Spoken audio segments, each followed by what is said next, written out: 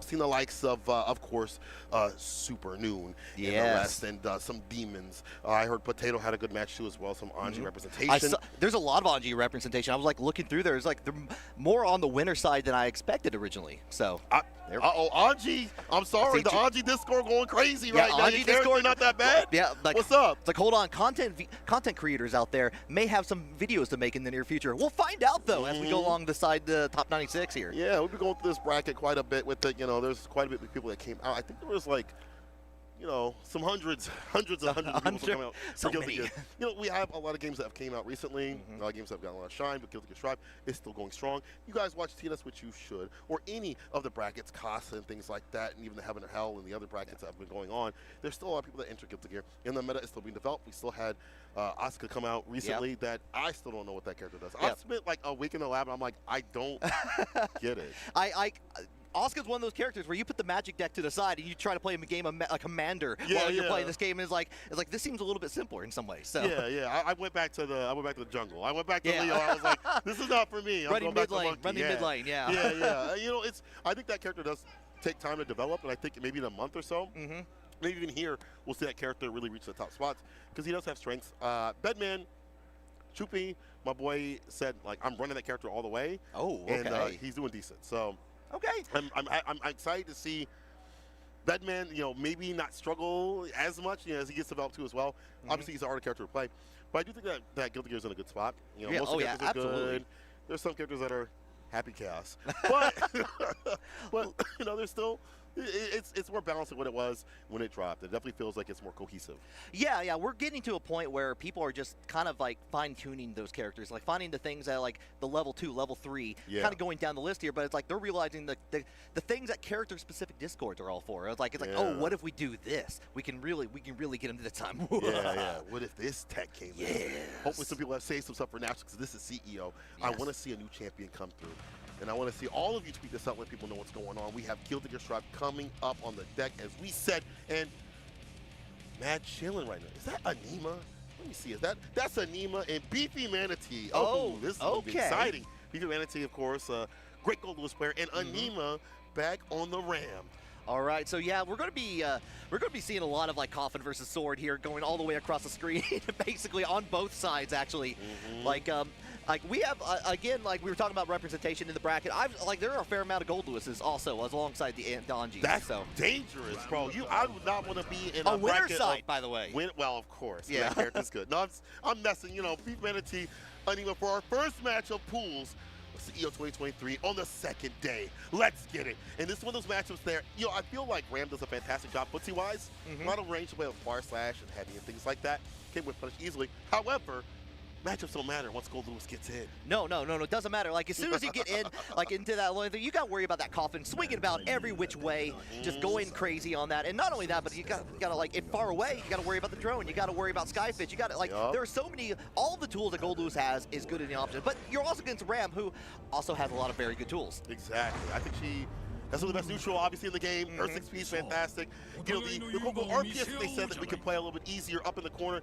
Doesn't really exist. I mean, you have more options after Sword Toss Explosion, but they're not that consistent. So, she's still going to be ridiculous up in the corner. And, of course, that is where he lacks in Slack. Big Gold Lewis don't got that defense like other characters. Right.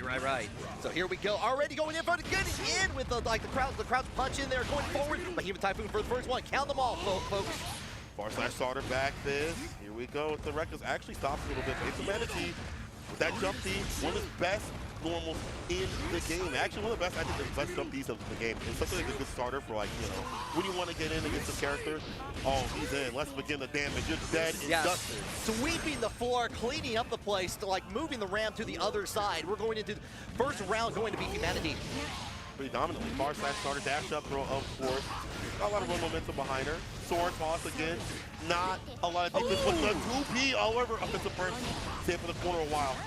Yeah, still has the corner though, so throwing out the sword is going to come keep you down and blocking on their L4. Going down one more time for the sword, goes in for a gold burst afterwards and firing out the laser. This is all the time for Gold Lewis to have here, but still gets the advantage here. Nice side switch.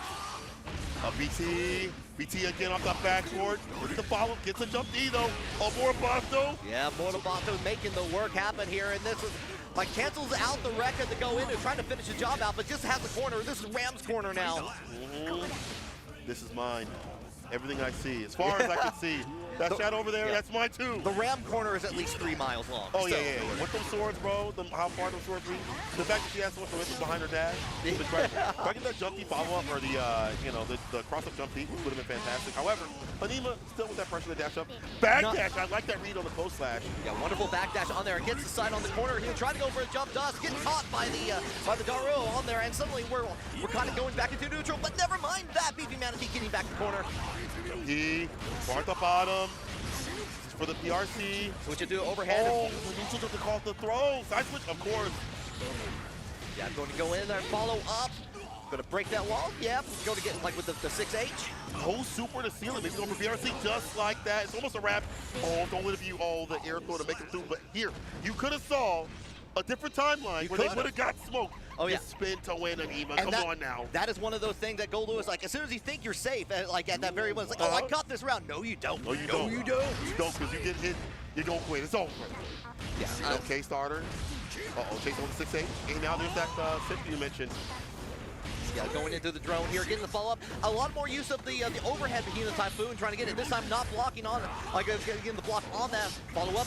And again, Beefy Manatee has been so good with these punch counters, trying to just block out and stomp out anything that Anema's been trying to start. Yeah, it's really good against like Flip. 2P is like really good option. The toss has been fantastic. Gets the, that was a weird interaction. I thought he had the instant overhead, but Beefy Manatee able to seal the deal and might be able to tie things up here. All right, trying to go for the 6B in there, like jump dust, a little bit of a trade afterwards here. Getting the sword thrown, still in the corner, goes in, forces the burst out there. Yeah, stays away with the machine gun. Now be careful though. I want to see that utilizing the neutral maybe from like full screen, a little bit too close. Now definitely close for comfort. Sword, toss, explosion, FDA will save you, dog. Again, 5K in play. All this constant suppression. Beefy Manatee would probably like to roll the bar to 9. Yeah. Oh, and that broke the wall.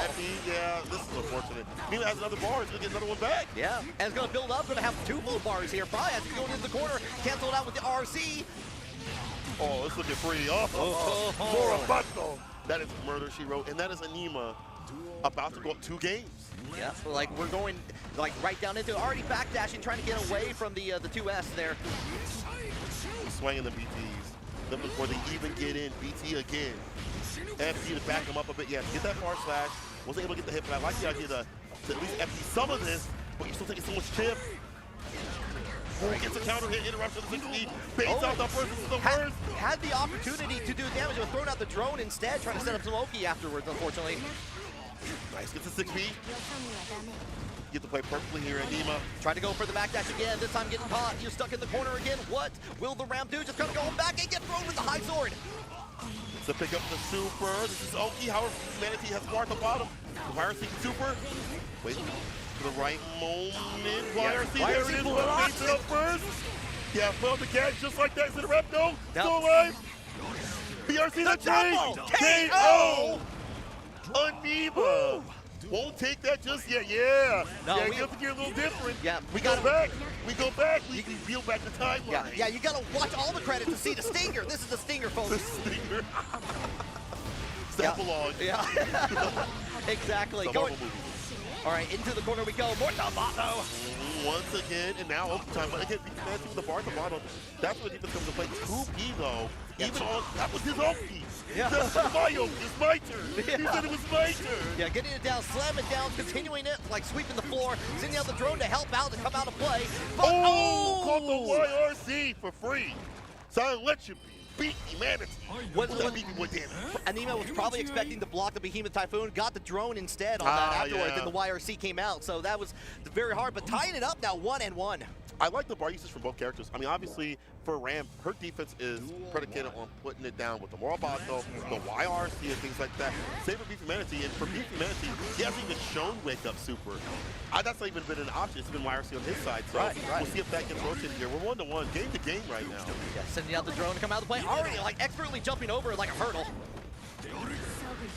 Avoiding that far slash, gets the air-to-air right there. Dashed up like that corpse run, put Beefy Manatee up in that corner, but here we go. Gets a counter hit. Oh, catches on the drone. We're gonna go all the way into the corner here. YRC block, get the YRC this time, but still stuck in the corner, unfortunately. Gonna have to deal with all this coffin damage. Yeah, no bar to FD, you're dead in dust. Beefy Manatee's quarter pressure is ridiculous. And I like the base on YRC. You've already shown me that option. I put it in my wheelhouse. I understand what you want to do, and now I'm gonna push through. Beefy Manatee might be the one going on game point real soon here.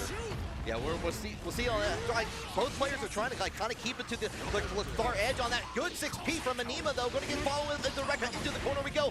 And Beefy Manatee tried to do something at that point. Got hit with the jump and got the more Bato onto the other side. Positive bonus for Anema. This time Manatee blocks it out. Off that OP, close slash towards it. Dash up throw. Oh, the fade away in play. So dangerous. Yeah. And now again, Source motion gets off the close slash. Finds the side swing. That gets on the other side here. Get the follow up. Yeah, drone gets the damage. He gets the 6H. No way, bro. No way. Ooh. No way, bro. Yeah. That was your game to win. Yeah, the whiff all the way through. Beefy Manatee coming out on top though. 2-1. Man, Beefy Manatee taking out Anema, who has been in some top spots in many tournaments. They may be taking some breaks here and there, but every time they come back, they are ridiculous. To be seeing them sent down so early would be insane. Not like Beefy Manatee didn't do work out at CEO previously, taking down some top dogs out here either. But damn, would it be different to see Beefy Manatee move over Anema. Yeah, there's a lot of impatience happening actually on both sides here. Anema trying to go over the drone, getting hit by it, and trying to finish out and get as much damage as possible here. We're going into the corner, throwing out the sword here. Going down, swords are good tech on the grab from Beefy Manatee. That was amazing, and also we able to follow through as well. All force the mix, the jump light kick. With the throw though, yeah. Anema's gonna find a punish, put him right back in the corner. YRC to make sure that he doesn't have to be doing that same sequence that he did previously and finds the side to almost see. All right, Bato, yeah, that extended out the hurt box on the damage here. And going to probably not quite at the end of the round here, but you're stuck in the corner. That's the border FD. And you check if the throw comes through. Dash up close slash. Having to hold that faultless defense as much as possible there to point chip. He's going on a bar. Oh, the RC in the dust. The do it stays off that point. Anema's still in the game. All right, kind of cleaning up after that, like trying to refocus on there. Anema kind of getting on there, getting in with the 6P once again, forcing the burst out from Beefy Manatee. That's a really good new push with 6P. Pretty decent, a lot of range on it. Obviously, you get quite a bit off that on counter hit, but speed of counter hits, that one, my boy has swing in the coffin. Yep, going in. Put One more. Anema in. All right, yeah, getting caught on the road. Beefy Manatee's been going into these. Oh, yeah, down with the system. Yeah. We spin to win out here. We spin to win. Yeah. That was personal. And Beefy Manatee, now the one on set point. The swing, the turnaround here is in the hands of this man's right here, Beefy Manatee. All right, on trying to do the cross up on the other side here. Go to sweep in, get him Goldburst. Anema still in this game here. Are you spinning RC immediately to kind of keep the corner, throwing out the sword here. On the other side, get caught on the run under. However, gets out of the corner clean. Yes, let RC start by the ball. Start by the opening, does so. And the sword situation, explosion. Yeah, backslay, you don't have fade away. Oh, okay, Anema. When we're gonna change, I feel like a good counter combo will finish the job. But you have to deal with, get that hit in there. Will Beefy Manatee? Yeah, the answer is yes. Whatever the question I was asking there, the answer was yes. Yeah, the answer was yeah. Yeah. Are you blocking? Actually, no. Yeah. Actually, no. No, not this time. We got to make sure it's 2-2 here. Anema versus Beefy Manatee here. And, we're starting out with a slobber knocker here. I like that. I like that energy. You woke up with violence. Yeah. No. I don't want peace. Only put up. Yeah. Final game between the two. And we're still in winner's side of the pool. Someone's going down real early. Yeah, forcing out the burst here, throwing out the drone here, getting the block, interaction happening there. Gets follow-up, and again, misses on the burst there. Going to get the follow-up here, and this is all Beefy Manatee all the time now. YRC lets him free for a little bit. Jump in counter situation right here. I like that, backing off, making the structure of these buttons, these buttons, spin differently. Flips in, that's plus, my friend. Dashes in, close slash. Oh, God, my man's getting harassed. All right, yeah, getting the follow-up, trying to go in, for the reset and the jump in. Saying about and gets caught with the sword one more time. Gonna end the round, just end it nice and clean, get the mortal bottom, make sure that damage is sufficient. Brother, he anti-air with sword toss. Anema definitely feeling a little bit different right now. Calling stranger, nice 6P. He's on set point. Yeah. Beefy Manatee down to losers. All right, kind of back and dash, getting away from the Behemoth Typhoon here, but not from that 2K. Cancel, 2P. They're finding an opening. Even on block, I mean, it's still beneficial. Beefy Manatee is getting a lot of chip off. Side switch. Hover 2D. Beefy Manatee getting in. Nice and close. CQC, you see. Yeah, second one does make its mark here. It's going to sweep the ground a little bit, sweep the floor. Nah, this is looking long from Meds. He's got the gat like that, so wrap like that. Final game, final round, Anema, Beefy Manatee. Yeah, Round start counter here. Yeah, gets it early on air and get it onto the wall and once more here. Follow up, get the sword out to play. Going to go one more time, get the gold burst, but a little too far away. Gets a nice little punch with Rekkas there from Anema. One more time, changes it up. Plus range back quick for the jump deep play. He's got a lot of bar at the bottom. But however, Beefy Manatee's got all that damage right here. Sends out the cinch, do more Apato. And all that meter too, because use it all right there. This could be the end of the round. Oh, you're going down. One more hit, that's it. Anema taking down Beefy Manatee. Oh, yeah, wow. Like, you know, that was just a reminder. That was the very first match of the night. That's the of the evening, of the morning even. I mean, it's night somewhere, but it's night right now for Beefy Manatee until they make it out of losers. We'll have to see. We'll have to see what happens. It might have to make a deep run, but for now they're done as Anema moves on in that bracket, baby. That was it's always great seeing Anema because I haven't seen him in a while. Like, right, yeah. He takes breaks and he takes chill, time to chill and stuff like that, which is great. When he comes back, he's just such a threat with this character. Oh yeah, and like kind of just like the gentle. It's like a greeting card. It's like the Hallmark card. You come back, it's like Anema's back. Are you ready? And like kind of like showing the back there and like showing the back and forth between those two. Hallmark card. Yeah. That was not Hallmark. That was HBO damage right there. That was HBO harm right there. Anema moving on to the bracket. We're gonna move on to the bracket too. It looks like it's Jurassic Ori versus Vega. Okay. I heard that Vega was doing damage, but Jurassic Ori, if you didn't know about her, y'all about to know about her. Is one of the most wild, not mild Leo players in the business. Oh, yes. But definitely knows how to pull back when need be. Definitely seen some round start DPs continuously from them. However, they also know how to scale back and play neutral. They did well at Texas Showdown. Got top 8 out there. I did see that, yeah. Did some work, so hope we see some work out here at CEO. Vega, I heard some good things about too, but I'm not 100% sure who he took down. But I know that there were some names that they were doing some business. Oh yeah, no, Vega like definitely on the winner side still like going on there. Vega's been putting in the work with Milia, definitely been showing up in a lot of these the online tournaments and like kind of showing it. Definitely, I share Discord with them, and I'm just like being able to see that progress, that improvement. Has just been like enheartening to see at that point. But again, Jurassic Ori, I've seen her from other games too, like from BB Tag, from Melty Blood and all that, and like the damage she can do in those games. I'm excited to see more of like what she can do with the Leo here. I'm 100% with it. I'm sorry for your boy Vega. You don't have to fight a Leo. Yeah, and you know what that means. You know what that flash kick in the time to guess. Yeah, it is. Flip the coin. You gotta play the money-making game here. Just gotta guess which one it's going to be. It can be any or all options on the screen at the table at all times. I think though, if you're a Amelia player, at least that you have more options than you used to be able to. Now you can Abare after a few patches. That 2P being 4 frames lets you Abare in some of these situations a little bit better. So wake up options aren't so structured and so common. Compel is insane. I don't care what any Amelia player says. That is an insane option. TK Compel off the ground starts a lot of pressure. She just needs to mix you so much though. That's the issue. Whereas Leo can mix you anywhere on the screen with one good knockdown, one good hard hitting DP knockdown, it's hard knockdown into mix anywhere on the screen. That's where it gets mean. So we'll see what happens here. Amelia players, if they're sticking with it, they definitely are putting the time with this character. They played a million Leos. This is Jurassic Park herself, Jurassic Ori. All right.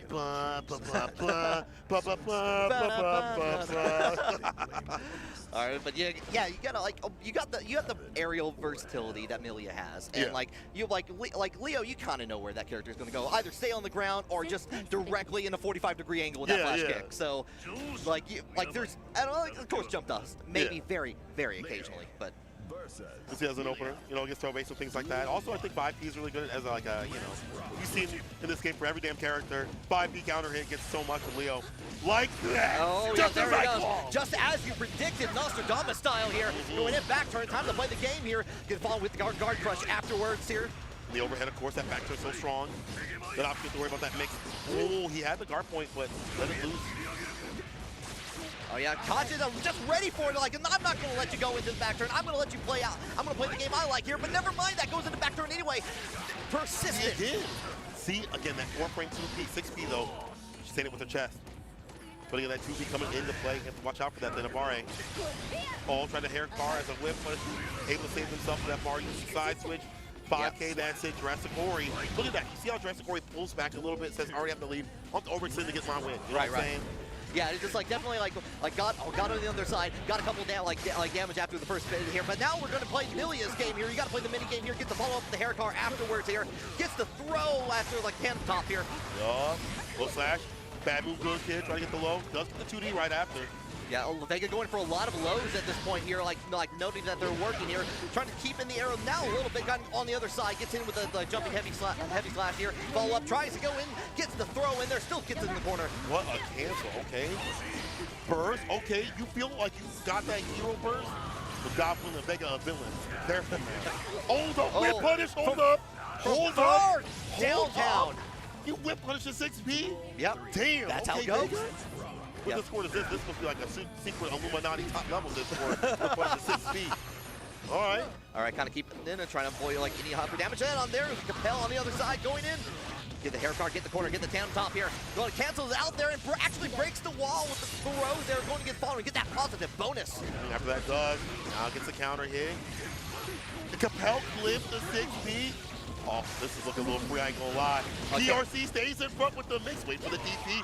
Finds a whip push against the duty, and that's it. A perfect KO from Vega, bro. Yeah, Come like on. that first round, just kind of understanding, like kind of seeing, like, okay, I know the game here. Let me play that aerial game. Let me do the helicopter tour. Let me show you how the town looks from above. Let me take you a picture.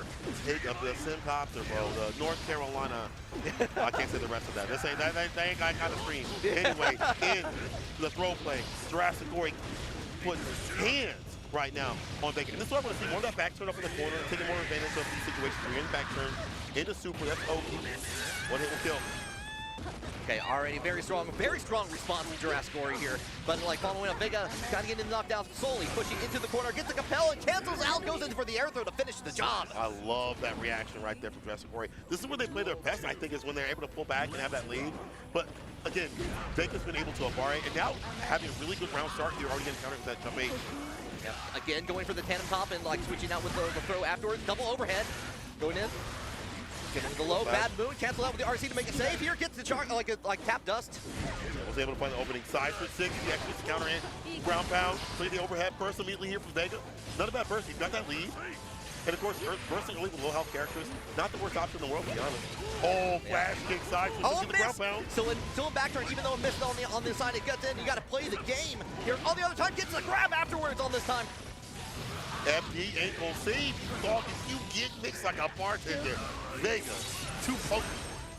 Got evening out here once and one. No, like we're at that point of the tournament where there are no free games, no free lunches. Nah, you gotta pay for those, bro. It's like $5.99. I'm sorry, $59.99. Yeah, the convention prices. Yeah, inflation. Yep. All right, going in, like switching on the other side. Hello! On the other side. What? Oh my god, yo! Turbo Fault is insane in this game now. After that bump, falling the sacrifice over the corner, Houdini, you can't see me, gets the wall break. One more solid jump age counter hit, that gonna be it. Actually, I lied. That canceled out, Sills gets on the other side, jumping heavy slash. Makes a mark, and that's another perfect. That's another perfect from Vega. Another perfect. Vega is locked in. Look at that face. Ooh, just like, just ready to go, like ready and waiting for this to happen. Up 2, hoping to make it the third one here on the winner side of the bracket. But Jurassic Ori already has the corner here. Hello! Look at that option. Now we see that finally work out. Guard point did not work out previously. Jurassic Ori not able to find the mark for the guard point. That may be an option against Capel. Okay, yeah, going in far and get the gold burst in there, like even out like how much life, like how much meter they both have here. Gets followed with the hair car on the other side. Stays on the same side with jumping heavy slash here, forcing the burst out. Oh my god. The hair car, be able to get that hit, the mix. Facilities more damage again. Not the most damage in the business, but these sequences have been looped continuously. Fireball, Sancho's wire C, let me free. Flash kick, gets the hit, however, no R knockdown. Yeah, still, Vega importantly had like a couple extra, like still had dash in there, was able to like recover from that, and now on set point. Now set point for Vega. About to be a 3-0, gets a Capel, the pickup on the corner, hair car again. He put some mix on him, close slash. He got a little bit of an error right there. See jump slash, maybe some of the BadMoon possibly. Yeah, like 5 pecons in the work in there. RC going into the back turn play, goes in for overhead. Good block from Vega. Gets on the other side. that change they did to make back turn in the corner happen has been working wonders for Leos. Oh yeah, like that back dash as well, avoiding the grab. Dust opens him up, and Jurassic Ori doing a little bit better here in the neutral. Now I feel like it's more of a pickup of like, okay, now I need to get a little bit more aggressive. I can't be too passive. Let me get the lead as soon as I say that Jurassic Ori gets hit with that jump bait. Now she's in the corner. All right, finishing off the hair car. Some significant amount of life happening there. On the other side, back turn here, forcing the burst out. Don't want to play that game. Jump slash actually gets a counter hit up to the corner though. Compel once you get to pick up first. Interruption on the slash special. You're in trouble. I like that Vega's been there, like, noticing how the distance on there and just been, like, making that happen with, like, just going in with the slash. And then afterwards here, YRC there gets to, like, trying to get it slowly but surely out of the corner here on the other side, playing the back turn game, going in for the mid. 5K in play. Guard break. Jurassic Ori can still do it. 2B again. Saw that. BadMoon good kid. Keep on the finish. Jump H to seal the deal. 3-0 in the pop-off. He was stolen. Yeah. And now he's popping off. Vega moving on over a top 8 placer. That is Jurassic Ori. Yeah, Vega has to be feeling pretty good about that. On the winner's side, continuing on, going all the way in the bracket. And again, like with like what you were saying, Jurassic Ori was like she is so good. She's been like making like top 8s in multiple games at that point. So yeah. Shout out to Vega for being able to pull through at that point and like dealing with that Leo pressure. 2P, Abare and reacting, or maybe even be predictive and reacting at the same time against the overhead before they can land was such a pivotal thing because back turn was where Jurassic Ori was finding a lot of that damage. Of course, that's what that character does. We talked about the mix, mid-screen from back turn, right? Right. 2P against overhead. The 2P against a character that will, if you are just wrong once, you eat 40%. That is fantastic. Vega, I see you. Buddy was locked in. He said, he was like this, like he was at his 9 to 5, but when he was done, he popped off. You're extinct. You're extinct. Yeah, it was like we got decided that Vega was dictator or claw at this point. Like definitely just flying around at the end there. Both like all the matches that we've been seeing right here, like so like we were talking about how this game has been developing here, going in like a lot of use of 5P, 2P, like a lot of call outs early on, especially what we were seeing from Vega, like as like Leo's like, oh, I'm gonna go all the way back there and you're not gonna expect to hear. It's like, no, I'm gonna slice that away. I'm gonna stop that in its tracks. That's what Vega did. They're stopping Jurassic Ori from advancing in the winner's side in their tracks. They can make their run and losers. We'll see what happens. We'll see what we've got over here. A boy versus Cheerio. Okay, so I remember Cheerio. So we might. This might be depending on like what I see, this might be a big boy battle. We might have Potemkin versus Gold Lewis here. Ooh, we might be. A boy is the Potemkin, right? Yeah. Right? Yeah, yeah. I believe Cheerios, yes. the Gold Lewis, right? Yeah. Cheerio, shouts to you. I see a lot of familiar faces from back in the day when we had BadMoon battles, and of course TNS and Casa. Love to see these people come offline to play. Yeah, no, I like putting faces to names. Like so much online, it's great. I love that we have that experience. But sometimes I don't get to see like the character, like people like in their element, watching what they're doing and just trying to kind of how the face that they're trying to make. Like you don't see those pop-offs. Like when you pop off at home, like on an online bracket, you're just like the cat's looking at you weird. Yeah, my dog, like I'm like, let's go. My dog is like, bro, like it's not that serious. Bro, feed me food. You want a rank match, bro. Like keep it pushing. Like it's not. Come on. Yeah, it's like I can do that. I can do that. I mean, Odin could. He's a good boy. He's in Celestial right now. But right now where we're at is CEO, and again, as you pointed out, the fact that we're at an offline tournament, you get to see those emotions. It's not just the joy, it's the salt, it's the nerves, and whether they overcome it or not. It adds so much more, and this is why offline will always have that special place compared to online. Online, you can't get that. Maybe you get to watch the stream, but it's a different sort of thing when you have the crowd behind you, you have the light shining on you, the stage is shaking, the other person's staring at you. Yep. Maybe they didn't wash. You better wash. Yeah. Make sure you all wash. Absolutely. But some of y'all just maybe use a little chemical warfare. Don't do that. But either way, that offline is so different than sitting in your boxes chilling out.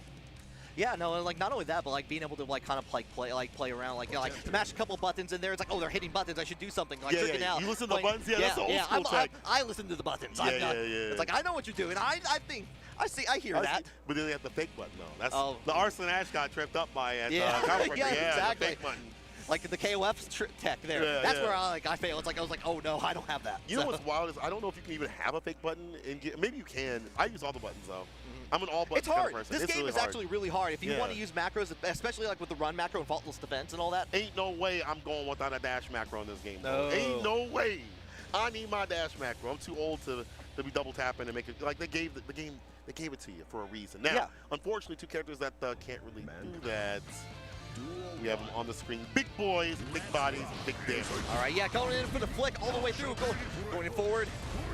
Trying to kind of keep it like this little bit of a distance here. Like in a lot of cases, Gold Lewis has like a little bit of advantage with the being able to use the Skyfish, being able to throw out the drone, being able to like extend out the range with Behemoth Typhoon, especially with like fast RC in there. Yeah, when I talk to Vega players, they cite this, or at least they used to cite this as one of the worst matches to deal with. And getting harassed in the corner, that lack of the second defense is definitely coming through right now. Oh my God.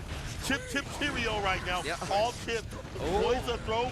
Bless up. Gets a counter hit and a command grab. Bless is hard. Yeah, going in forward. Going to the beginning of the hammer fall here. Trying to go. Mega Fisto. Up in the super. Yeah. This is looking real bad. How do you deal with this? Empty. Side switch. He's still not dead. Oh, but this will do the job. The jump D. Cheerio. Yeah, Cheerio, like being able, a boy was able to handle most of the laser. I felt like it was like known that situation quite a bit, but Cheerio going in with the cross up at the very end, very nice. Goldberg. That's a shot with the super. I like that. Bigger than big, stronger than strong, gigantor. Yeah, get the pickup. Yeah, we know about that. Yeah, don't swim, baby. Let's go. All right, going in front. Garuda impact here. Sentry's out and about. Yeah, we make a pick over that though. Get the slide head, trying to keep a range here, like kind of staying outside of the hit typhoon until you have armor there. Getting with the Mega Fist, trying to burst that wall. Doesn't even need it, just throws out the big fist in the air. Yeah, 6H doing enough damage to seal the deal. I think that might be his most damaging normal. Usually like the wall break normal you see. Listen, it's hard. We don't see a lot of Tipkin, all right? Listen, who's out there? Stay guys, a boy. Yep. The random person that accidentally selected this character, but I feel like if you're playing with Tipkin, you know how to work this character. You fuck matchups like this. Yeah, exactly. Going in, Garuda impact, trying to hold it down in there. He's still an advantage. Oh, and afterwards, you're having to hold that flawless damage because you don't want that chip damage. Garuda again, first situation right there. I next that call out interrupts the sentry. And full screen, I like this. Interrupting any of the sentries or maybe the gat like that. Jump D coming through though for Cheerio. Okay, yeah, cancel out. You get a free grab for that. PRC command grab. Do we have a combo? We got the combo here. Get the follow up. Get the flicking on the other side. One more hit will do it. 5H. One hit. Side head. Like to get that hit. Yeah. Side head going be on the ground. You're going down. Cheerio's got that bar at the bottom. Yep. Oh, the 5D. Just a little bit of tap. A little bit of a love tap right there. Just a tap will do. Yeah, just give him a hand. It's like, hold on, I'm trying to help you out here. Yeah. Trying to make you go down. I'm trying to go up here. Give this man a hand. Shake my hand. Yeah. 5D. Whoa, counter hit by D. Flick. Where's that's got like. Yeah. Try to go in immediately for the grab there. Yeah, you got no grab there. Going for the follow up here. Jump on the other side here. Cross up. PT again. Oh, man is dying right now, trying to be surviving in the corner. Now 6 in a 2D, gets the pickup with the BT, sets up top of the sentry. Ooh, that was a little bit of a mix right there. I don't know how you blocked that, but I do know that he don't have a lot of help to play back dash away, trying to look for a 2D. It's a slide head here. Like one thing to note is just trying to see Gold Lewis jumping in, trying to block it out. However, you still have to deal with the laser and the cross up once again makes its mark. This is looking difficult here for a boy. You know, he was doing good until, well, never mind, hold on. He gets close enough to get that pressure. And again, Cheerio has to hold that because Gold Lewis don't got that defense like other characters. Right. Same sort of situation in some ways that Tipkin has, specifically the 6H with Super, again the Gigantor, breaking the wall. Not enough. Guns kicks in. Garuda impact. Where's my chippy at? Brother. Okay, jumpy. We'll use that first for a while. Dash up throw. Cheerio. Oh, he tried to call. I hope maybe neutral jump. Maybe thought neutral jump was coming to bait out something with that sentry. Gold first? Yeah. I like this. Oh, Super as a reaction. Oh, still gets hit with the barrier. He's still like, oh, Gigantor! Saving him. Give me that clip. Oh, yeah. Give me that clip. Someone make that happen right here, right now here. On the other, like, the amount of interaction between Supers in that one very round there was insane. That was so sick. Kicking the slide head. I love you. Trying to get the knockdown here. Oh, man. Back slide out. Gold was staying a lot of time in the air. Behemoth Typhoon makes its mark here. Getting the follow-up. It seems like a decent tool. Like, unless you have bars, it looks like you can like maybe whip punish. Maybe you can do like with 5H, but it doesn't seem like it's that significant compared to other characters. In terms of whip punish will get in with the Mega Fist. Oh, the first was baited, but nothing afterwards. Bar at the bottom. Cheerio gets the pickup with a PRT. Oh, it's over. He's got the bar. Finish it. Do it now, Gohan. Not necessary. Playing a little bit of racquetball at the end there. Getting up 1-1. Y'all fighting out here. Nobody want to go mess it. I spent a band plus going out here, bro. I ain't going home without something. No, I gotta bring a souvenir to the family back home. A souvenir to the family. That's crazy. It's your head. Going to follow up, yeah, Garuda Impact. Kind of keep it, kind of like do the micro walk forward, gets a little bit of a kick in there, gets the corner. 6H, force slide head again, trying to get that knockdown. Not able to see to the sentry, but the, whoa, okay, that was a counterplay. Send out the 6P immediately against the flick, gets the size with Cheerio. Chasing him down with the beam attack, who gets a pickup again. For that first situation, PRC command grab. You love to see it here. Doesn't do has anything to do a follow up here. Just get the flick afterwards. Has the meter now. Already uses it to spin out the meter. Again, another super. This work. Oh, it does. Cheerio. No, it doesn't. The kill. Takes the Daigoopers. That's the worst. Blocks the goal burst. Brings him down. Cheerio on a very, very deterministic point here. What in the hell is going on? Cheerio. What's up with these Cheerio? Hey, honey nut. Yeah. I'll tell you that. Get that iron, get that calcium. All right, dash away. Yeah, I like that. Nice little back dash, getting it forward like the hammer fall. Still stuck in the corner though. Have to deal with this drone, have to deal with damage. No connecting flight though. No transfer here. Cheerio with the bar at the bottom. One in the super, might be able to seal it. Or even some PRC for the extension. Okay. Back dash away, gets a 2D. Let's go call it. Now gets a command grab. Yeah, trying to even out that life bar little by little here. Get the follow-up here.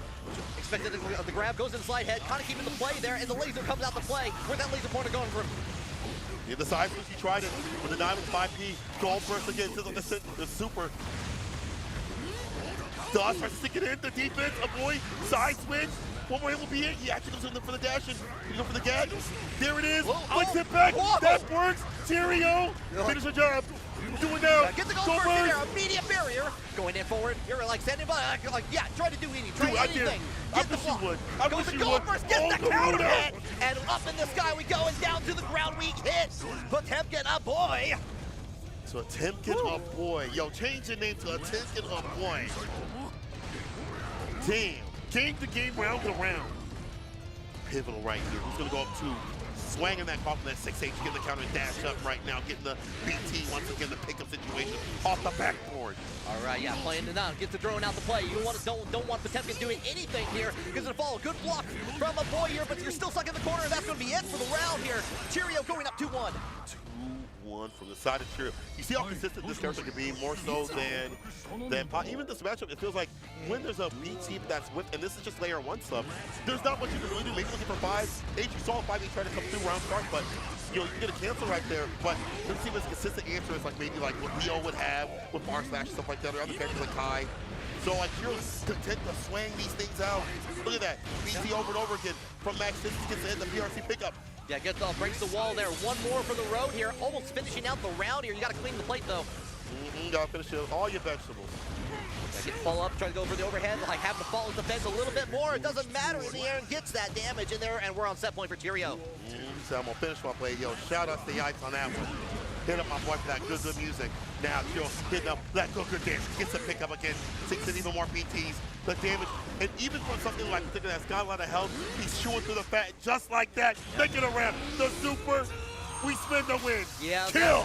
That's level 3 at that point. Yeah, going to break the wall. That is all they need to right there. Perfect from the side of Cheerio. Yeah. I'm gonna feel bad if you're actually English, bro. I'm sorry. Yo, Cheerio, don't watch this back, bro. Yeah, please. Yeah, like if you're doing match review on that, don't worry about it. Just know if you're actually English. Good job. You did good. You can't get mad at me because I was saying good stuff about your water play, you know. All right, let me stop though. But a boy going in there, like definitely has like dealt with the gold lose matchup like often, kind of going back and forth there. Got some like really good counter hits in there, especially like trying to deal with positioning. However, Cheerio just using the Behemoth Typhoon, using the cross up from the laser, kind of going on there, throwing it on the other side. Every time they did that, it worked. It was just like trying to play the extra layer there. Like there's nothing I feel like that Potemkin can really like combat with. Like you saw like 5P of bar, and honestly, if Potemkin's struggling, like he struggles in general without bar. Like, but he definitely needs bar to go far. Like he needs that Gigantor, he needs that bar for these extensions. And to access that bar, he kind of struggles at, and that's where like you see like someone like Snake Eyes having to use good innate defense to hold on to bar for those sequences, and a boy was forced to like FD. He's like, bro, I have to give you my bar where I'd like to use it for offense, for defense, and it's unfortunate. Boy will have a chance down and loser, so Potemkin bros, you might have a chance to see more Potemkin later on, but stocks for Go Loose are insane right now. They are like we were saying earlier, just like they're coming out to play. Like Florida's where the Gold Loose players are grown. So bro, I gotta leave if that's the case, bro. This ain't the place for me. The Gators already. Yeah. You know what someone told me? So like for y'all Floridians. Are you from Florida? No, I'm from Tennessee. So. Okay, thank God. I can say this. You ain't gonna get mad. Yeah. The Floridians told me. It's between you and me and Street. It's all good. Yeah. Don't tell nobody. But Floridians told me, like, if you go in any water that you can't see the bottom of, there's a gator. Like, that's like the rule of thumb. That's pretty good rule. That's why I stay in the venue. Yeah. I don't go anywhere else. Yeah, just make sure, like, stay in that hotel pool, basically. Yeah. Man, not even the hotel, bro. I've seen pictures of gators in hotel pools. The motherfuckers swimming like this. Like, what are you doing in there? Did you pay for this? You even have a room here? It's the Florida experience right there. It's a Florida experience. Yeah. All right, well, I'm going to keep my experience here locked and loaded in CEO itself. Plenty of things to do. Jabrili Land has some casuals over there. There's actually casuals as far as the eye can see for every damn game. Oh, yeah. And there's every damn game out here. 6, Tekken 7 to the left of me. 6, I think, is to the right of me. There's some more in store. Over down that way, there's some anime and, of course, Smash and stuff. So Jabrili putting it on for the entire FGC community. Plus, I guess everybody. I can't just say Jabrili because he can be like, yeah, I did it all. Yeah. Everybody out here, of course. All right.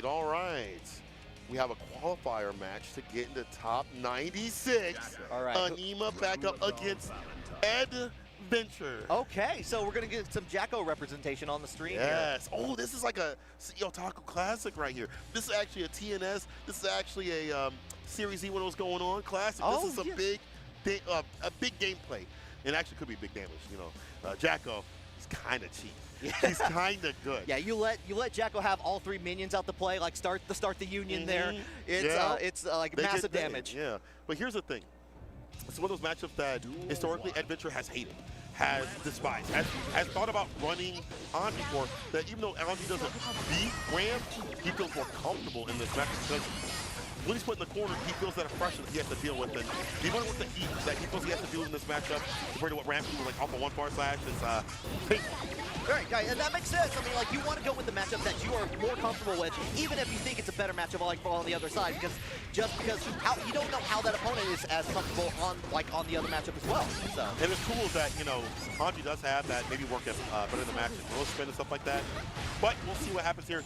Eventually sticking with the Jacko for the first pick. The RC. Get the 6B out there, throw out minion. Careful. The minions from the back door. Soft plus range. Yeah, get the ball up. Number 2, like play a little bit of kickball on the other side here. Gets it away in there. Get the follow up after the jump flash on the jump on there, and there we go. Adventure getting the first round. Yeah, nice. Adventure's always been the type to slug it out with this character. I feel like he's been one of the more once confident and neutral with the buttons, which I feel like she doesn't have the best of the business, obviously. You know, she's got 5/8, that's pretty cool. Got 2G, that's pretty cool. But other buttons, not so good. Yeah, but meanwhile, Anema has his gold burst into play, but gets grabbed for it on the other side, and Adventure's still in control here. Going to get the follow-up, put yourself in the Iron Maiden here. Oh man, down to the ground you go. Oh, sarcophagus, who's that esophagus? Adventure. About to end the adventure of Anema. Yeah, definitely playing that point and click game here as we go along here. Going into the second round here. Get the follow-up. Already immediate burst there to get away from that. Trying to shield the minion to keep him in the play, but the sword says no. Denied and applied right here with some damage. Sword sense situation. Duck and explosion. Looking for a 2D. Adventure would love to get or at least a 5/8. Looking for like the party starters to send out the minions. Either push them away or get like a knockdown, a hard knockdown at least, so you can start the party. All right, yeah, getting low here. Good use of the 5K afterwards on there on the other side. Just going in, trying to go in for the air dash afterwards here. Nothing else, but just getting like little pokes in here. But does have the corner. Yeah. Oh, immediately gets the low. The pickup. Nice fadeaway PRC though against the shimmy. Oh, the mix. Yeah, that's one of those things that Adventure has some really good tendencies to do. Like we'll do the PRC cancel out there. It's like, no, that's not what we meant. Let's try that again, and it works out in their favor quite a bit. Double down with the dust right here. Adventure. Hold on now. Has the matchup changed? Has he suffered long enough? Yep. Has he been at the hands of Ram too often? Maybe he's been under the waterfall. Maybe he's been training for that, but going to get the follow-up here. Kind of stuck in the corner here. This is the familiar territory for anyone fighting against Ram. You ain't lying, bro. Either east or west, bro. You put the rest against the scares over the corner. Go get the follow-up. Cancels out the RC after the Rekkas. Going to get him more. You're just going to whittle down that health as little as possible. That wrist gauge going up higher and higher. Not enough to kill, though. Still up. Away. Wrist gauge. Look at that wrist gauge. We have his health. Yeah, ain't no way, bro. Ain't no way. Ain't no way. Ain't no way. Yeah, Anema. Double throw up like volume, bro. We saw the beginning of Anema starting to understand the matchup. We saw the whip punch bounce up the far slash. That was sick. You see more of it. 6 feet. I mean, you hear a burst you see from Adventure. That's defense. Yeah, kind of like pushing away while they're down all the way into the corner once more again. Here, going in for the Rekkas. Going to get baits out the throw this time. More Bato. Not enough to kill. Guts kicks in. One more hit, Will, though. One touch, dash up does. Goal first. Yeah. That was with intent. That goal first was with intent. And right now, Anema back in business. Honestly, it looks like more footsies, more 6P, more awareness to really make things happen in the corner. And you see the shimmy come back because there was no bar, the PRC to keep solid the side of Adventure. Now you see the problems that Adventure is encountering in this match. Yeah, mostly Adventure having to force to keep them back a little bit, throwing out the minions as it go here, but not really getting anything started. Knowing that Anema's knowing it's like I'm gonna snuff that out before it begins. Yeah, 6P immediately though. I like that as an anti-target's countering. And the pick up in the corner, the back dash. However, thought stay stuck for you. I'm gonna run the whole sequence. 6H, you're dead. Yeah, get out the pizza cutter. Do a nice little slash there to finish out the round. All right. Anema back in business here. Nice interruption against the minion situation. Yeah, having that extra length on the sword is very nice in these situations, for sure. But you want to interrupt minions whenever you can with far slash. You want to combat the minions whenever you can. There's obviously ways to stop that when you have the shield, slash parry. But doesn't matter. The more you kill those minions, the better. All right, going in. One more throw. Throws out the sword there. Going to keep you in play. Wrist gauge all the way up. It's great. Yeah, boys at 2D, 2K, at 2K, the low profile. Yeah, there's that parry you see against the far slash. Trying to back him up a bit. And trying to get jump D to send up the minion in a different sort of way. Trying to chase down there. Adventure getting the throw in there. Throws out a minion. Plays the other side here. Going in. One more to join the road. Hey, what's going on in this thread? We are getting the damage happening and going to fall into the super. Immediately. Adventure goes for the super to seal, and I like that. Adventure has found a way to play. But again, look at the sequencing that he has to do to really put up the damage. You have to do jump D to send out the minion in a weird way, find these fadeaways and shimmies and stuff like that. And now we have to see a lot more of the parries, the shields coming through to stop these far slash and heavy slash. They have to be timed right. All right, meanwhile, again, we're going back. Adventure trying to play that far game here. Throwing out minions. They're not being able to work very, very hard at that. Getting thrown out here, but they get hit with the pizza cutter. No sword to play and continue the combo, though. Yeah, was able to get that follow-up. There's the air there right there. Jump slash. Dash up close slash. Short sit. It's the reverse of things. When Ram puts in the corner, that hurts back. So up in the corner, though, this is where you gotta make the money, not funny. Up in the corner right now. Yeah, you got the farm, bro. Oh, yeah, keep the lockdown. First says no. Trying to get on. Goes the fast enough. PRC out there. Doesn't get the whip on there. PRC back right. Trying to go for the throw. No can do here. Forcing the danger. Jacko Adventure having to go backdash quite a bit in this scenario. Not looking so good. Pull up after that flip. Parry backs him up. Adventure got to work so hard right now. The fadeaway for the jump K. Plenty with a dash of close slash. Sword sit. PRC. Dash up, does to do it. Yeah, that's such a volatile combo, especially throwing in there. You're still worried about it. You're still holding back, and you have to deal with the tap dust afterwards in there, and that is all you need to finish out that round. There, we're up 2. Whoa, he goes back in. He's sticking with this character. Got to stick all the way now. Nah, I gotta talk to him after this. Where's on? Do you not know him? Spend a lot of time with that character. Maybe again. Adventure might find some ways to swing against his matchup. I've seen it in Series E where he's found something against his character every so often. Find something with his, but it's so hard. Look at that. The back dash is caught, blown up, lost most of his damn health. Yeah, trying to go for the grab, and Anema has a number, and it's Adventure's number. Going into the final round. And he's been calling it every damn day. Yeah. This is potentially, this is, you know, set point right here for Anema, but we'll see what happens. He has quarter pressure now. This is where Ram is getting harassed. Oh yeah. It's hard for her to leave willingly. You know what I'm saying? Yeah, a lot of trades happening here in the favor of Adventure here. Like trying to show us like it's not just in that. Come on, minion army coming out to play here. Gonna fall up. You have to deal with all the risk. Up and up and up and up. And we keep going. And there it is. It probably breaks, but not enough to kill. Yeah, not enough. What does will? Adventure trying to prove me wrong here. Oh man. Yeah, saving on set point. That's like the other side of things. Like, yeah, Ram don't have the defense up in that corner, but you hold that pressure. Adventure will these moments to go up enough bar, so you have these moments to set up shop with the enhanced minions. See a little, the baby kids on vitamin gummies. Getting follow up. Anema wanting to finish this up as soon as possible here. Going to the Rekka, finishes it out, cancel off to the PRC. Going in, one more sword, gets the throw afterwards here. Nip, a little bit of damage. Adventure just got burst back though. Good tech on that. Going in, you're still stuck in the corner, however. Yeah, it's not looking so good. Finds a fadeaway first, has to come into play. Adventure with no health. Got him for this perfectly right now, Adventure. The minion. Yeah, catches on at first, right back at you though. Oh, He's with a the cutter. wipers. Does he get the OTG? Hold up. Come back from this, Adventure. You will go. Choose your own adventure right now, Adventure. All right, go to page 3. Get the follow up. We're playing that Sierra Classic game right now. Getting the risk gauge up. Oh, looking spooky goosebumps. Bump, bump, bump, bump, bump. Yo, Adventure. Change the page. Oh. The dash up, throw to do it, bro. Anema. Adventure tried so hard to get up to the top of that mountain, was making that effort, making it work, was finally getting over it at that point. And like just at that point, like Ramble thought, Anema was up at the top and just like throw. Let it down. But like what a match. Yeah, what a match. That was a good match. I mean, I like it. I mean, it's not just like the matchup in general. The matchup obviously is not that good for Jacko, but it's the tendencies that Anema's reading. We saw whip punishes. We saw literally like catches on backdashes. Those are things beyond just like a match. That's like me understanding you as a player and what you want to do on defense and read those decisions in tendencies. Obviously, there's not a lot in the side of Jacko. She doesn't have like DPs and stuff like that. She didn't even have a lot of bar for YRC, so it's less for you to look for. But to look for options and get a lot of reward means that Anema's a very smart player. It don't matter what they play, the result may have been the same. So big ups to Anema to move on over Adventure. Adventure now the one in losers. It's kind of wild. Adventure top 8 placer at Frosty.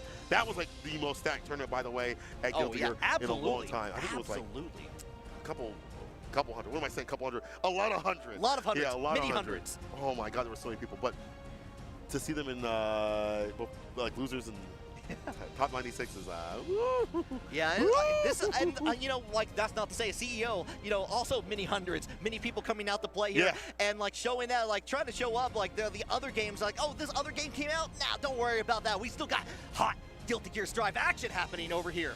I smell it. I smell the game. Smell the power of the game. I also smell cookies, I think, and really, yeah. Dang, I'm hungry. Anyway, yeah. So are these people hungry for that victory to be in the top spot tomorrow at the arena, top 8? You know, this is one of the things that's best about CEOs, the fact that if you get that W, you make it the top 8, you get your arena shot, you know, you be able to come out with get the that song entrance. and stuff, the entrance, bro. That's one of the best things about being at CEO, getting that top 8, bro. Like, that's fire. Yeah, you gotta like get on there. Everyone is trying to like vie for those top spots there, trying to get that belt, belt. Oh yeah, the belts are hot too. Yeah. I saw my boy Phenom. He had the belt on him. Like, first of all, it was a little sus that he was draped on. The belt was draped on like that. But also, the belt looked fire. Living the dream though for a little bit. Yeah, he was living the dream. What if? Yeah, so what if I was, you know. Nah, I ain't gonna mock him. Yeah. He's actually looked better than me that year. And Street Fighter, we'll have to see. We'll see this next match. Test your luck coming up against my boy Stealthy. Okay, so the young gun. The Nago versus the Axel here. Yeah. All right.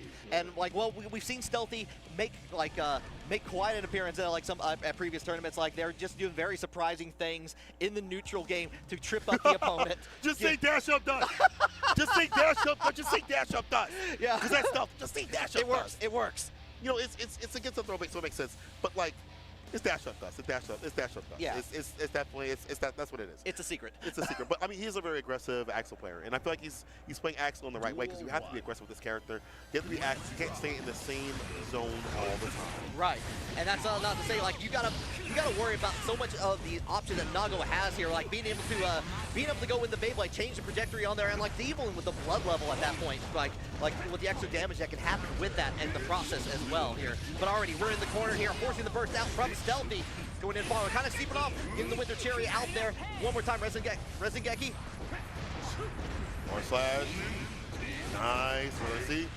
The thing about Nago is his matchup is a bumper Nago. But he's one of those characters where once he gets to a certain point, matchup don't matter, bro. Like, you let me get one command grab, it might be a wrap. Right. Going in, 2K2D, going in, like throwing you all the way out on the other side where Axel wants you to be. Keep out there, keeping the Resengeki one more time, cancels it out for another one. And trying to play that long-range game here. We're doing a long-distance phone call here. Yeah, long-distance away, don't let me in. Don't let him in. Catfish. Dash up the bus, you're dead. Stealthy with the punish immediately and test your luck. Testing that blood bar a little bit too much. Yeah, just like a little bit like the early, like kind of getting the blood rush going. I understand with the very beginning of the match here. This time, Tetsu like going in with the throw, going in, trying to push slowly but surely back into the corner for Stealthy. Yeah, careful that jump slash, my beloved. 5H comes through from downtown. 6H offers a follow-up, runs the whole record sequence, gets a pickup jump lead. 5K, 6H can't get ahead of me. That's decapitation. You in the corner station. Gotta find a way to leave if you're Stealthy. Yeah, not like all that. And immediately with the far slash to begin things around, changing it up. Axel Bomber going all the way, finishing out with a little bit of extra, like on the damage, damage on the ground here. Get the follow up. 2K2D rather. Yeah, gets a knockdown. It's one of the best moves you can really do to get that sequencing. Oh, trying to get nasty with the far slash. Does have a lot of zoning going on.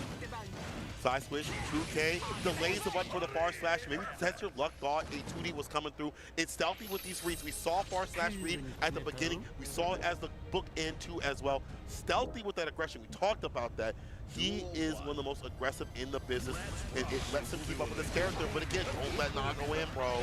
Absolutely, already going in with the the jumping heavy slash in there early on here. Just gonna get in with a nice little just block to keep in the range that they want to be at. 2D, like that, gets the counter combo, the far slash pick up.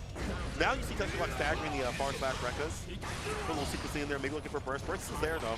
Yeah, okay, doesn't get the throw on the back dash here. Like Tetsu Luck getting a little bit of a nice little life lead here. Getting the follow up, kind of staying away from like the two heavy slash from Stealthy. But boom, big counter. Damn, hard 2H.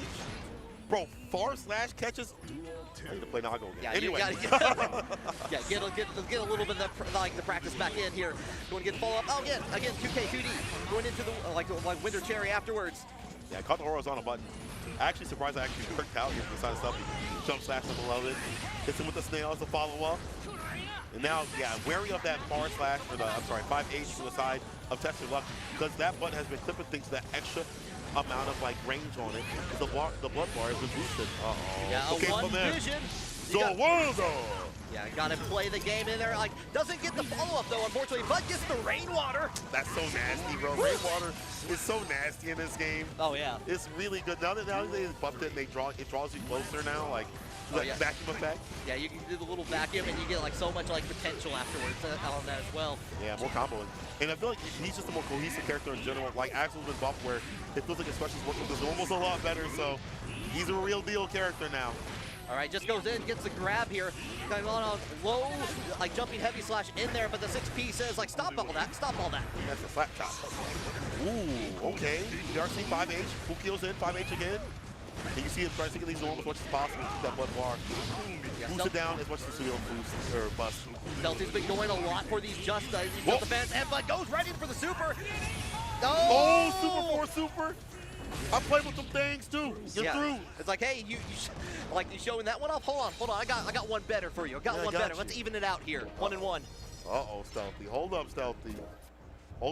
You may have met your match in terms of aggression session out here. Careful now. Game to game. All right, yeah. There we go. Following up in the following the Resengeki. Again, kind of keeping that distance. Again, once more. And also, by the way, this is a qualifier to go on the top 96, of course. So there's a lot on the line right now. Placement in 5K. Took back the turn. Plays a little kickball. That's wild. I mean, my minus, but okay. Yeah. Yeah. Oh, yeah. Cancel that. Oh! Oh, we need an Axel Bomber from the BRC. Okay. Mention explosion. We get the rainwater, like I said earlier, vacuums in a little bit, gets a big counter, gets the follow-up after that. Going to get slash Stealthy, trying to make a difference here, trying to get that second point on their side. Look at that momentum going and flowing. Definitely difficult. You see TenYearMule. Just be oppressive when he's in with close range. This character also, the far slash records is doing work, but now Stealthy get aerial again, rainwater, landing. It might be able to clip like far slash at 5H preemptively. All right, yeah, going to kind of keeping that distance a little bit, waiting like for the slash, but TenYearMule is on level 3 blood at this point, like kind of building up here, has to like spin a little bit to get out of the corner, not being able to do that, however. Control 2K2D, but gets the far slash starter. Red RC with the follow-up. Back to neutral. Stealthy. You're gonna play perfectly into your TenYearMule, and not a lot of blood to be spinning right now. He is close enough. Careful now. Oh, he busted. Once again, pop goes the Nago. Going in, get the follow-up afterwards. Stealthy getting that number 2 on the board. All right, Stealth. Okay. All right. There's an Axel Among Us. I wonder if he's going to bring out the Among Us plushie afterwards. Does Stealthy have that? Yeah, I mean, he had it last. He took pictures with everybody with it last season. Hold this. I was like, what is this? Among Us. I'm like, all right. You are 16. Yeah, exactly. All right, TenYearMule go all the way to the corner. Immediately breaks the wall down. Not going to have any of this from Stealthy. This is okay. Not dead just yet, but damn well, might as well be after that wave check. What's next here? Oh, yeah. God. Gets a tap dust in there. Nice little perfect from Test Your Luck. He stayed on set point very well here, so let's see what Stealthy does. I mean, Stealthy's got to do a lot of work. This character does not jump on a lot of damage. He's got Axel Bomb in the middle of the combos. Let's step R, but without that, it's not a lot. It just hits every so often, and be careful. Even jump slash can get counter hit. You've seen that before with the 6 speed. It's on TenYearMule. TenYearMule now sticking in 2S. Now gets a midnight sack count black and another one. No diet. Yeah, takes one more. Trying to go for a third bite. No, thank you. You've had enough. Buffet closed. Sorry, sir. Bad enough. Yeah, big 6B though. 6B, brother, 6B still got the far slash pickup. What? Red RC does to do it. Test your luck is now about to test Stealthy on this matchup. Do you know this matchup, bro? Yep. Final game. How much do you know about Nago? Yeah, look at going right back into it though. No hesitation whatsoever. We're gonna find out right here, right now, between TenYearMule and Stealthy. Let's see. Tries to Fukio in, whips the grab. Nice stuff here from Stealthy. I like that. Getting aerial, calling out the Fukios. But our boost up here, TenYearMule a little bit early, and I wonder if that's like a strategy because, like, I feel like now you have to play this long-range game. You don't get the Fukio as much, or even, you know, clone it. Yeah, like you got to worry about the basically like Stealthy being able to throw out any button and getting an advantage here, and then, like solely advantage is still has access to burst on both sides here. Finally getting out of the corner here, like a little bit of a chance to test your luck. Could be, but the 2K comes into play. It's in the game. It tests your luck. It's still in the game, baby. Yeah, here we go. Going right back into it. Already backing away into that distance that Axel loves to be at. Oh, the clone coming through. Being able to auto-zone with the clone is very nice. You throw that clone out, don't have to worry about actually zoning. It catches everything. 5K up in the corner. Stealthy is leading, and TenYearMule is leading. Okay, yeah, misses on the Beyblade afterwards. Have to use the burst out of there to also get an extra damage and lose the corner advantage. Whoa. Doesn't matter though. He's dead. What doesn't matter is that health right now. Guess what time it is? Final game, final round. Stealthy, TenYearMule going the limit. Going in, Beyblade immediately gets the first part of the DP, but like tries to backdash, it just hits, goes wrong. Nothing for it though. On the other end, 2K to 2D. Backs away from the 2K in play right here. Does get the 5K counter at 6-8. Red RC. They're looking for that burst right there. Now he's looking for that health. Fukio with the throw. 2K OTG. One more hit is about to be free. Oh. And there it is. A slap chop 6-speed. Perfect. TenYearMule takes down Stealthy. Yeah, they TenYearMule kind of like that final match there, like all the way through, just like felt very comfortable. Like it was like realizing it's like, okay, I'm gonna like wait for you to kind of like play the game. I'm gonna use a little bit more Beyblade, try to get that, use that mobility a little bit to get closer in. Realizing it's like, oh, at that turn, it's my turn. It's my turn. It's my time to test my luck. It's my time. It's my time. I like that. You mentioned movement, which is very important. That we did see test your luck actually Fukio back instead of just, either like walking forward or dashing forward, doing like a 5K round start. Instead of like doing any of that, he Fukio back and actually got a whip punish against the jumping. That again showed more of that movement. And yeah, it was risky to run that blood bar, but Stealthy will get clipped with one thing, and it'd be like corner carry off of like enough blood bar to put him in the corner for gesture game, for close slash and a command grab, whatever it may be. And what it may be next up is MFCR. TNS's own. TNS's own MFCR coming up to bat against Calamarikusu. Hopefully I said that right. Calamarikusu, I believe. Calamarikusu. I'm so sorry. We'll make sure on that. But what I do know is I believe that they are a Zato player. Oh, she's a Zato player? Yeah. Really? Okay. Calamarikusu. Okay. So she'll be Calamari, the likes of MFCR.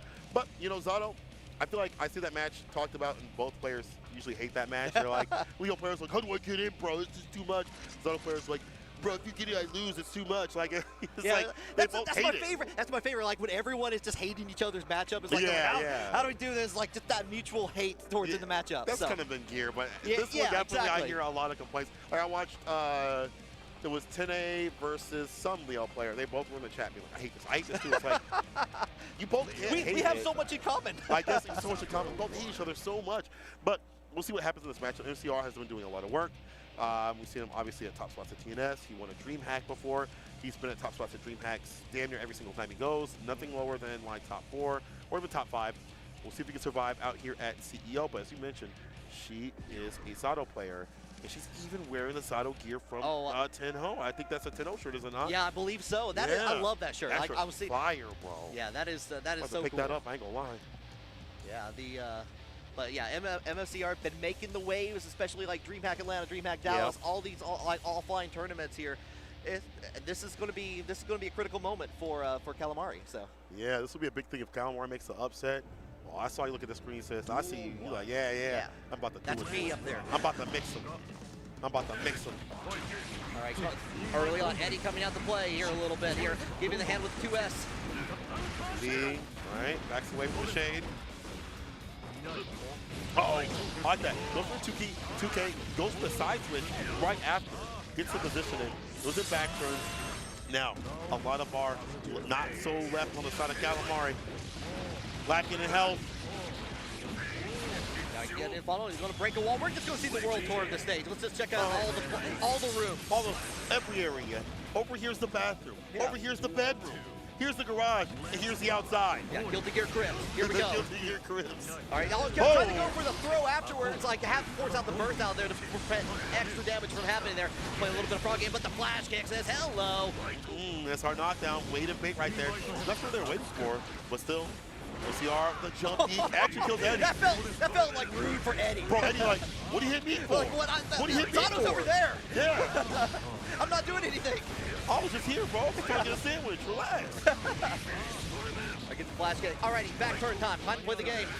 2K in play, and once again goes that low, and there you go. MFCR with that mix. Oh, I could put him in a blender too. See, look, he's sighing. Why are you sighing? Like, bro, man, this character's hard. Yeah, just like. Were you playing Leo? Yeah. You both hate this. Yeah, like both players are. It's like the goal of the game is trying to make it hard for the other player to get in and to get in there. And they're like we saw a little bit of that happening. MFCR had mostly the control in there, going into back turn and back turn again. Hello. Round start 2S has been a fantastic option. A bar moves here from Zato. Not the best like round start, so I like that 2S on the side of MFCR. Dust opens up, burst opens with a corner. A good burst, yeah, like forced still staying in the corner at that point here. Like trying to get out with the 6P. On the other hand, you're staying back there. Get the gold burst on here. All right, Calamari, it's time to cook or be cooked. Kind of keeping up, and I like this, kind of keeping the back of the let Eddie do the work here, get the follow up the spikes here, bounce off that wall here, break it down, Chris Jericho style. Yes, sir. Oh, we'll get that bar back and then some. Calamari, that sends out the leapfrog. That's a good option. It at least made MFCR spin all that bar right there. 2K2D knocked down. Yeah, a lot of investment, but did get out of a tricky situation there. Blocks on the tap dust from there. Heavenly Sword coming down the play here. Skeleton does leapfrog. And the super once again. Yeah. Flash hit situation, side switch. Yeah, nice use of the gap there to get away and get on the other side, get the corner back into MFCR's advantage in there and get the throw after. All right. MFCR back in business. As you pointed out, very expensive spin on defense, but it worked out the clutch. However, Calamari, I see them picking up. I see them turn like volume slowly. I see them getting sequencing off that you want to have as Zato, but it's hard to stay steady against these big weight buttons at MFCR. That jump H coming through. Okay, yeah, Zato having the corner down, like kind of playing around. Eddie helping out here. Going in the block, having to use the flash kick, like gets the block on the opposed there, and follow up. Yeah, you're going to break that wall down, significant chunk of damage. Okay, Calamari, MFCR is on the menu. Yeah, get that grip to do it. I like that. Red R seems to follow up. 2-8. Yes, maximum excitement right now. I like this. Let's make it nice and even. Calamari looking to do so and put themselves on the same game level as MFCR. Round start gets a counter, hitting the follow-up, of course, / follow-up of the special. Side switch to back turn. You got to play the game like Leo's have, like when they shift the gear, they can shift it to like into reverse all the way through, like in the other side. Get the 6P, forcing the burst out of the play. Flash kick coming out once more. Did not get the BRC overhead, but yet that either way, the overseas was, or the BRC overhead was going to hit. I was about to be like, nah. Don't complain about this character. Don't complain. Can he hear me? I hope he can't hear me, but I hope he can. He's laughing. He's like, he knows what you're saying right now. He can feel what I'm saying. Yeah, it's like he understands. Yeah, we're family, so I can say mean things about him. He's a great player. He's a fantastic player. Calamari, again, I see them sequencing. They're making it very close, but if being able to seal the deal has been an issue. Right. Gets Eddie on the other side, though, playing the sandwich game a little bit. Oh, Red RC, now find the close slash opener. Oh my God, MFCR. Yeah, a little bit of a pause on the 6P headbutt there. Went a long way to break in the corner of like almost finishing out the round here. Just got to do a couple of like one more confirm will do the job here. Get the follow up, blocking all that. The dust in the flash kick. Hello, hello. We're just doing things here, and it's working. Flash kick again, round start. Yeah. Hello. Keeping up the velocity, keeping up the pace. Going for the command grab, trying to get it, but super slow. Calamari called it out. Backdash. All right, this time Calamari getting in the corner here. It's like throwing out Eddie here, trying to play the game a little bit more. Get the follow-up here. This time blocking. I like that Calamari's waiting for those frantic MFCR actions to happen here, but unfortunately still stuck in the corner now. Yeah, this is looking like you need to call a corner. It's almost over. 2D. Spurs had to do it. They're almost dead. One more hit will be it. Dust. All right, yeah, going to follow. It's not too far away from the tap. Dust just goes in for the throw here. Eddie helping out there. Going to break out, but not neither to have a super afterwards. Just going to have to go in, just get the positive bonus. Try to build up a little bit on the backdash here. One more hit will be it, but Calamari's fight for the dang life right now. Fight for the winner side life. They got the bar at the bottom, roll down for super Beefy for Excalibur. But so MFCR, he's going to get the PRC, trying to get the 6B. The cancel off the throw. Hold on now, Calamari. Yeah, not enough, but... Oh, she cooking. What's she cooking? What's she cooking? Calamari, what you cooking? Oh! Cooking a knee to the face. MFCR moves on. And we'll get a pay raise for that one. MFCR. This part of the TNS quarterly review. Yeah, it's like he did good. Yeah, it was like, so I saw what you did in top 96. Yeah, I saw the flash kicks. MFCR, all right. What would you say you do for TNS kind of thing going on? I say that he flash kicks quite a bit. His job description is the flash kick. Good stuff to MFCR. Moving on the bracket, and I'm glad that he's still, I mean, he's been playing in some other games, but I'm glad that he's still powerful in gear. And, you know, and that's something to say to Calamari. Honestly, you look at the score, it won't tell the tale of tapes. It was a very close game. It was Calamari. I feel like had they had that sort of energy at the end, that they had that at the start, you know, might have been seeing something different. Yeah. You know, the backdash, stuff like that, the reads on defense were fantastic. The proclivity to stay a lot better on defense in general and stay alive and like really fight back, like that sort of coming at the end. If that was all the way through the match, this might have been a little bit different. Right, like definitely like a little bit of hesitation early on. Like you're on stream, like it's a little bit of a different environment. Yeah. The nerves are real as soon as you're up there. It's not like an online bracket. It's like no. you're in the room, and it is a situation where it's like, okay, I'm here, I'm adjusted a little bit, was able to see and make that movement happen in the second and third match there. But unfortunately, MFCR has like just like you said earlier, has to deal with the Zato matchup all the time. It's a daily part of the workspace of TNS. He clocks in, there's a Zato player, he's like, all right, I'll just do my quarterlies and stuff like that.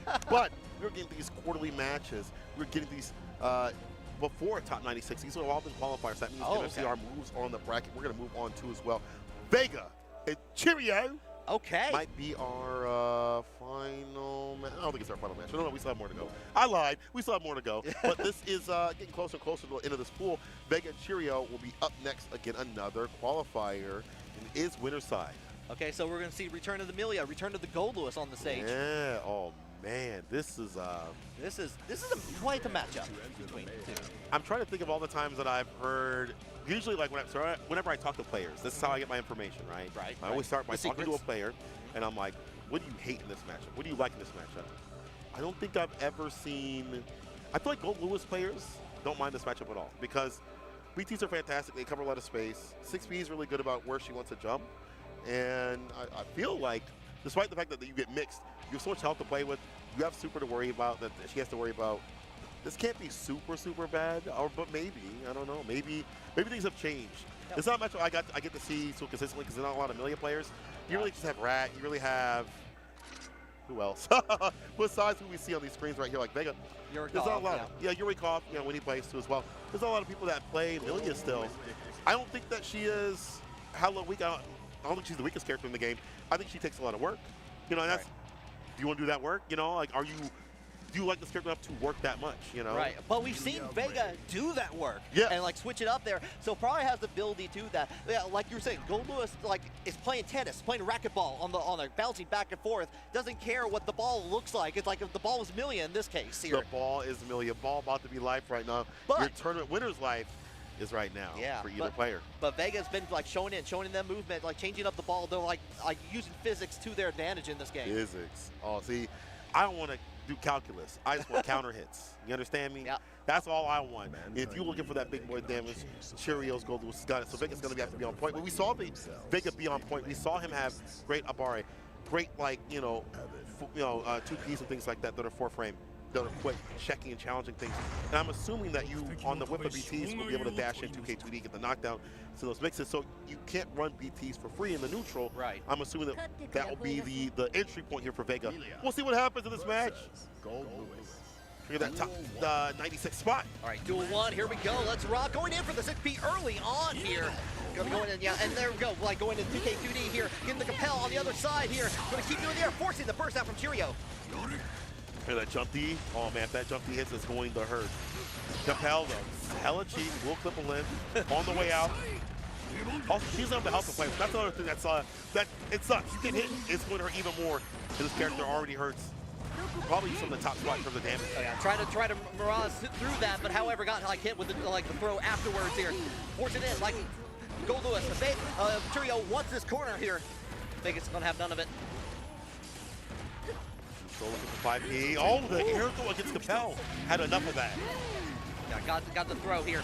Gonna follow up, standing up again. But Vega has shown that in the past, willing to stand up and block those mix-ups. However, Cheerio taking the advantage here, getting the first round. All right, let's see what Cheerio does here to continue that pressure. I like his approach. We haven't seen a lot of BTs. The economy of BTs has not been a lot. Gets a counter hit. BT follow up in the corner. BT again. Equal safety, my friend. Jump D. Look at that back call. Comes back in with the jump D. Damn near the win. One more BT will just clear Vega right now. Yeah, absolutely. But he gets in nice little 5P, gets in the hair card. A little bit of a chance for the start in there. Getting the BadMoon rising counter, Compel. And there's a mix-up. There's that versatility of Amelia coming into play. There's no damage though. There's way more mixed with it to be poked. Slowly wheeling down there, cancels out the hair card, the late hair card, the PRC. Afterwards, we're stuck in the corner. PRC trying to come in there, gets the grab, and that's all you need. You really did dash up throw. You had no fear in your damn heart. I guess you're not scared about Amelia, hitting you again. Another sequence you're probably able to survive, but it's a dash up throw though. That's how you feel. Yeah, it's maybe saw the empty bubble, that might be why. Yeah. You say no fear. I had one fear. That's the grab, the Gold Lewis grab. One fear. Gold Lewis hit me. All right, coming in the verse out here. Kind of Cheerio just willing to stay their ground here. Just. He's aside for 5P, countering. We've seen that 5P continuously. Oh, no. Yeah, Burst. I would do it too. I would save myself too. Yeah, get a little too far away. You still have to deal with it. Oh, what? YRC a little too early. Got hit with the last hit of the laser. It changes the trajectory of the round here. Getting into the corner here, throwing out the drone. Drone does stay a little bit in the corner now with the recent patches here. Again, another BT for the win. Cheerio harassing up in the corner. And I like that we see Cheerio, you know, taking advantage of any moment that he gets. Everything it feels like he does with intent. BTs, look at the damage with the backboard. Oh my God, they're so far. Go for the sentry set up. You're not dead. No, surprisingly, Cheerio. no. Don't play with your food. If you make the comeback, Vega, you are a goat of all goats. All right, kind of saying, kind of like planning out the play, doing the audibles as like on the play field as needed. It's one touch. You send out super, it'll be over. Cheerio, just Cheerio. Stop playing, bro. Stop playing with the food. All right, going into the PRC, going in for the low jet up, backdashing on that little bit of skinny moment. First in there, want to keep that corner, and they're compelled getting the play, getting a couple of hits in there. No way. Whittling down that health. Oh, there's a throw Safe. incident. Safe from Cheerio, getting 2 on the board. Sometimes I see moments like this, and I'm like, don't let it be you. Yeah. Don't let it be you. Don't. Yeah, it's one of those PSAs you see like in the elementary school. This could be you. Yeah, like this could be you. Yeah. Do you have a full life bar? Yeah. Not if you play around. Not if you play around. Nah, don't mess around and find out. Also, you know, you could have went for super right there. For Cheerio is been super strong in this matchup. Again, timing of BTs has been hard to read. We haven't really seen good punishes like bar slash. It's been all Cheerio right now. Yeah, and kind of where you're playing the earlier, like on this, like Vega's not been able to get any of the damage there. Been able to get hits in there, but like just like the low damage that Millie has been, like not been able to like. You have to do so much work with this character to get where Goldos can do in a snap. Even beyond like the low damage, the fact of the matter is we haven't really seen a lot of the mixes come through. The neutral has not been like for like whip punches and stuff like that. And Cheerio, again, making the most of every opportunity. Now, since at the Sentry, Vega getting clipped the Mirage. So this was real. This one right here is real. They go quickly jump, K in play, stay sucker free. Yeah, gets in there. We're on set point here. And Vega's tried that twice with the Mirage, trying to go through the drone, and Cheerio's been ready for it each time. It's almost like a setup. It's like you put the drone just to like call out the Mirage to get the grab. Exactly. Here comes the drone out again. I wish you would. No, the air, oh, God, the lock, you're so fearful. You can check him, and if you hit him, it kills the drone. But if you don't, the drone's out and about. Yeah, you got to play it, cancel that on the other side, trying to do the double overhead. You got to get the side. Vega not putting Capel back in business here. We haven't really seen Capel come through, try to triple fall. Nasty will size with Cheerio with the defense. And if you have that good defense with this character, you really don't only have IRC or Super to electric free in quarter situations. Oh my God, face out. The first is the worst. Yeah, that first thirst. Yeah. Coinch. Yeah, and like just like showing out the full potential with that level 3 at the end on the super. And Cheerio going to be moving on outside, qualifying for the next set of rounds. You think Cheerio puts his milk in first or the Cheerios first? That's a good question. You know, what if you did it at the same time? You just like pour both of them down at the same, like just like you just mix it in together like a scientific experiment. It seems. They would. I don't do that. No. Okay, no, I'm not crazy. The way you were, you explained it in a way that was like, that was like meticulous. Yeah, you gotta like something like I think about things. I think about the scenario of it. But okay. Yeah, no, I put the cereal first. That seems like it's crazy anywhere else. Yeah. Why would you put the milk in first? Yeah, that seems silly. Yeah. You might put you need more cereal. You put it together? Yeah. What do y'all do at home? Let us know. What do y'all do? Add us. You know, let us know. Like, do you put the cereal in first or the milk in first? Or you a monster? You put in the cereal. You know, you put in the milk. You put it in the microwave. I've heard people doing it with water. I've heard people using water. That sounds like some Apology Man ascendant stuff right there. Yeah. I love you, Apology Man, but you know what it is, baby. You know what it is. All right, and I know that the CPU is coming up on the deck. This is loser side. I saw CPU say, unfortunately, that she was not able to make it into winner side because Pink, if you're watching, you cursed CPU. So cursed her.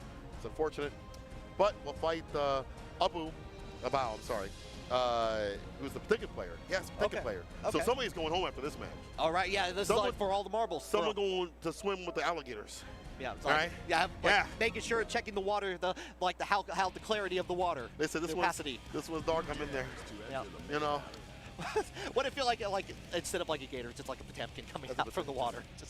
That's even scarier. Yeah, that's terrifying. That's even scarier. Potemkin's still a scary character. We saw what Snake Eyes can do with this character. Obviously, it's a lot of work he has to do, and I think there's a different conversation between a character being weak and a character taking work.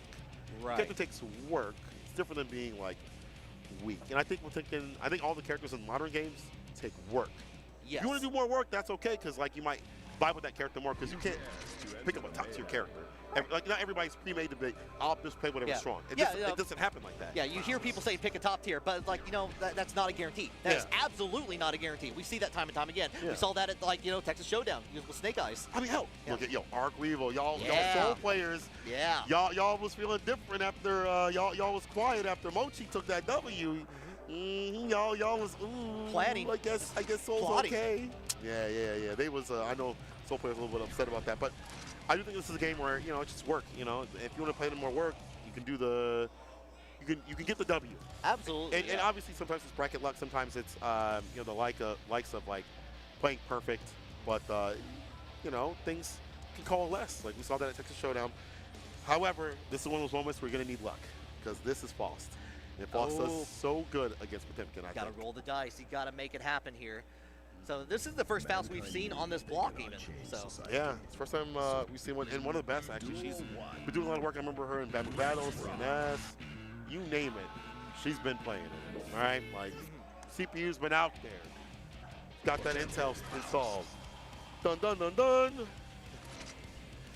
right, it looks like we're going in here trying to figure out, make sure the buttons are all correct. That's very, very important point there. Nothing is worse like when you're in that feeling like you're one match in is like, wait a minute. Wait a minute. That button's wrong. That button's wrong. And Why you is that can't go button wrong? back. You can't go back too. There's no going back. You can't just be like, oh my bad, my buttons were no. Hold that. Let me take that match. Is it worse when you lose when the button's gone, or when you win and the button's wrong and you gotta tell your opponent it's like, hey, my buttons are wrong. Let me go back. When you win. Yeah. Yeah, when you win. So oh god. Oh, you know what? Hold up, Nick. I gotta say something real quick. Nick hit me up in the middle of this and was like, "It's Cheerio." Oh. You know what's wild is that whenever I commentated the match, I've never been corrected, and there's people I've said both. So I've always said Cheerio. Cheerio, I'm so sorry. When you look at this, I'm so sorry. My God. Cheerio. Cheerio. Our bad. But we have CPU right now, and a boy. All right, getting in. A little bit of like playing the kind of like keeping the pause in there, giving a new haircut though. The shape was looking like me. Yeah, throwing out the banana peel, playing a little bit of Mario Kart. Yeah, bouncing over like and the air dash in here, and I see the CPU like putting in the work there, putting in the look, going in, throwing out mini Faust coming out the play there, Hammerfall coming out of the way there. You still have to deal with this, and you're gonna break the wall. No Johnson to Johnson shot right there. No one shot to do it with the jump D. Still finds a fall, still gets a wall break, and still gets a dive kick. That's it. Ignorant, but. All right, yeah, getting the Mega Fest here early on, and here gonna follow up. CPU, she's taking time to throw out the items as needed here, throwing out a little bit of tornado here. 2D pretty good button. That's where you get the things started with your one condition, which is to throw out the items out and about. This is the problem. It's like there's sequences like, are you even better for this character to throw out items? Now you see the knockdown. And these items are problematic for this type of character. Gets a pickup, yeah. Scarecrow again. Yeah, the mix with the jump D, finish it. Doesn't finish it though. Like no has to break the super. wall. Has plenty of meter to work with here. Uses it immediately and just does a little bit of a tap there. Just like make sure, like let's stop that down. Get CPO. She gets one on the board. Okay, CPU. Okay, CPU. And honestly, she's been with the type to lab with his characters, like lab with all the characters, and feel very confident damn near every single match. Like some people might be like, this match sucks. You are kidding me. That what is an insane. absolute goddess at this game. Yep. Command grabs, the PRC command grab from my boy. Yeah, we're just ready for it here, but still getting hit by the barrier on this. Going to get a follow up here. Garuda back, and that's a lot of life gone. That's a lot of life gone. That's insane. Oh, all that work. Don't clip that. Can't clip that. Oh. You can always clip sequences when you win. You can do one of those Twitter clips where it just ends at that point, on that point. Yeah. It's the only time. Yeah. And meter coming out of the play. Final Fantasy. Yeah. Oh yeah, playing a little bit of Pong. Back and forth. The tons of fun, get the knockdown on the ground. 5K jump, he sends out the bomb. Dash up close, that thought was a throw. No go, bozo. Yeah. Get the super, finally. Get that Oki. Yeah, like get that chair out there, break some kneecaps.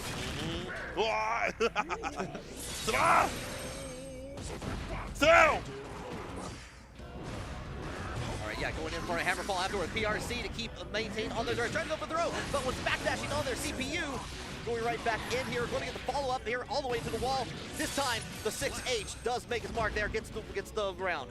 This is looking a little bit more difficult for the likes of boy. This is looking hard.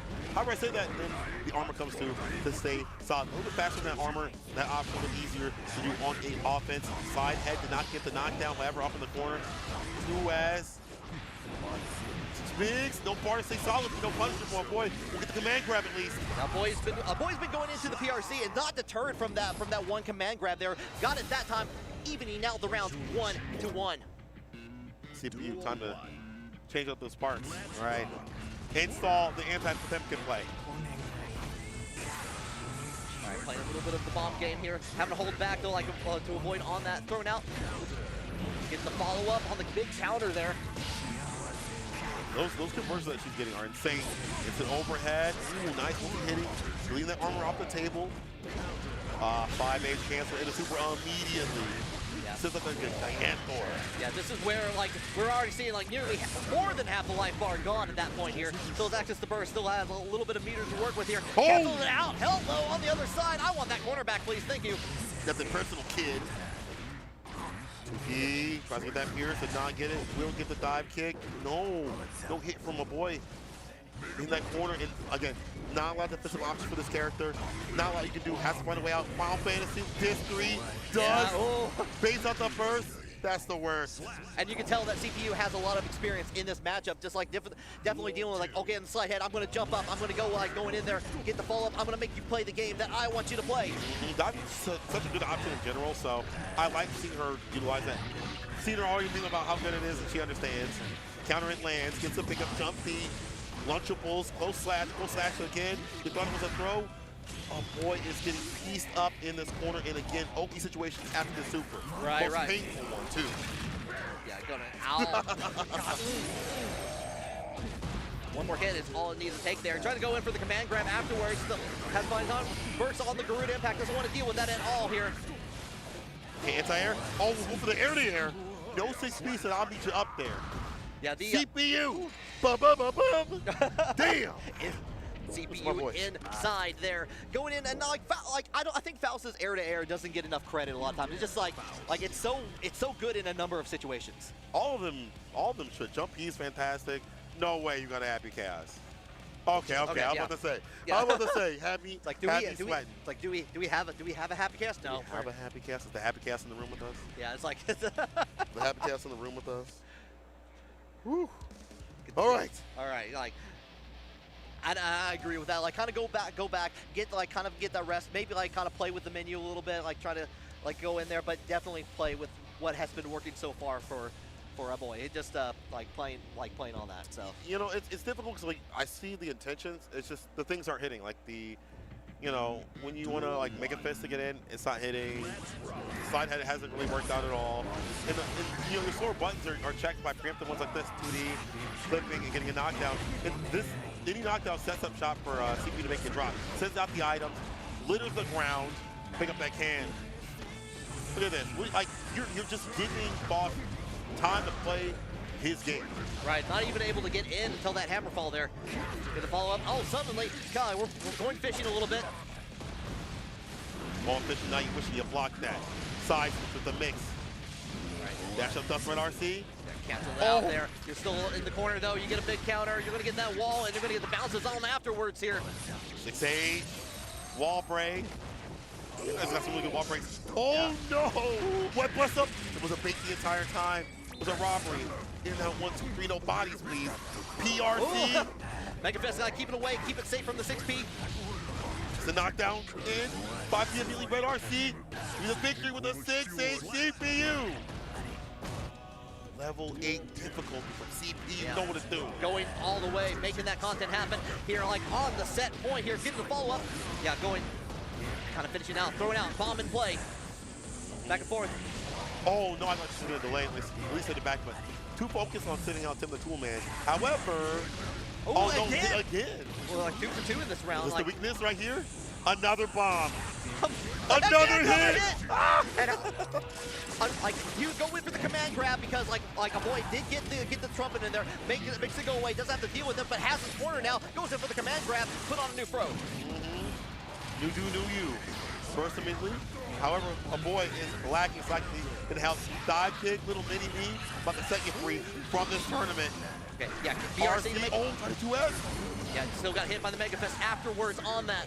One in, like big low in there, get the follow-up, and that's it. CPU, she's going to be going on, and this is, and like, what's say, this is all qualifying. This is in the loser side, so hey, there we go. Shout out to CPU on that. Moving on in the bracket, unfortunately, that is the run from a boy. It's just that she knows the matchup, and she's been one of the most positive people when it comes to Foss. I think that positivity helps carry her through matchups that, even if they were difficult or even if they're not, it doesn't matter. If you believe in your character, you're gonna go a lot farther than somebody being like, nah, my character sucks, I can't do nothing. You're not gonna want to try to explore the character to the fullest, and we saw that in that matchup. A lot of great matchup knowledge, a lot of good dive kick usage, a lot of things that are non-committal with that character, and of course, a lot of like, if I feel like you're gonna press a button, I'll go for 2D for the knockdown so I can send out the items. Maybe she got hit with the bombs a little too often, but hey, whatever, you know. I mean, she moves on in the bracket. Let's go. Yeah, it was basically like anytime they were getting hit, like on that, she was able to like, kind of like, okay, I'm still far back. Here's the advantage that I have in this situation. I still got the reach. I still got the range here, and I can teleport whenever I want. I can just PRC, surprise in the back, get that in there. What can the opponent do in that situation? I mean, if you're Foss, not lie, you can like maybe try to react with 5P, not the fastest button, right? You ain't got a fast button like other characters like at the 4 or 3 frames of like Soul and stuff like that. So you holding a lot of that mixing. That's it for Timken Bros. I'm sorry. There might be some more up in this bracket, I'm not sure, but for right now, one of them has fallen. But Foss stocks are going up, and we are still going up with more matches. We have CrackNeedle versus CrispyCthulhu. All right. Okay. CrackNeedle, we'll see what she plays, but looks like CrispyCthulhu is going, I don't know who they're going to play. I feel like that's Azano. Yeah, we'll find out together on the stream. Hope you're having a good time here watching all the CU action. We have so many streams, like it's been insane. Like here, day one came and went, and I felt exhausted at the end of the day, but it's still like I'm rejuvenated, got a good night's sleep here, coming back. I'm just glad to see more Guilty Gear. Can I just say that you're a GOAT, because they don't know this, but the day before tournament started, this dude was on karaoke. He was killing it on karaoke. Breaking the law, breaking the law, breaking the law. This dude was, I got a video. I got to put this on Twitter. Oh, you got a video? Yeah, I took a video. You were godlike out there, bro. Oh, thank you. Yeah, I sang 2 songs. My voice cracking like I'm 14 years old. But you were killing it on, you know, on the mic for karaoke night, killing the comms. So we're getting this action. We all are all enjoying it. We're having a good time out here at CEO 2023, baby. And we're going to be able to see some happy chaos. All right. right. Are we seeing Predicting Bros? No way. No shot. We see more Predicting Bros. Oh. It could be. Maybe they're just adjusting the buttons here. We'll find out in a second here. But we haven't. Don't tease me. Yeah, no, like got the potential here on this. But Happy Chaos already locked in. It looked like on player 1 side here. Oh, okay. So Daigoopers beat Lurie, by the way. Oh, okay. Daigoopers was there. All right, all right, all right. We'll see what. I don't know how far Daigoopers got. I think he. I remember talking to him. He lost to somebody. He lost to. When Yoshi beat him after switching from BadMoon. He's like, no, BadMoon's not working. Yeah, I was like, BadMoon's not working. I saw Yoshi in there, and I was like, I was kind of expecting to see some BadMoon play at some point, but that might be a possibility here. It looks like, yeah, we're just button testing here. It is CrackNeedle versus CrispyCthulhu. Oh, she's got a good costume too. I like this color on Hyper Chaos. See, CrispyCthulhu, CrackNeedle though. That's a crazy name. Yeah, that's a crazy name. CrackNeedle. Yeah, a lot of C, a lot of consonants in those names. Yeah. All right, it's gonna be with Timken. It's gonna be Happy Chaos. It's gonna be a horrible matchup. Oh, but you know what? I can't say that because some Timken players tell me they like this matchup. They say Slidehead is really good. If Happy Chaos goes into like the stance, you can get the knockdown. Like, so you can't go into hard shot every single time. Not to mention that you do have ability to have like a little bit of armor in there, so you can have a chance to get in a little bit further on some of the gunshots, especially if they're low on ammo. Yeah, and that defense is going to be tested. This character's got good reward when they have bar A, like really good reward on like 2S and like 2K, apocalyptic buttons. But, however, once you're in, again, you're relying upon YRC, and with the clone, not going to save you from every interaction. Oh no. Definitely covers a lot when it comes to like Mega Fist and whatnot here. But we're going right into the match here. Let's rock. Let's go. Ball already like getting advantage. Hello, off the top shelf. Give me that. Going in already. We got the corner. This is where CrispyCthulhu wants to be here. Tries to throw out the gun here. Gets into 2S, but no can do here. Over and over again with the Garuda situation. BRC backdash and the back throw CrackNeedle. Fantastic reads. However, same with Crispy with the Daigoopers. BRC follow up. And the Garuda. BRC in. Low slash drop the throw. Oh, good defense though from Crack. Yeah, spends a lot of cash and only was able to like kind of maintain defense there. Risk gauge is going higher and higher. Slowly dissipating now that CrackNeedle has a chance on the on the offense. I should correct myself. In stance, you can backdash, but however, if you're committed to like a hard shot, you might drop and get hit with the slide head. However, right now we slide to the other side of the screen right now. CrackNeedle put that far, that Oki. They go for a curse, or just goes in actually goes for the aggression. Okay, yeah, trying to get caught on the back, got hit with the gun afterwards here. A little bit of concentration to end it all, but misses on the follow-up here. But that, using your head like that, I see that, CrackNeedle. What's crazy is like there's so many options against Potemkin.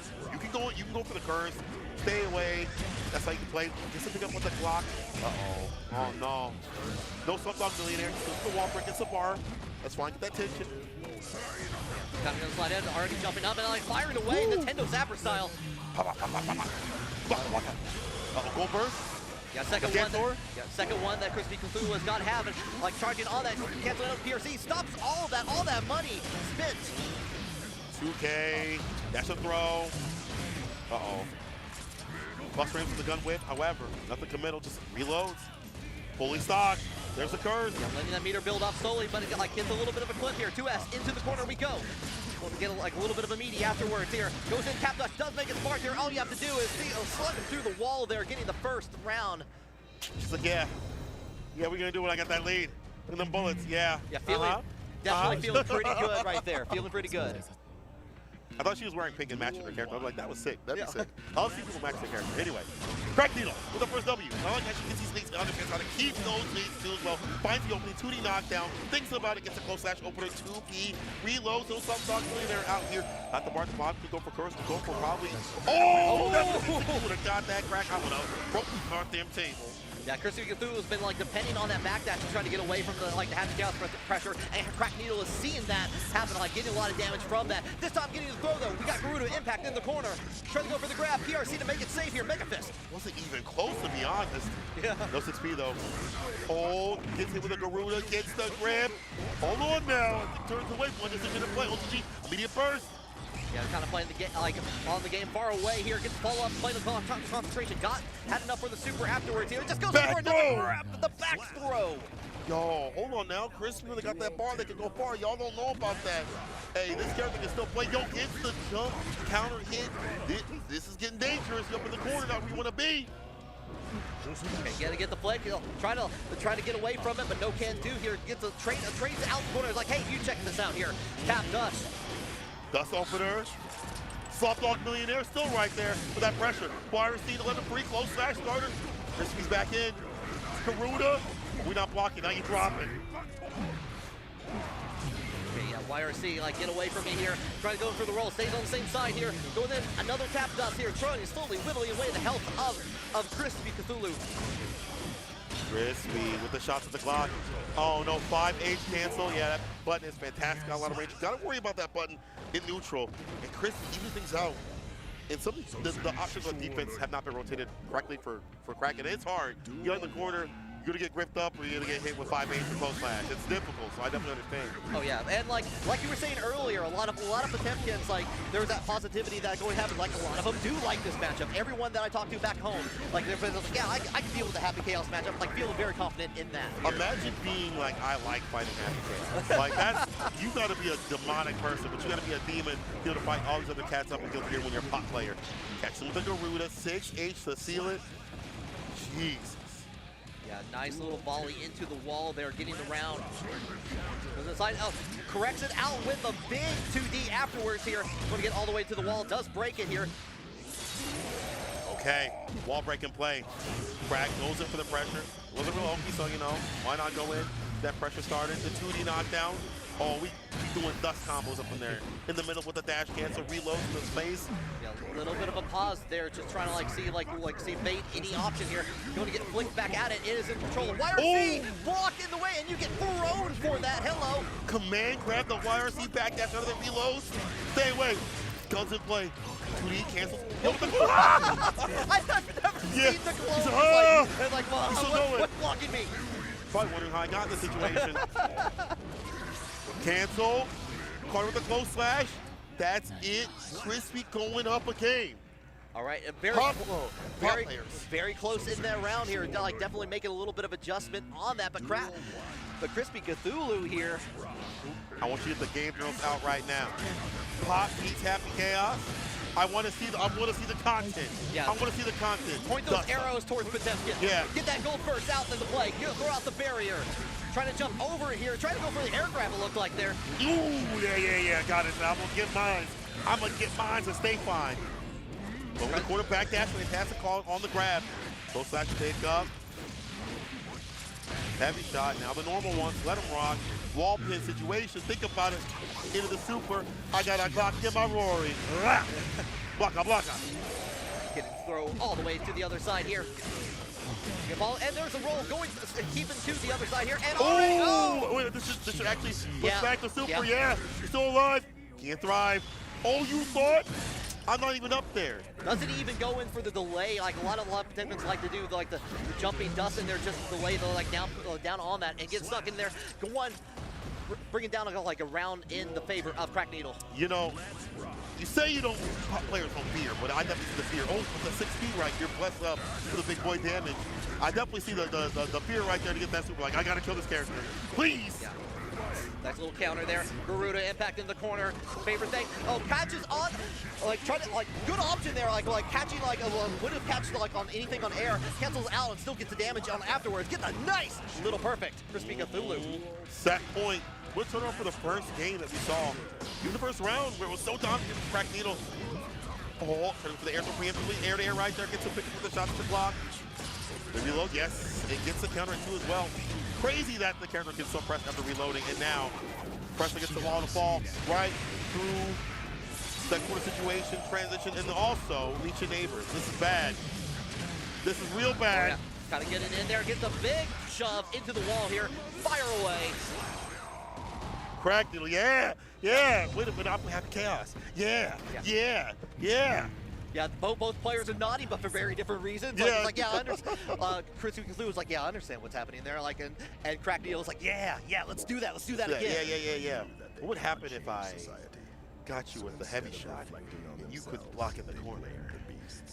Top players like, yeah, what would happen if you didn't backdash so much? You just stop backdashing a little bit, please. Yeah, come on, just cut that out. Just do it for me. Do it for me. Okay. Oh, they put up the whole intro. We got anime for the last match, I believe, of this block. You gotta go drop. Loser side.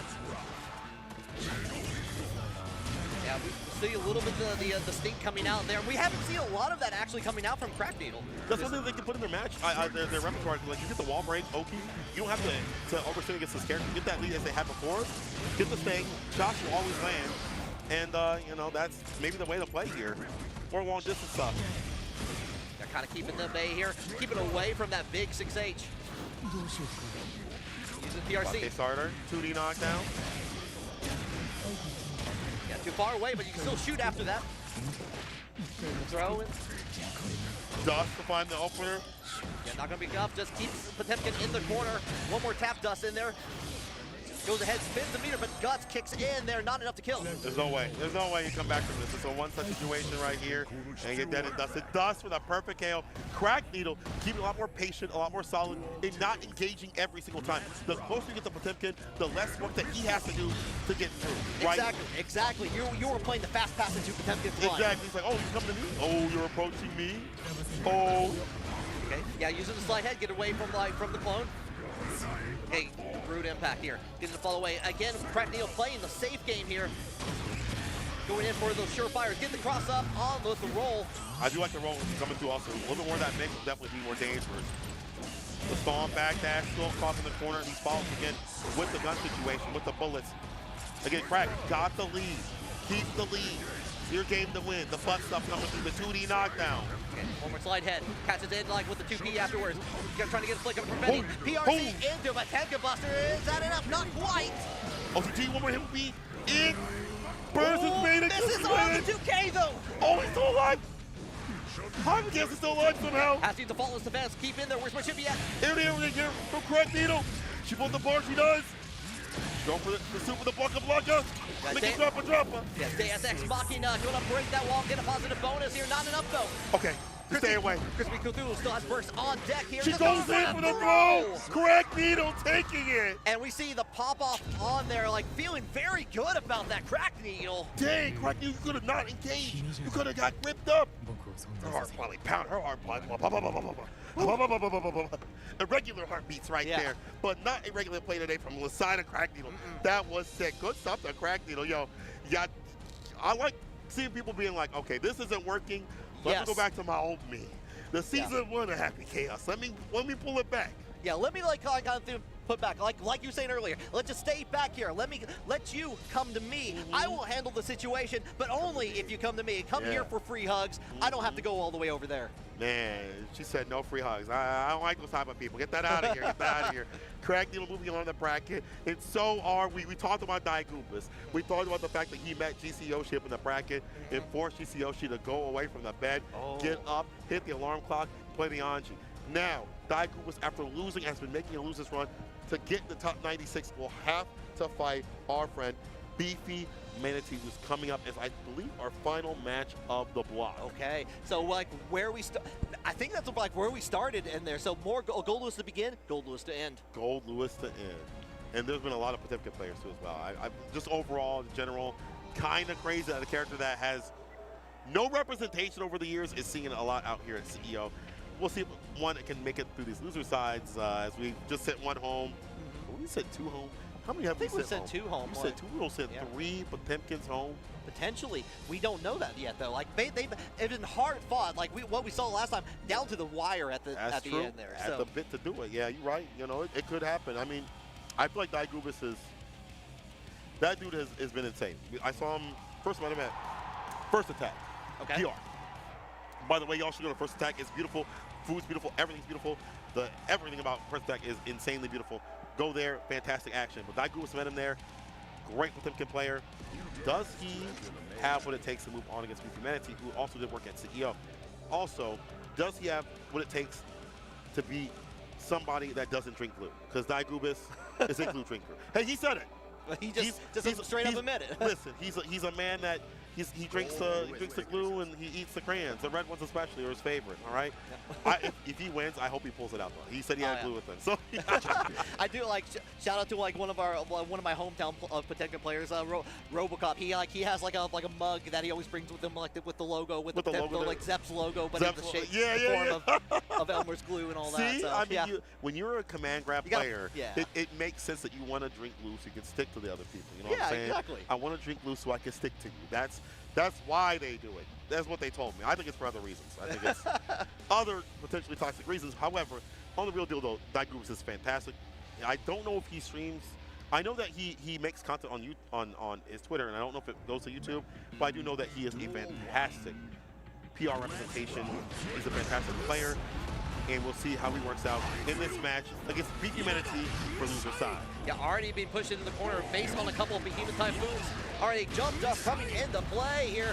Getting to follow up playing the sweeping game. One more. We're gonna break that wall. A lot of health gone in just a short amount of time. 15 seconds gone away here. Going in, gets in Skyfish. Not enough to kill though. Blocka. Again, that Skyfish has been deadly and nasty for Beefy Manatee. Daigoopers has to worry about that option. A lot of options that again don't seem like they're that bad for the likes of this character like that 6H, that downtown. You can do more BTs, whip punish against like BTs like with 5H.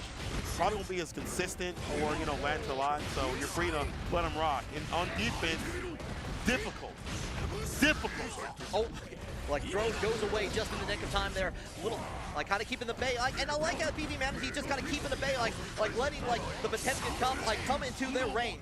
Yeah. Oh, you're approaching me. Oh, trying to send it back. Actually worked out. So Daigoopers gets clipped with a BT. burst off the table, so is the health, and so is that round going down. Beefy Manatee. There's a lot to me. Yeah, somebody up cleaning up the mess afterwards. Where did the Potemkin go into the second round? Cleaning up the mess. Yeah, Daigoopers like trying to make a change here. Gets caught, like catches in the air. Beefy Manatee going to get a little bit of damage on there. Trade, I like that. First had to do it because you would have got hurt, brother. The BT falls was in real Nash. They get this he, however, punished, and I like that for Beefy Manatee. He knows the frame data, cancel. Finds a follow-through as well. Yeah, very nice to actually cancel out of that, knowing the armor, got the first hit in there, like made it safe on that. Still has the corner here, waiting for Daigoopers to do anything here. He's got to make some reads right here, and got to make it happen real soon. Lost so much help. 6H, oh no. All about to say I thought it was control broke. Yeah, I had a little bit of a nightmare there, but in the case here, going in, following PRC here, trying to go for the air grab, but no can do. Even beyond the matchup being as bad as it may be, the 2P has been fantastic on defense for Beefy Manatee. He's shown that continuously. That's been an option for Mega Fish to jump in. That's disallowing a lot of these options. Go, come on! He said, let me come through! It's like, let me in! Let me in! Let me in! All right. Kind of big Mega Fish downtown. Oh, what was that? Red RC jump key? That did nothing. Yeah, nothing at all. Became Typhoon into PRC. You're going to have to hold all these guard crushes. 2D knockdown. He gets some throw. However, plus on wins, he gets a little bit of a hit. Beefy Manatee only needs a little bit more. It's not the super. This is looking bad for Daigoopers. But actually managed to get away from the cross up there on the follow-up. Jump dust here. A little bit of extra damage here through the armor here. Beefy Manatee has a chance here, but has to play it right. Good backdash from Beefy Manatee on there.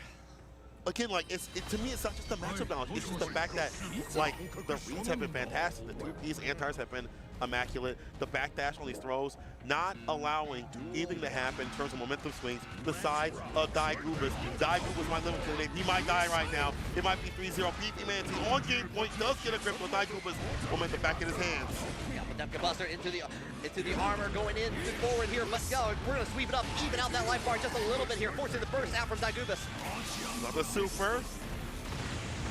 Of course.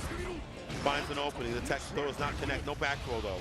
Unfortunate. Daigoopers has lost quite a bit of health already in this round start.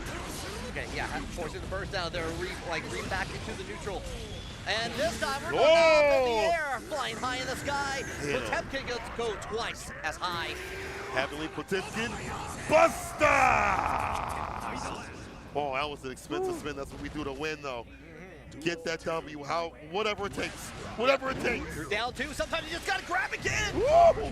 Okay. Heard a little bit of a cheer in the crowd there. People are excited for it. Okay, Cyclone punish right there. A little bit of damage, ready to knock down. Coming over with the Mega Fist over the drone here. Slide head already in the air, getting hit with the jump dust. Beefy Manatee making good use of that. Okay, BT in play. BT again gets 6H and 5P. Up in that corner, BT again. This is looking real bad. Almost got that backdash. PRC, BT. The tornado season. Round 4, round here. Here we go into set point for Beefy Manatee. Can Daigoopers give us more games? Or is Beefy Manatee going to send out one of the last remaining Potemkin? They're a dangerous species. All right, yeah, going inside head. Not get the knockdown, unfortunately.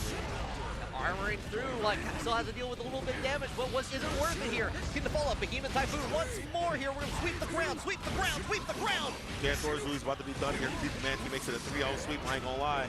Daigoopers ain't done though. So I got one more in me. I got one more sequence in me.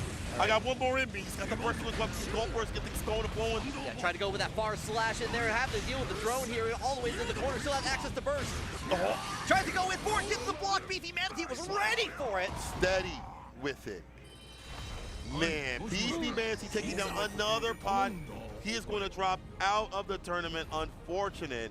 But Beefy Manatee not only proving that he had matchup knowledge, but knowledge on how to anti-air, how to play against the defense of Potemkin.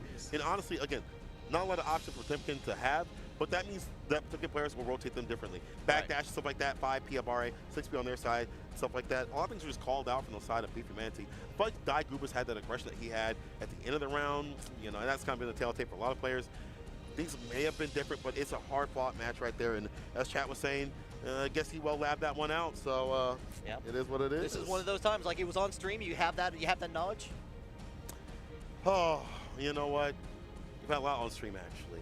We have a lot more on stream a little bit later. In fact, stick with us after this short break, after this commercial break. We're going to have more Guilty Gear Strive right here at CEO 2023. Don't go nowhere. Take it easy.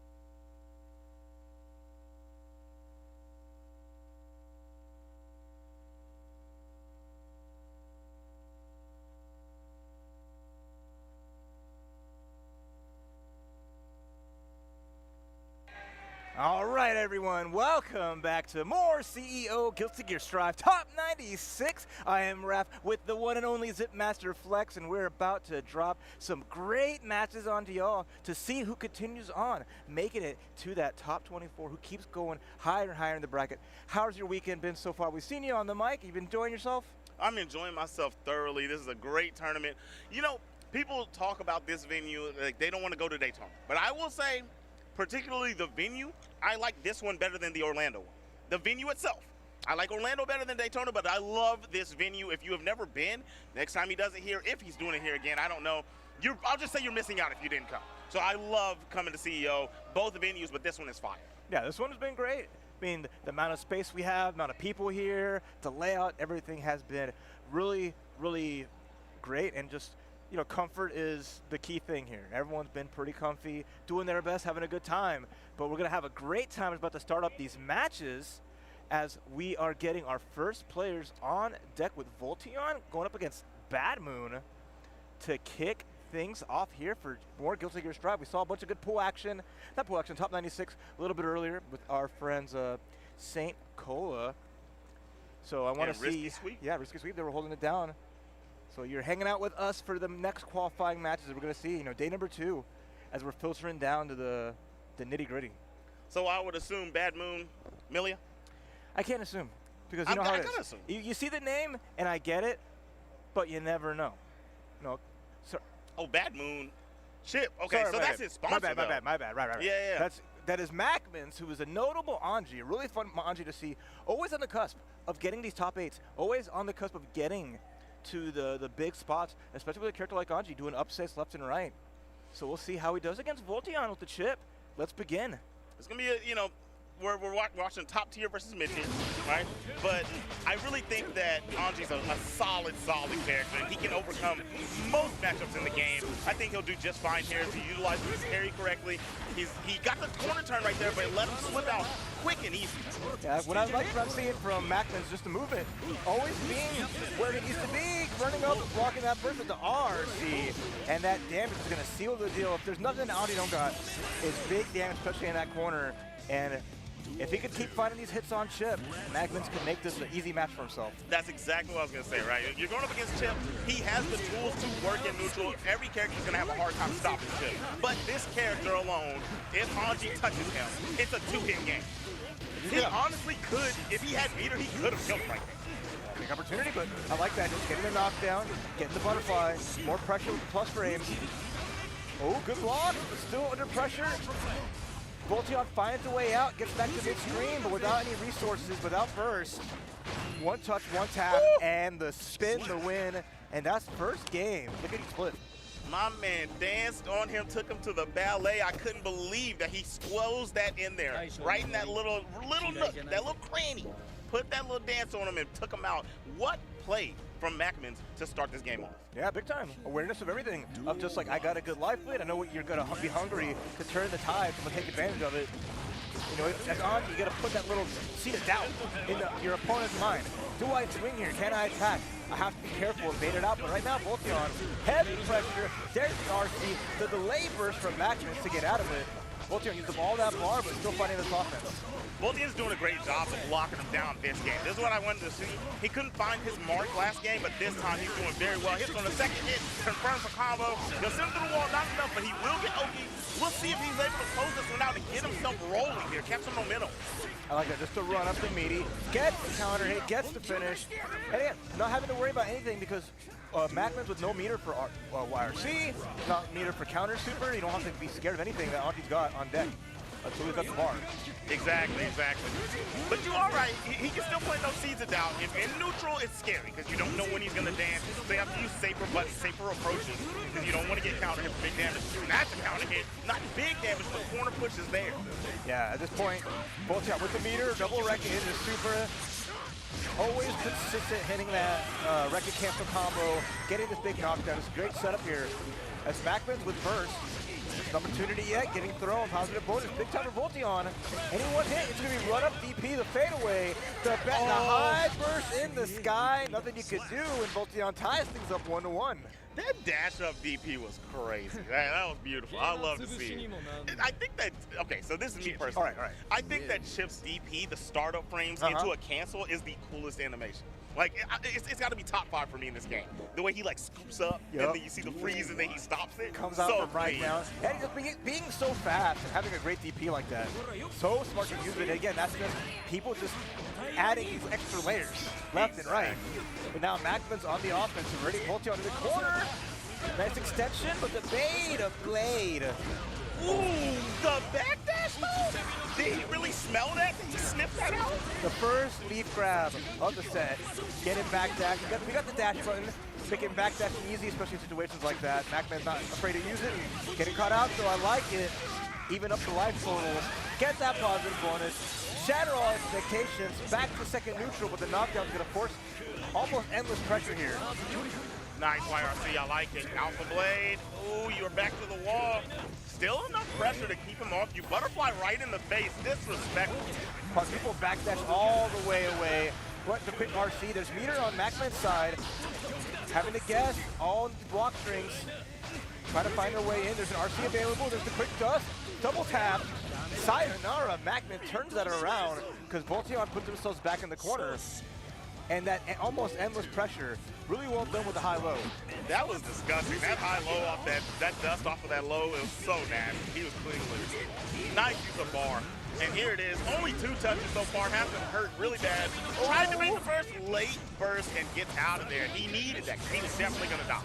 Yeah, people playing a scary game with this blade burst, but they're getting out of stuff so far. Backdash gets caught. There's the spin, just to get out of pressure. Macman's just staying at a great distance. 6P connects. There's a whip. Volteon on the last legs of game number 3. Gotta watch out. Big whiff from Macman and a nice punish. Volteon trying to turn the tide. Has the meter, trying to get a grab, but the break tech. He's trying. Whip punish, no good. Gonna get clipped. It was not enough. Ooh, beautiful bar. I love how he got out of the corner, spent the bar to keep himself safe. He's got the pressure on, overhead block. Beautiful defense from Macman, but the grab will work. There's a swap setup, crossover. We're mashing out between the two. Not over till it's over. No knockdown though. Volteon playing with a pixel of health and the quick slap from the side, the bar slash. I like that chase down the patience and defense from Macman's. That's it, man. The bravery to know, like, I have to check him at some point and stop the onslaught. He dashed forward, caught him slipping, sniffed the back dash out, caught him. Beautiful game here. All right. It's rough. You see him nodding his head. He's like, okay, I understand what he's doing, but how do I stop him? That's the part that we all fall into when it comes to this competitive game. That's Even right. if you see what the opponent's doing, how are you going to adjust? We'll see what he's got here. Right now, he's getting a lot of damage. How's he going to get out of this corner? Yes. All the tools Chip has don't matter if you're under heavy block stun pressure, but the run up 2K 2D classic. Gets the grab, back into the corner you go, and it's pretty even. Blocks the 6K, but you know what? Offense still coming up from Volteon. Gets a little cute stuff with the drill, Mr. Driller. Putting pressure on, got the combo with the wall break. I like it. That combo was funky. That was clean. That was nice. I love that. Yeah, he was mixing the jigs. He ended up catching him slipping. Nice little confirm. Honestly, in my eyes, like not knowing Chip thoroughly, I thought it was going to drop, but nice clean pickup. Hey, Macman's not the only one that knows how to dance around these parts. And now Volteon, there's that pressure. It's been like a battle. Who gets the offense going right now? Volteon 100% in the lead here, game number 4. Another beautiful wall break with the homies, squad up. And now he's going to hold this pressure. Positive bonus, Chip one of the best at it. Oh yeah, one of the best at it. And he's got to be, right? He dies really fast. Trying to work his way in. YRC will work. Magnus, ooh, counter hit. Got to use the burst. Does not want to lose this one too fast, but I think it might be the end of his days. Nope, not the bar on deck, okay? Yeah. Didn't build the tension. And the guts big time for Manji. Keeping him all right, but it's still the one-touch scenario. There's the YRC. Positive bonus still in effect. Another RC after the overhead. Got to guess the high, the low, the drill again. Pierces through. And now we're all tied up in our first set of this block of top 96 matches. You see the smile on his face. Volteon, he takes a deep breath. He's got a smile on him. He pumped the fist. He's like, okay, I'm in this. I brought it to the last game. I can close this out. Now, it is on Magman's for the adjustment to see if he can stop the pressure that was applied in the previous game. That's right. It's a big part of just those adjustments back and forth. But it's just so tough when Chip commands the match, when he commands the flow, it can be so hard to rip that out from him. And right now, Macman's just trying to wait for that turn, using FD, but it doesn't really matter. Look how far forward Chip moves with those normals. Always navigating around FD, staying on top of you. Macman's over half-life gone. And that positive bonus again going to be a big boon as Volteon just relentless. I'm telling you, bro. Volteon and Chip, electric slides and glides, alpha blade. How can you save him? He's trying to get out of the corner, got the toes. Ooh, you eating the lows. That boy is getting him out of here. Yeah. I love it. He's speed running him. He's turning it up. He knows he can't get Macman's any room to fight back. Once under pressure, it's such a big risk of trying to get out. You see it right now, just Macman's just having difficulty. Forcing a block finally, but just able to turn. Gets a hit, more pressure here as Volteon, half bar, ready to RC, there it is. Oh, that string right there was the definition of you can't block forever, man. He was playing such good defense, finally got his toes clipped. Trying some offense, beautiful dash up 5K confirmed. Picking up off the back, dash gets the lead grab. Volteon one hit away from finishing the job and making it to the next part of the bracket. Overhead, no RC, no meter yet. But now we gotta guess. Macman's on last legs. Doesn't want to YRC and spin the bar, but not gonna die. One chance. Ooh, he gave him an opportunity by whipping that dust, but he's back in, and that will be it, my friend. I'll tell you a little something. What do you got? We question how do you deal with Andre in neutral, right? Man, that hurts. That hurts. I don't want to see the pain like that. It's just a hard life, right? Just because, like, it's again, you're fighting a character where it's just this block, even touching Chip, even forcing him to block can be just so hard, especially when, like, Andre's not like a slow character, he's not a fast character, but it's just so, like, so honest in the mid screen that Chip is like, I don't care. Exactly. I have no reason to be wherever you want me to be, and the rate that he can just squeeze right close up to you and just apply that pressure just almost immediately. And it's hard. It's hard. Yeah. That's exactly what I was gonna say. How do you stop Andre in neutral? You don't allow him to play it. Yep. And that's what he figured out in game number 3. He carried that all the way through, closed it out. Beautiful, beautiful stuff. Really good stuff. I mean, Macman's showing some great stuff there. Obviously, like, once under pressure, if you got Chip cornered and no room to go, there you go. Worked out really well. But it's just the name of the game is who can get to that corner first, who can enforce a wall break, get positive bonus, and that was just Volteon. 100% just carrying that through. And that was a fun first match of this part of the pools. We got 2 different pools for this top 96. This is all to see who gets top 24 here at CEO. And now coming up on deck is Zentai, notable Axel low player, but does dabble in other characters. Coming up against Scambellini. I like that name. I don't know why. He's a really swell guy. Seeing him come up in Strive and have like great moments left and right, sometimes online or offline. You know, not one that you see too often in like the big events like TNS or other such online tournaments, but definitely a threat. So we're going to see how this plays out between the two, because if it is the Kai from Scambellini, that'd be a lot of fun to see, because that always versus Axel is always kind of tricky, because like Kai has a lot of ways to just kind of skip neutral and punish you for Axel for putting out anything that lingers too long. Yeah.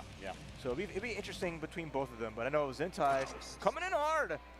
Went to DreamHack Dallas, had a good showing, getting top 8 there. Now here at CEO, just trying to continue.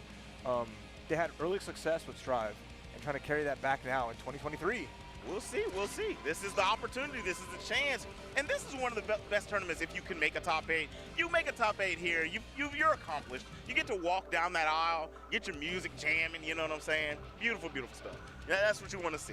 I've never gotten a chance to do that, though. It actually hurts. It's hard. My competitive life is done. I'm done. Okay. I play locals and stuff like that. My competitive life is done, so I'm not going to get to walk that stage. Maybe I'll come back, like, whenever, maybe 10 years later, come back and play one of my classic games if we get a chance, right? I can do something like that. When they have the Street Fighter V Retro Revival. You know what I'm saying? They start bringing that back. So it's going to be Axel versus Kai. It's going to be the matchup we're going to see between Zentai and Scambellini. Scambellini with this gamer face. That man's brow, he's serious mode. Zentai's looking big chillin'. You know, if you put a little smirk in that face, he's doing the taquito. He's almost there. I see. He's got almost it. mastered it. He's got that look. So now Hungry I have a eyes. question. What do you got? So you know Scambellini, right? All right. My question is, I see names like that, and I'm like, did they make that up, or is that just your last name? And I think it's like intriguing. I could see that being either way. Scambellini is a kind of there's no weird last name because anything, you know. Yeah. So I don't know. That's a wonderful question, but we'll have to we'll figure that out through looking up Star GG. Hey, there you go. That's smart. The answer's somewhere. The answer's somewhere. The answer we're looking for right now is who's going to win between Zentai and Scambellini. Scambellini already under pressure, the shock state. And this is the tough part, Axel, no reversals. Under pressure, some good like quick buttons, but against Kai, who is constantly in your face, putting this pressure here, forcing to guess. It can be just an onslaught and no chance. As Scambellini just went full force out the gate. Oh my goodness, another confirmed, closed out, perfect KO. I mean, and that's what it is, right? Kai can get in there and he can just smother you up close and plus frame you to death. Or he can play the space buttons outside of Zentai's range. So it's going to be rough if he gets put in that corner. But right now he's doing a good job playing the mid-range. Decides to put on some pressure of his own. It's like Axel, as long as he's at least in the mid-range on his terms and farther away, it's fine. Nice air throw, here we go. Good damage. There it is. Forces the burst out with the rainwater. Trying to get a free combo here, but no anti-airs from Zentai, patiently waiting. Gets the 2S, full extension, big damage. Let's go, taking a ride on the bomber.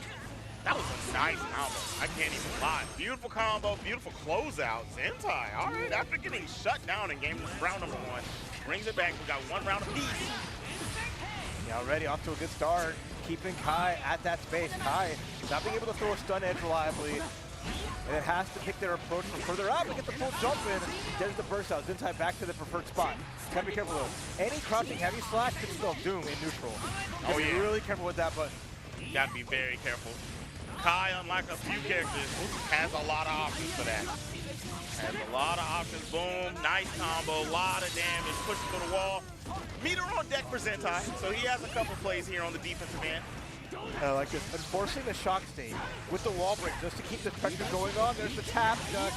Scambellini taking that game 1. Sad news, that is not the last name, the first name, or the middle name. Nothing. Nothing. All right. But he is representing Florida. He is from Orlando, so local talent coming in hot. Well, he's looking to eat here, and Scambellini sounds like an Italian dish, so yeah, right.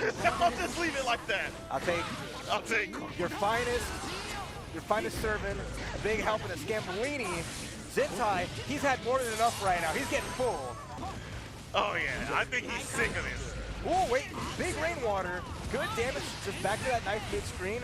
Didn't want to opt to go for a 1 vision. Still has a lot of meter on deck ready to go, which is nice as Zentai.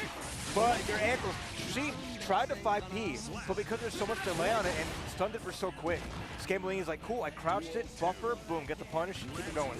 Nice stuff, nice stuff. What a reaction. You think it was a reaction, or do you think he just did it? I think he saw. He saw it? All right, we'll call it he saw it. Kai sometimes can just do it, right? You have 3% meter, might as well. Exactly. But either way, he got the round. Trying to take it to 2-0. You know Zentai don't want none of that. Rainwater's been his best friend, right? Yeah. So we'll see if he can bring that into play another game. Again. There it is. That is where he's getting all his damage. Is calling for rain, man. It keeps coming down. Scambellini's not checking the weather channel. He ain't ready for it. He ain't ready for it. And he's the Floridian. It's been raining like hell out here, dude. That's right. All right, if nice. he wants to keep pressing and get hit by 3 rainwaters, Zentai's not going to complain. Not at all. Nice. Beautiful 2K2D. He ain't going to see a burst. We've seen OTG to do it. All right, again, rounds tied up. Can Zentai close out, get to 1-1? Love to see it, Woo! Tried rainwater to start it and said, get that mess out of my face with the EP. Oh no, great addition of the heavy stun edge to make it burst safe. Lightning is being ride. You think the forecast calls for rain? No, we got thunderstorm coming, baby. Oh, you ain't lying. It's striking. Ooh, the fake jab into the grab? Do him dirty, my boy. Scambellini up 2-0. That's the kind of stuff I love seeing, because that's classic fighting game tech. I'm going to whiff a button on you crouching and get that grab. You think you're in block stun, I'm keeping you in check because of the proximity guard. Got him. Yes, sir. Yes, sir. I remember years ago when I finally figured out why people were doing that to me. Because, like, you know, at first when you don't get fighting games, you're like, why are you pressing buttons while I'm on the ground? Like, but it's and then such you realize, a like, idea. wait, why am I not walking backwards? Why am I stuck here? Then you're like, oh, okay. Exacto Mundo, counter, confirm, RC. I love that combo. It's so swaggy. Oh, it's so good too. Yeah. Trip Has the space. into, so clean. Big damage too, and the shock state's there. Scambellini just making sure the turn keeps going, but the damage here from Zentai is going to need one more combo afterwards. The wall break, still in a good spot, but Scambellini has the bar, stun dipper ready to go. PRC whiffs the air throw, no punish, got to block it out. Second jump, got him out of the way of the air throw, but still holding his pressure. The shim sham flim flam, he had to utilize the burst. All right, that checks. Zentai, big PRC just to keep safe, and the jump P, there you go, the check. Cashed it out, but Zentai still down 2. He's got a long way to go. Yeah, we've seen this story a lot. He's gotten around in literally every game so far, both games. So if he can hold strong here, he wants to get one on the board. That'll start the momentum. But right now, the momentum is in the hands of Scambellini. Corner game. Nice pressing to get out. Zentai finally working his way out. Plus frame to press. All right. Get that wall break off the stun dipper. Didn't get the preferred ender, the shock tape, but still, we'll take 60% damage. That ain't too bad. Not too shabby. Not too shabby. And that's the hard part. Zentai committing to so many things. Nice punish, that's big. Wait a minute. Zentai with the bar, with the resources, run up 2S. There's the RC, gonna get a grab? No, just more pressure, okay. Yeah, he tried that first stun dipper, didn't spin the bar. He's like, let me see if he punishes. The second one, he spins it. Didn't really get too much off of it, but at least he gathered some information for the coming games, because we are gonna have one on the board for Zentai. It's 2-1. Nice RC run up the 5K into TK Axel Bomber. Making sure that damage mid-screen came through, and now Scambellini's got to be careful because the heat is on. The heat is on. Axel Bomber, heat is on. I see you spitting. Oh, what an anti-air! That was beautiful. That was nice. We don't see Axel 6P. We see 2S a lot of times, but the 5K anti-air, that's a nice one. Oh, yeah. I like that. Zentai run up block, but it's still all Scambellini. There's the grab, there's the damage, and now adding up more pressure. Man, take throw off the 5K. That's rough stuff. Just holding this. He can't really do much dust. Not going to get anything off of it. And I like that. Take your turn back. You got hit by the tap dust. Just take your turn back. You're good to go. He's got the corner now. Can he make anything shake? Zentai's just been struggling to really open him up in those situations. Without rainwater, wake up super? The PRC fade away. All the meter gone just to get out of dodge, but there ain't no escape. There's a burst on your plate. Counter though, there's a chance to cross over just to get space again, but we're just trading places. I'm going to tell you right now, Scambellini opens him up. We're welcome to the base motel. He's not going to let that burst hit. Ooh, RC. A small drop. Zentai with a big opportunity. Yes. Gets the grab, gets his ball TG. Chip damage is on the table, but gotta watch out. Scambellini scoping, looking. Ready to Bro, I can't believe he survived as long as he did, honestly. I really can't. I thought he was going to get chipped out a long time ago, but he played that very clean. Still going in the favor of Zentai. Zentai, like you said, he's heating up. The heat is on. Oh, but Scambellini putting it out there. Just challenging, taking bigger risks now. Not wanting to go to a game 5. I like it. I like it. Nobody wants to go to a game 5, especially when you were up 2-0. That's a scary feeling. Nice. It's knocked down. Get the frame. Within the grab, gets a safe jump, more pressure on, and another block. That's the second one. Just get it blocked out. Yeah. Get extension, half-life gone, one vision on deck. Anything here from Zentai. Go to the RC, the first mile high in the sky. Finish the job, well done. Zentai ties things up. Man. I'll tell you right now, Scambellini shaking in his boots. Shaking in his boots. Ain't a man alive that gets to game 5. If you were up 2-0, you are not feeling good about yourself. It's always rough, right? It's the scary part of just like that comfort is gone. I mean, Yep. that guy, his face has not changed the seriousness. And so he understands the situation. Yeah. He is 100% like, okay, I can't throw this like this. I can't let Zentai get comfortable and command the rest of this, especially since I haven't gotten around in a little bit. So I like that character select just to take a little bit of time to get back to the right spot where you were mentally and see if you can close it out. But Zentai, though, in a perfect spot to just turn the tide and feel good about himself, especially getting that 3-0 comeback. Oh, yeah, he's on it. Well, I'll tell you the turn of the events, right? We talked about Rainwater. Rainwater was the answer for Zentai. Even in the losing games, you start getting further into it, it started winning them games, okay? Now, at the end of strings, that's when we're seeing the DPs coming out for Scambellini because he's like, okay, if he does Rainwater, I'm going to check him, and they're not working. Yeah. He's so worried about the thing that he's been losing to that he's creating a new opportunity for him to lose. Yeah, exactly. It's like you have a layer, you think you get past, but you're taking the wrong approach. Yep. And then Zentai like, hey, I'm gonna block and let you rock. But game 5, let's go. Tentative Scambellini, Axel or Kai gonna make it further and potentially get top 24. Needs one more win after this, so the road is still high. And a big DP from Scambellini, still challenging, trying to make it work. Oh, the clash. Nice pressing in between there just so that Scambellini doesn't get tagged and get punished. Yeah, that clash was beautiful. Combo was even nicer. Send him through. What are we gonna get? What are we gonna get? No stun dip. I wanted him to stun dip or off rip, dude. I just wanted him to do. He didn't have the bar, but it just would have worked. Because you saw that Zentai press him. It's very even right now. Life totals could have stunned it just to get that pressure in. Catches the low. Advantage here to the up back. RC side swap. Big damage incoming. Should be enough with the wall break. No, doesn't get enough. Has to watch out. The jump heavy does it. And now Zentai one away. I like the hover. That was so good. That hover was good, bro. That hover was good. Scambellini's had so much time to think. He's like, okay, I think I'm good. No, you're not. Clipped right over the noggin. Gave him a little haircut, super cuts. That's huge. I like that from Zentai. Just put his Scambellini as far away into the corner as possible.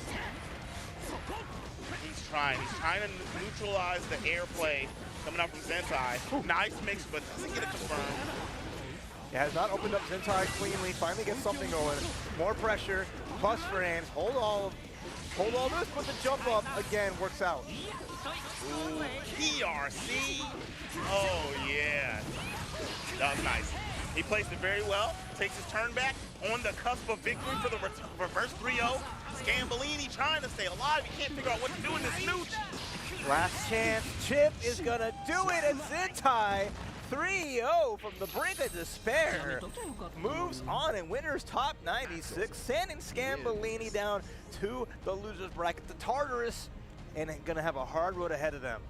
My goodness, man. What a set, what a set. That was good. I like it. Both players played very, very well. The adjustments over time from Zentai, man. My goodness. That was so good to see. He played so well. Yeah, it's scary going down 2 like that and having to climb back up the hardware, just winning 3-0. Not dropping any rounds in between there after they had such a rough spot in the game 3. So really nice just to see that confirmation of like my playstyle can make it work. Having the confidence in yourself is the #1 thing. But when you can execute it and you play to your opponent's weaknesses, and Scambellini definitely overextended in a lot of ways where they just really were trying their best just to steal things back. But unfortunately, that's the way it goes. And with that, we're getting up to our next match in just a moment. Is the one and only, one of the cutest guy in the Guilty Gear scene, the one and only Super Noon, coming up with one of the best Bridgets, the best Bridget on the block. Yeah, I feel like, yeah, that's the best Bridget. Yeah. That's character. There's other great ones out there, but Super Noon's play style fits it so well, and he's gotten so comfy with it, so it's cool to see them rocking out with the Bridget and doing good things. Oh, this is the homie. He's back up here. Oh, yeah, Volteon on deck. All right. Volteon back in here versus Super Noon. So that was Super Noon beating Light Ice in their off-stream to make it to this part. This is to qualify for top 24 here at CEO. Yeah, love to see it. Love to see it. But, yeah, you take a look, man. Super Noon, like you were saying, best Bridget, but then the playstyle fits him perfect because if you watch him in any game, he is absolutely relentless. He is one of the most high-octane players I've ever seen in any game. Yeah. His playstyle is press you and don't let you live. Yeah. That's it. That's just what he does. What's nice part about it is the contrast of the way he gets there is he plays lame as heck. At the ground start, he is more than happy just to sit there until he gets the opportunity he wants. He has the perfect character for him just to be lame as heck, stay at a distance. I will not engage until it's my turn to do so, until I do it on my terms. And that's what makes it. Against Chip, it's always going to be a little bit difficult, so we're going to see how well Super Noon can navigate around Volteon and just keep Chip at bay, which is no easy feat. But that's what, like, the big thing that's going to be able to defeat Super Noon's playstyle. He knows that, and he's always frustrated fighting this character because of that ability of the character to just out-mobilize Bridget. So it'll be a nice back and forth if he can make it work. So we'll see how Volteon handles it.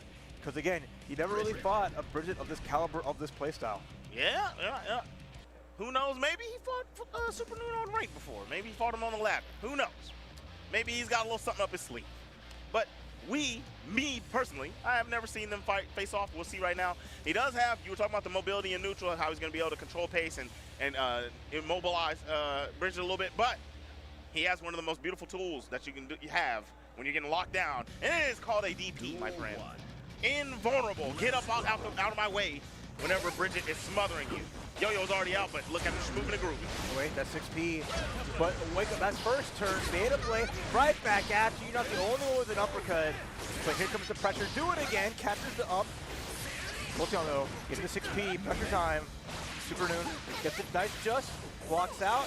The delay out of the corner we go, but a 5K anti-air into the setup pressure. Oh man, what a block. Super Noon. Defense looking nice. Finally gets opened up. Burst is expended, and here we are. Oh, dang, no we're not. Got out instantly. Nice air-to-air. Almost had a full extension here. Super Noon smelling blood in the water. Wants to end this round. Gets the combo and he'll do it. What great conversion from that distance, catching the air-to-air all the way through. And again, Super Noon just playing this distance game so immaculately and finding his opportunities so well. Yeah, that conversion is actually real nice. Run up is very nice from Volteon. He's really trying to, he's finding the gaps to get in. He's just having a hard time really making something shake once he gets there. All right, see, right, he's gonna get some damage. Let's see what the defense is looking like. Beautiful grab. Oh, no. Not what he wanted. He's gonna have to pay the price. Super Noon is happily able just to put more pressure on the fadeaway. No whip punish. Reversal gets grabbed. Yeah, try the DP in there, but throws beating those out. No problem. Nice answer between the gap, catching both with a DP.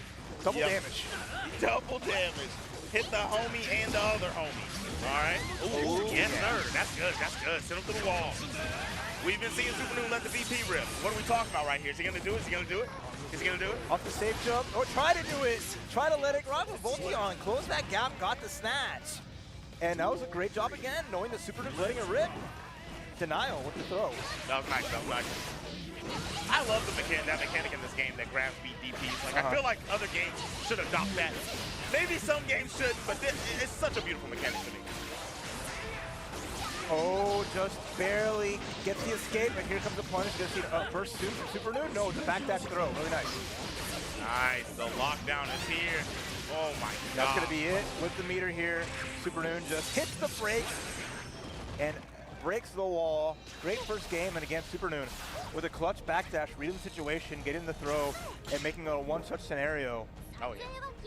Hit him with a double overhead to close it. That was too nice, too nice. Love to see it. Super Noon heating up exactly like we were talking about. That's Bridget.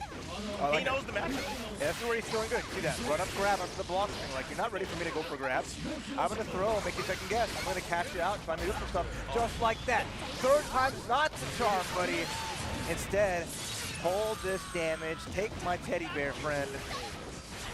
When are we going to talk about teddy bears? When are we going to start seeing the command grab? He's like utilizing all of his options. Yep. When is the command grab? All right, back in here, gets the touch. Burst expended instantly. Super Noon don't want to deal with none of that. Super Noon's conversions are great. Oh, yeah. That was about to get nasty. I guarantee it. That combo was about to get nasty. All right, Rocket the baby. There it is like you wanted. We get a little hug. We get a little more pressure here. The 5P, but you know what? I don't care. Because Super Noon is like, you're not going to bait this? That's fine. If you do not want to sit there and block my DP, if you don't think I'm not going to do it, then I'm going to just keep letting it rock. And you keep thinking to yourself, there's no way Super Noon's going to DP right now. There's no way he's going to rise that starship. And Super Noon's like, bet. I promise you. And that's one of the things about him too, right? He's one of those guys that like he'll do that a million times, and then he'll also go, all right, you know I'm going to do it, and he'll start waking up to grab, waking up to buttons. He doesn't care, dude. He's relentless. He's confident. I love it. Numbers 1 thing is all about confidence. Yes, sir. Yes, sir. He's got all of it. You saw his hair? Of course he's got confidence. There you go. All right.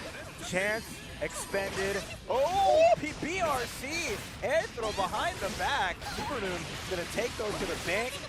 get the finish here, and now one round away from top 24 in 3-0 fashion. Man, absolutely cooking right now. Super good. Woo, empty low. That was disgusting. Setup going. Finally able to block it. He said, you block that, I grab you. Nikolai Jokic, yoke him up. All right, big chance with the drill. Put the nice instant block in the jump P. And now with the meter here, Supernoon can do whatever. Yep. Gets a PRT, gets a nice little damage here. There's a one burst available for Volteon, but it ain't gonna matter. Oh, okay, it's gonna matter there. It's getting real freaky out there, man. He's popping up behind you, under you, over the top. You don't know where Bridge is going. This is crazy. High-low, baby rock, but we're fine. Back dash gets caught. There's a chance, but his DP's gonna come through. No, he's gonna up back. Nice. That was so nice. What an escape out of the command grab attempt.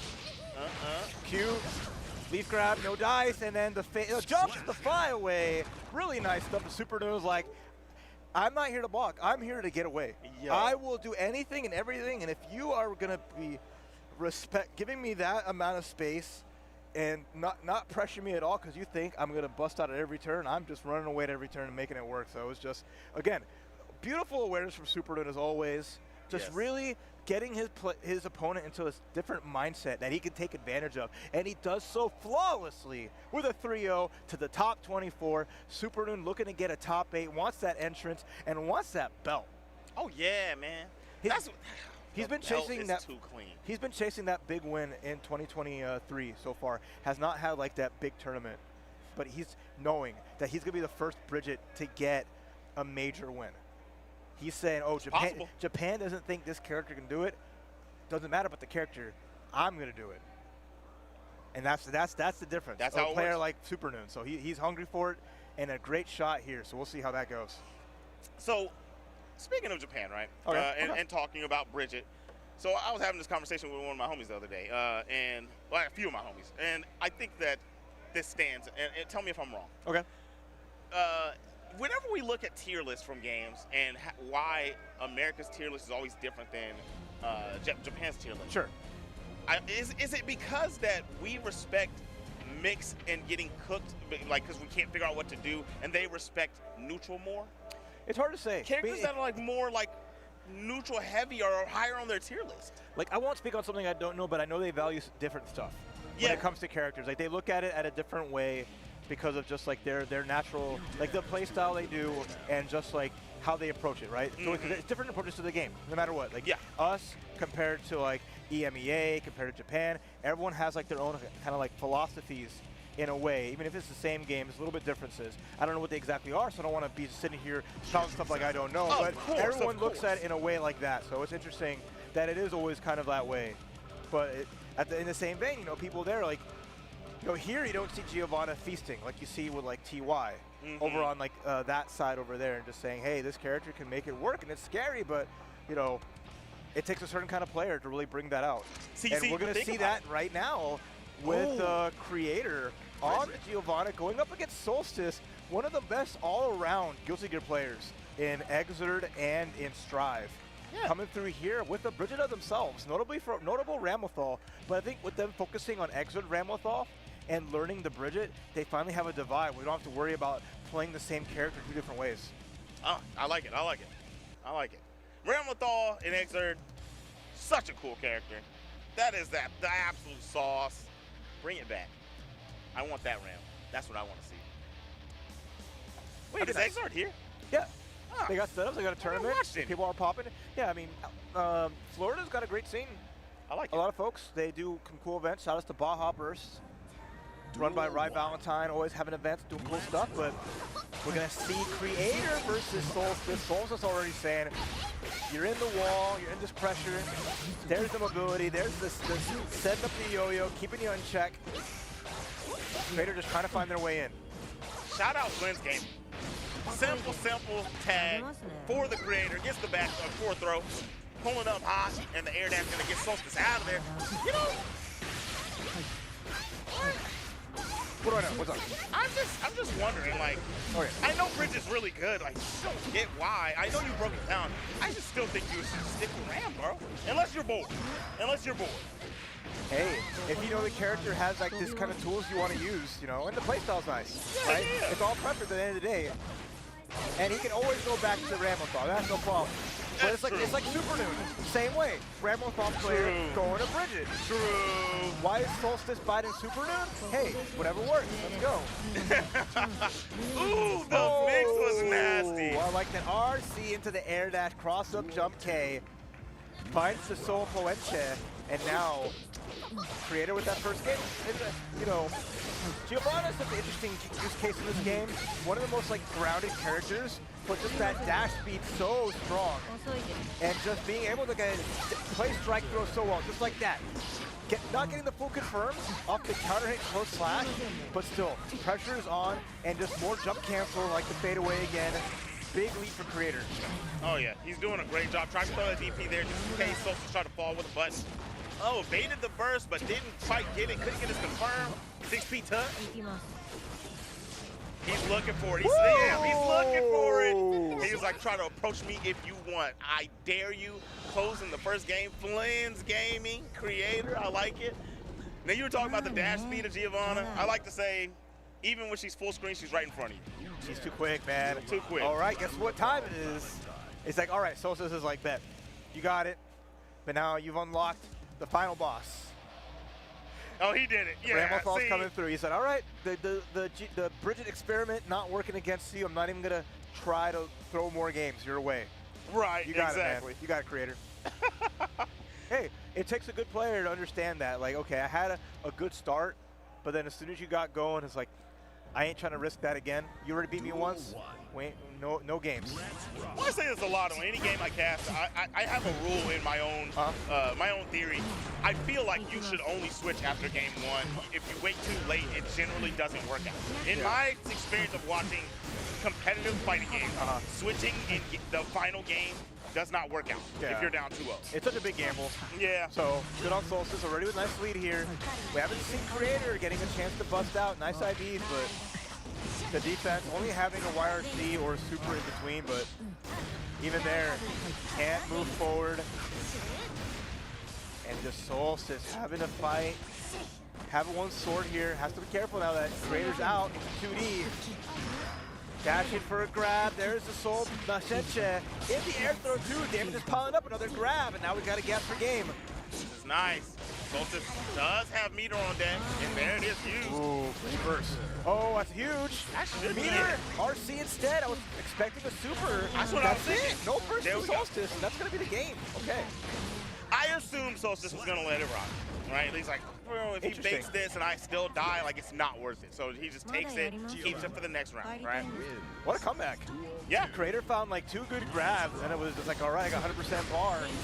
Guess, baby. Can you get out? No siree, and now Creator looking to go up 2-0. Creator doing a great job right now. That last one was Solstice's to lose, and he ended up doing just that. What pressure from Creator, creating opportunities. Oh, baited the burst. The burster's not working out. Solstice getting tossed up. Last chance here for Solstice. Oh, could have supered, I think. Opportunity could have finished the job with the dive kick super or Vectania. Yeah, I thought it was coming out. Now you are giving Solstice and Ramlethal an opportunity here. Got a little nasty there. I don't know if that's what Solstice wanted. I have to be careful here. 100% tension. No chances to burst because one hit will finish the job. One hit. Okay. Ooh. I like it. Patience on the pressure. Onidawu. Oh, airborne stayed safe. Gotta be careful though. You're gonna YRC again. There's big blocks. The fadeaway. Good patience here from Creator.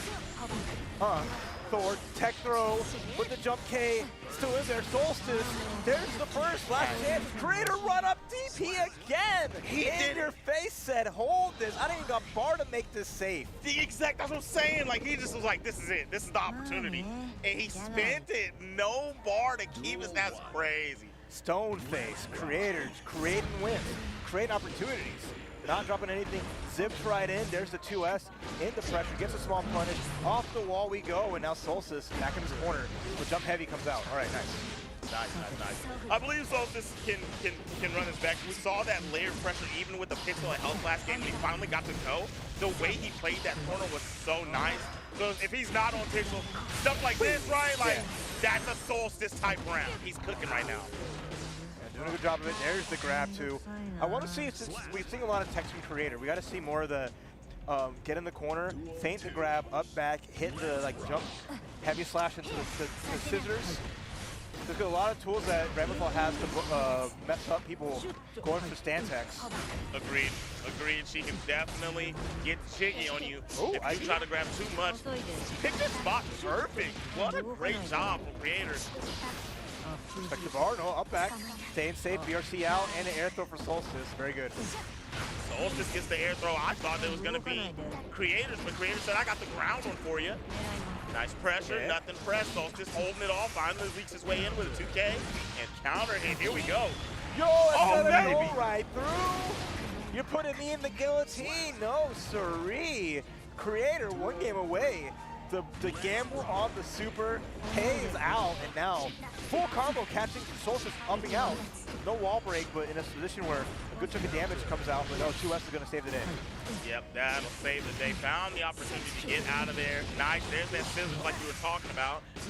But it wasn't for the grab, it was just burn for a little bit of combo and a little bit of mix. Nice double RC from both players. All right, possible last chance for Solstice. Use up that burst, has no more rounds to give, but the run on 5K, here we go. Double air dash, nice check in the combo, but drops the Darwo. Okay, ooh, he getting nice with it. Lockdown, where you going? Stop stepping. There's the fadeaway, nice blocks. Creator waiting their turn, taking their time. But full risk gauge, had a PRC to stay safe, but the counter, wait a minute, one more guess. Cross up, didn't believe in the hit. Uh-oh. That was a beautiful block from Solstice, actually a perfect block, and the grab, the pop-off. He's feeling himself, Flynn's Arcade's own Creator. That momentum on the dash of 5K, then getting in your face for the guess for grab does the job. Creator 3-0ing Solstice. Right? Making top 24 here at CEO. Let's go. That's amazing. That's amazing. That's an upset right there, ladies and gentlemen. I'll tell you right now. Because I ain't see it coming. But that boy nice with it. That Giovanna was very good. Yeah, he, again, playing that ground game. Just navigating past Ram's buttons so flawlessly. Just finding those spots. I mean, you got a fast dash and fast normals. Yeah. Like that 5K being as good as it is and just leaving you at like that right advantage nearby where it's like, yeah, I'm not like really plus or anything, but I'm in your face and you don't want to guess. It's so scary. So, I mean, just the execution of the game plan. Phenomenal. Phenomenal. I loved it. I know y'all liked it. I didn't expect to see a Giovanna, but we got to see one, and it was a double Runesky. I tell you right now, this was going to be some hot stuff. I saw Idon playing yesterday, Cass, one of his games. I have not seen Lord Knight this weekend, so hopefully he's feeling up to the task, you know what I'm saying? He's got a little bit of that salt and pepper in the beard. I'll be joining him soon. Yeah, we're getting there. He's like... he's my age, right? So I'm lucky that I'm not there yet. But that man's under heavy pressure. Playing fighting games competitively for so long, dealing with all the BS he has to deal with. You know, I'm commentating, so I'm comfortable over here, right? Oh yeah. But he's in the thick of it, so I don't blame him for a little bit of salt and pepper on there, a little bit of seasoning, you know. Lord Knight is my future. Idom is my past. I had braids when I was a teenager. I'm gonna have the salt and pepper beard whenever I'm a little bit older, right? There you go. So these are my two. These are the ghosts of my future and my past. But all right. So Idom looked ridiculous with Testament yesterday, right? Ooh. So I will be honest. I hadn't seen him play. I knew he played this game, but I haven't really got a chance to sit and watch him until yesterday. His Testament is amazing. Yeah. So good. Yeah, their matches to get to this point in their first, because this is to qualify top 24 again. Yeah. Idom beating Red Eye not 3-2, and Lord Knight beating Bapal from the Chicago area 3-2. So both close matches to get to this top 24 qualifier. But only one of these guys can stay in the winner's side. It's honestly a fun classic East Coast match in terms of just like the location, right? Because as we know, Idom representing the New York area, the current like king of New York, holding it down over there. But you know, Lord Knight, really Mr. Worldwide, but I know representing, I believe, the Jersey area. So finding their own footing here, especially Lord Knight with the bike in, some good, really cheap character. And he embraces it, loves to let it rock, and can do a good job of like navigating through what Idom's going to bring. So I want to see, can Idom keep Lord Knight out and avoid taking all their life and damage? And can Lord Knight muscle their way in? We're going to see how this plays out. 2K2 off the bat. Idom says, hold up. But yeah, every time the projectile comes off the ground, Tatami is going to cancel that out. So a nice little jump, trying to avoid getting put in sustained. Doesn't want to enable or test it to get these big combos. There's a counter, huge damage. That's one of the things when you were talking about keeping him out. I want to see, because from what I saw from Idom, he likes to play the close game with the Testament. He's a rush down Testament.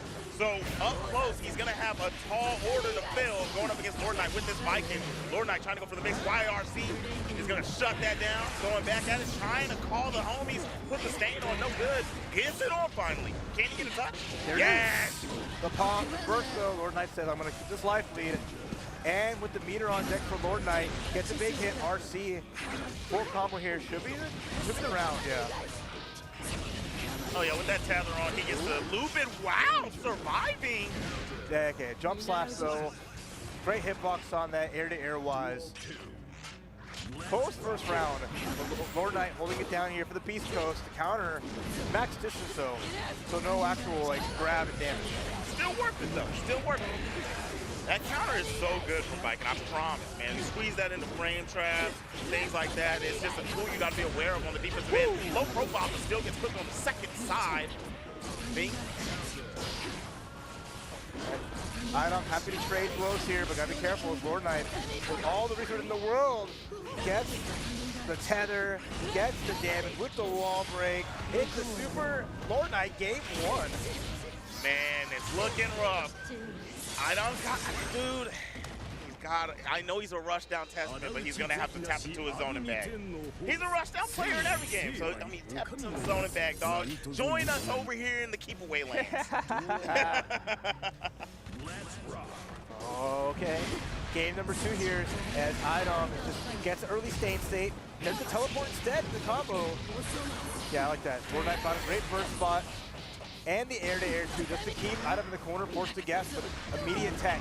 Very important if you get those good techs against Viking, you'll let her not get a free tether to mix up. Exactly. You really got to be aware. Lord Knight always goes for back throw when you're cornered, because he wants to enforce the left, right, high, low. Yes, yes.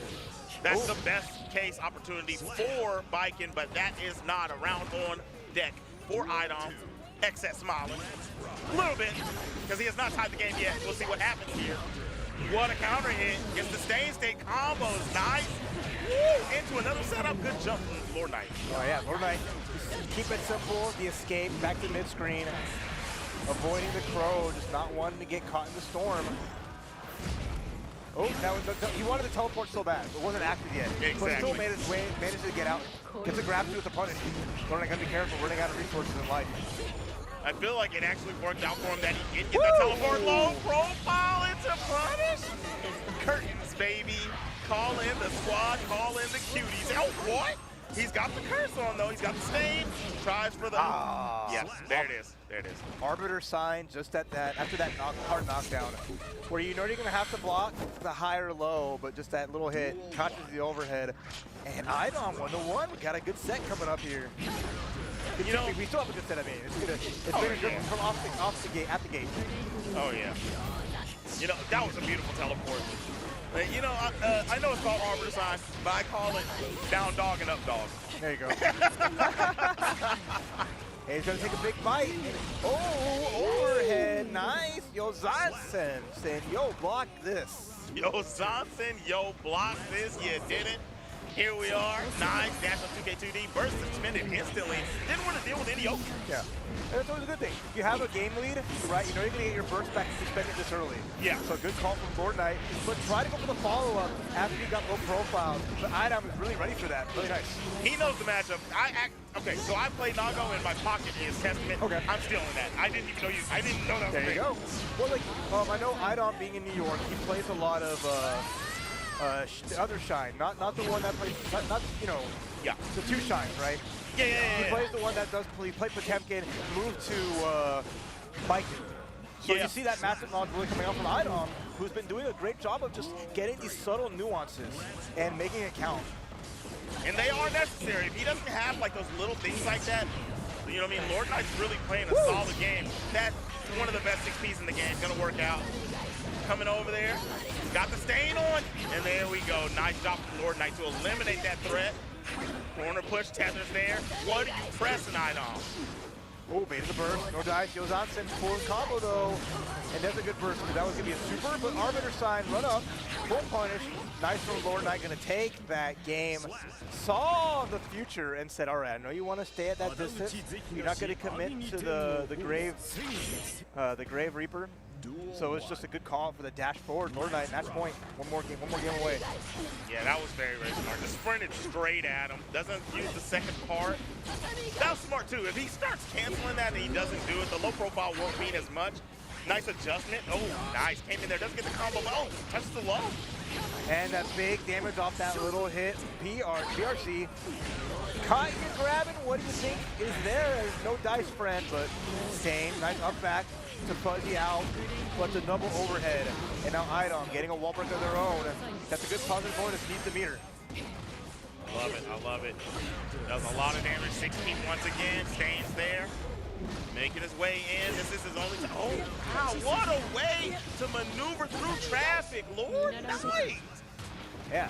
He's like, he's closing the gap. That's it. Like, I don't want to play a zoning game. I want to get in your face, and it's a good call out. Up close and person now. He's here. He's ready to get it started. Nice backdash. Doesn't get a punish. But Lord Knight playing the deuce beautifully right now. Oh, gets the crow. There's some stains. Able to teleport out. Very nice. Idom back to big chillin'. Man, he's doing a great job. Ooh, my man Lord Knight is a again. Super Mario champion of the world. He's getting through this map with ease. Woohoo! Oh, and again, baby. Idom, put those hands away. I ain't trying to get up close and personal, and Lord Knight was beautifully done. I love that. Saw that, the up back, just catching Idom, trying to go for the stand check. Worked every time, never stopped. Idom's gonna be like, damn, I'm too antsy. Yeah. I'm seeing throws that aren't there. I can't read the future. I'm not like, he can make good reads, but he ain't psychic. I'm sorry. Yeah. He tried, man. He tried. He's definitely makes good reads, man. He played Lord. Of You know course. what I'm saying? But not in that game. Lord Knight It worked out. Lord Knight saw, like, all right, I know these I'm gonna thread the needle to get up close, and then just you have a bad habit. I'm exploiting it, and it just worked out so well. 3-1. Lord Knight top 24 here at CEO. Well done. What a game, what a game. Now I have a question for you because What do you got? one of my friends, I feel like he might be lying. I know it's player versus player. Okay. Don't hate me, guys. He tells me I only beat him with Testament versus Viking because Testament wins the matchup. What do you think? I think I'm saucing him, but he says that Testament I think wins it's just the a skill issue. matchup. End of the day, fighting games, skill issue. I hope you're watching, Matt. I hope you're watching. It's how it goes. You can blame the character, but the character's not the one playing the game. Yeah, talk to him. Talk to him. I'm sorry. Look, don't blame me, blame the beast. That's all I'm saying. Don't blame me, blame the beast. I'm just doing what I'm doing out here. I hear you're just playing the game. You're here to win. You're not playing to give them a chance. No, that's how we go on fighting games. Because if you're playing a tournament right now, you cannot give any opportunities to your opponent. You got to break them down, shut them down, and make it count. That's what we're seeing this match here as we have one of the local legends and one of the best chips in North America, Florida's own Marvello, put up against Zentai. So Chip versus Axel. Now this is the way I can confidently say Axel hates. Axel players look against Chip and be like, because the amount of everything is a risk when you're playing as Axel in this matchup, because you whip anything and Chip can take advantage of it.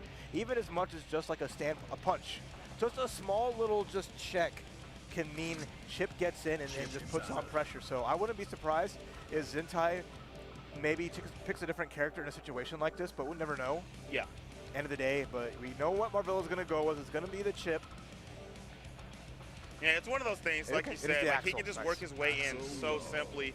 It's like Giovanni. He's got that speed to just push in after blocking one thing. He doesn't have to deal with it like most of the rest of the cast. So, but he's gonna go with the character. Another one of Flynn's Gaming's boys out here. They got them a dub a second ago. Let's see what they can do this time around. Let's get it popped. Chip Zano versus Axel Lowe. You said this was for top 24 also, right? This is also for top 24, right? Yeah. You saw Zentai win his last match to get to there, and I forget who Marvello won to get to fight Zentai, but it don't matter. All that matters is we got a high-profile match between two great players of their characters. the quote-unquote zoner versus the rush-down specialist Chip Xanath. Ooh, it's going to be spicy. Why do you say quote-unquote zone? Because you don't have to zone. You can get in there. You can put pressure on. Yeah. Like, they want you to play a zoning game, but you don't have to. You play how you want, all right? I can rock Let's with that. go. I can rock with that. We're getting in here. Oh, we literally are. Yeah. Round start, air dash, jump, slash, and now Zentai might not even get a chance to play this round. He immediately came in there, touched his forehead, and blessed him. Oh, yeah. Hold this Yamage. All the homies jumping you. Even the Otter. Send him through the wall. Plus frames. Yes, sir, I'm over there, homie. One more for your troubles. Nah, doesn't get the meter to spin super, but 6. Oh, my gosh. 6K. Over with. Air quotes unblockable. That overhead so fast, especially with the RC, how it works out. Almost guaranteed free damage. Look at Marvello go. Didn't get the crush confirmed, so it's going to be happy to put Zentai in the corner one more time. No escape. The burst is your last chance.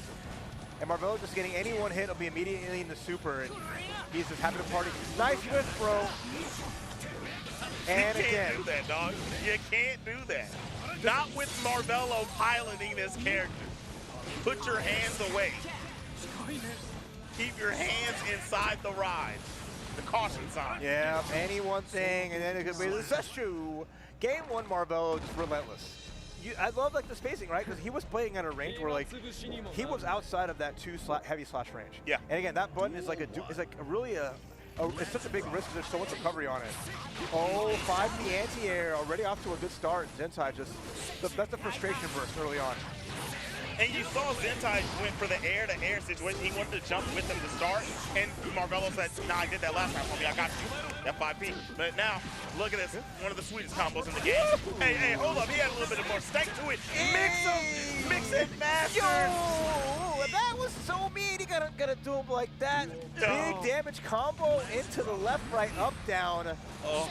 The messy guess is absolutely destructive as Marvello's not letting Zentai have no chance. Oh, there you go.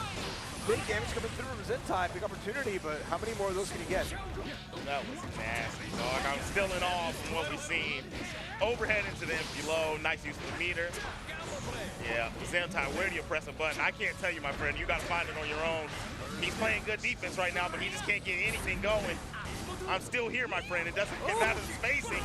The wrist gauge. Oh, he's in danger. I mean, Burst will get rid of that at least, but the uppercut, that's about your best case scenario if you're Zentai. Oh, man. Finally uses the burst. He was getting oppressed. Light advantage, get to the catch, no meter for RC. Zentai's gonna have to find some other hit. Ooh, had to fade away. That was gonna be a big punish. Rainwater plus frames. But the challenge, okay, Marvello, I see you. Man, he's trying. He finally, Zentai finds the touch. He was looking for it for a very long time. The risk pays off. Zentai on the board with a round, but can he get a game? Can he find a way to get past the menace? And nice punish. 2K duty unreliable as far slap from Chip so fast. Bro, lightning fast. Trying to start some zoning, but like you said, you can't get it done. Chip is just gonna run in there, quick, fast, anime style. Oh, he tried to mix, but a little too far out. Nice. Gonna allow Zentai to get out of here. Back throw, yes, sir. Oh, nice backdash there for Marvello. Trying to back out of the corner. I like this pressure here. Zentai blocks it out. What a bait. Zentai reading the future. That block was immaculate. Yes, sir, it was. What a bait. Welcome to the base motel. You're in room number 6. Oh, yeah, I like it. I like it. I like it. Here we go. Zentai gets on the board after a first game where it looked like he really didn't have any answers. As we see, playing more aggressive, a lot more running forward, just trying to stick close to Chip. That way Marvello doesn't have opportunity to backdash, get the space, and pick their angles they want to attack at. Burst for burst, neither one of them want to deal with any of it. Marvello, he's in there, but man, Zentai's been playing great defense. Tables are turned. Pulls up, turns him over the shoulder, throws him down. Oh, big hit. RC with the meter available. There's the bomber, number 2. Let's go. And that's like a nice part about the matchup. Even though it's hard to keep Chip from getting in your grill, Axel's damage is respectable, especially against Chip. Yeah. Like, it's always been solid, but that extra little oomph is what helps out the matchup so much. Oh, yeah, oh, yeah. Chip's health definitely makes Axel look like he does damage. Because in any other matchup, he does not slap. But he can get the job done. Probably majority a 3-touch game for him when he's going against this character, but he's got to get the touches. This one, he's getting touched up. One more touch will do it. Marvello, perfect KO. Good answer back. I like that, see? Just pick the spots and find that big damage. Good again, Axel doesn't have a lot of life. It's always a little tricky playing this character out.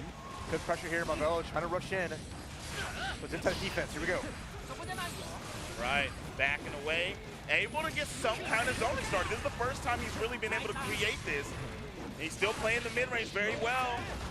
Marvello finally finds his way.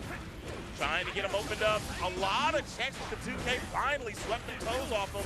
Lockdown, beautiful overhead blocks. And Zentai caught, trying to throw. Marvello forces the burst out. Gets the jump P, the full extension here. All right, one gets away. Zentai happy to be back in neutral, but what does it matter? As that Marvello run up, gonna block it out. I think he should be able to block, right? No, he pressed 2K. God bless, trying to get through. Thought he might have recovered in time. Still gonna eat that big damage. It's close here. Who is taking game number 3? Who wants it more? Calls the home. He tries to RC. No meter yet for YRC. The jump heavy. Get right past the 2S, the risk of that anti-air. It reaches so high, but you whiff it and you are under pressure because your heart box is so extended. So that jump over, jump heavy slash. Great call for Marvello. Now 1 round away from making top 24 winners. 1 round away. That looked like it was Zentai's game. He played so good. I thought he was gonna be able to take that, but man, back to it. He's down a game. Same situation, pressured. Works his way out. That's nice. And double overhead. Now Marvello RC in, just again, look at him go. Just always back dashing, giving you a little room to breathe and snatching that right back out of you. Constant 2Ks, man. I like the pressure that he's applying. Not a lot of sushi sukiyaki. He's just using his buttons, and man, the baits have been there every time. It's like Lord Knight in the game before. Once I see you start going for these stand techs, I'm gonna catch you trying to grab. You gotta be more mindful than that. You gotta be happy to block. Or else you're gonna get big counter hit and big damage. And now here we go. Crossover, no full extension. But Marvello happy just to keep the pressure going. Yeah, it's looking rough out here. Ooh. Throw that little throwing star at him and lock him down. Nice RC, 2K2D. He's back on him, swarming him. The Wasp is in the building. He's trying to get a sting. Oh, I like it, I like it. Side swap, no side swap. Take the damage, watch mid screen. And yeah, Axel. Having a good time until this happens. He does have burst available. He will definitely need to utilize it if it gets too scary for him. Last chance. Last chance, dude. Marvello said, I know you want it on block. You want it so bad. But Marvello getting the punish, getting the win, makes top 24. Zentai, the loser's side, fighting for his life. He's going to have to fight even harder here as CEO with Ruthless. Yeah, he's down there in that lower side. He's going to have a long journey. He's going to have a long journey. I mean, everybody's got a long journey. They're just trying to get in top 24. There's a lot more Guilty Gear to come. Yeah, top 24 means you got to get to top 8. Once you get to top 8, you got to break until your chance at the big stage in the arena tomorrow, which you will see you have the mainstream happening today on some games, but tomorrow is going to be the big show as finals day will be upon us, and you'll see so many great sets all throughout here. And that's always like the one beautiful part about CEO. When you come out here, you get to see the arena, you get the wrestling ring, all decked out, good to go, and just being a part of that and having a unique experience is so much fun. I love it, dude. This is one of my favorite tournaments. Easy, easy. Did you watch the exhibition they did yesterday? Yeah, I watched the good parts of the Royal Rumble. A lot of fun. Yeah, I didn't get to quite see it. Had to go get food with all the friends. Understandable. You know, yeah. I wanted to watch it, but yeah, I can't wait. So I'm going to be checking out the arena. Right. What's your hat say? Hold on. What are you showing us right now, guy? What does the hat say? I want to know. Is that just a rose? Or ma'am, sorry. That is new. She's going up against the JoJo. The JoJo making a top 96 winner side, but lost their first game. And so this is a nice top 96 qualifying match too, as we're moving our way through this bracket here. We're cooking. Oh, we get to see an Eno. All right. All right, so this is new. She's rocking the Eno. And did JoJo, we'll see what they pick in. Is it going to be a lock-in on the Viking? Curious. I like it. I like it. So now, me particularly, Okay. I have not seen this matchup very often in competitive play at all. So how does this work? I mean, it's the buttons are always going to be a hard part for Eno to get around because, like, you have a character like Viking that has unique ways around your pressure. Like, Stoke the Big Tree is basically like counter bait, 2 slash is going to far slash and 2 slash are really going to be hard to just do her unique dash forward to kind of get around. So we'll see if she can find some pressure, put a note out, maybe force something, but you see how the blocks to come through. At the very least, if you see the chain, you can stroke under it, get a low profile to get through there, which would be very useful because the counter hit's going to enable Mew to put pressure and get a knockdown. And right now, it's the big part. If you can win rounds, survive round start, it could be really good, but the BRC going to get air throws and JoJo going in now. Who spent the bar and got yoked up, but now you got 2 of them to spin. Beautiful for the 6P. Tried to go for a mix, but went too high over the top. One for the stroke. Carry. Forget them plus frames, homie. It's my turn.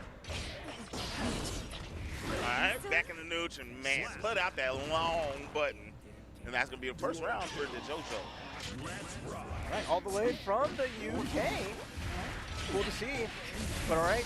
She's getting some pressure going. Whoa, double whip grab into the goal first. PRC on this meter is available. More RC into shenanigans, but Mew blocking everything out. Good job. Nice. There we go to Tommy, guys. Pressure's on. Oh, Rio Sante blocked it. Oh, man, this is going to hurt real bad. That's going to hurt very bad. Woo! And the JoJo game number 1. Just showcasing again the strength of Viking. Where again, you know, Eno, like Axel, not a lot of resources to get out of pressure. Even like some of the tools are unreliable in some ways. So it's a good 6P can help save the day, but at the same time it's going to be few from between of them counter hit. Get the first time to JoJo. You just trying to work your way back in, but. Yo, Viking just commanding the neutral, been so strong. Oh my gosh, baited the 6P out, came over the top. Didn't get it confirmed, but you see the option is there. Nice usage of meter from the JoJo. Lockdown is here. More meter usage spent. Now, Mew has the meter on deck, has the burst, but not going to be able to get a chance to use it. Yeah, I mean, again, you see those buttons come through. The JoJo with a life leak can just hold that space, and is more than happy to get it, put out forward slash, put out jump slash. These buttons just deny you, denying her any space. The lockdown is real. Oh, slides right under the nose. What awareness from the JoJo. Beautiful damage. I mean, it's honestly guess for game right here. Oh, dash in. Create an opportunity. I see you knew. Oh, but the grab was not the play. Backdash was there for the JoJo, closing it out. Look at bobbing. Whatever he's listening to, whatever the JoJo's jamming out to, he's feeling good about it. He's having a good old time. Came all the way from across the pond, gets on stream and starting to take it to New. She goes to character selection. Take it a second here to figure out what is going to be the approach. And that's going to be the happiest of chaos. What? It's like, all right. I can't win out neutral, then I'm going to just out neutral. If I can't out neutral, I'm just not going to play it. That's what this is. Oh, here we go. We got Viking. We got Happy Chaos. Now, Happy Chaos will be able to control a little bit of the Viking shenanigans in neutral, like the oppressive stuff. But you really can't go in there and oh my gosh. Not if I can trust the game. I forget what I'm talking about. Tether's on already. Ooh. Baited the first two. That's an important resource. Yeah. That's a big part of Happy Chaos, getting back to that preferred range. But you know what? There's the foot. There is the sliding knockdown, but a quick YRC. Back at you. Stay in this corner. He ain't going nowhere. Oh, yeah. I like it. Not a lot of damage off of a really short combo. Gets in there with the double overhead. First one hit anyway, didn't matter. All right. Full combo into the crossover. Reload. Boop. Back to the way you came.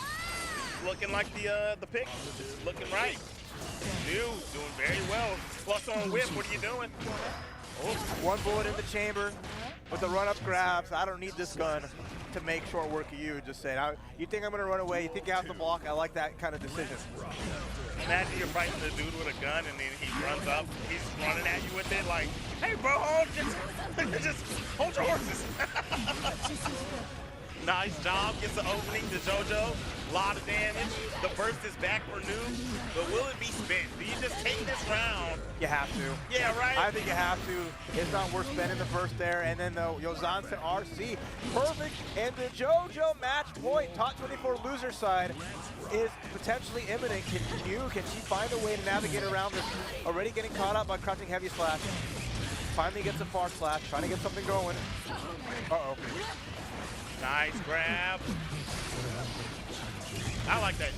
Utilize it, get the tether off you. That's the situation that you don't want to deal with. But man, playing up close and personal, the JoJo will not allow the zoning to start. With the grab. The handshake, the whiff is how it goes. They think about it. But she finds the throw. Gets one bullet, but it's not going to be enough with the one. And the JoJo finds the hit, finds the finish, and qualifies. Top 24 loser side, eliminating Mew. New was looking good with the Happy Chaos. I understand the switch, I understand the reasoning, but man, it just didn't play out right. Didn't play out right. That biking was strong. That biking was strong. Yeah, fun to see. And yeah, the JoJo just holding it down. Really solid, just pressure, presence, and you know, they had a chance with top 96 winner side, but they fell in that first round of top 96, and they clawed all the way back up to make sure they get top 24. So good on them. Oh, that was loser side? That was loser side, yeah. Oh, the pain. New. Sorry. That means New got 48th, right? Am I right? I'm not going to say anything because I might be wrong. The best way to not be I like wrong how is you to don't say do guesswork. I love guessing. You're like, here's the I'm thing. not saying that because I don't know. If I don't know, and I don't know. That's the thing. I can't know what I don't know. Ah, that's facts. But I like to tell people that I might know. There you go. Maybe. Yeah, you put it out Do you there wanna in the believe ether, me? all right? Yeah. And you let them look at it and think about it, and they can be like, well, how did these people not know? Because we're sitting here, we don't got my computer. I'm not trying to be on my phone on camera. That's unprofessional. I got a job to do, and that's to entertain y'all. And we have one of the finest to ever do it in multi-fighting games. I'm excited to see from Chicagoland. Oh, never mind. Hold on. Pulling up on the cam. I see your shirt. Save TTF. I don't know what that is, but I want to save it too. All right, I like it. I don't know what TTF is, but that cat was flexing. I'm Zipmaster Flex. That's Catmaster Flex. There you Let's go. get I it. like that. Let's get it. But yeah, so left-hand side and player one side, it's going to be Guato and their opponent, again from the Chicagoland, the BB Tag Combo Breaker Champion, Bapa. BB Tag Combo Breaker Champion. That's Okay. right. Like I said, Bapa, amazing at Grand Blue, amazing at Blue Cross Tag Battle, is starting to get really, starting to get a footing in Street Fighter 6. But now they've been working on Strive. They're hungry for Strive, and they get a big chance because they know they can do it. They're a multi-game, talented individual. Most of the time, I see that anime players really like transition through anime games very well. Very, very well. Yeah, but even Street Fighter, which is a different scope of game. Yeah. They get a good handle on it, so it's always fun to see. As long as they get that character that suits their style, they can make it pop and make it happen. So it's going to be a testament on the side of Bapa. That is their tried and true. Oh, we get another testament? We get another testament. I'm excited. I like that character. But I did want to say, Okay, what do you got? SF6 is Street Fighter disguised as an anime game. I mean, it's an anime game disguised as Street Fighter. You heard it here first. No, I'm not saying that's a bad thing. I've love Street heard Fighter it's 6. an anime game. I've heard it's an NRS game. I've heard the NRS game. I've heard it's a lot of different games. And that's But the that just beauty of means they're Street doing Fighter. great. That's the beauty of Street Fighter. Yeah. If you think it's another game, it feels like your other games, and it's like, but it's not, and it's this other game too. That means it's everything encompassed. It's beautiful, beautiful. But we're not talking about Street Fighter. We're here for Strive. If I'm not mistaken, this is our last guys that can try to get out, right? This is the end of it. We have one more after this. Oh, okay, never mind, There's still one more. Never mind, never mind.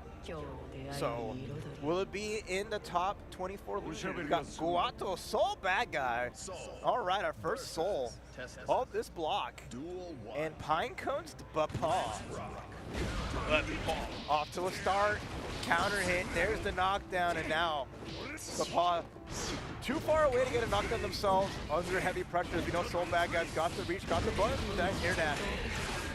And still gets the state, nice. Ow, wait a minute. In my experience, this matchup is rough on the side of Soul. Unless he gets the lockdown like this, that's how I feel about the matchup anyway. If he gets this lockdown, obviously he can do this to almost anybody in the cast. Yeah. Right? But in the neutral, and that's why he pressed him so hard, I feel. In the neutral, he has a very hard time. Beautiful job to start that game off. Try to get the first 2K2D. B-Paul once out of there, and now he's going to put it on him. And we see just right now, I like Guado's movement, but the anti-air, Grave Reaper catch the hit again. Grave Reaper coming through. We're going to call out the twins real quick, talk to them. That's good. Could have got a little bit more damage on that. Was close enough to the wall to add that 6 H in there. Doesn't matter though. The down dog is going to close it out. But the big thing you see was the damage was irrelevant. They wanted the stage on the wall break. Put the Well, you pro still out get there it to if make you do sure. the 6 H. Okay. Yeah, yeah, you still get the stage. You just tack on a little bit of damage before you send it to the wall. Oh, K2D, nice lead here for Bapa. Has the space, best 6P in the world coming through, and that should be easy pickings. First does not apply. What a round. Thank you, B-Paul, for showing that I am not incorrect. This is definitely pretty rough for that boy, Soul Bad Guy. He's trying to be the good guy in this matchup, but man, he's getting oppressed. He's looking like the antagonist, for sure. Yeah, it's always rough around the edges, but Soul's a character that he makes do. It's a testament to the player behind it, right? Yeah, whoever's driving can make it work. And every tool he needs just needs to be pick those spots. And once they do, but right now it ain't the spot. Again, that was a big challenge for Paul already with the anti-air, and again, back to their happy space.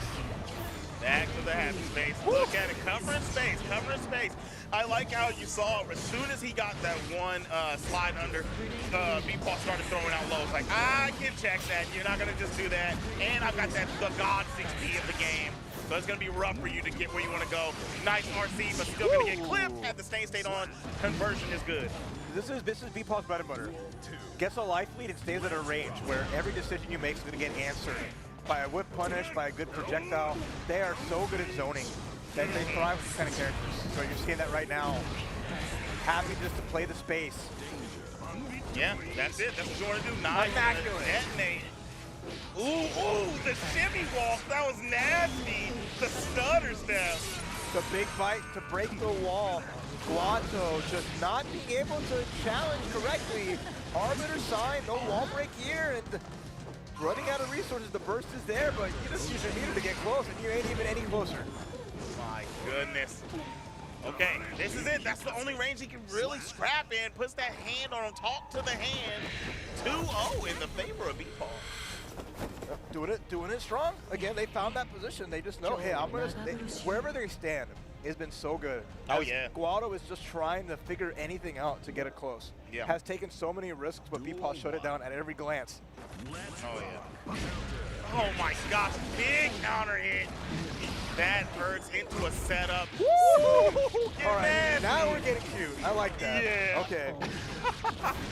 Another one? Can we get another one? Try to grab again, right? Nice for Guato, not just sitting there taking it. That's the important part. Gotta find that spot. So much damage. All right, something getting going. RC into the quick overhead, but oh, counter hit. Gonna extend, just gonna force the burst down.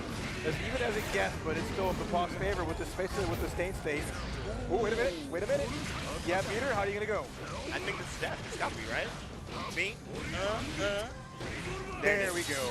Nice, All nice, right. nice. Had to close that. That was a great job from Guado getting around. And you want to take that first one, right? Giving you a better chance to try to get this game on the board so you don't have to play catch up even further. Nice. Here we go. Wake up 6 slash just to catch the fadeaway. But the paw, far slash out, gonna poke. Happy to swing and happy to fight. Teleport out. I want that space back, very nice. Ooh, the clash is gonna work out for B-Paul. Setups there, trying to put the dog on him. Teleportation station. Oh, the 6P was a little early. Nice whip punish for Guado. Got the lockdown. Tried to wake up, but oh, had to beat her to keep it safe. Yeah, was forced to block, forced to turn, the up back. What a call out. The paw trying to get to match point, but right now Guado, oh, the wild throw ain't wild enough. Have to just backdash. The paw taking the risks on defense, and it's working. It's working out. It's working out. Here we go. Final round to stay alive for Guado here. And Beefy trying to move forward from this roof side of the bracket first. Expended. Dog clipping. Ankle biters biting. Get that vortex out of here. Full punish, too. That's a huge combo. You can't throw that out as soul in this matchup. I mean, you can, but it's a huge risk. Counter hit. There's the last burst on Guado's side. Got to be careful here because the paw teleports out and has all the space in the world to play with. Nice zoning game. Beautiful backdashes from Guado. Gets the hit. Doesn't have any meter to really do too much with that, so reset is trying to happen. Plus frames, and the backdash is beautiful. Run up, under, punishes the far slash, last hits Guado. Scary. Grave Reaper again, 6P, Sayonara, and the Crow's gonna get the hit, get the finish, but Paw taking the set, top 24 loser side, Guado out. That 6P touched the heavens. That 6P touched the heavens. Whose 6P is better than that? Nobody. I don't Nobody think it right is. now. That button is magic.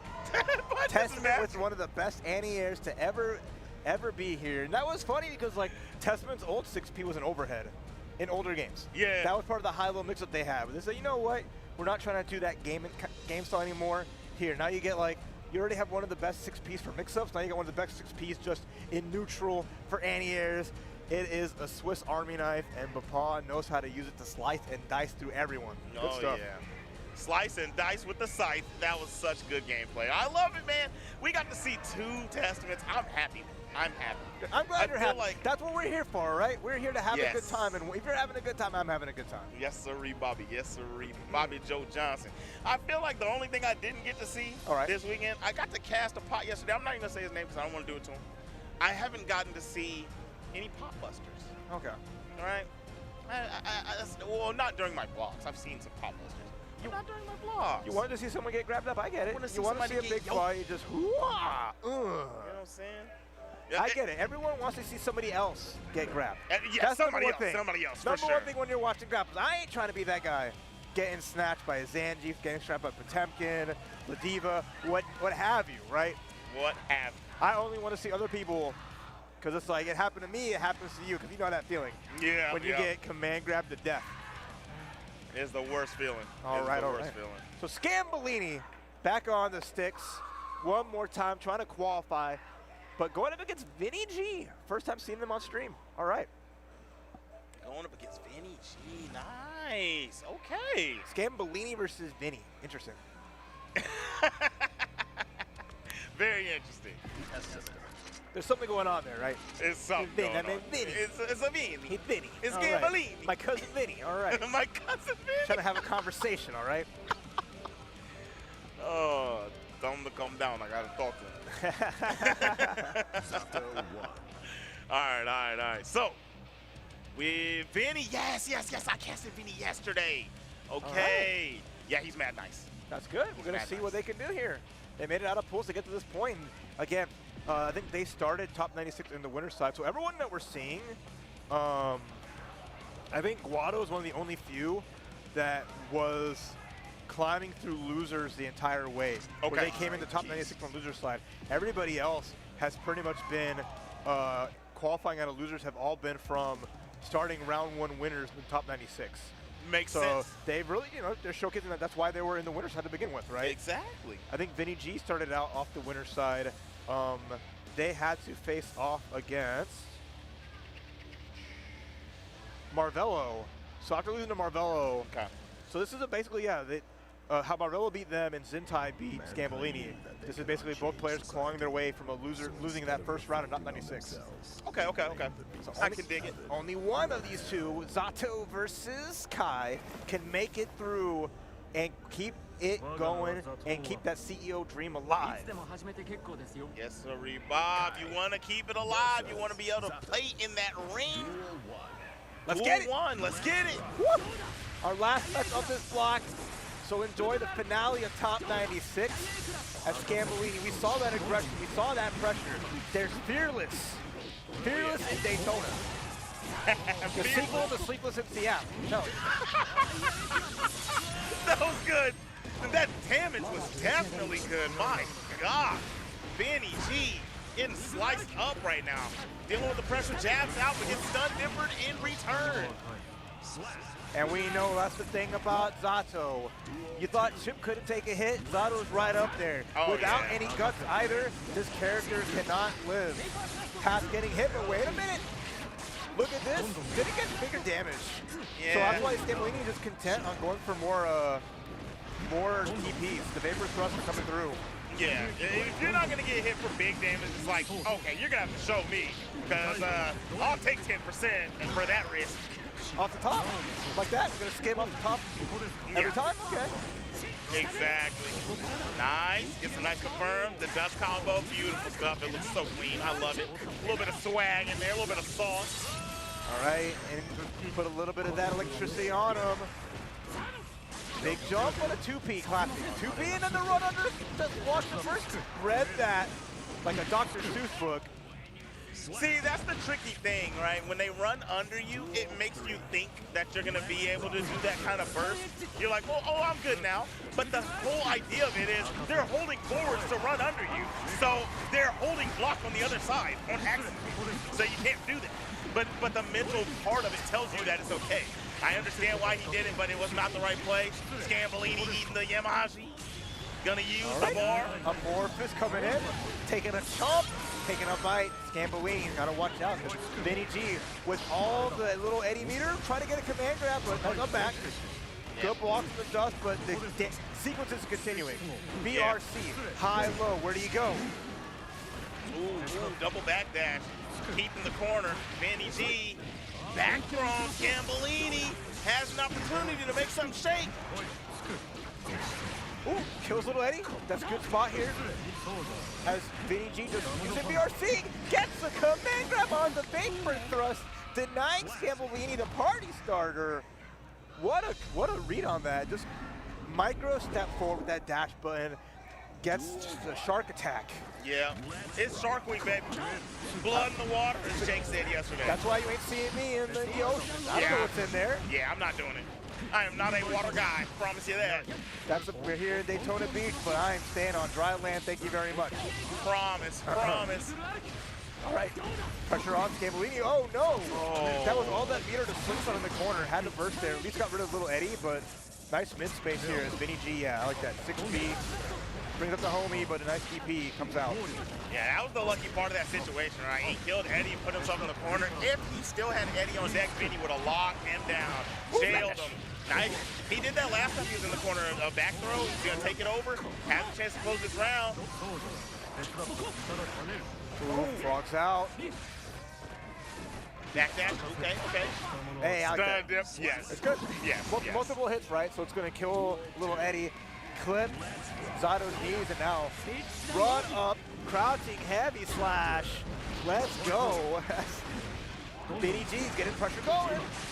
Empty jump low. Watch your ankles, baby. This character is mixing you up all the way. And then we're going to get the sword slice, execute right into it with the knockdown, bring back little Eddie, and now more pressure coming out. Bro, when you see him doing stuff like this, you completely understand why he deserves to have low health. Like he just plays a one-player game the whole time, so if you do get the pleasure of touching the character, then you should be able to kill him pretty swiftly. Nice. Dash up to get as much carry as possible. 6B, okay. No command grab, no bite. Scambellini again, not afraid. Has been living by the DP, dying by the DP. Gets the wall break, and there it is. Just enough, the extra damage on the wall break with the low life from Zato. Scambellini taking that around, tying things up. And again, as stone-faced as ever. Yes, sir. Oh, yeah. I forgot. He's the guy that has the Tokido face. I got to tell him. I'm going to tell him when I talk to him. Put a little smirk on that, man. Do the Tokido murder face. But now, he's in the corner, locked down. Akon style. Won't let him out. Still got Eddie, still got pressure. And he has Peter on deck too, right? So even once he gets pressure this time, DP, never mind.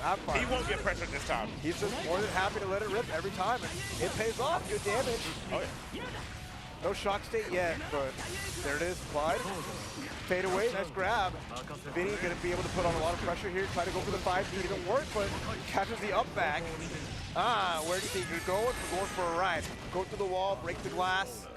No 6P. Vinnie G being more patient, that might not work out in their favor. I'll tell you one thing. Scambellini's got the vision. Because you can see how locked he is. He's not being hit by those dust. He threw the DP at an unwarranted time. He's not going to burst, but he's going to DP again. Where are you going, man? Wildin'. All right, Shurara, calm down, bro. 2P finishes the job. He tapped into full Daigo Guile. He was flash kicking it up right there, wasn't he? Well, he even went for the Tiger Knee DP to beat a throw out, just reading the situation. Instead, it's little Eddie taking the hit from that. Gonna reflect it right back at you. Little Eddie goes out again, nice 2K. Scambellini just trying to get things going, and just, every time. He don't care, bro. Yo, the combo, reflected the dead back, but immediately Scambellini said that's you. Scambellini is on one, dog. He said, I'm letting it rip, no Beyblade. Coming over there. Ooh, you're scared. The fake meaty for the grab? I see you, my boy. This is the special kind of play style of just getting so far in your opponent's head that you're coming out the butt. Oh, yeah. He said, you thought we were about to play calculated? I'm on you, my boy. Even that far away is let it rip every time, but that time, okay. We're going to find the grab. Scambellini. All right, you're a party man. I see you like to go wild. Yeah. I respect it though. That's what you're gonna make it to top 24. You're gonna do it your way. Yeah, Vinnie's smart. Vinnie's smart. He said, you know what? I'm literally gonna just keep grabbing. Gets the wall slump combo. Overhead. He's gonna go and spin it. Oh, it didn't do enough. He's gonna give Scambellini the wild boy another chance. Stun dipper. Dust combo. I love this. Right, I saw YRC coming through. No, it's BRC. Actually, not too bad for the Gophers. There's one. Quick tap dust. There's two. He had to use them both. If he really wanted to get this, I don't think he should have spent both. He tried the air fireball balls on the spikes. Vinnie G taking game number 3. Ooh. Yes, sir. Wow, I like it. Man, this is some high octane gameplay. This is going crazy, all right? This is just everyone. This is Scambellini going all in. Yeah. Like 100%. Just saying, I am putting everything out there. I'm living or dying. But no matter what, I'm going out the way I want. All right, I'm not playing like any other Kai player. Yeah. I'm doing it my way or the highway. But gotta be careful because that highway gonna lead you all the way back home if you ain't careful. Yeah, when he's done, he probably before he got up there, he listened to some Frank Sinatra, bro. He did it his way. You know what I'm saying? He's trying to make sure, hey, that you recognize the game style in the player. What can I say? No replica. What is a man? What has he got? Ooh, if not himself, then he has not. He has not. But what does Scambellini have? We're about to see right now his last chance for them. Vinnie G says, thank you for the burst. Hold this knockdown. I dare you to bust out instead. Morpheus coming through because we're going to have little Eddie Gates after the break where they get that big damage first. Oh my gosh, yeah, that damage hurts. He's back in there partying. And I bet he's gonna snap. No, the dust finally hits. I commended Scambellini earlier on not being touched by the dust. He finally got clipped at a pivotal time. All right. The feint out, try to get a grab, trying to read it, but Scambellini said, oh no, I'm getting the grab here. Maybe reinforcing that the DP playstyle is going to take a back seat, but I'm not sure. Is Vinnie G's being more on the offense? Yeah, Vinnie is definitely pressing it tough. Gets a side switch, he's going to take corner, but too far, doesn't get his plus ramp, and now Vinnie found that, whip punished him good, and switch sides again. These guys are utilizing stage position perfectly, both sides, stun different nice. Gets rid of Eddie, but he's still going to get caged to the corner, a lot of damage. It wasn't enough. One more pixel. touch. Little Eddie can facilitate it, and with that, Scambellini eliminated. Vinnie G makes it through. Zato carrying it to top 24. And Vinnie G gonna get a sigh of relief Yeah, bro. as they went past King Kai. Had to run down Snake Way, huh? Oh, what's that dude's name at the beginning of Snake Way? He's stamping you. The big giant. Oh, What is his name? there it is. King Yama, there it is. I knew it was King something. There King you go. something, King Thank you something. for the production assist stopping me from looking foolish. But yep. That's what happens, man. You get put out in losers. You got to go talk to Yama. You know what I'm saying? Yeah. It is what it is. And it was fun though. Excellent match to cap off that last bit of top 96. But with that, top 24 is locked and loaded here at CEO for Guilty Gear Strive. That's gonna be it for us. At 2 p.m. we're gonna have some more action after that. So look forward to more fun here at twitch.tv/funkyp, part of the full assortment of streams. We got plenty more action coming up here at CEO, so stay locked in and enjoy the show. How are you feeling, and what are you looking forward to the rest of the day? Oh man, I'm gonna go sippy. Okay. And I'm gonna watch me some Street Fighter, dog. That's pretty much gonna be the rest of my day. Pretty much gonna be the rest of my day. Probably go eat some seafood. Get some food. Gotta There you get go. some seafood before I go home. Yeah. All right, living it up. Well, it was fun hanging out with you, man. Always a pleasure, always a blast. Thank you all for watching. Stay locked in. See y'all soon. More CEO 2023 coming your way.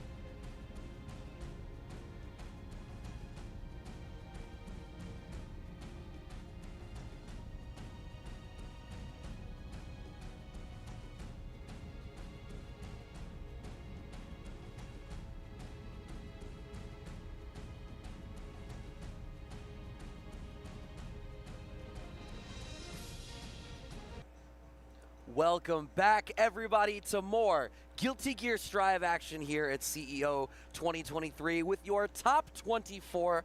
I am Brad Muse. Joining me is the homie Saint Cola. Oh, no. No. Mixed already? Yeah, All let's do it. There you go. Yeah, there you go. We don't do that weak sauce out here. No, we ain't got no absolutely weak-ass action out here at CEO 2023. Guilty Gear Strive continues. We've already seen the pots fall from the wayside. We've seen the Happy Chaos players arise, the cream of the crop at the top, and we're not going to stop for this action.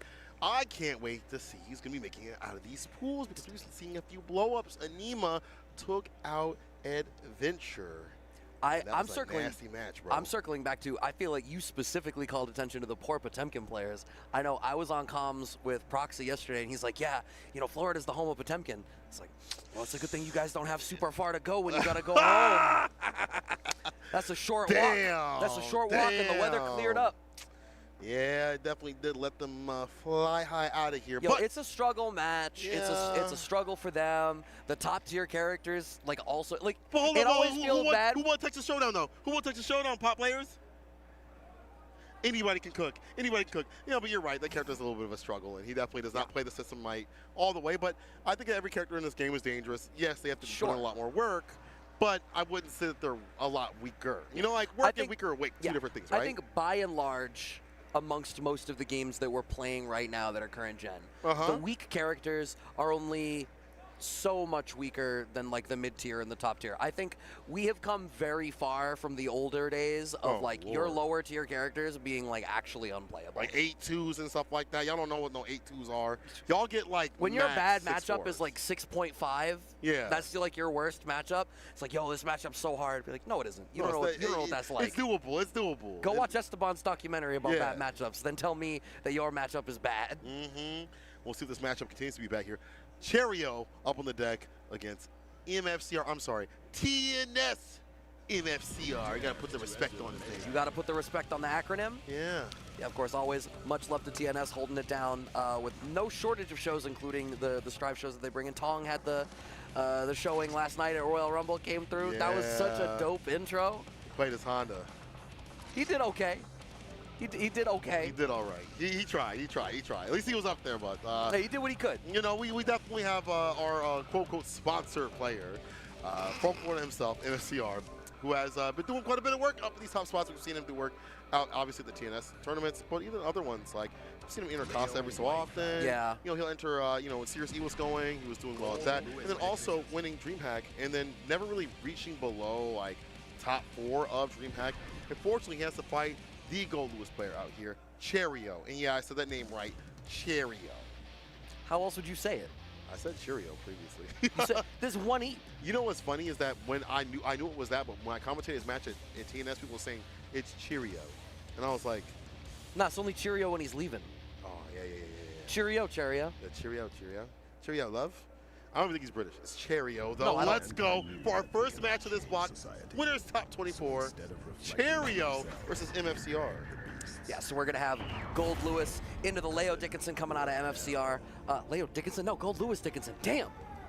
I'm mixing up character names off rip. Yeah, I think Leo can try to space this out. I think with Gold Lewis, the thing usually is if he ever gets that momentum started where he can start to swing that Behemoth Typhoon around, suddenly that neutral game feels really different. I almost liken it to like an NRSy kind of thing, where it's like, yeah, you can play neutral until you start having to block him, and then it feels real different. Yeah. It's so momentum heavy. It's one of those matches where, Leo does have the flash kick. He's got the, anti-Behemoth play if he stays outside like the mid-range. Far slash and heavy slash is pretty good. Just don't make a mistake. Go into it. MFCR, nothing that happened. Already get the dust and the wall break. 6 feet as the anti-air. All right, taps that 5D, has the red RC in the back to keep stuff going, just keeping Cheerio locked down. Okay, nice swing out of Cheerio. Now we're in that zone, sending out the drone. He backs away, jumpy in play, gets the knockdown. This is unfortunate. Yeah, back to looking for a DP, which MFCR is definitely known for. Yes. Definitely loves to do those. Oh my God, that is a choice. Maybe Super actually hit. Red RC up drift. Yeah, is Cheerio going to commit a burst here? No. In fact, you can still kind of salvage this round. Nah, cancel 2D. Yeah, 2D immediately. I do like that he was looking out for that 2D though, because that's a 2D. You see that like in the corner position to go against like throw baits and stuff like that. Such a big reward, and so is this left guard point loose. Yo, that jump in hits so deep. Oh, it's so ridiculous, man. Jumping to this character are actually really insane. Jumpy already is a really good jumping button. But on the ground, he's ruined with the sentry. We'll find the follow-up. Oh my God, stomp the roach. All right, this is a good spot for Cheerio to be in. Decent enough life lead. Your control of the system now down there. You're gonna have the empowered drone shortly. Nice up back to get away from the cross-up attempt from MFCR. We got 1 round apiece on the board now. Yeah, doing decent right here. Cheerio, until I said that. 2S round, start counter it. Pop in the corner, backs away. I like that guard point doing something different with these slash buds. And now gets a 2S again as the opener. What's the closer? Wall pin? Yes, sir. I'm a little bit surprised he broke the wall. I think I would have accepted going for a wall slump there. It's not, you don't really need to desperately, but I think MFCR in general is in a great spot right now, especially because as this is going, we do find the 2D into the red RC to close that out. What I was gonna say is saving the burst up until that point. The second anything starts to swing out of your way, you have that momentum burst to be like, absolutely not. You are staying locked down the in here. offensive burst. I get you. Yeah, I agree. Neutral's not that bad though for this character overall for Leo. So either way, either decision works out. You know, it's one of those matches where you could go for the swamp and, you know, harass, or you go for the wall break and just take that bar back. Nice check. 2D, yeah, immediately getting that low. Now getting the counter into as well. Flash, red RC quarter carry. First action, that's good. Puts him in the corner. Yeah, that's massive. 2K2D. Are we going to call out the drone? Yes, we are. Demon Typhoon just barely whiffs, but I think that was a spacing trap anyway. Has him locked down. There's that flash kick that you were calling out that you figured Cheerio was watching for already. Finally coming out in game 2. He's been doing good about pulling that back, though. MFCR definitely has been good about pulling that option back. He used to be round start, DPs, things like that. Now he spaces out. He sends it out at different times. Oh, you stay fine. Flash kick, denying that from coming through the mix. Oh, you're through. Oh, wait, he's a big boy. This game, finds the ball. Oh, my God. I mean, that last hit, it would have been a different story. It would have been scary, but you would have had corner control. You would have had the life lead. You still have your burst. Nice back throw through the cross-up attempt. Smart backdash out of MFCR, and now we're letting those flash kicks rock a little more. I think MFCR has waited to get a better read on Cheerio's rhythm. Flash kick through the drone, I'm even okay with that. He had to commit a resource for the drone. Take the trade. Take that right there. If people would have traded or got that hit, take okay. that. Not a reason coming through from Cheerio. Sitting down to the ground. This is unfortunate. BT punching the end of the round. The super. This is going to hurt. They go for the full turn. Like an unfast fight done. Not all the way to get it done, though. One more decision. It's open. Definitely possible flash kick trades. We have the bar in the back going for this little stagger pressure there as MFCR pushing them all the way out. But the 2D right at the tip. Cheerio was doing such a good job of baiting that out in the last game, but hasn't really watched for it now. MFCR is going to have to try to slow this down a hair. Oh, that's now. tough. Super's right there. Still gets the whip push against the 2D. Cheerio, hold up now. And he heard you, so I'll take care of that 2D for you. Don't worry. I got you. Oh, catching the backdash this time now is Cheerio, and it's like I said, once Gold Lewis does get the chance to start throwing the weight around, no pun intended, it's so much harder to deal with. When is MFCR going to burst? Yeah, right at the end. Yeah, they don't have a choice. Any other hit would have did it, but 2K2D deletes the health off the table. Cheerio, even things out in MFCR, and honestly, at this point, Cheerio's doing a good job of looking for the options that you pointed out. 2D, now flash kick. Those are big access points in terms of either like running momentum back or like against throw baits and stuff like that. It's a little unfortunate MFCR has to play that. So I think heavy slash on fantastic in this match. You don't have to always go in. You step to that mid-range, let him whip, get the hit, and then get that. Okay, minigun coming out this time from Cheerio. Oh, late on bringing out the drone. MFCR was ready with the 2D. We got the overdrive for the wall break. Positive bonus and the good Oki. How's he going to choose to press his advantage? Slash. Oh no, defensive back throw comes out from Cheerio just like that. Thanks for walking you to the corner. Yeah, really. Oh. His 2Ds have been absolutely fantastic. As an anti, it gets a jump D. No North Carolina right there. Back into the 2D. Wants to get that 6P. So that whip, what? PRC right back at him. Finds oh the my God. The finesse and bless. You'll put that man to rest. With the super, this one's for you, Morph. That was some dirty dancing going on right there. They choreographed that stuff, looking like Dancing with the Stars, seeing stars after that wall break. First round on the board in this game for MFCR, and this 2D spacing is looking so difficult for Cheerio to deal with. Fantastic right here. And I like to see more back turn. Honestly, that option has been not exercised as much. That's where the mix comes from. Anywhere on the screen, that's where the mix comes from with this character. This earlier JS on jump in from Cheerio has been an adjustment that I'm liking. What's happening is the active frames are covering a lot more of that range, where MFCR wants to like dash forward and try to claim some space. Playing all that hell too, bro. Manifest Destiny on this side. Wake up with a super. Yeah, it's just going to be an RC after. Cross up, nice IP from Cheerio. Up the back dash. That 5K play. Side switch, Houdini, you can't even see me. What is this man on? When are you, why? You can't burst. You're pinned. Meet your neighbors in the next wall, my boy. MFCR, bringing it back from the brink with that back turn, bro. Now you put that other element on there. Some of this full frontal stuff, put the back tool. All right, we are going back. I wonder whether there's going to be a change here from Cheerio. So let me change the song, though. Yeah. He said, hold up now. That song I need a ain't different good. power. Oh, he's even chuckling. Oh, are they arguing about the song He choice? said, no, bro, do not play me. He's absolutely not. Play crawl. Crawl! Play crawl. I want crawl. Play crawl! I had to move the mic away. I didn't want to destroy you all. I don't care, bro. They can hear it too. Y'all need to say, text them right now. Play crawl, bro. Yo, say it in chat. Press 1 in chat if you want to hear crawl. I can't even see chat, but I can feel it, though. Yo, I'll feel the energy. I feel the energy right now. Right now, MFCR is feeling it right now. Cheerio deciding what to do. Does not want to have to be put down in losers. Not at this type of tournament. Not with these killers and cats swimming at the bottom. And I'm looking at some of the rest of these names that are coming up on the match queue, too. Being in winners is already scary for some of these names that are coming through. You telling me you want to make a run through this stuff in losers? Absolutely not. I ain't ready for what's coming up next on the list. But let's keep it locked and loaded right here. Stagger pressure being laid out a little bit different here now for Cheerio. Oh my God. He's feeling some kind of way. Yeah. I mean, I feel like MFCR is definitely right. The momentum that he has. You can tell how frustrated he is to fight him. Once when you see that back turn, he's going to exercise it now? No, not right now. No back turn just yet. MFCR is leaving these really wide gaps now. That's been the adjustment. It's like, all right, cool. You know, I play super aggressive. You're finding these counter pokes. You're finding these back throws. Word, I'm leaving a bunch of frames, and I'm going to flash kick you every time we do anything. Rubber band man, slingshotting over to the corner. That's going to be the wall break now. Positive bonus going in. We do have some resources for Cheerio. Blue RC forward drift into the back throw to try to steal their turn back. Call out the drone. Uh-oh, we got the bar at the bottom. MFCR goes for the red RC side switch. Overhead blocked. Dome protected, dash up, throw, red RC, that's the victory. MFCR on set point would like to move on the top 8 winner side. Could do so, and Cheerio deny that. All right, a little bit shallow on that 6P. Okay, Fuzzies.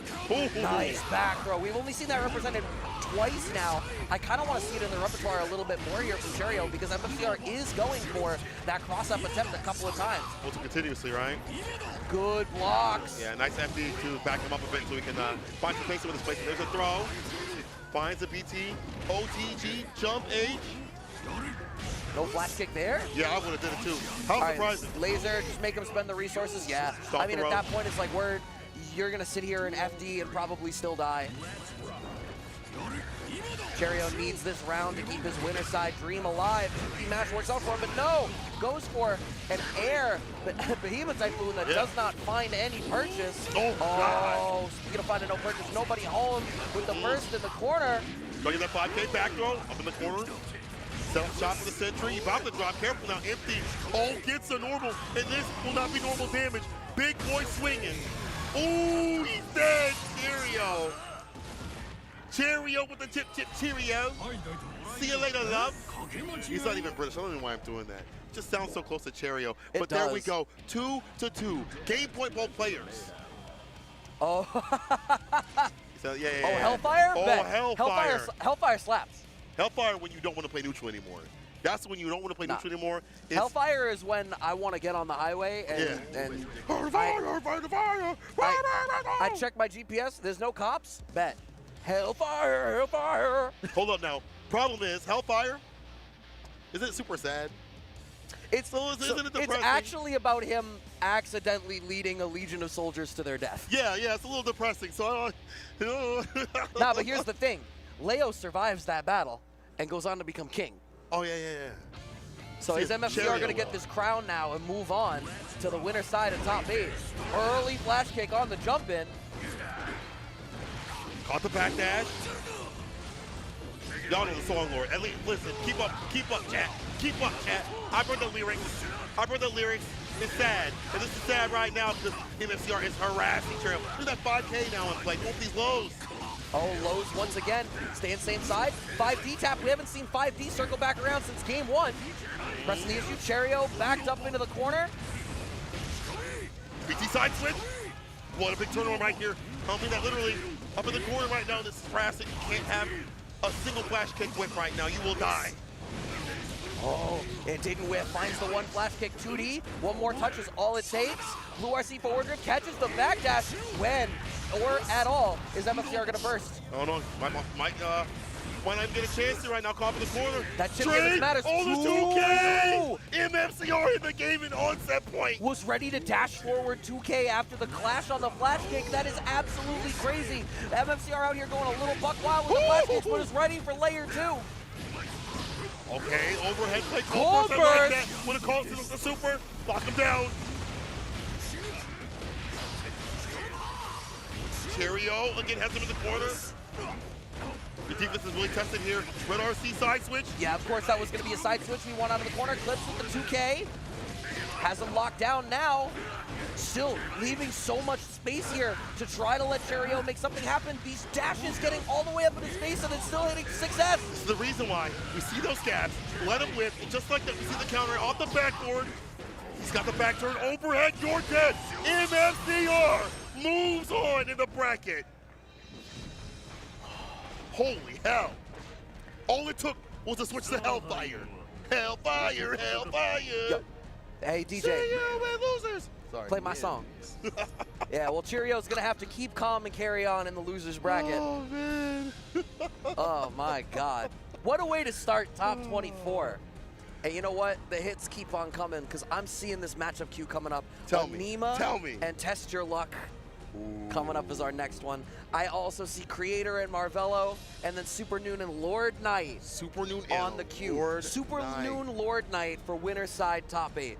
My heart, I can't take it. I can't take it. I That's can't take crazy. it. You either see the homies battle it out. Hey, if they die, they die.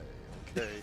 They die? They die. You know what I'm saying? But fair enough. These are names that I expect to see in these top spots. But again, the level of Guilty Gear play is so high that it feels like you see top 8s rotated with it's the same 40 people, but they're all really good. It's different permutations, right? Well, so it's funny. I was talking to Proxy about this yesterday when we were on the Pools Wave, and how he characterized it, and I liked the way he described it. He was like, I think that we have entered the mid-game of Guilty Gear Strive. He's like, we're beyond those early days.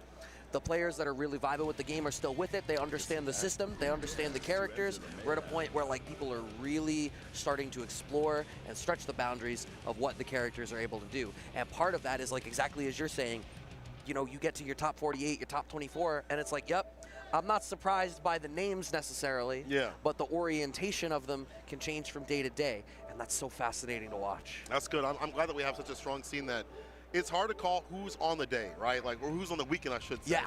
Like, it's hard to call, like Latif, I forgot the event, I think it was BAM, that he got second to a dude named Leo. It's like, I would expect the Latif to win that, but like, you know, you start entering even more people that are at these top levels. This could be another chance. In fact, the first CEO held that we commentated for the first Guilty Gear tournament it was K7 that won. Yeah. Right? Yeah, and only, you know, Remy went second to that. Then after that, you know, we've had various other champions in other tournaments and stuff. Well, there was that, you know, Hotashi's always been putting in work. There was like that period of time where you couldn't turn on a bracket without seeing Umisho in Grands. Yeah. That was every Series E. That was every Series E, bro. Every ECT community throwdown, it was every week. Man, that was insane how many times Jonathan today and Umi were in the top spot. But now it feels like there's more of that rotation, even more so. You know, Danny, he's been doing work out in the TNS brackets and other places, and the Kai Bros are definitely either very happy or very upset that he'd be doing work with that character. Yeah, more Gold Lewis and Leo. We'll have to see how this goes. Anema, actually, this is going to be Ram. So it'll be Ram and Nago. Yeah. Ram and Nago. Relax. There's variation even with the characters, okay? And you know, going over to the that conversation with Nago. How do you feel about Nago? What's your read on Nago now that he's been normalized a little bit, but still, in my opinion, he's still really good. So he's definitely still really good.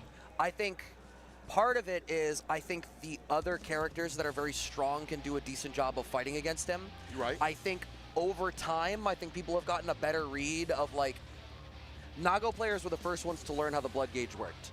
I think it took a little while for everyone else to start to really pay attention to, like, the blood gauge informs the cadence of the neutral game. Right. And informs the cadence of, like, how much do I need to respect you? Right. Dictates how many options you have, and depends on some of these players are a little on the risky side. And I feel like Tester Luck is definitely more on the risky side. Doesn't mind being in that level too. That also will dictate like how they play, right? Like, okay, this player loves to get aggressive, runs the super, the wall break, immediately expeditiously getting Grizzly and mauling up Anema. This is not looking so good for Anema right now. That's okay. Are we sure this isn't a button check? Anema just opened that up with burst into nothing, and I was very ready for this to be like not a real thing. But goddamn, if that's a real round, I don't know, bro. I don't know. I mean, all right, we're playing. Look at that. Again, round start, like Fukio DP or Fukio just round start in general for this character is always fantastic. 5K, DP, a lot of options that beat out a lot of other characters' options on round start. That's why he's so strong. That's why he gets this momentum, even in matches that aren't so good for him. Yeah, I mean, Tester Luck is really bulldozing through. Oh my god, the 5H works as a little burst bait, Bro, and Tester Luck just running through that first game. Chat, hold up. Let me check. Let me ask. This is a real one, right? It's real, right? Okay, yeah, it's a real round. I mean, I think if I'm Anema, I'm leaning over and I'm like, word, button check's over, right? Yeah. Hey man, you good? Take your buttons right? Yo, that was a really solid button check. Good button check. Anyway, good luck to you. 3 out of 5, right? Not checking the amount, bro. Oh my god. All right, waiting it out, trying to play some footsies, but you can see Tester Luck between the 5H and this max tier of blood does such a great job of contending on the ground with Ram. She needs to navigate past that to really start to play her game, and Anema's having a hard time getting inside of that zone. And the one time they tried to there, Tester Luck already had the 6P ready. Finally, Anema is in the pocket and pressing the issue a little bit now. Yeah, it does find some damage right here up in the corner. This is the other test right here. Is how's your defense with this character? Back dash is caught. Red, and that's that ash. The super immediately here from Anema. Ooh, there we go. Back to business. I think the opposite side of the thing is Tester Luck has some great offense, but leads into utilizing too much blood bar, and this is the problem. You struggle on defense, you lag and slack in health. The defense goes down for this character the more blood you have. God, this is the that was attack so flag. greedy. Yeah, you wanted a second command grab? You already had the one, and you were at level 0. You get to go buck wild for a second there.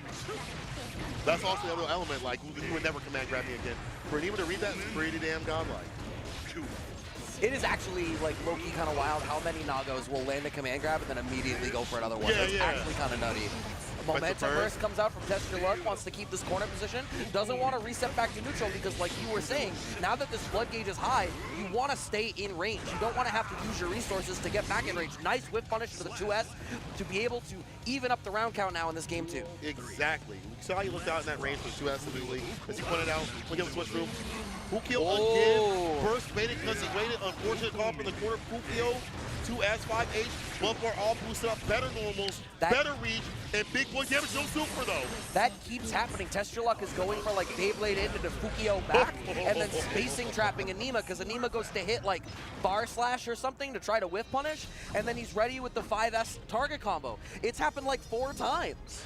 It's a sequence that I should say Tester Luck has a lot of good sequences. Just enjoy, like, he's a sequence-based player, it feels like. He's like, I've set up shop for this to happen. That's why we didn't see maybe the super previously, but it doesn't matter because the sequencing has been so ridiculous on offense.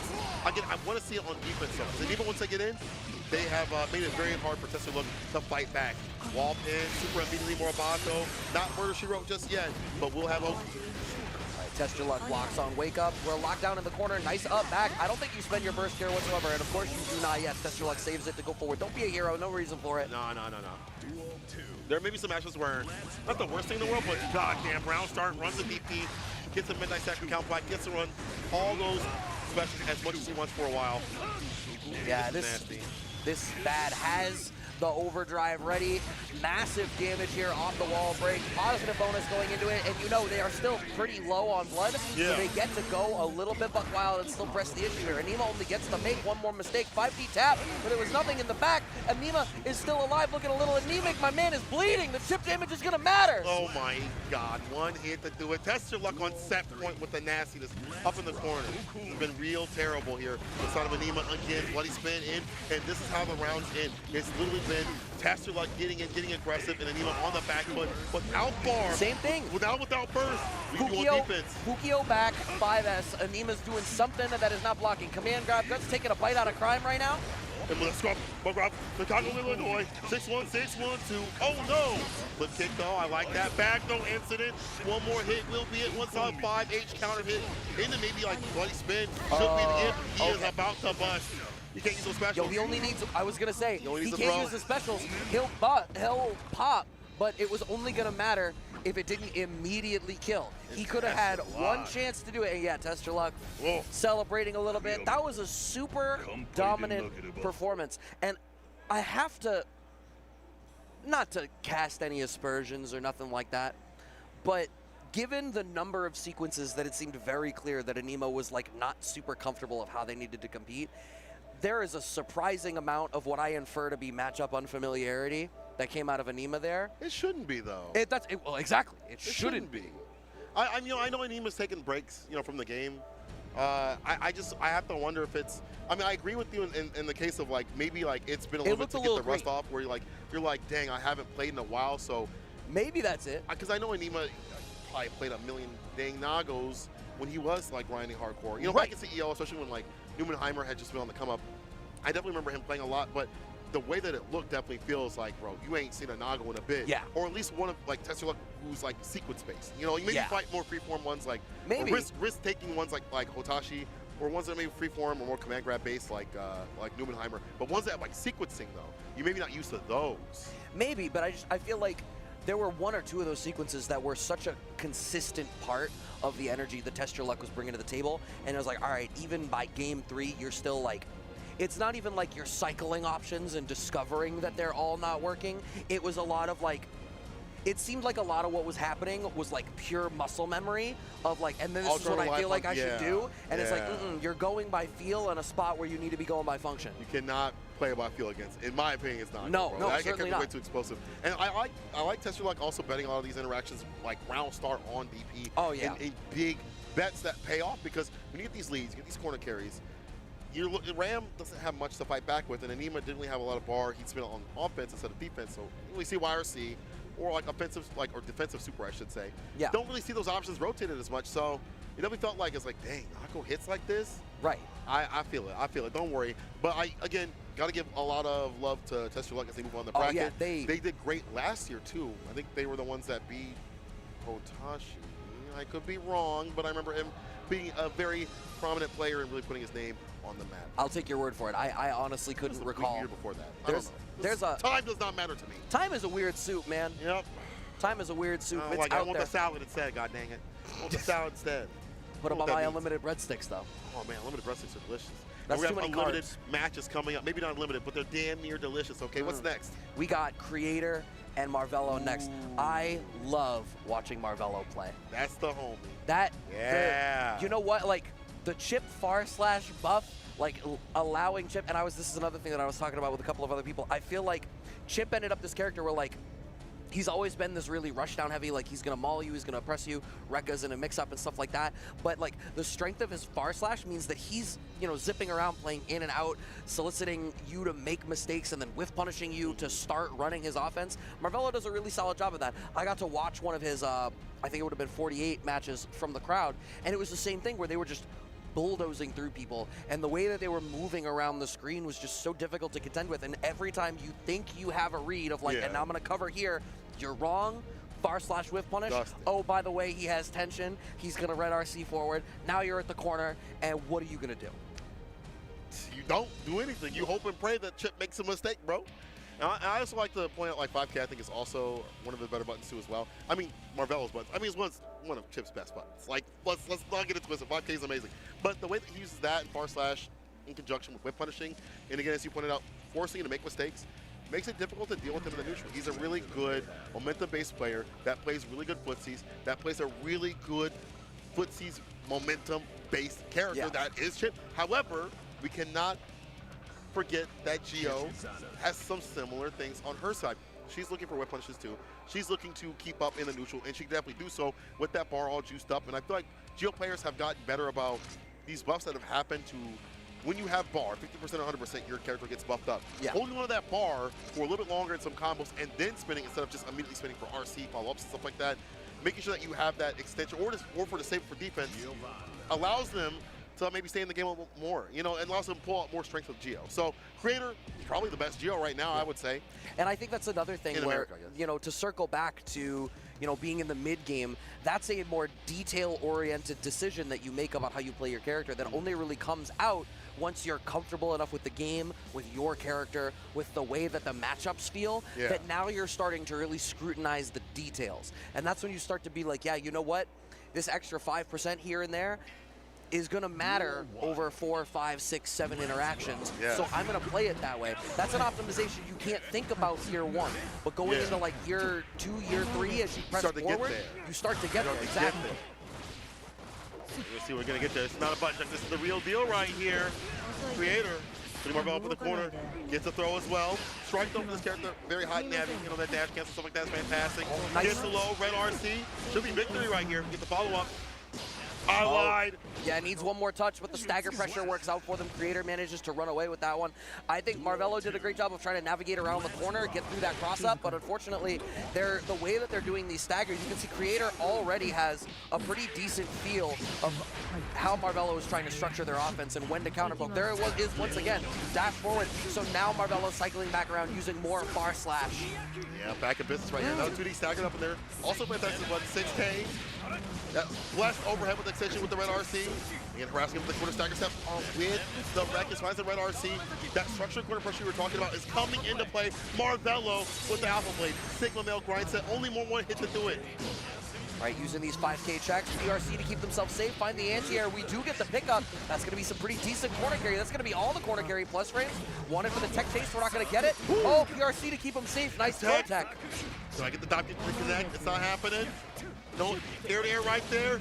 Air to air finally coming through from Marvello. Was that just jump P or that was JP? Okay, it looked like he threw out the Ninja. I didn't know if he was going to go goofy with it. That's actually a horrible move. Take that out. What's the point of that move? Anything. Apparently, after watching pools yesterday, apparently it's to snipe Eddie. We watched the chip into Zato matchup, and the chip player was using Shuriken exclusively to snipe Eddie from Eddie. I feel like just dash of 2P would be great. But anyway, we'll see that when that match happens. I'm postulating something different. Bar at the bottom here for Creator. Same with Marvello. Creator holding on that bar. That buffed up defense here. Overhead lands, jump H, follow-up burst. Ooh. I'm intrigued at using well, so you have to use the burst in general, but they like waited out that combo, an extra couple of hits, ends up at max tension as a result. If they can get through and find the opportunity to counter swing here, oh, JP pick up. If they can what? If they can what? It ain't gonna matter. If they can think about their next game. 6H to seal it. Dang, Marvello. And this is the team kill, as you all pointed out. Flint Gaming is either Flint Gamer or FG. Only one can leave. Okay, 2D, not somebody now. hit up Flynn. Whichever one of them wins, it's their gaming now. Yeah. I'm the Flint Gamer now, not you.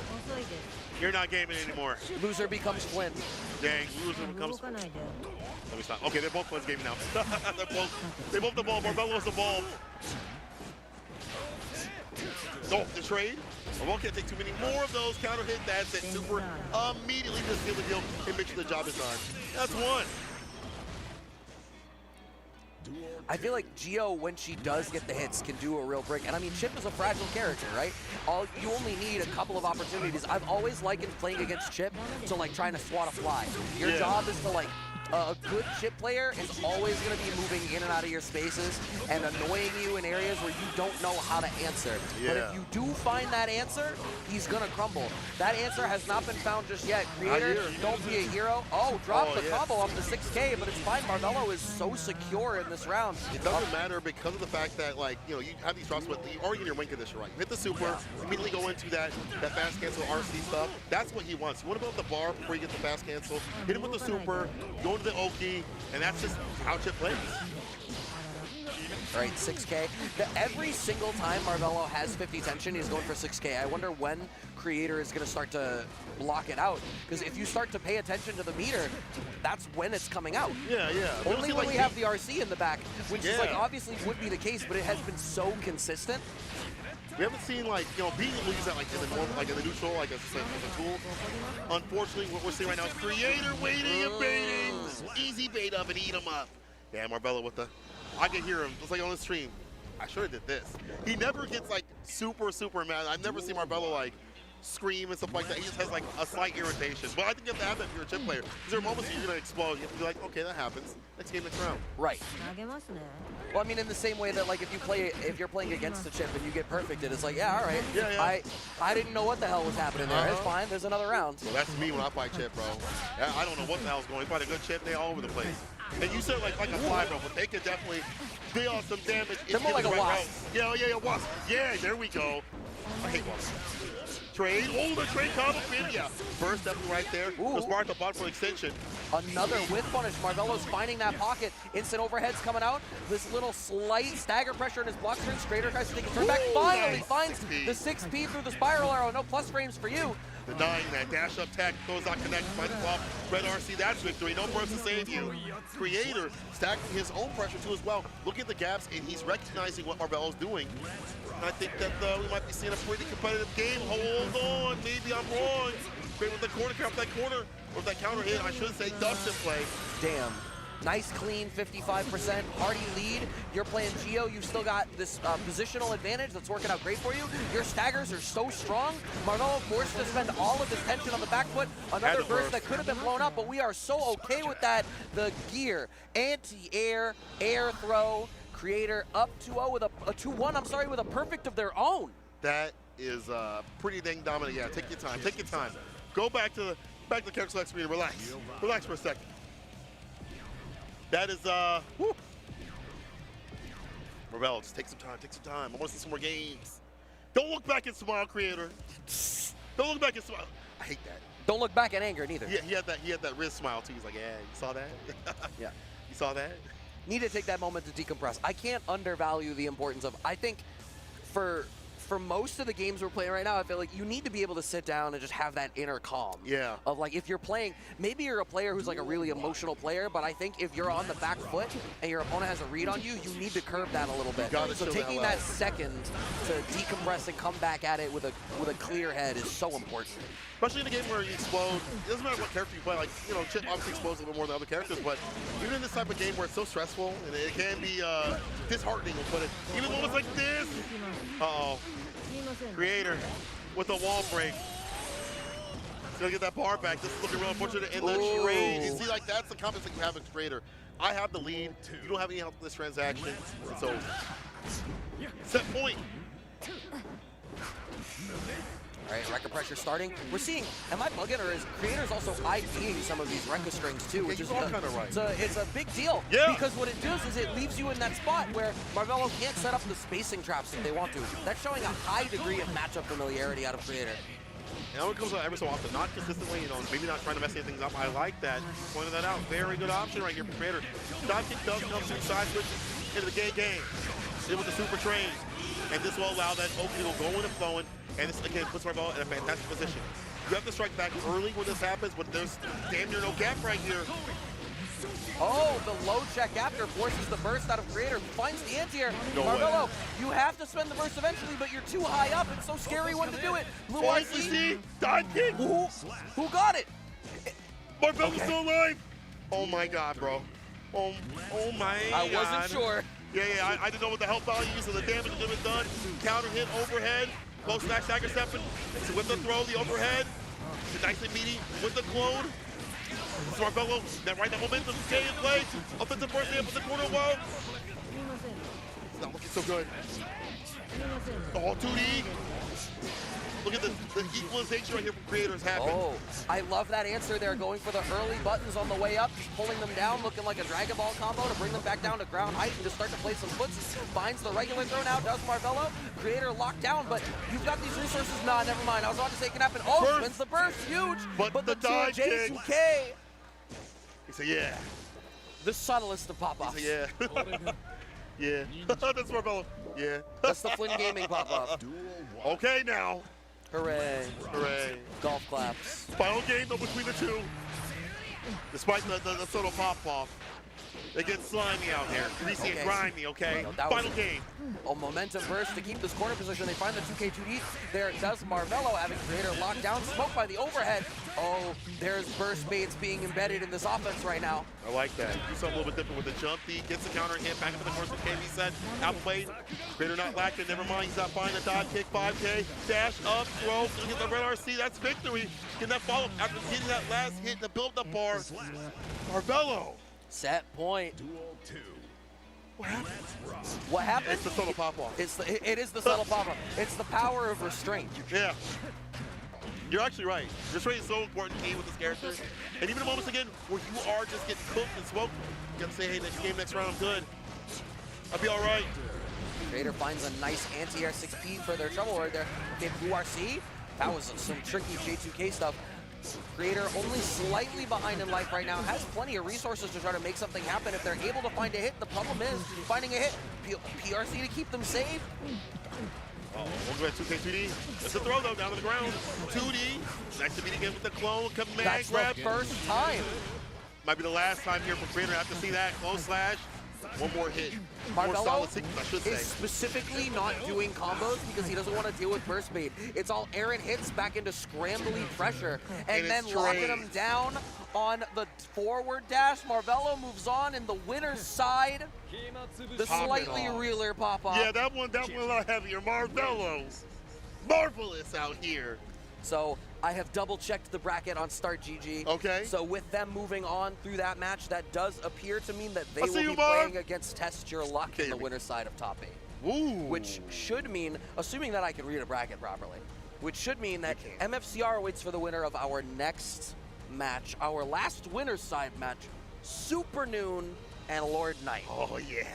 Oh, yeah. Super Noon versus Lord Knight. Again, this is like top 8 quality play right here, bro. You get it right now today. Well, only You one of gotta them wait gets till to be tomorrow. top 8 on winner's side. Exactly. Somebody going to losers. Oh, can't even breathe right. I'm excited for this. Super Noon's been on a hot streak, okay? Super Noon, he's cleared his head. He's like in his anime phase.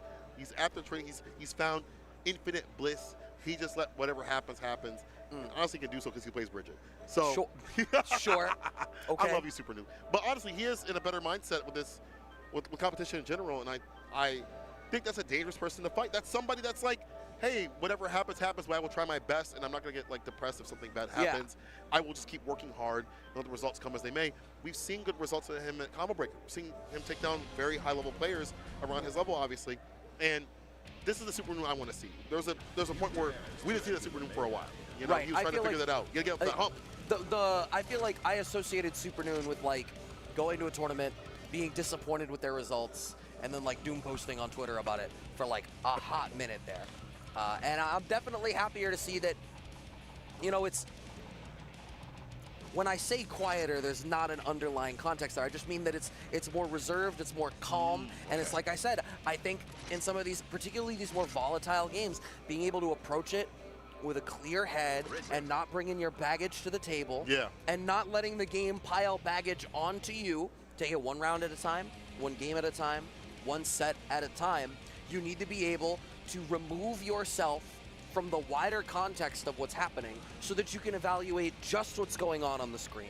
Pull back much as you can.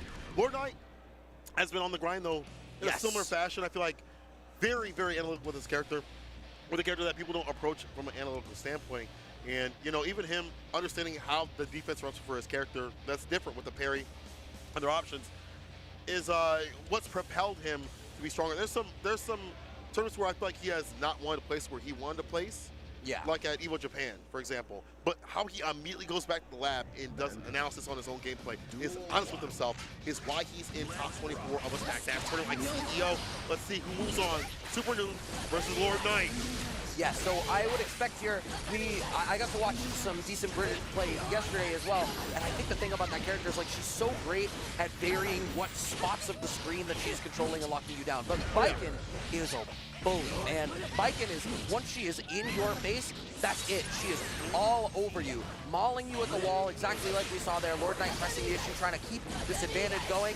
When are we going to see them choose to spend their part? There it is, Red RC. Yeah, don't you dare spend that burst, Super Noon. You saved that for round 2. Yeah, you know what to do. Like, dog, he ran that Kabari immediately right after. Come into the follow-up here from Lord Knight. That's the wild thing is that he got the bomb after having that Kabari last for the Kabari send-off right there. Uh-oh. Back dash, low slash, burst, and not getting that ass. I like that. Super Noon. One thing that also helps Super Noon's playstyle is the fact that, hey, you can set the yo-yo out on these situations a lot easier, so it lets you focus on other things. But as you pointed out, be careful of that jump slash from Lord Knight, though. All right, sends out the yo-yo. We got the pickup after because the Blue RC slow down. Set up the mix-up. That's going to be the wall break after they spend attention for it, and that will close out that round for themselves, looking as good for Super Noon as the first round looked for Lord Knight. So momentum-heavy right now is this character matchup. Yeah, kind of looks like it. But again, seeing more of these aerial options come from the Lord Knight may shift things a little bit in the favor. Dash up, gets a bar slash hit. That's unfortunate. That's a fast button through the 9 frames. Right in front of the Ozante, jump slash again. Lord Knight harass him in the BRC. Bar slash again, that button is a blast. Lord Knight only needs one more touch, trying to make something happen. Pulling him back in, using the tatami to cover that forward approach. Super Noon has to try to make some big plays happen here. There is still burst on the table for Lord Knight, but the thing is, if Super Noon structures their combos in a certain way, it's going to be hard to burst. And Super Noon is also specifically trying to embed burst baits into what they're doing. Blue RC is going to make that forward dash last just a little bit longer. Uh-oh. One more hit, Super Noon got to play perfectly, and they get a penalty. No burst, that means nothing, he can't FD. Lord That's Knight a real issue. Lord Knight is actually, instead of choosing to go in, is just waiting it out. And it is like, word, I can wait. You're at the corner. Yeah. You have negative penalty, so you're not going to get the chance for anything. I can wait for my shot. I can vibe, bro. That far slash has been a big pain point. Talk about these buttons, even the air, like jump slash has been fantastic. But far slash on the ground has been catching back dashes and that movement with that Lord or Super Noon would like to engage with. Damn, this is looking bad. You can see, it like Lord Knight has these different zones, right? It's like IAD back to Tommy covering that space. Be like, you can't just go to the yo-yo, I'm covering that space. And then once Super Noon is sufficiently afraid of it, dash in, bar slash like you were saying, trying for that again. You see Super Noon is trying to vary it up, even bringing out the roller skates now, which is not something that we saw represented a whole lot in that last one. Needs to bring that different element to it. Coming the dash feels on to that. I feel it. The PRC, I like that extension right there. Area right there, yeah, more area options, maybe better here for Super Noon. But RC, FD to back him up a bit. You have the FD against his character up in the corner. Vary up that approach so they can't just run their same game. But that's over. That's it. That's going to be wall pin. Not even necessary. 2S to win the rest. I love that Lord Knight, whenever Super Noon is throwing out the yo-yo and leaving it, Lord Knight's answer is dash forward bar slash. It's like, if you jump right to it, I'll smoke you. Yeah. If you try to move forward and claim the space, I'll whiff punish you. Super Noon needs to like throw out yo-yo at ranges where they're out of the bar slash spacing, and then just wait it out a hair. What you're also seeing is, I think, the reason Super Noon is incorporating roller skate, like we just saw there, is to smoke the startup of it. Of like, yeah, this is the block string where you expect I'm going to throw the yo-yo, but I'm roller skating in and smoking you for it. This goes on, Sin cancels, gets a low, leash him up. Makima did nothing wrong. Make him move. Make him move. Tag. Hold the jump D. Oh, that didn't hit. Had to block that. What an unfortunate investment of resources out of Super Noon. Stuck on the back foot, runs into the tatami mat. Nothing really comes of it. One more touch will do it for Lord Knight. No, we didn't have it, but it's fine. The meaty pressure works out. One round apiece. Jeez. Right. Lord Knight, though, with this aggression, that's why I like to say, like to see, like, bar slash, you see the cancel the bar, and the parry, you gotta be wary. Look at that damage, that's super scary. Oh, the 5-day face trap! So Lord Knight has labbed this character out. You cannot put glasses on a Gorilla Dog. Too strong, too powerful, too smart. All right, Super Noon has that corner position that you were talking about how dangerous it is. Oh, doesn't want to break the wall, wants to keep the corner position. I'm actually super here for that. It has been so difficult for them to navigate through neutral. So instead it's like, word, I'm going to keep you locked down. YRC on the red RC. Don't let me free. Oh, with the pancake curve. Dice Game's vision, baby. Oh my god, the interaction caught him leaving. Dice Game must have eyes in the back of his head for his vision for that combo to work. Auto 5K into a Gatling cancel, finds the back throw there to even up the game count 1-1 to Super Noon. Jesus Lord. What a match. And the fact that Super Noon is keeping up, and you know, weird interactions are gonna like that. They're gonna happen in fighting games. Of course. But for you to be so ready and steady to be like, okay, let me get a conversion. Like, yeah, like I've been here. I don't know if you've ever seen that, Super Noon, but we're 1-1, game to game. Nice. Gets the punish there. Empty low. Burns the burst out of Lord Knight pretty quick. And Lord Knight, once again, trying to press that issue. What's there? If you see, it's roller skate after throwing the yo-yo now. I'm controlling the space. Stop trying to steal it back from me. Respect my options. Now Yozansa comes through a little bit more often. They're not. Oh, no Yoshi there. That might have hit too as well. I like to see that maybe represented in these options with the parry again, the knockdown. Yoshi on the dash up. I like that TK edition. Now listen, you're about to die. Oh my God. That was personal. What's the mix-up gonna be? Finds the throw. No red RC. Because I think the red RC wouldn't have killed, so we're preferable to keep the corner. Super New with a different bar usage too as well. These supers to seal it. I like this from Super New. And being active is helping him build that ball to finally finish his round start. Johansson, we both win with those, but I'm plus on those. Lord Knight press a little bit faster. Yep, using a little bit of FD just to try to earn a bit of space. But you see, when Super Noon is on the back foot in those spots, they end up spending so much tension defensively that they just get overwhelmed, and then when they do get hits, they're not able to make anything happen. Lord Knight cashing out the overdrive. I don't think this will kill. No. No. Still alive. Still alive. But for how long? Lord Knight looking to get that perfect KO, jump, pay and play. Hold on now. Super Noon could make the return overseas. It could be real difficult here. He's got the bar at the bottom. This is not a high damage character, but that far slash blessed by Daisuke himself. We're game to game, round to round. Let's see what's going down. Right, slightly more reserved start. We've got the yo-yo out, just bulldozing through, and we managed to get an air pickup here. So now we have Lord Knight locked down in the corner there to Super Noon. Burns the burst fairly early. A momentum burst from Super Noon just to bring us back. I'm going to keep you with that pocket on the screen. Even that trade is okay there for Super Noon. Nice little spacing trap set up. He's not going to break this wall, unless it is to kill. What do you mean? Of course he's breaking the wall. He's on the bar. He doesn't really need to. He can chill right now. But I think maybe something might have been good there, but he's still on the air. A pixel Lord Knight cannot get hit. He gets hit trying to back away. That's not the play. Where you going? I'm not talking to you. Y'all talking about far slash being the problem, bro. I think all the buttons of Mike or Bridget are problematic. But here we go. Super New being able to control this character at this much momentum, this level. He definitely has a real Bridget. It runs the DP first time we've seen that, right? Yeah, it hasn't really come out yet, but I think that was also a specific interaction that we hadn't seen yet either. So I think that was uncharted territory in the way that these two are approaching this matchup today. And it seems like Super Noon is already prepared for that answer of like, hey, if we're going to new ground, I'm busting out. I don't want to deal with none of this. See how Lord Knight is not prepared for the skate. Using the Kabara against the skate or die. Very smart stuff. Not trying to find the fadeaway. No jump slash. Will run the gap like that. Eo looking at my boy Maverick would say. Runs the mat. Like put him on his back. And Knight in the corner. Jump. Eggs. The horizontal reach. Oh, too far away. I think maybe they thought they were about to get a wall splat to be able to get the 5D tap for the juggle. Yeah. But it didn't end up working. Still managed to salvage the round out even off of the scramble there. Does Lord Knight. This is difficult right here. Lord Knight trying to seal it right now, but it's got to get that. I want to see that game to game, bro. I see the activity that Lord Knight has, but Super New, when he turns up like volume, it's so hard to stop. We get that sequencing going, you know? Oh, actually, this is great for Noon, right? Because Lord Knight's playing so defensively that they were just risking negative penalty there. So now Super Noon presses the issue once it becomes clear that Lord Knight needs to start to make something happen. Having him locked down in the corner once again. Red RC backtrip, setting up some spacing traps. Lord Knight is blocking for his life right now. My man is hands up like a pack of Legos, blocking it out. Far slash starter, unfortunately not getting 2H. Red RC, put on the mat, leash him up again. The sequel. Oh, if you had matched there, you would have been okay. Instead, Lord Knight gets a combo for themselves. It's so hard. It's so much mental sacrifice. Like, not gonna hit jump slash. Ooh, try to get the 2H. Super Dude.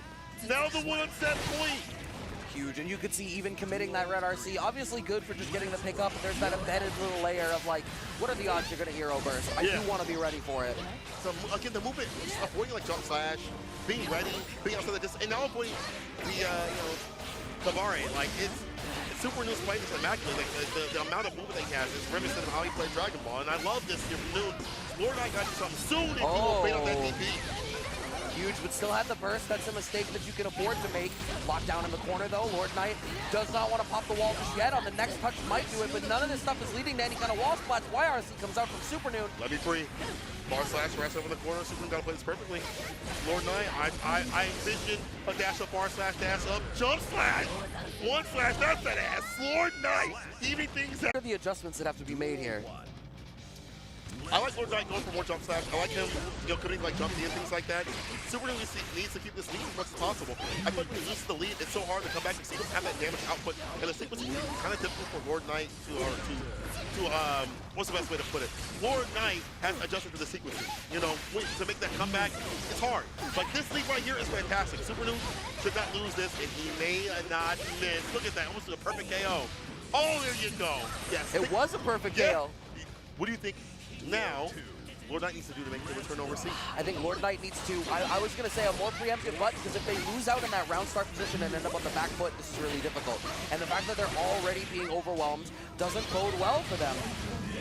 Okay. Early wall break, positive bonus for Super Noon, which gives Super Noon plenty of opportunity now off of this bar to make something happen. That's massive for Lord Knight though. And Burst is almost back on the table. Jump slash. Gold Burst, Super Noon. Cashed out. Cash in, cash out. Oh, BRC. good tech. She lingered there for a second. Oh my God, Lord Knight got to spin the win right now. Get that bar going and flowing, my guy. The trade, Super Noon has the lead. Oh, he leading. Lord Knight, he bleeding. Air to air right there. These trades are not working out in his favor just now. Has to press the issue, but the far slash is gonna do it for Super Noon. Moves on in the winner's side to top 8 here at CEO 2023. Don't worry, Lord Knight, you get another chance down in the loser's bracket. What is TYJN? That must be a K-pop song. That must be a K-pop band. But I'm a fan of my boy Super Noon. Moving on in the bracket. I told him yesterday, I was like, brother, you better have an intro ready. I did not have to think that he's going to fight Lord Knight, but bro, the movement that dude has. It was crazy good. It's crazy. To avoid jump slash, far slash, which are the fantastic part for that character, that's quick. It's 9 frames. Yeah. I don't know why it's 9 frames, but it's really good. And the fact that Baiken is looking for counter hits, most of all, to really get these combos going and flowing. The fact that those things don't happen so often, and the fact that the sequencing was going good, he had to be in a position where, like, he lost the lead. He kept the lead continuously. Yeah. That's a Super Noon I want to see. Keep that lead as much as possible. Make them come to you, make mistakes, and so you get the victory. Yeah, I think it's something that characters like Bridget, I think, archetypically are a lot like that. Where, you end up, the way that you control the screen is if you are able to get a lead, it's something that is very easy for you to sit on because it's like, hey, I'm covering so many different options. You need to be the one engaging with me. Yeah. And when you make a mistake, I'm going to smoke you for it. Oh, this is the JoJo. Oh, okay. That's what it's a North Cal thing? Okay. What's it? Oh, TYJN? Yeah, TYJN. Okay. That's what it means. All right. Thank you, Chad.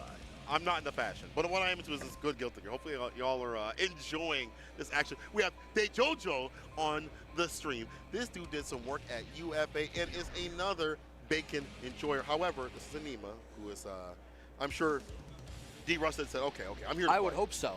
It's obviously a very different pace of matchup, a very different kind of matchup, and I'm hoping they've shaken off the rust, definitely, because I think there was a lot of automatic responses that were happening in their match in the winner's side that were very much exposed. And I am looking at the updates on the bracket. Yes, so this is to qualify for loser's side top 16. Loser's side top 16, not even 8 just yet. Oh, no, I'm sorry, 8. I'm alive. Numbers are hard. Yeah, there we go. So it's for 8. Okay, JoJo could be representing the EU, UK boys out here. We'll see what happens. Oh, yeah, you got that EO British right there. I see you, JoJo.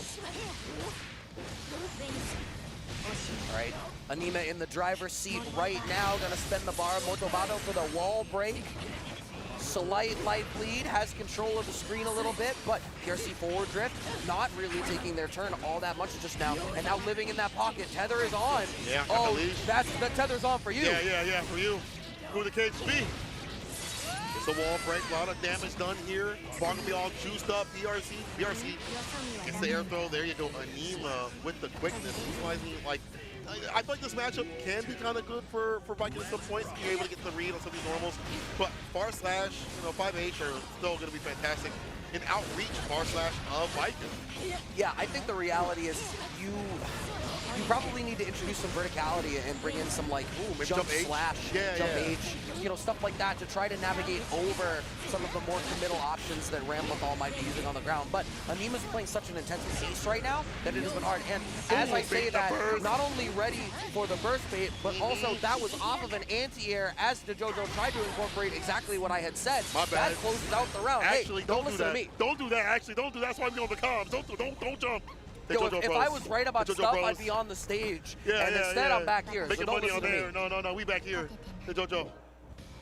Hey, JoJo. That's me all along. All right. As you said, like, I like that Anema's looking out for that optional. I like that they're looking out for anti-airs. Like, I think that's a good sign that they're ready. They de-rusted far slash counter hit back fist, get the knockdown. The LTG.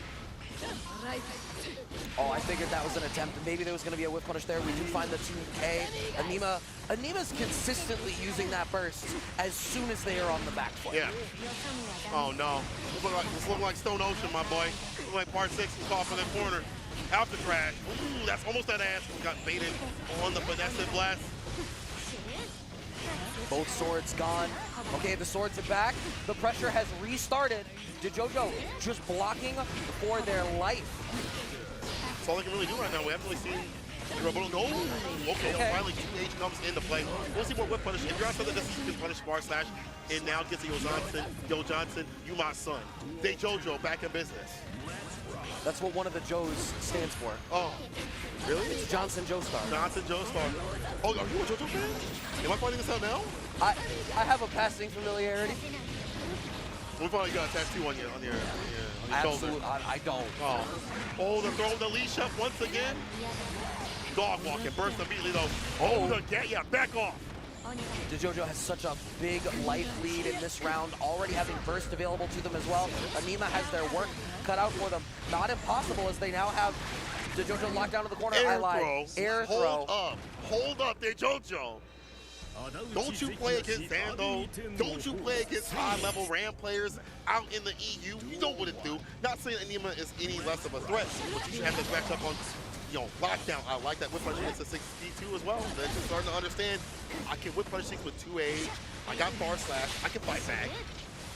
You can see JoJo is like living in a pocket of just outside of bar slash range and is trying to use Tatami as like, all right, I'm going to check you for moving forward. And then once you started to question it, oh my God, catches out catches out Anema, trying to poke at a different angle with the low profile. Oh, the Tatami. That's for the instant overhead. Get that jump slash. That was nasty. Listen, happy accidents. Happy accidents. Oh my God, using that bar slash. Johnson trades, but every one of these trades when you're already in the lead, you're so okay with this. What a pickup. Burst comes up from Anema. I don't know, like, Anema must just look at burst and do it. Like, listen, I want to be out of here. This ain't my scene, this ain't my neighborhood. The jump deep pickup in the super. Oh yeah, show me that super. To seal it, JoJo.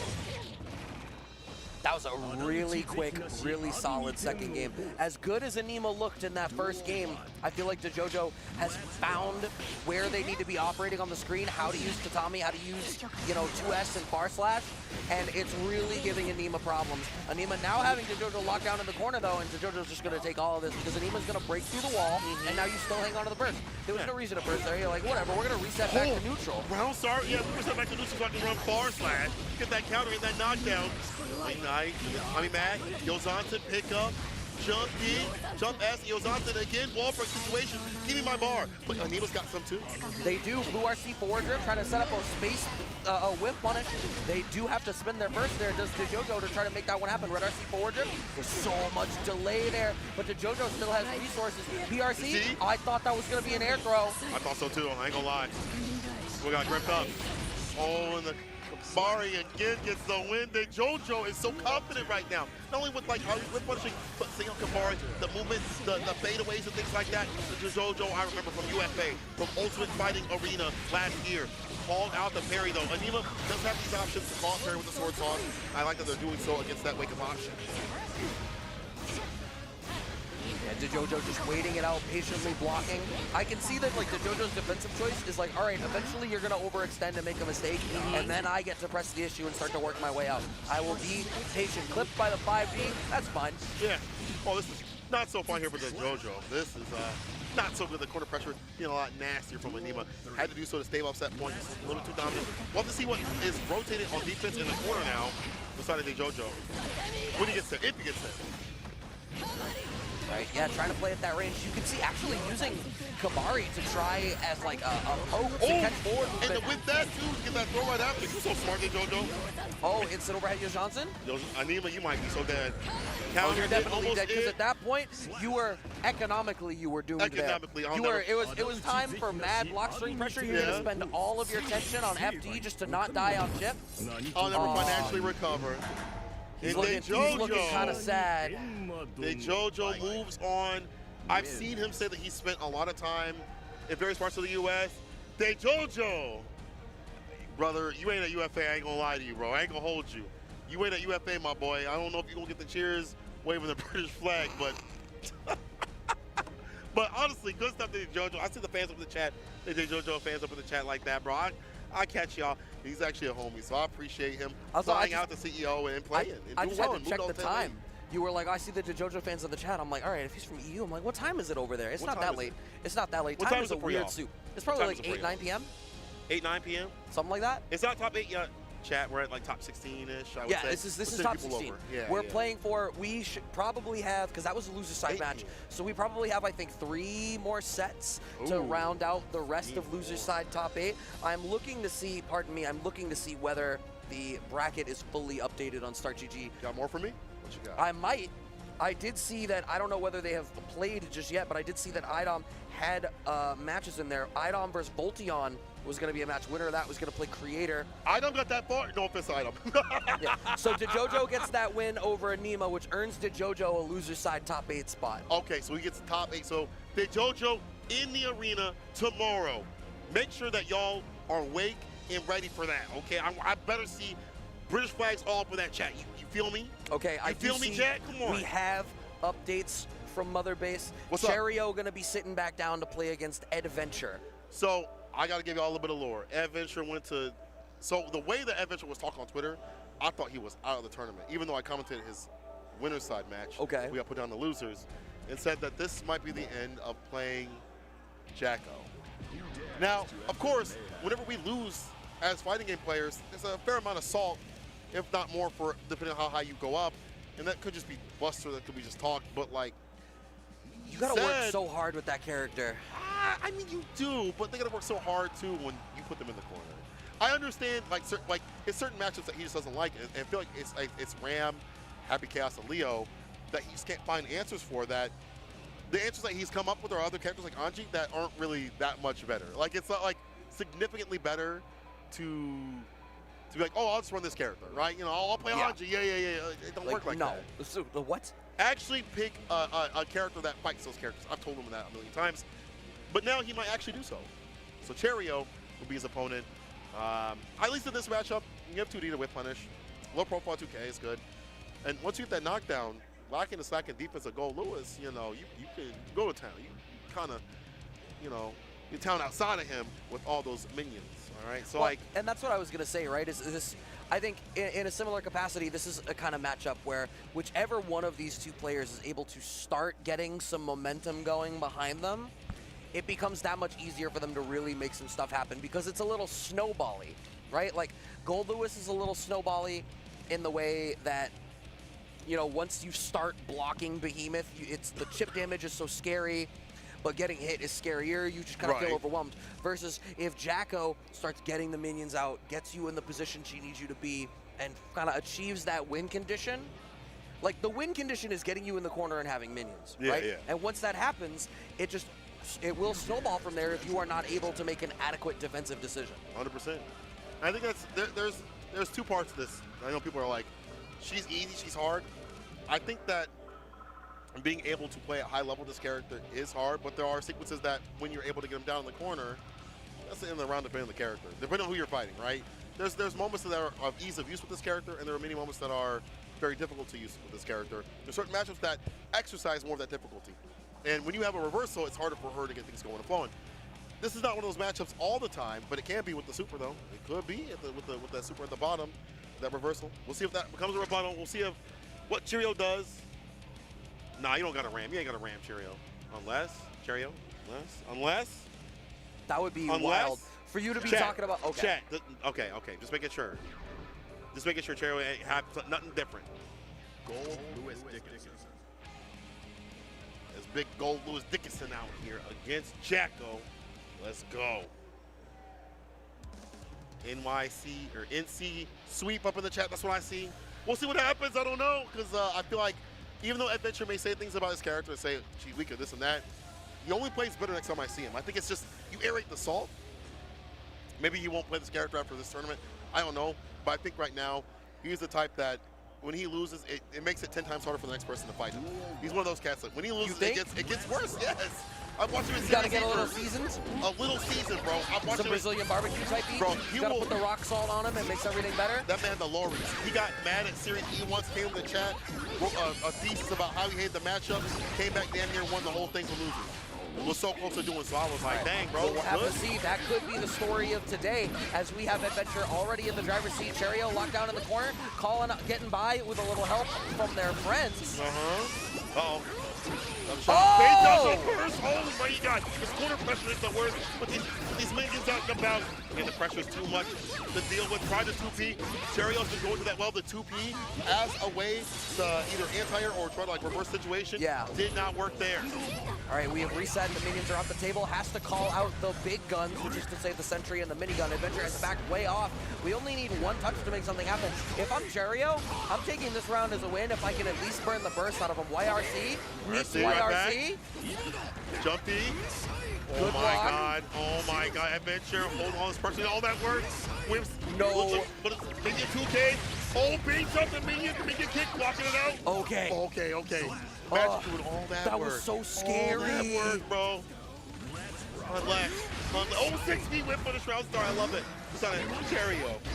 You can see, actually, I like that Adventure is setting up the minion in front of them in that range and immediately representing barrier to be like, all right, I need, like, the range that I am scared of you at is also the range where I need to start setting up my offense. I'm going to use barrier to slow you down. Yeah.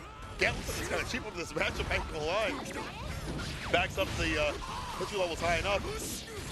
Oh, okay, backdash. Gets out of the corner, finds the cross up. We got the little homie in the back. Wall pin, bad situation, super. Elysium drive. Oh. Yeah, wall break, Oki. Good for Adventure. Cause the mix. Get a minion dashes right. Oh, the backdash. Are you kidding me, Cheerio? What a read. Brother, you see the backdash? It is like Adventure makes one mistake and all that work goes away. I can understand why they would be upset about the character. You said people say this character's easy. I don't see why anyone would say that. It seems so volatile.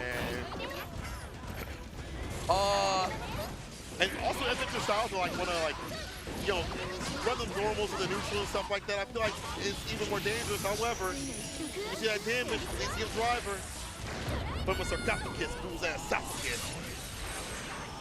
What's it going to be from the Adventure? He said one up this time. He said, I'm going to stay back. Yeah. I'm going to stay back to throw my baby kids.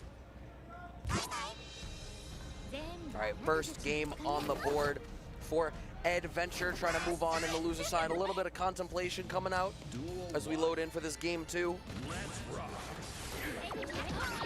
Okay, you can play. Yeah, kill the minions as much as you can. I believe any of these matchups, you should learn like what your character can do to kill the minions. All right.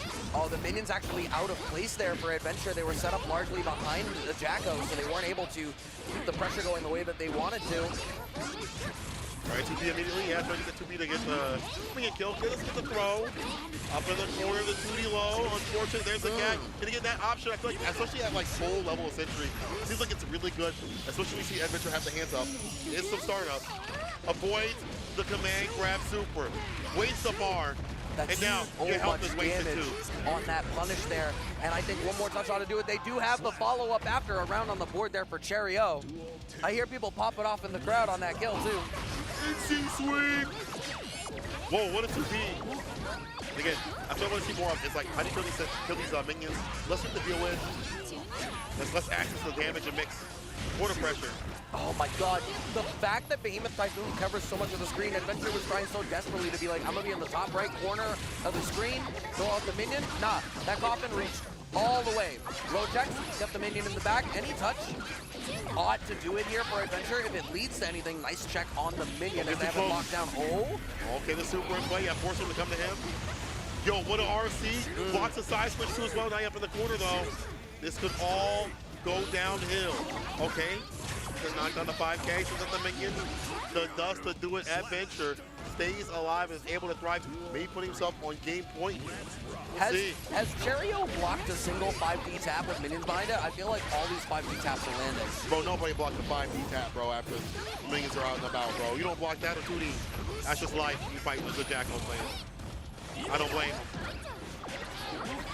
Cheerio is doing such a good job of sniping these minions out. Calls out the sentry drone. The barrier is a little bit mistimed. They wanted to shut down the sentry, but Adventure doesn't get it because it was moving a little bit too close. Playing a lot of neutral here, but Adventure, on the risk of danger, has to start to press the issue now. Red RC to get these minions set up. Little spacing trap catches the backdash. On the 2D. The dust to pick up. More baby kids out and about for the sequel. These are yours. Adventure. Making the wall break happen right here. Bar all built up too as well. At least the driver could come through, or an RC extension. Careful now, the cat blocks it all like that. I like that, had the hands up. All right, just keeping them locked down. Oh, wow. Not really. Cheerio just sitting down holding FD because what else are you supposed to do? Reversal call out the minion, the sentry drone, and the minigun. Cheerio can't really afford to get hit by anything right now. Blocks the 5D tap, doesn't block the second one. Just like that. Too much pressure to deal with. Why does Adventure look like he's sweating? Actually, I know why, because he's fighting Gold Lewis. That all it takes is 2 good sequences to put the round back in his favor. So I understand. Real. But like definitely Adventure's doing a good job of like reeling back when he needs to. And I do think that even some of this is like a simple case of like, I don't have to get close to play, right? I know Adventure is the type to be the best Jackal player because he's such a good all-rounded player. And he knows how to scale back when need be. Like, I don't have to go in to get my win. Last time he lost, he's like, okay, I got too close. Yeah. This time, I'm saying a distance where I feel like I have the W where it's one more interaction and I know that they're stressed enough that they won't press. Adventure on game point. And what's interesting, too, is you can see that Cheerio is still managing to deal with the minions in an interesting way, right? Like, you've called out how often they're using 2P, both as an anti-air choice, but also to snipe the minions. But there's these angles where, as Adventure is going to, like, the top opposite corner of the screen and trying to just chuck minions from there, right. Cheerio is meeting that with, like, the anti-air Behemoth Typhoon. And if Jacko doesn't come down with, like, an air dash or something, it's at least knocking the minions out of the way. Yeah. That's what you want to do with that. Like, with this sort of matchup, is killing minions. We talked about that. How do you delete the minions off the table? Burst, a little wasted right here. Adventure has him up in the corner still. 2D comes through, gets the counter hit. Minions are out and about once again. Empowered by Vitamin W. Juiced up. Right, checking that forward dash. And Adventure has Cheerio locked down so much right now. All he can afford to do is spend all of their attention on FD. A really smart 2P gets a double kill on the minions, but there is always another one in the back. This is the problem again. The fact that Adventure is so certified on being able to fight with not only normals, but the minions in tandem makes it such a threat. Like, you kill the minions, cool, I got that burst. Backdash, did not get anything off of that, but still, top of the corner again, and Adventure back in to get that far for the minions. The 5D tap with the minions in the back, once again working out for Adventure as they are now on set point. Long side switch with the minion. Houdini, you can't see it from the back door. Careful now. Burst here from Cheerio. At least in some of these sequences while you block, you can have a lot of burst. There's so many multi-hitting things that happen that don't do a ton of damage, but now, not allowed to survive the bait. Are you kidding me? Elysium driver. All right, not close enough to the wall to get anything for it, but the PRC keeps some space from the shimmy attempt, sends out the drone, but the barrier on the minion keeps him safe, and we're gonna have a pickup. We just got the bar, another overdrive is gonna be enough to do it. Adventure is going to move on to the loser's side of top 8. They get to play in the arena tomorrow. I hope they took your advice and started playing. No, you were saying Super Newton needs to play the entrance. So does Adventure I now. haven't even got to talk to Adventure, but he has been in some top spots before. He's been at Frosty's. He's been at multiple tournaments in top level spots at TNS, at Series Z. He's even won a few too as well. So when it comes to him being up here, should not be surprised, but I am surprised after seeing what I saw up on Twitter. Delete that tweet, my boy. Delete that tweet right now. I know you're gonna watch this back because you're gonna be like, I didn't do my analysis. Delete that tweet. Where he at? He walked Adventure, delete that tweet. Walked off the other side of the stage. Delete that tweet, Adventure. Where you at? Leak that dang tweet. Can y'all make sure y'all at him and tell him to leak that tweet? Just, I want to see that. I want to go check in like 2 hours, and that better just have like 100 replies that all say, St. Cola said delete this. It better be like that, bro. Don't say, oh, my character can't do it, bro. Look at where you're at right now. Loser side, top 8 of CEO. Let's keep this matches, going on right here. Speaking of loser side of top 8, one of these 2 players gets to sit down for it tomorrow. We got Creator having dropped down, playing against IDOM. So, tell me something. I'm not trying to prophesize the demise of Creator, but I will say, if IDOM gets top 8 in this game and Street Fighter, you're gonna have 2 entrances. Has anyone ever had 2 entrances? Oh, that's a good question. Yo, question for let us know in the chat or let us know on Twitter if anyone's ever had 2 entrances. Yeah, I need to know. I need to know. Oh, he deleted the tweet. He deleted the tweet? He said, no way you shouted to me delete that tweet after I won my top 8 match. We might go. Delete the tweet though. I swear to God, if I see it, I'm getting at you. I'm getting at you, my guy. I love Adventure. He's great. All right, so what do you think about this matchup, right? Testament into Giovanna. I don't know, man. I don't know play Testament like a normal Testament player. That's the problem. I don't play IDOM. He don't play like Testament. I'm sorry. I don't get to hold this. I feel like he plays Testament at a very base level, and he's got really great fighting game skills. Just how to zone people out and control them. And maybe that's all you need with Testament. But other Testament players are a lot more technical and stuff. But that's okay, because, you know, some players are maybe less technical, and they still get results. It's a different sort of play style. I think overall, though, I don't really know, because I don't really see this matchup too often, because Geo players have left her. I want to see what the interaction is after, like, post-Gravedigger. Once we go out Gravedigger, I want to see what Geo can do. Bridget has options. Does Geo have options, you know? All right, well, trying to navigate through this right now is Creator. We had the 6P, burns the burst pretty quick out of Creator. Already has the 6P on the spiral arrow. Oh my God, with Street Fighter, he knows how to see those moves and call them out. Now having Creator locked down in the corner, strike throw game getting started. Yeah, I'll do the finish right here. Let's play the stand game. Dust, finds the finish, pulls the dirt out of the ground. That's the round. IDOM. Getting a lot more aggressive than, and I like that here from IDOM. Utilize the normals, like some of the zoning, 6P, chest stone, puts IDOM in the corner. I feel like IDOM plays it depending on the character matchup, right? I think IDOM can, you know, either use the fact that Testament's buttons are so good, live in the pocket of cycling around Stain State, change up the way that he's structuring his block strings, and make sure that he's always sort of at advantage. But then when things slow down, it's, as you said, back to the neutral, back to the screen control, back to trying to hold down the control of the screen like we're seeing here. And it's like, hey, I know that you're going to choose to come to me. Yeah, you have to. BW, a 2X game do definitely, as you're pointing out, that seems like a pretty fantastic button to utilize. Uh-oh, the starter. Get that close slash dash cancel. BRC, FD trying to get some space, gets the 6B. Offensive burst here from Creator. They seal the deal. Spark the bumper, right on the tag. But the hits connect. Creator, even in rounds right here. Okay. Yeah, IDOM sitting on the burst, though. Creator on the back foot. Could be a little bit before they get that one. No check on the spiral arrow that time. Taking their turn. Oh, managed to hold out the dirt that time. And the 2K check, they even get the little side swap here. Does IDOM force the Creator back into the corner just a little bit. Double dash in, 5K counter in play. I like this. One of the best buttons, honestly, is 5K. I think 5H also is fantastic, too, but it's a good starter. Just side switch. Oh, my God. Need the ball pin, 6H. Yes, sir. Stay in game. Oh, my 2D is better, says Creator. Wow. Yeah, IDOM is having some difficulty. Oh, that connects. Yeah, a little bit of recovery on that crow. What I was going to say is IDOM is having difficulty, like, trying to get Stain applied. Creator's doing a really good job of recognizing where the crow is going to have to go and trying to get away from it. As I say that, instead, Creator recognizes that now that Stain is on, IDOM's going to try to go in so he controls the space, get out this place, gets a game on the board. I'll try to meet your vibe, Cole. I see it though. It's not gonna work. I love it. I heard it. I catch it. I caught it. I liked it. Nah, don't give me that. I give it an 8. You give it an 8? That's pretty good. That's high praise. That is. Consider the lack of melanin. Anyway, let's get in. Back. Oh, that was an 8 on my scale. Yeah. It'll be a 10 on your scale. 8 on mine. Oh no, this is Oki. Backdash trade. Uh-oh. Yeah, I like this pickup here from Creator. I like this consistency in terms of pressure. What you have to do, I feel like Creator's getting a little bit pensive and maybe waiting for items, as you pointed out, and then like kind of reacting like TV and stuff like that. Even more so, it's getting worse now because now Creator's just getting aggressive off rip. Like he's not waiting for items to respond with something. He's getting aggressive immediately. Burst comes out from Creator, doesn't want to deal with that situation a whole lot more, and you can see that what's happening is Creator is finding these spots where as soon as he's in a range where he recognizes that Idom is going to be trying to press the issue, get something set up.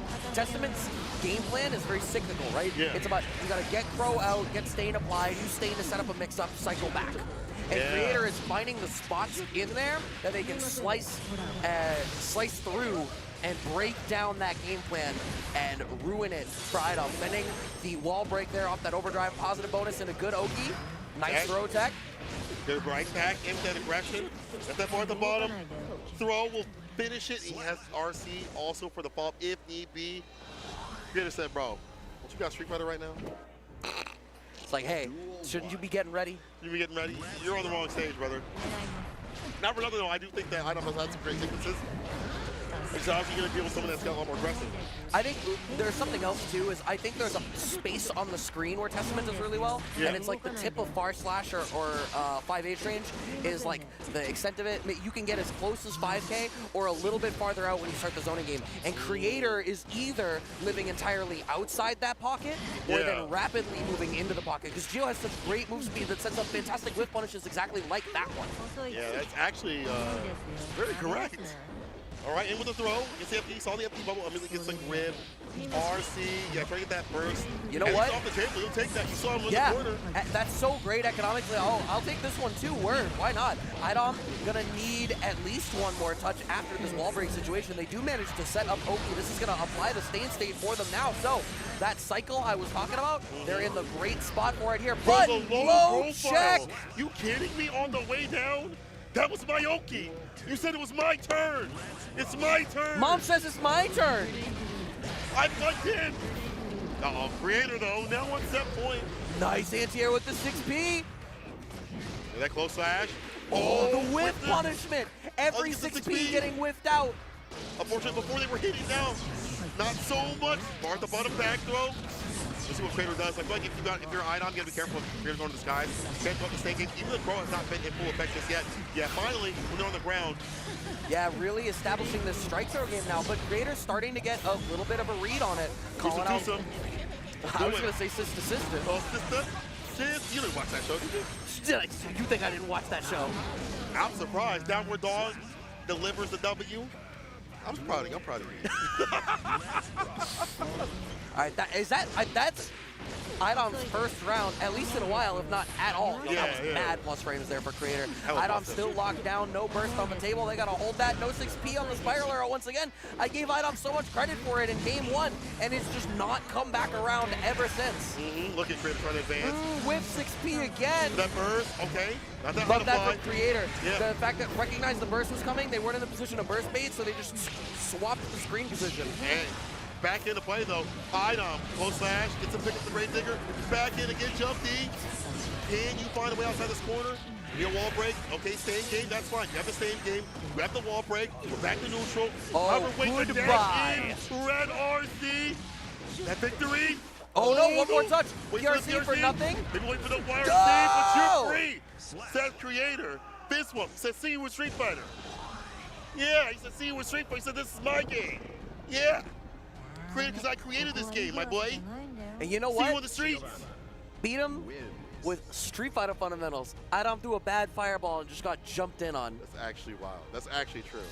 There was actually a time when that happened too as well, when he threw out the Crow, went to the air with the super. That's what I was salting for. And you know what it is? Idom is a fantastic Street Fighter player, but he doesn't play fireball characters. I mean, he plays zoning, but you're right in terms of like fireballs being a little bit different. There's different types of zoning, right? Poison was not a zoner in the way that like Guile is a zoner. Yeah, it's different. I mean, I get what you're saying, but like. And zoning is also, I mean, it's a different sort of flavor when you use fireballs compared to zoning with like whips or like specials and stuff like that. Sure, or like crows, but this fits a little bit closer, I think, to a more fireball-centric type of thing.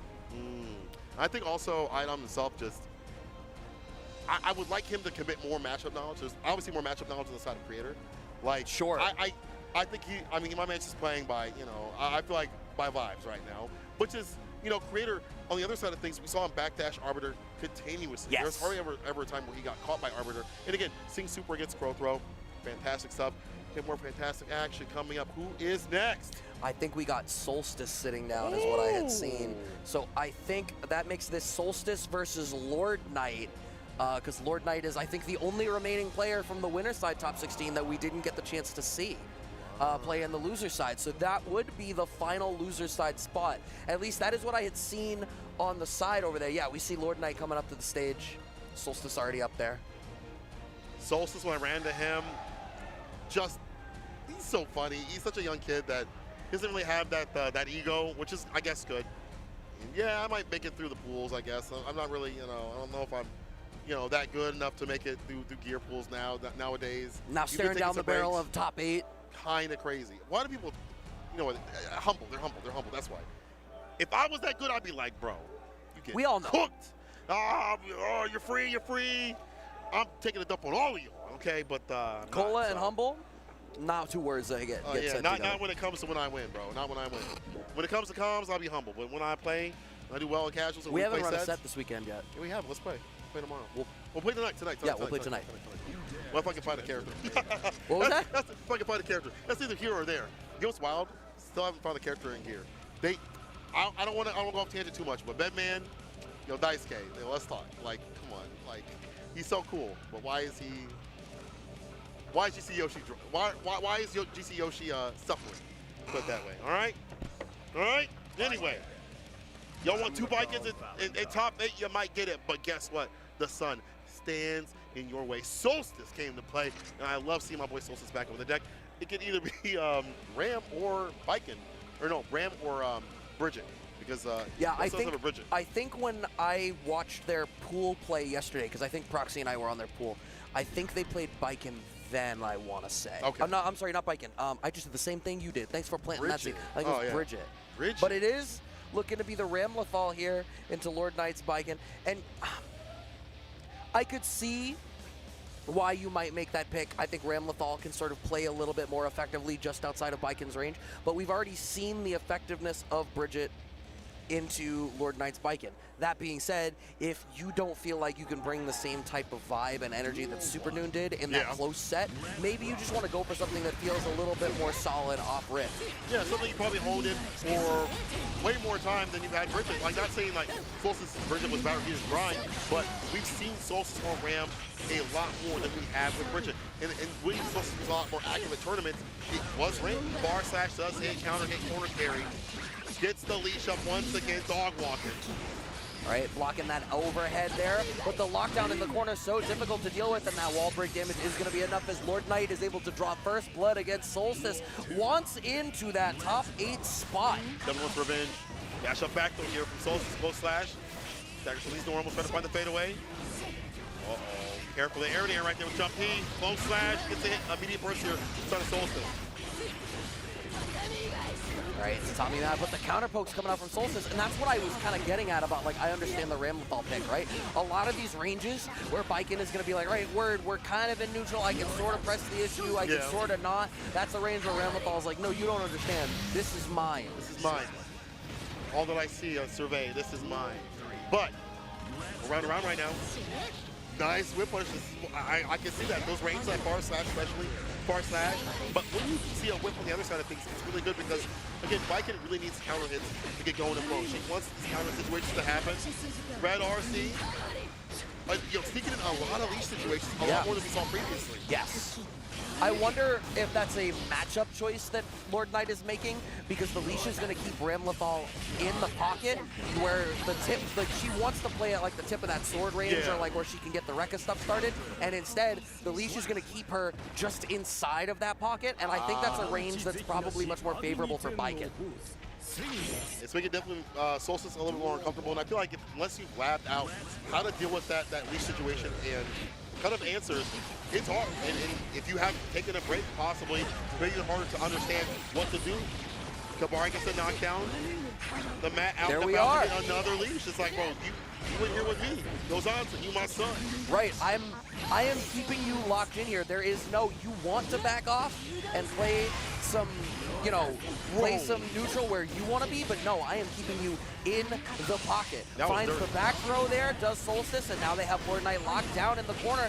This is the win condition for Ramlethal.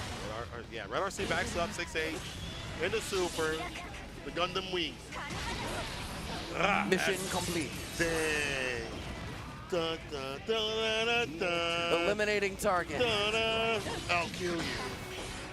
Yo, Gundam Battle Assault though? Bro, that was fire. That was my game. Yeah, that's fire, bro. God, we gotta run some of that. Hold up now. Anyway, Red RC in play. The Mad. Gonna get another leash situation. Oh, I thought it was gonna be a leash. But actually, it is a leash. Yeah, there is a leash in the middle there. Again. All right, leash is gonna run out soon. Are we gonna set it up again? Oh no, we just wanna play it and close out the set at this point. I'm sorry, the round, which they do indeed, as Lord Knight is able to close that one out. Staring down the barrel of a 2-0, Solstice needs to bring this back in their favor. Nice control of the airspace, but these counter pokes from Lord Knight, the very tip of that far slash is proving very difficult for Solstice to deal with. Another leash show. Once again. Okay, burst situation, but Solstice has lost so much health. And honestly, even another thing is that risk gauge on block is Soldier Boy cranked up, bro. It's looking difficult. Finds a fadeaway and gets a throw bait. Unfortunate, because this is it. Lord Knight wants to fight in top 8. Looking real dominant right now. Wonder what the answer from Solstice might be. Solstice actually readies up immediately. We are sticking with the Ramlethal. I think they need to figure out some way to stay just out the pocket just a little bit more. You don't want to be dealing with that tether. The fact that Lord Knight is so effectively keeping Solstice locked in at exactly the range where the tip of Bar Slash is smoking Solstice or trying to start the neutral game is really the problem. It's been difficult, and again, as you pointed out, that leash up situation has been difficult to deal with, and now that hasn't even come to the equation. It's just been the neutral, the far slash starter, counter continuously. Solstice getting him with the far slash, getting too aggressive. I feel like at this point, not recognizing where he's at on the screen. He dashed up into far slash, his loving arms. Might be meeting defeat. Might be meeting his end of CE and the CO run. It's kind of sad because honestly, Solstice is such a fantastic player, but Lord Knight is so ready right now. Yeah, Lord Knight is looking incredibly warm, looking incredibly ready for that top 8. And I mean, that winner side match against Super Noon was so close. Frankly, they both played in a way where I don't think either one of us would have been surprised to see them both in top 8. Oh, right now, it is looking like that is an eventuality. Solstice trying to fight their way out of the corner. We have pushed back to mid-screen. We've got some resources, but so afraid to hit buttons at this point. Yeah, that's kind of air from Solstice. I was saying, if Lord Knight could get one, could be a good night for Solstice. Sun still shining, super once again. Damage won't be the end though. So has Oki, but Lord Knight has other options too. He's got RC, tries to go 4-6 speed. Interrupted, red RC, dash up. Blue RC, we don't get anything for that, but this is still approximately a one-shot situation. JP comes out from Solstice, gets a round on the board for themselves. Are they going to be able to stave off this set point for at least one more game? Or is Lord Knight going to get us back into the pocket? 5K coming out as a choice now from Solstice. That's actually, I kind of like that. Because that is a tool that I think Solstice can use to try to represent threat at a closer range. Yeah.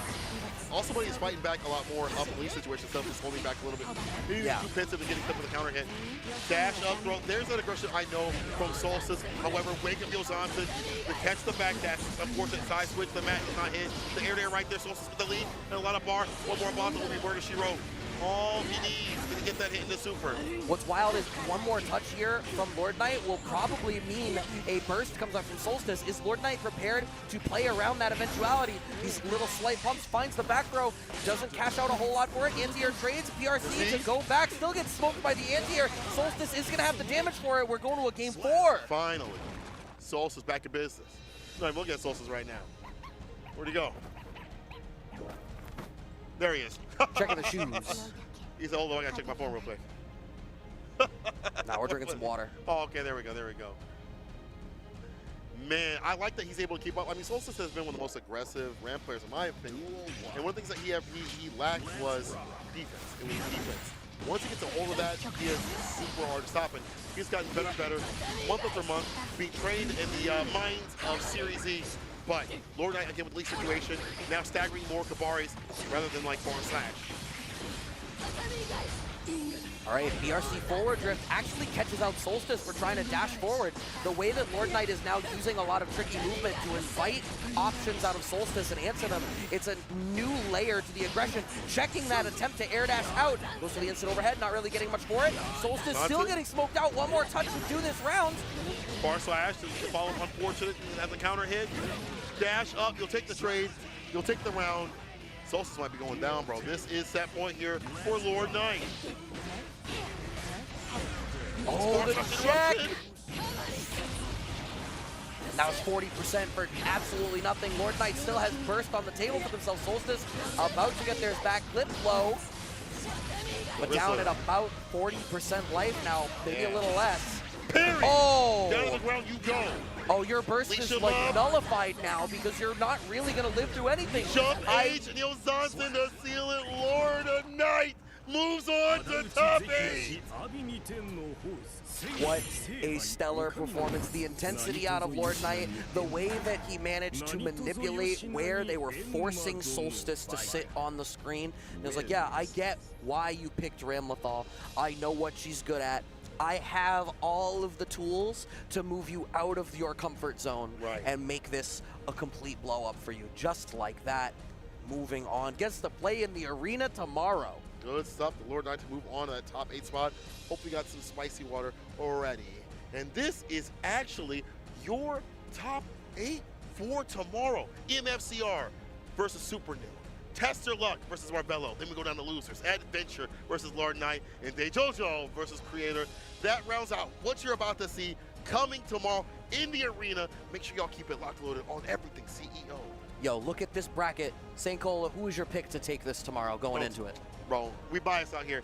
MFCR, MFCR, MF. But honestly, it could be, in my opinion, anyone on winner's side, I think I mean, obviously have the best chance considering where they're at. But like, I feel like MFCR, Super Noon, or Marvello have the best shot in terms of intensity from what I see today. But also Lord Knight, Adventure, I can't choose. Yo, I can't choose. you listed through all of winner's side. Okay, fine. You listed... MFCR. What about you? You know what? If Test Your Luck plays the way they played in their winner's side match, they could absolutely run away with it. My question is that an outlier because of how uncomfortable Anema looked? But I mean, they got there in the first place, right? Though, like, I mean, they got there. So, if they're just playing that good, I really like Test Your Luck for this. If not, I am always a fan of Marvello, and I will always root for Marvello. Okay, we'll have to see. There's gonna be fireworks and great fights tomorrow here at CEO. Tomorrow will be top 8 at the arena. Make sure y'all keep it locked and loaded. I think that's it for us. Yes, it is. I think that's it for maybe actually the stream. I'm not 100% sure. What I am sure of is that y'all had a great time. Some great action. Guild Gear is still going hot, baby. Absolutely. Nothing else to say except we'll see you all later. Make sure you keep it locked and loaded for more CEO 2023 action, y'all. Be safe. Peace.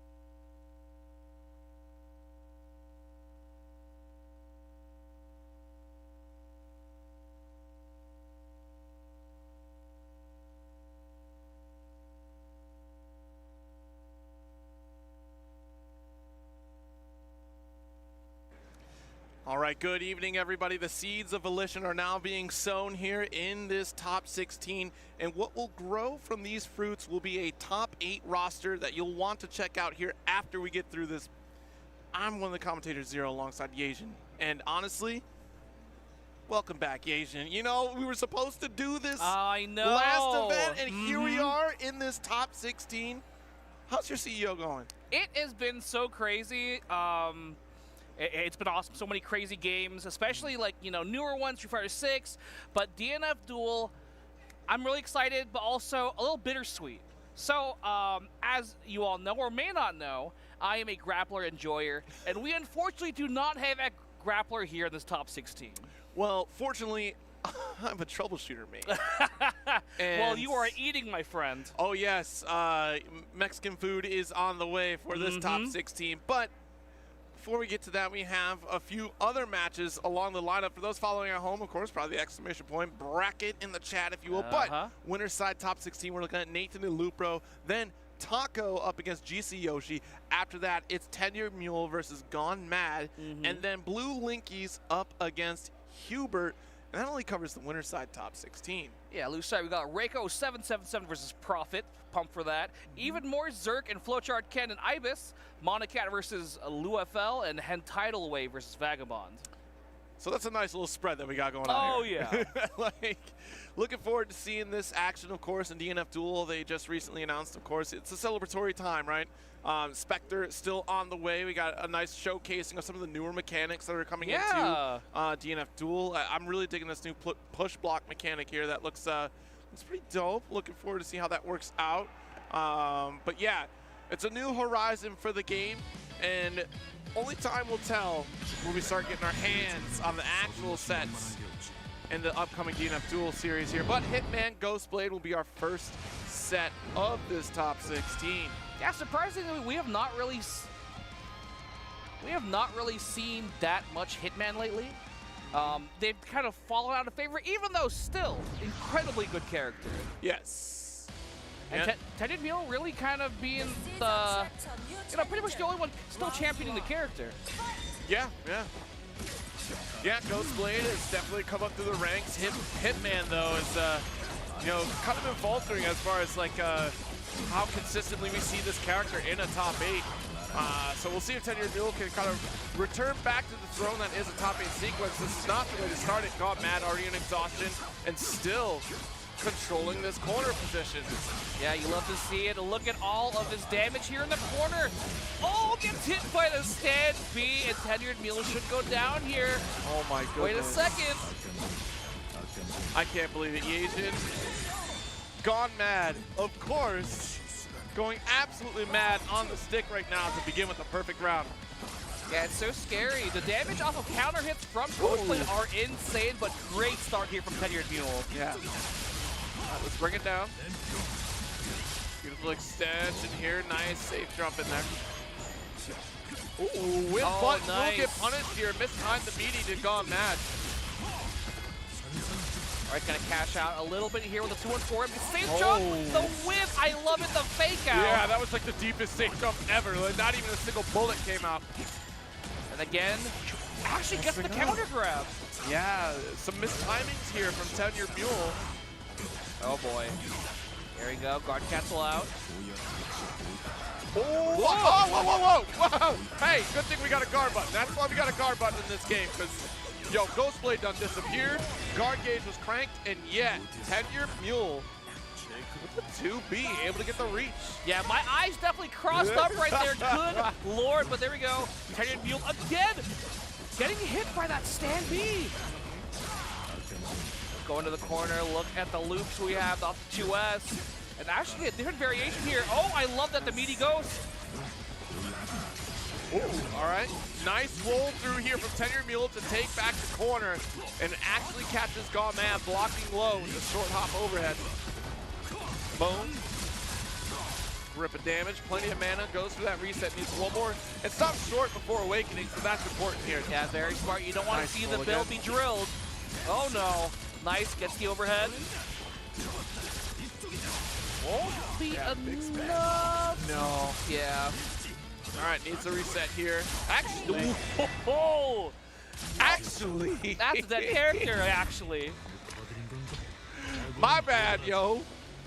It was looking like it, though. It was looking like we hit that point. Like, once, again, like usually once you hit the high 30s, but I feel like we've ascended here at this point, beyond the 40s. Yeah, I love kind of the differing combo routes here, but there we go, the build drill, but not an awakening. But still, this is a great start here for TenYearMule. It looked like it was GoneMad's game last round. It really did. Especially with that perfect. That sent a message, but I guess TenYearMule able to come out on top. Nice reset. Ooh! We got air-to-air juggles? Wait. It's still going? Bro. Oh, it's enough! The Caracal! I am flabbergasted at the level of TenYearMule here. Oh no, the final strike all the way from downtown. All right, got the flurry here. Bring it down. OGG got the helm splitter there. Nice guard cancel, yeah, had to. But the challenge with the 2A, able to get the conversion, but drops too early. Unfortunate for TenYearMule. That's getting crazy aggression here. The guard cancel there, gets the grab. There you go. Wow. What a turnaround. Went down a single round to a perfect and said, wait a minute. I don't have to take this nonsense. Yeah, it almost feels like they're like, oh, we're done. And they're just Yeah, yeah, they both looked at each other. Oh, okay. Oh. All right. I guess that's that. And that's a way to kick off DNF Duel top 16. They had just wrapped up their final set of qualifiers to get into this point in the bracket and just full steam ahead. We're going to figure this out tonight. Who will be in our top 8? Yeah, who will be next? Who's next?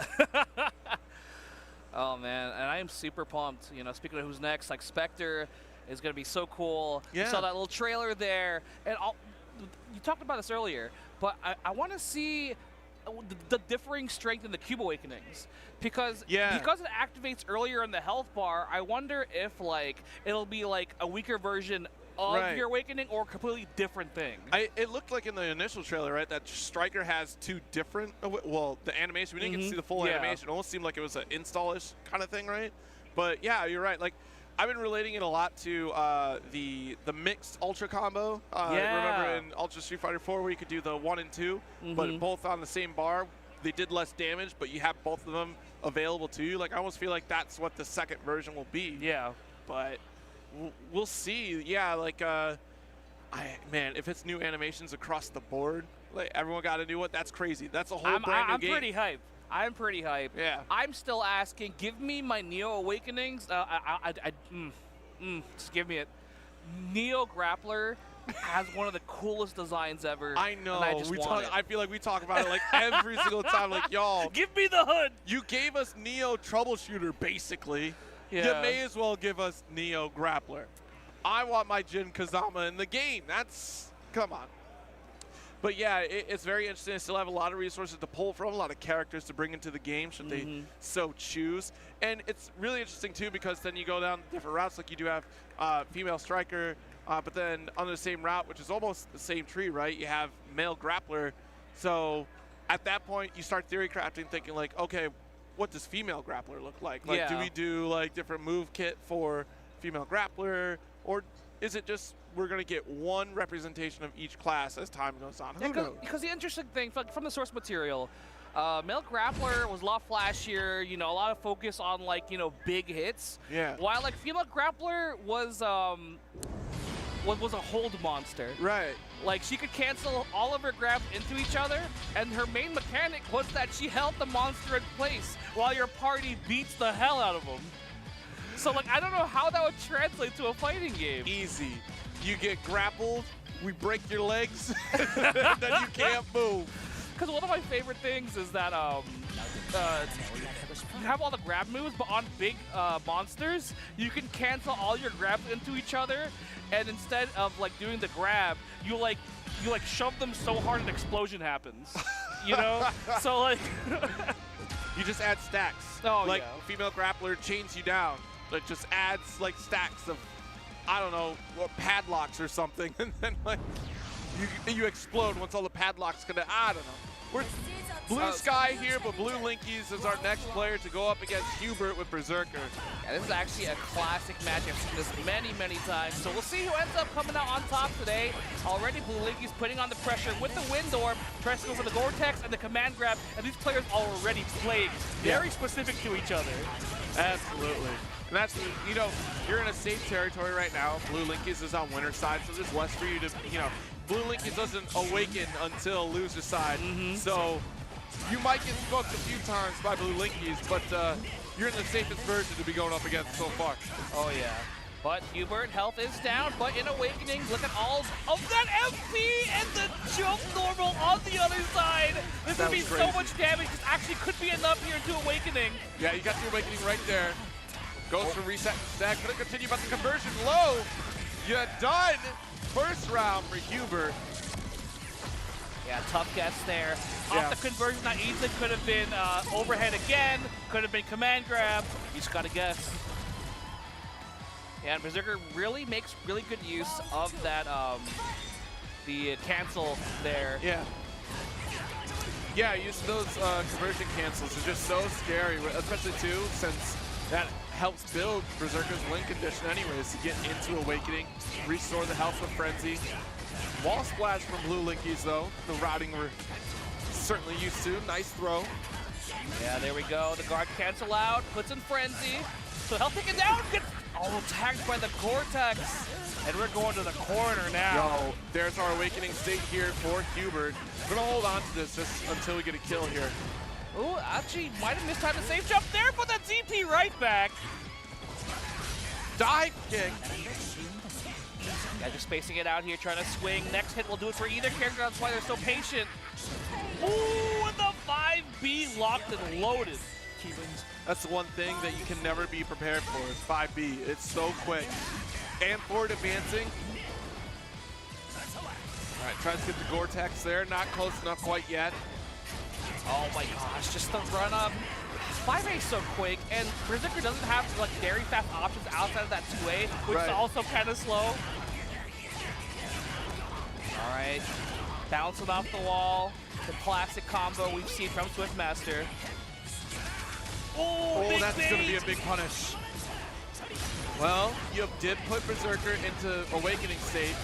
Low on mana, but yeah, there goes the reset. And not even a chance to do a thing. BlueLinkies sneaks in the throw. I love it. It's like, I bet they're like, I knew you were going to grab. I teched that. Well, you should have teched it. If you teched it, you should have done it. I love the camaraderie between the players. Like, we're playing for top 8 right now, and they're just laughing with each other. That is the worst timing for the trash can to roll behind the player's view. Okay, gets the grab off, the sucking off the Vortex. Oh my gosh, horrifying. There you go, come over here. Oh, that would have been really tricky stuff if you would have got that. Yeah, the timing on that's kind of weird because of how fast you kind of move down after you make them block. Right. All right, nice DP. Ooh. Yeah, not wanting to hold any pressure right now. No, not at all. Nice, got low, able to close that gap. We were trying to get those plus frames. The Gore-Tex. Oh, the OTC with the Ashen Fork. This is definitely it. Awakening. Keep it real simple. There you go, Hubert. That's absolutely death here. Well done. Yeah, clean stuff. It's so scary seeing Zerker. Anytime Awakening's there, you're just like, I might just die. Yeah, essentially. No matter what health you're at. Oh boy, running into that 5B. Is it sad that you sit there and go, you can't do anything, you're at perfect health? Oh yeah? Convert. Oh nice, gets mixed off the Gore Cross with the conversion there. Not enough to kill, but we're gonna see a very nice reset too. You know I said reset, we might see, okay there we go. I was waiting to see what would happen here. Oh, nice side switch. All right, another Vortex setup here. I swear to God, BlueLinkies turning the tide right now. It's got to be draining. There we go. No. It's okay. Me too. You know, ever since the beginning of this game, we've seen so many Swift matches just with the Awakening, but you know, I feel like we're at a point in the game where everyone has their timing down. No one even bothers going for the 2B into it anymore, just raw off of the skill. Yeah, just go raw, here you go. All right, 5A, follow-ups as well. Bring it down. Yeah, off the backboard. You know, people used to say A when this happened, but you know, I don't hear from the crowd. Maybe they're not feeling it anymore. I mean, you can always expect the top 8 to have BlueLinkies, so. Oh, yeah. Oh, but big blow up again. The spacing on the 5S has been so clean on just baiting either a grab or pressing a button. But scary time. Oh, wow. Counter hit. Yeah, what a time to turn. Why did you grab me there? Why are you like this? Because I feel like What does that BlueLinkies even definitely say? staggered it as. Oh no! You know, to put on a show, I blocked those. What badge is on the badge? Yeah, I want to know what's on the flag. Yeah, because there is a vendor that sells little badges that go on your badge, so I want to see what it is. If you can come around the camera again and show us. Yeah. Oh, it's us. Okay. See, we're hard locked on what the. Okay, this is fine. That's okay. It's totally fine. We will see it later. I'm sure we will see them again later on in that top 8. But moving on, we have Nathan coming up versus LuPro. Ooh, okay. Yeah, LuPro coming on up. Yeah, LuPro, Dragon Knight extraordinaire. Yeah. Always does the swaggiest combos no matter what's happening. Yeah. It's Dragon Knight is so just what a crazy character to look at too, especially setting up with the dragon as well in the corner situations, you know, holding those frames. The ability to get different to be able to confirm at their beam as well. Like if you're really on point in your set play, you're going in for a good time with Dragon Knight. Yeah, but Nathan, if I'm not mistaken, is a Hitman player. Ooh. So I guess there is another Hitman here. Excited to see Hitman kind of come back after. I don't know why I just don't see them when I watch DNF. They're just not as popular anymore. They're just very rare to see. Still really effective. Not by everyone else's standards, apparently. But, you know, as we saw with TenYearMule, you know, still a lot of juice left there on Hitman. We saw some stuff that we haven't seen, you know? Yeah, you know, it's always interesting to come back and kind of see, you know, how the players have evolved since their previous sets or even previous brackets. If you got something new, like this might be the time to do it, right? Or you save it for top 16. I guess we'll see how it goes. Yeah, but it really has been quite a weekend here. It is day 2. I feel like it's been like day 7. Oh my gosh. So much has happened in these past 2 days where I'm just like, how long have I been in Daytona? Yeah, like yesterday felt like it was Saturday, and I woke up today and thought, all right, like, one more day. I'm like, wait. Time for finals, you know? 2 more days. But yeah, you know, it's been a great event to hang out here, to get tons of Street Fighter games in. Yeah, Street Fighter, definitely a very exciting game right now. It's just been so cool to see a lot of players come back. Yeah. You know, that I haven't seen since Street Fighter 4 or 5. Right. So. But yeah, a lot of new blood, I feel, for CEO. So I just love seeing the community come together every year and just, you know, spend the whole time playing fighting games, watching fighting games, talking about fighting games. Yeah, I've been going around asking folks questions about how they're enjoying their experience here at CEO, if they remember their first major, things like that. And it's been a recurring theme that players from Smash are coming over to fighting games because, one, they appreciate the netcode is better, and 2, like, there's intent behind their designs that they're putting in, not just throwing stuff out on update, right? So.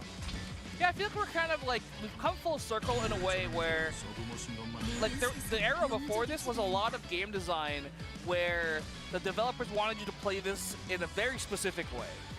And we've kind of come around back to where, you know, there's a lot of freedom in how you use a character's tools. You're not pigeonholed into using this move for this situation. Yeah. DNF Duel's routing is so much fun. Honestly, like, being able to have such easy access to Touch of Death is so satisfying. To be able to, like, just Y'all don't understand the power and boost that you feel doing a TOD in DNF is like, it's not like nothing else. And I'm excited to get push block, you know, not having to go all in on that guard cancel. So Nathan coming up here against LuPro. Let's see. Already cornering LuPro. Yeah, not a good look for Dragonite there. Nice conversion. Just spacing it out. Oh, big baseball swing and a miss. There's one. OTG. You had time to OTG there?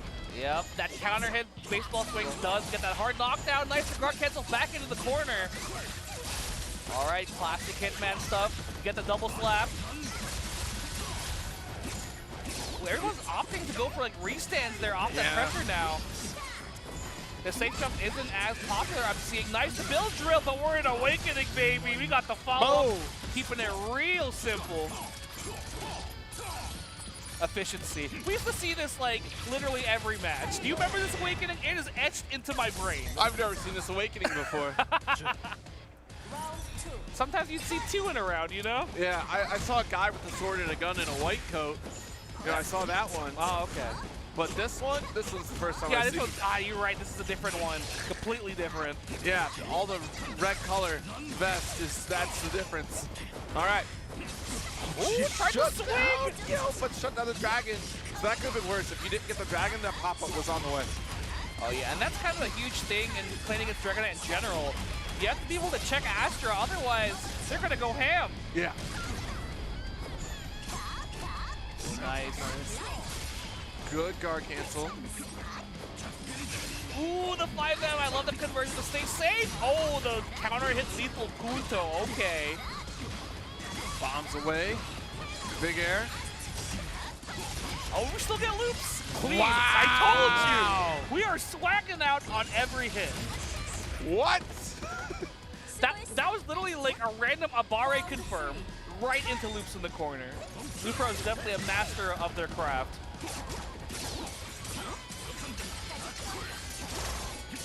Another can pull here. Press to this corner. Tons of scratch damage, and it does get spent. Nathan takes that lead. Yeah, but look at the guard bar. Had to do something there. Luckily, gonna tick back, but now fly pressure of their own. Ooh! Yeah, great spacing there on the jump fireball. Nice route, not enough damage so to catch up. Yeah, that was actually kind of sick. I wonder if that was a real safe jump. I would have loved to see that blown up. Oh no, the interrupt! Nice, another safe jump, keeping it real safe. Just checking, just roll right through. And still challenging Astra too, like that's so risky. Because they have those lingering hurt boxes there, and LuPro's trying to capitalize on that. All right, trying to check on the Terracol, swung on Astra. Go back to your master. Yeah.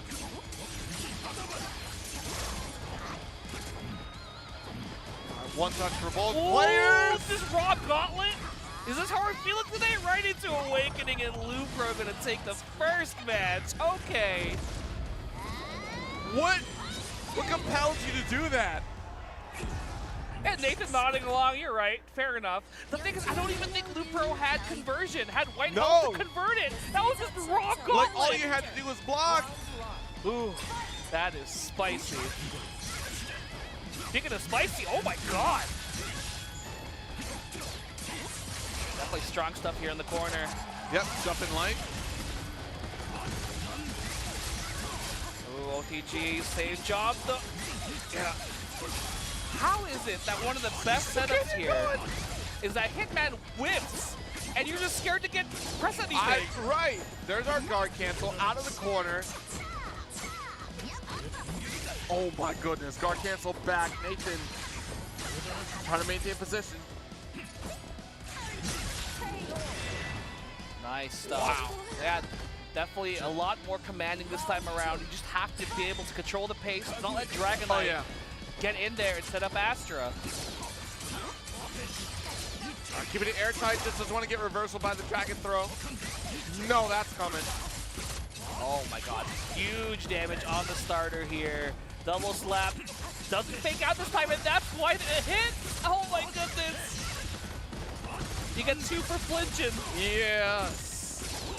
Not enough for Awakening at all. I mean, look at the life lead we got anyway. All right, one more touch. Okay. Now. No way. Oh, they tried to go for the side swap to get back out in the corner for the loops. I mean, that would be an honest thing of just knowing for the fact that that Dragon Knight would not make it that far with the rock that they had We're chosen. going to the corner, and we have so much MP regeneration right now. You have a 200 XP. You can do this, shutting down Astra every single time, except for that one.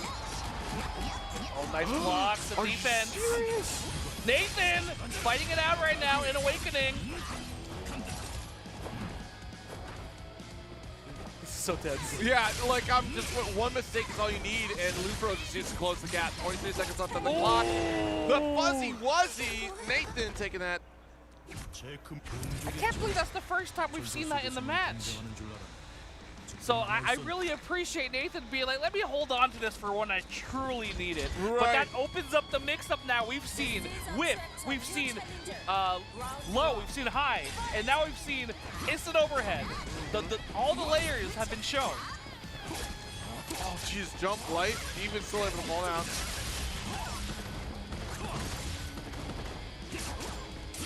I was so scared that they were going to go for the overhead again. Yeah, like a second instant overhead. Oh my goodness. And now with the Caracol. A lot of white health cashing that out with the 214M. So clean. All right, strong life lead here. The LuPro could quickly turn that around if you make the mistakes. Like, oh no, the roll through still gets picked up. You should be done with a 2-1 victory from Nathan. Yeah, and there we go. Being able to shut down Astra, that really is the ticket here. Oh. First round, first round. Oh, nice, the success.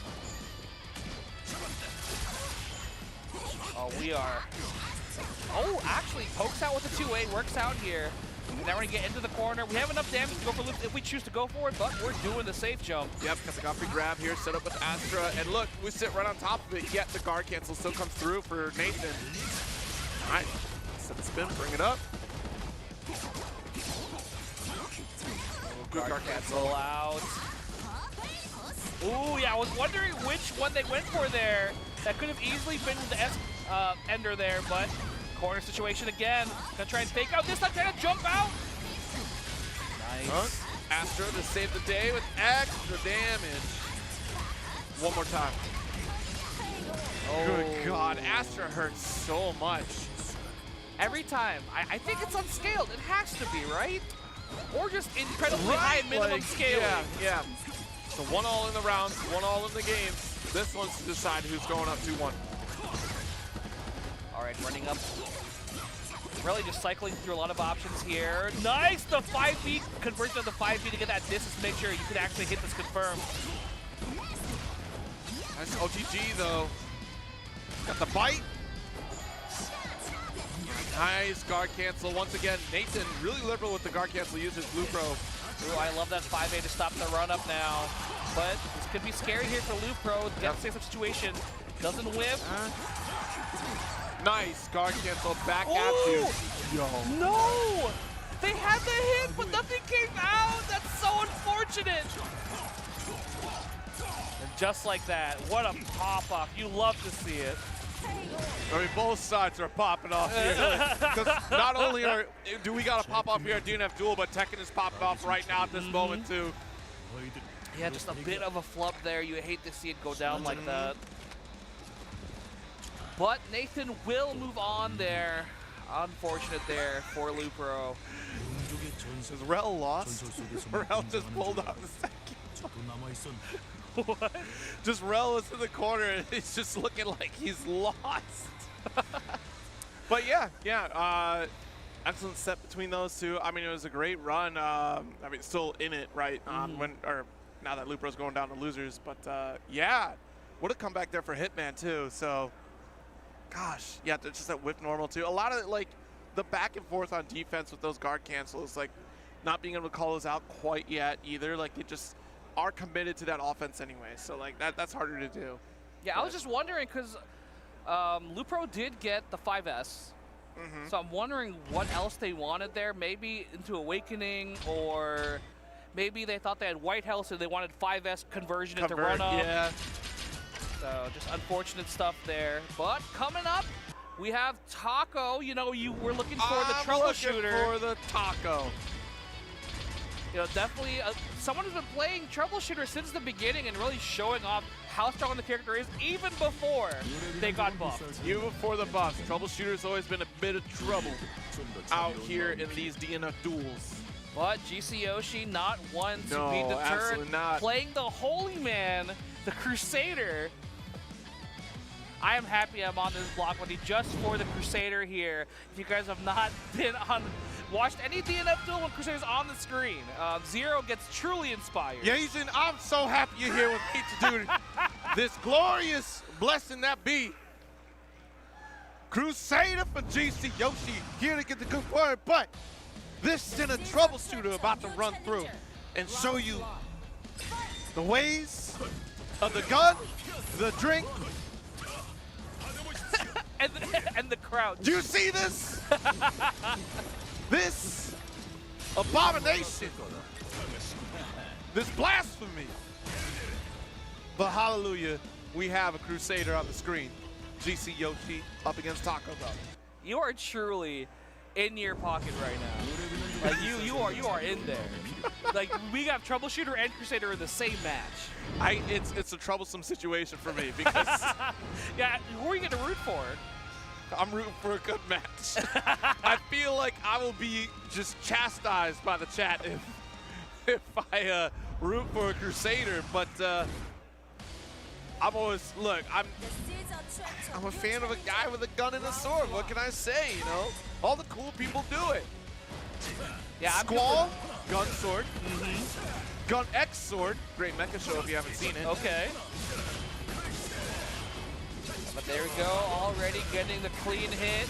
Gonna OTG with the Helmbreaker. And there we go, we'll drink up. The drink. Oh my goodness. Quick overhead, the grenade. I need you to stand up for me real quick. Good route here. And there we go, the mine. Ooh, tricky oh stuff. Yeah, because it was like, I think it was almost a pixel on the screen, because unfortunately when that goes off screen, you don't get the explosion effect, but it was just barely out there. All right, just a spear, enough to do it. We're in the confessional. Yeah, the Sunday patience bets, here. yeah. Oh, we have the armor, the lightning, the anti-air, easy, right to awakening. You try to scuff my Sunday best, Lord have mercy. You about to feel the wrath of God on this one, the Ragnarok coming through, hold the chips. Oh, No didn't even fault get on it. this one, because Lord, do we have the power. Definitely had the, what was it, chest plate of truth right there, that armor. Trying to swing on it. All right, nice orb. Low profile on it though, really cool actually. I didn't think I could do that. 2B. Yeah, Okay. this looking like the other round where, you know, Taco was going in on GCOs, but all it takes is just one opening. One button into grenade. You're gonna have to deal with this one. Net set up here. Micro step to get the explosion manually. Oh, gets caught reaching. Unfortunately, no go on the grab. And look at this damage, Zero. Yes. Looking rough. All right, we don't have the awakening, so we need one more rep here in order to get the kill. And just like that, GC Yoshi is not ready for the double overhead after conversion with the bad banners from Taco. You saw it. You saw it. And the fact that it's almost guaranteed with the mines covering it. Insane stuff. But still, going to work here. GC Yoshi got the wall up here on Taco. Oh my God! You saw the gunshot. That was stand B. All right, nice roll. 2B. Let's get the net. Had the conversion, but not able to get the 2S pickup. Oh, nice armor off the 2S here. Taco FL There on we the go. ropes. Get on fire. You're in awakening, so that's OTG.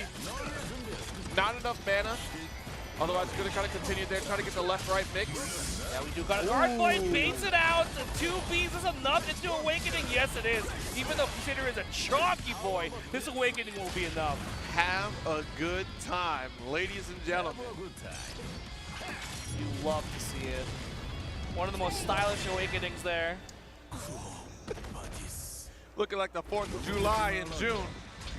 July 4th is really right around the corner. It's like next week or something. Honestly, it is next week. Oh no. Time is crazy. This year's been going by so fast. It really has. Ran through the spear. Oh, get on fire. Here's another one for you. We just started blasting. It said bang, bang, bang. All right. Hell Splitter. And we keep close. Nice DP. Ignores the wall because of it. Ooh, tries to poke over the 2A, but just out of reach for it. Now GCO, she's stuck in the corner. Gets the low this time. Yeah, disgusting. that's... Yo, Taco is really cooking on GCOshi right now. Oh, no. That's not what we were looking for. That was a little freestyle meaty right there. All right, Sunday best applied here for Yoshi. That blunder was actually very scary for Taco. I think we wanted to get the dash up into 2A at the very least. Oh, you up in the sky? No worries. Yeah, I wonder if GCO could just let the jump in rock and hit 2A on the other side. Yeah, just went into Apocalypse there a little too early. All right, Hammer coming out. To me, yeah. Big jump at 2A plus frames too. We still swing the hammer. Oh, there we go. Gets the knockdown, a little bit of more damage here. Catching out a little bit with the tackle, but still just gonna go back to zoning. Doesn't want to be too close here. We've seen Taco.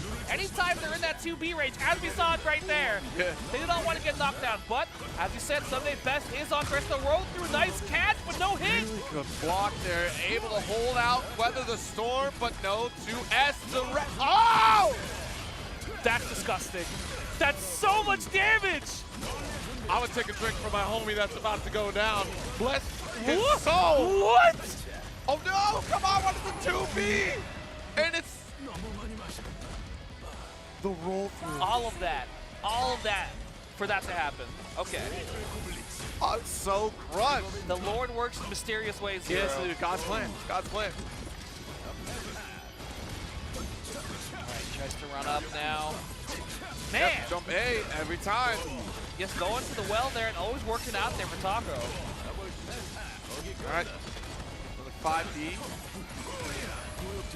Oh, just drinking in their face? Okay. Got the net. Explosion available. We'll block that. No big deal. Thank you for the approach and the jump A. Yeah, such a tall character there. Just go right into Awakening. Please Done. keep it real simple. Have a good time. As always, having a good time. Already controller unplugged. Taco moving on in winner's side. Hey, Good stuff. Cool guys don't look at explosions, you know, and as Taco just walks off stage, as the explosion's still going on, doesn't even take a moment. Taco's gone. Yep. Halfway across the arena. Yeah, No, don't look at the screen. Look away. Taco's not right there. There are two different players right there. There's no Taco. Yeah. Oh my goodness. But that reference definitely, I feel like I've turned to dust. You've been dusted? I've been dusted. Cool guys to look at explosions. That had to have been like at least 10 years ago now at this point. That's a Lonely Island song, isn't it? I know. Yes, I know. Oh no, that's not 10 years ago, right? I think it's more than 10 years ago. Oh man, well. So, You know it's not old. DNF Duel. not old yet. Only a year man. old. Just about a year now. It really has been quite a year of just seeing different patches, different changes, and with more on the horizon. I've been having so much fun with the game, and I can't wait to see what they have. Yeah. You know, coming up next, post the changes that we've seen already. Oh man, my wish list for the classes. It is just forever long. I want every single class in DFO to end up in DNF Duel. I'm still holding out that October we get Witch. I'm still holding out. Ooh, that'd be sick. Just like, that would make sense. That's like the impossible, right? Like, there's no way, unless they already got it done. In game development time, you maybe already had that in the works, right? But just hear me out. Witch for October. You already got Spectre, all right? Maybe it's too thematically. Lord, we are gathered here today one more time to let you know about the good book. Oh, GC Yoshi let the goodness. book up on stage. Someone should let GC Yoshi know. That's so funny. They're like, there's a Bible here. But if I'm not mistaken, we have LuFL coming up here with Montycat. LuFL, a Vanguard player, Monacat, a Inquisitor player. So I'm super excited. I remember LuFL from Combo Breaker. Literally was jamming the whole time. No matter what was happening on screen, was literally just shaking and shimmying. Oh. And I'm actually surprised I don't see the earbuds in. Okay. So is this a change in strategy, I wonder? Maybe it's because you're in your home state, right? Like if you're, you know, the Floridians need the Floridian energy because they come from everywhere. Like we've invaded this, well, you haven't. I have. And let me tell you, the Florida FGC pride is so strong out here. It is. And it doesn't matter what, like, it seems as though each region of Florida, Florida, yes. Florida, yeah. It's a mixture of Georgia and Florida. Yep, Florida. Florida. Okay, there's this way, there's this way. There it is. Yeah, the headphones on, it's the jamming time. All right. So, Zero, I want you to take a look at his player cam whenever, you know, as the match goes on, because no matter what's happening, LuFL is grooving. I'm dying, I got nothing but vibes. All right, there we go. Vanguard starting out here with Inquisitor. Oh boy, look at all this damage on the board already after just 1-5M. Oh my goodness, corner position here. Come on over here, and great time to guard cancel too for Monacat. And there you go, trying to put the essence out. Nice, confirm, able to get it. Spin the wheel of doom. Holy water applied for the additional damage. Yep, goes for the restand there with the essence. Keeping the pressure on LuFL. Trying to bite out, there's the behead. Luckily a block, but still kind of scary. Even though Inquisitor does play the mid-range game like Vanguard. Doesn't do Vanguard damage, but this is a great start. Absolutely, bring it down. You done blew up, cursed. All right. Flame carpet tossed out, one more flame carpet there. Oh my god, the fake out. Could you chill? I'm scared. I'm scared. I see the pump fake. I'm like, DJ, jeez. Yeah, looking like DJ over here. Just trying to go into the feints. Ooh, Pogo delayed 6S, gets the clip. Monacat taking a lot of damage in return. Bring it down, 50% life lead for LuFL. Oh, we got the pickup. Look at this. Oh yeah, we're spending it all. Oh, and, yeah. and the Forest is great because it baits out the DP too. Ooh, the tip of the spear. Strongest point. All right, nice pickup, bring it down, explosion. Got the file for the corners. And we just set up again and again, keep putting on the essence. Lockdown is nice, call out of the guard cancel. And that's one thing that LuFL could probably take from Monacat's play. It's the same time that you're getting guard canceled. Every time the way you get the pull in, here it comes in the moment. Oh, okay. Y'all may be wrong here. Monacat found a way to escape. And there you go, it's the awakening. It didn't even need to do it, but I respect it. LuFL's waiting for the camera right now, I'm telling you. Yeah. This is the groove. Here it comes. Yeah, we got a little. Well, was hoping the camera would switch. You see, you guys don't see it, but on the player cam, you're looking right at the camera. Turn the awakening. Please. We gotta focus on the game here. Wait a minute. All right, nice pickup. There we go. Huge damage starter. Oh, yeah. my goodness. Ooh, deep cross up and still able to get a guard cancel on the corner. I'm not sure we needed the guard cancel though. Yeah, but, you know, trying to get him off, trying to get something started here with the wheel, but a lot of life to make up, and Monacat already spending all of their MP in the process and didn't really get too much out of it. Yeah, not even a good grip of the guard gauge either. All right, nice. Cross up, still pressing, low confirmed. Yeah, should be enough here off the wheel. Taken down, nice stuff. Monacat holding it down. There's not, I'm telling you, the grooving is still there. Still in there. We're schmooving. You feel it in your bones. Yeah, I think the huge thing there is LuFL was really kind of, to blow up the grabs, they were doing instant jump M to kind of blow that up and get a huge payoff. But Monacat just going for staggered lights. So going to the corner now. Big drop. That's so a good counter unfortunate. hit though too. Nice conversion, carry back over. It'll be grip. They run up with the 6S. I love it. Please press something here. There's so There many you go. staggers. Great patience. And that's the thing, every time that Monocat's been pulled into that range, it's always been guard cancel. LuPro calling those out. Oh! Woo! A lot of brave situation there. I would not have pressed on there, but it works out here for Monocat. Can actually spend it here to get the kill. Yeah, probably will it does. Good round. Yeah, the patience have been paying off. Like, usually you see people get kind of scared when Vanguard starts staggering the pressure like that, but Yeah. Monocat, look at that. Halfway pressing pressure there, but finally getting the low pressure there off the jump M. Clear that too. Ooh. 50% life lead, round open already. Ooh, Jumps the on jump guard back. cancel. Yeah, see, we're starting to try to implement anti-guard cancel into our offense here. Yeah, definitely having a bit of a harder time to open up. Wow, what a reaction there with the DP. Are you kidding me? Yeah, especially too, like, we saw the conversion come out from LuFL. That was a perfect storm for Monocat here. Nice guard cancel out. Yee! Nice. No, you should be done. Oh. Wow.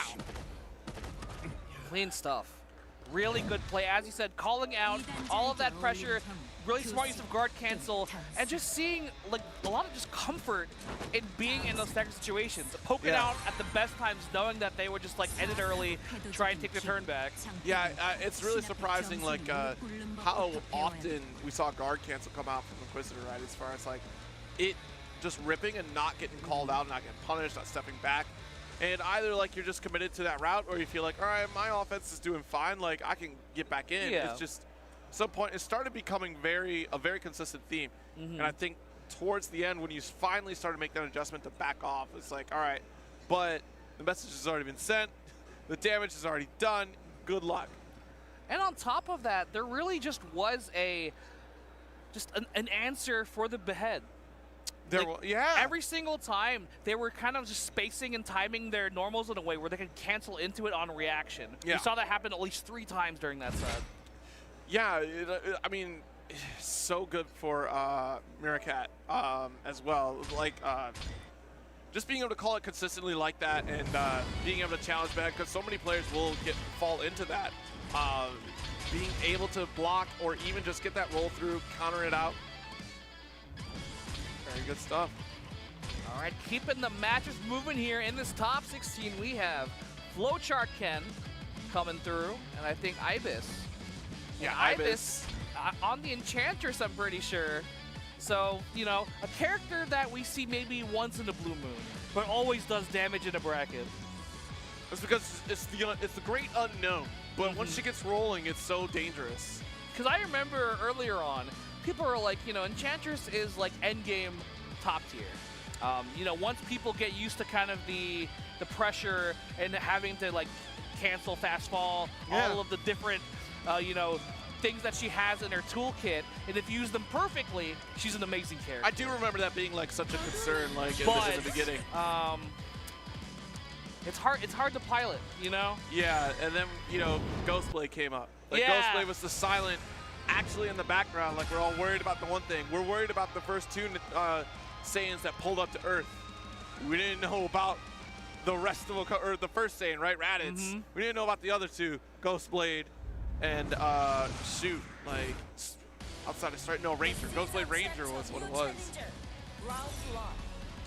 All right, but this matchup is kind of interesting because Flowchart Ken and the Zerker can kind of contest in the mid-range super hard against Enchantress. She can't really run the game she wants to because she plays like a weird hit-and-run play style where she kind of lulls you into a sense of safety. There you go, gets the 5B. Will we go Goblin mode? There it goes. Oh, the damage. Yo, it's Every still time. going. But you force Flowchart into Awakening here. Best state for Berserker to be. It's that high-risk opportunity. No shot. Nice push out here. And the conversion still able to do a turn back. Ibis with the round. Yeah, you have to be so careful about how you place yourself. That 5B goes so far. Absolutely. Oh, and just backing themselves into the corner. Is this the play here for Flowchart? Ken gets the cross up, but nothing too much off of it. If I can't corner my opponent, I'll make them come to me and then get out. That is the big brain play here. It's working out here for Flowchart Ken. So much white health just disappeared. I don't know if we have enough in the chamber here to go into Awakening, but we will get a lot of damage on the board. And we'll see, we're already hitting pretty high. Oh, we got it, actually. You know, every time, I feel like I've been proven wrong. I think anytime I've ever said that about Berserker. And that really goes to show how optimized these players are now. Yeah. No matter what hit they're getting, they're doing the mental math like, okay, how many times can I do conversion here to get the Awakening? Pretty well lap punishes at that point. Nice pickup. But it started just like this in the previous round. Oh, there we go, Goblin mode, a lot of damage. Just gonna go right to the reset. Oh no, the 2S reset, you love to see it, that's a perfect.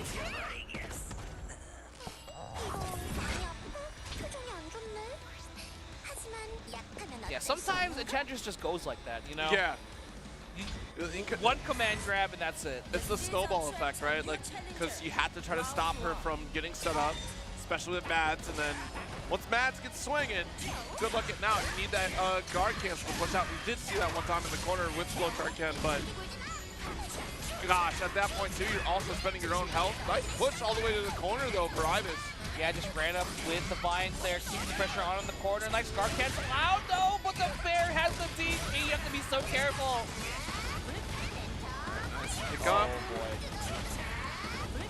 Combo is going long enough that Ibis is able to recover their mana just in time for the second rep.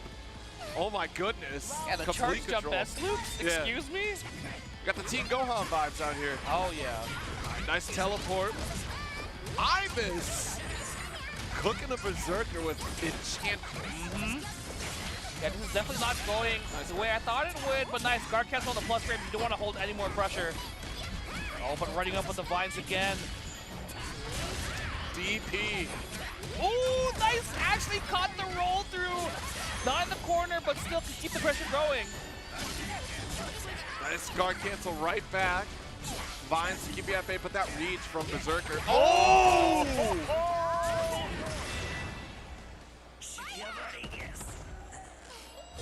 Oh, God. Oh, good stuff to Ibis there with the 2 over Flowchart Ken. That's kind of insane. Wait. That 5B went so far. We got an Enchantress in top 8? Yes. Hold on, no. No. That was Roll this time. One more match. Let me double check. Okay, look at the bracket. Look Yeah, at the bracket. yeah. One more shot. Okay. Whew. Wait. That was sick. Oh my goodness, but we keep it moving. Another Yes. Zerker coming up. The Prophet, shout outs to Florida. Florida has a pretty strong scene in this game. I love seeing it, you know. But Prophet plays Berserker, and I think this is Reiko. Reiko, one of the Lost Warriors who still play the character. Yes. Oh my goodness. What is this top 16? I'm loving it. But that's the thing at this point for DNF Duel. Like, there's so much variety that's been discovered. It's gonna be, which is crazy because I don't see a striker here. Of course, we do have Swiftmaster and BlueLinkies. But hold on, we do have GoneMad, right? So no.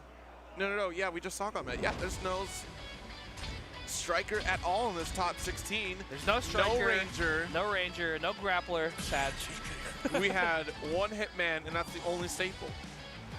Yeah. Outside of Swiftmaster.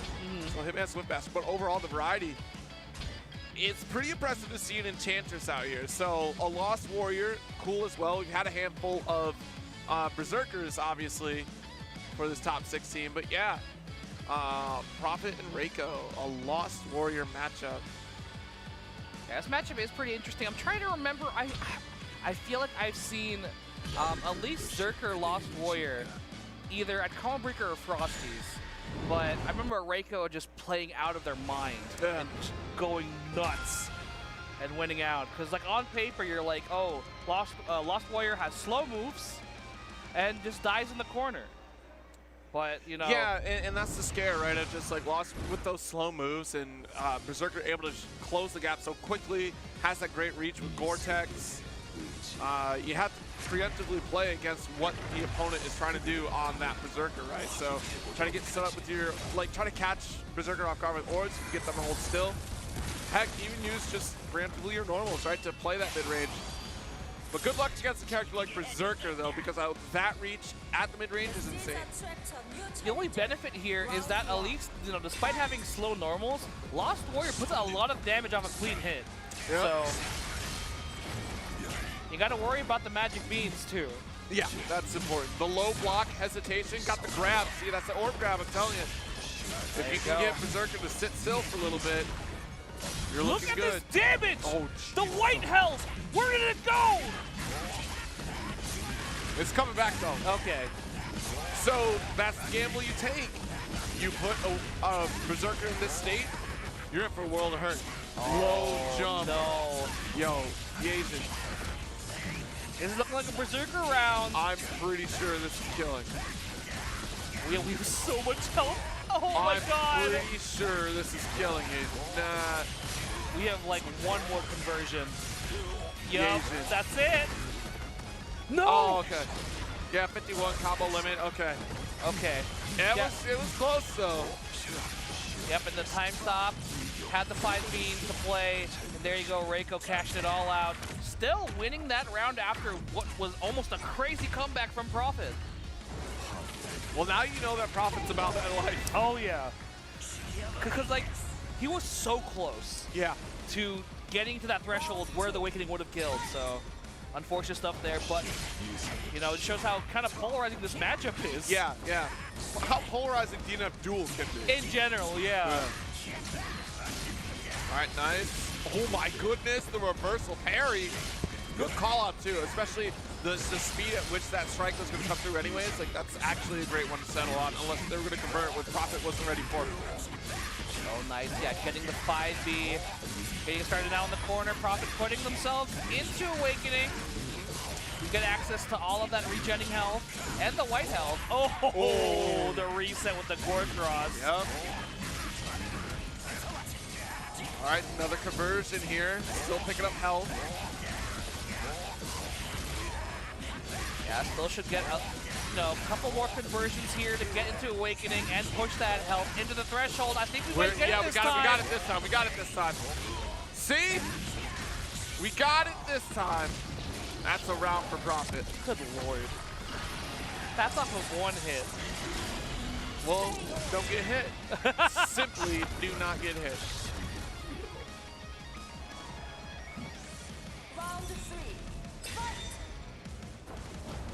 All right. Again, I like the patience for both players. Like, let's chill. You know, we Yeah. both kind of exploded each other in these past rounds. You know, let's just take a little breather. Yeah, I don't need you coming at me all stressed out. Like, let's relax. All right, keep that pressure to the corner here. Chipping away, Frenzy goes off and turn right back on. Continuing the mana regen cycle.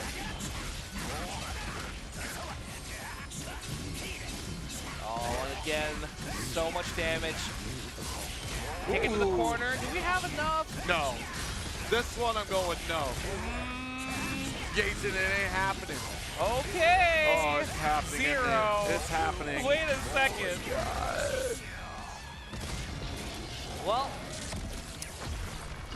there we go. Another Awakening on the board. Gonna take the first match clean execution here for Prophet. Yeah, that was immaculate right there, and that is the danger that is Berserker. It's never a matter of if, it's a matter of when. Yes. Especially when you get hit by 5B like that. Oh, the insane amount of damage that Berserker does will never cease to surprise me. Wow, run up 2B, okay.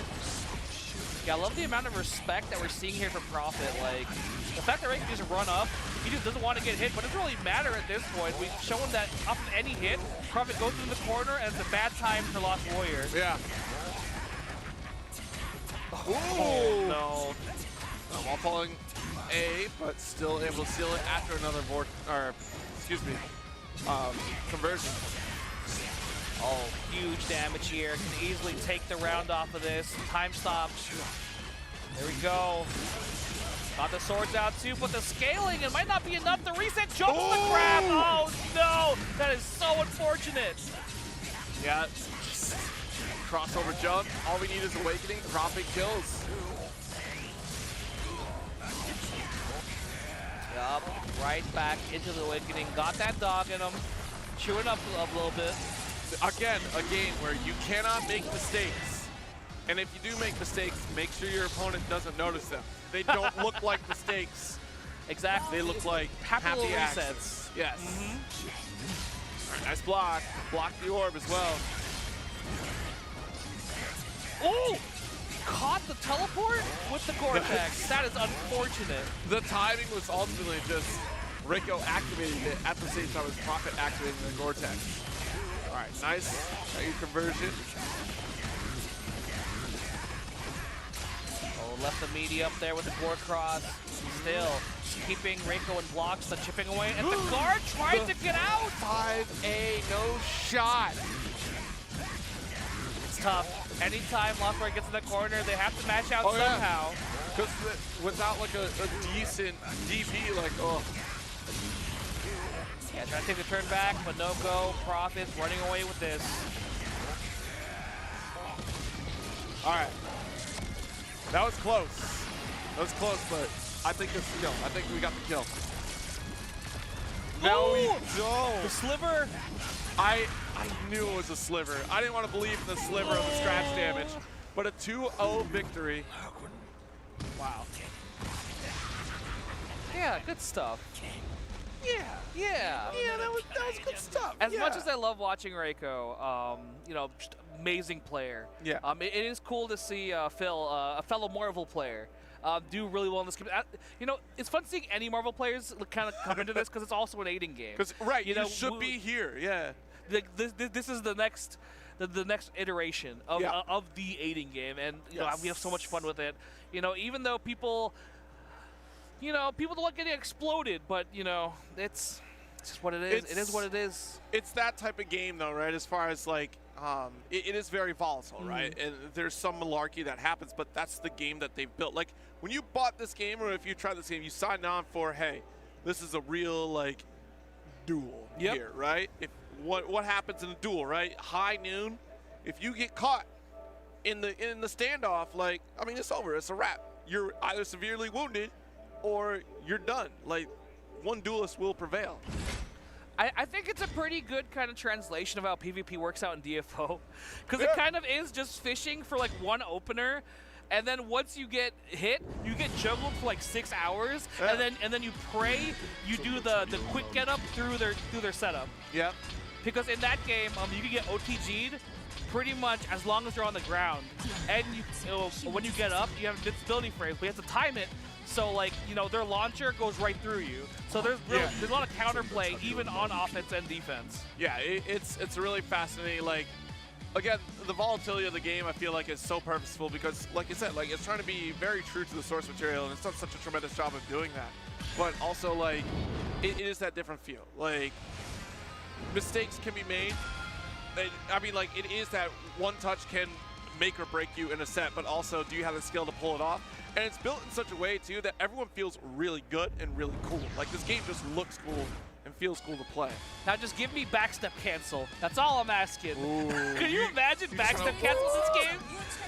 Oh my god, but here we go. We have the holy battle here. GC Yoshi versus Monacat, the Crusader versus the Inquisitor. Two different sides of the same coin.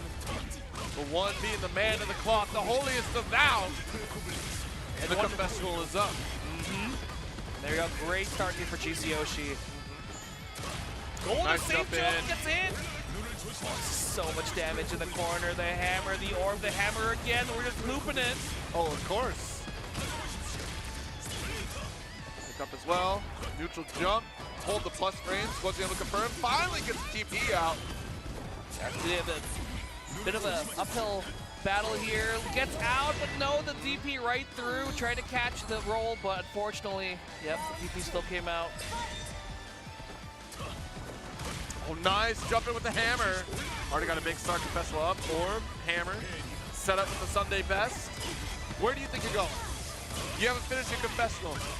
Oh my God. Where do you think you're going? I'm tired. I actually love the fact that combo still is safe even when it runs out. Yeah. I mean, I think that's the ideal route too. Yeah. Like, of course, like you don't take the punishment, but you can hold this guard gate. Jesus Christ! Now that is something you don't see very often here. Monacat going to work here on GC Yoshi, gets a massive damage off of that card break. Boom. Awakening for both, but we had the damage over time here applied thanks to the essence. Oh no! Grab. That was supposed to be the guard cancel. That's why we got that conversion. That always feels so bad. Yeah. Oh, nice 5A instantly. Monacat trying to do something on 99 seconds.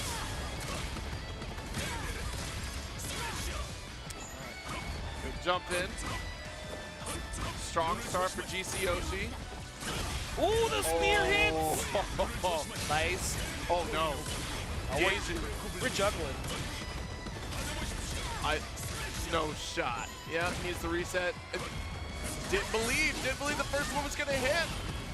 Yeah, I do like move for the double, but the 2A, the long hand of the Lord right there. Good God. That Ryu couch strong. The congregation watches us reach out to this blessed child and teach them the lessons of messing with the Holy Order. Indeed, again, tried to swing it with a 5A, but Monacat getting right under there, getting it starting in the corner of the wheel.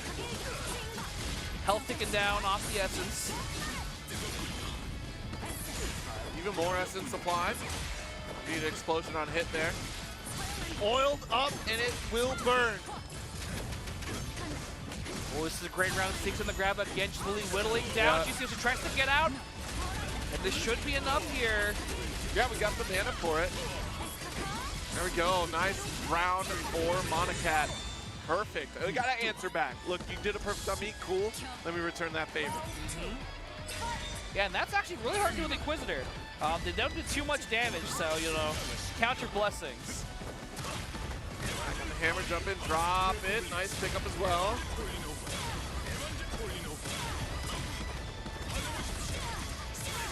Or carry. I wonder what Monacat's going for there. Yeah, because that's been happening way too often to just be, hey, I'm not blocking you. It's like, yeah, maybe trying to go for a jump, maybe trying to buffer a roll. yeah, buffer roll, or maybe you're trying to jump out yourself. There's your dash, command dash, and that's around there. Perfect, right back at you. Bless this throw. Hallelujah. One more round, and GC Yoshi gets to the promised land. Ooh, trying to fake out again. Just blocking this time.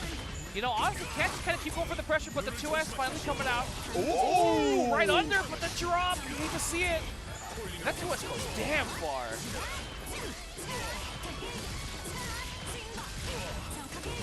All right. Yeah, cashing Bring it out down. all of that wide health. Absolutely. Eradicate the scratch damage. Confessional, I got a GG. You're not locked in here with me. I'm locked in here with you.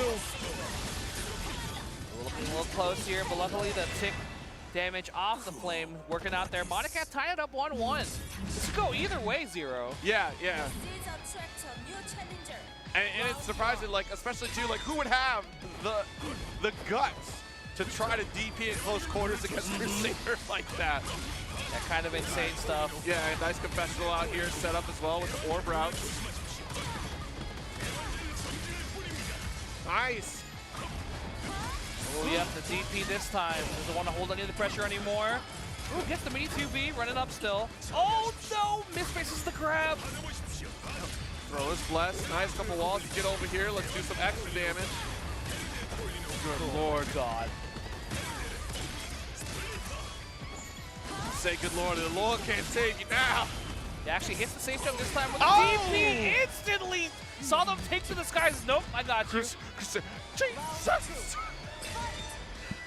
Oh my gosh, just hitting him with the shout right there. GP, can you hear me? Jesus Christ! All right.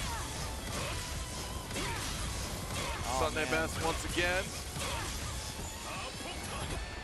Oh my gosh. Yo, the apocalypse is on the way.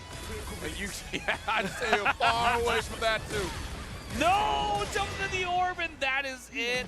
Crusader winning out the Holy War here. Blessed be, the book is there for a reason. My children, follow thee, Jesus' name. For the sheep will no longer be lost as we make it to this top 8. I need a hallelujah, an amen in the chat if you will. Amen. For Crusader has made it here to that top 8 promised land. God's plan.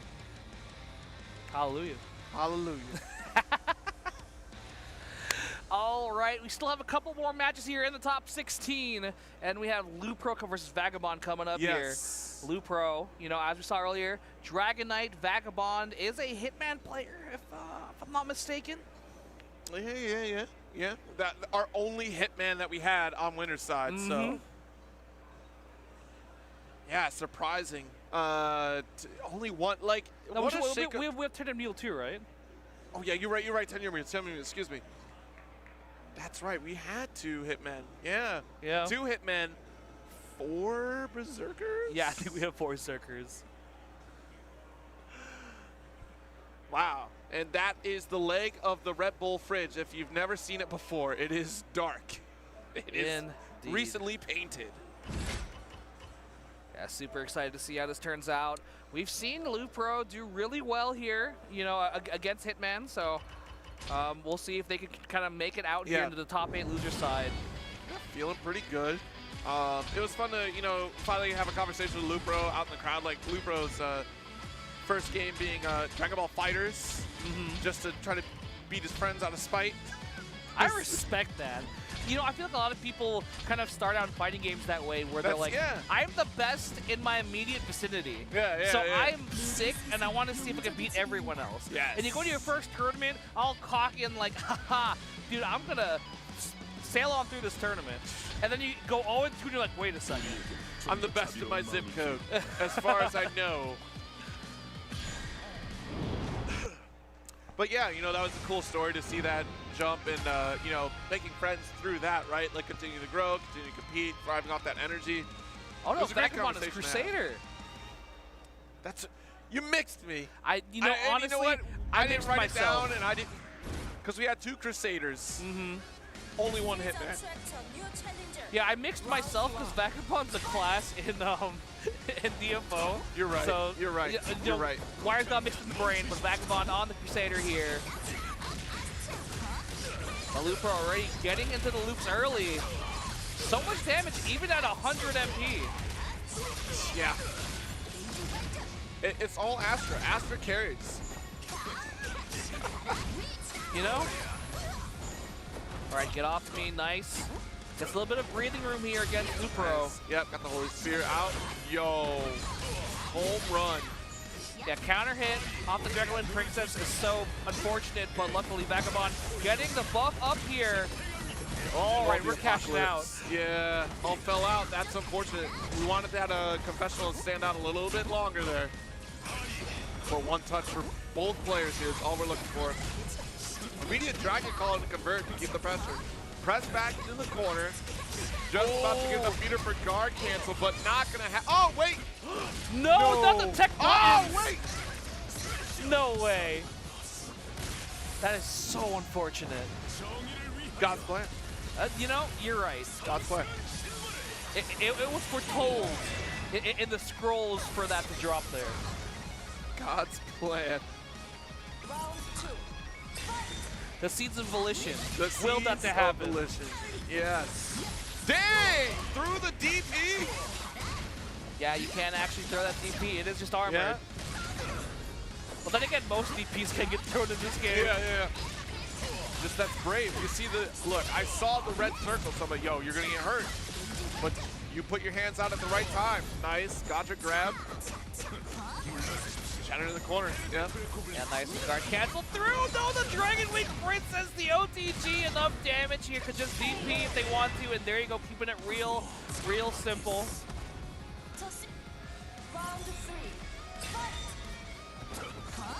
Jeez. All right, put that wall up here. Nice 2A. And Astral coming for the backup here. Mega Flame.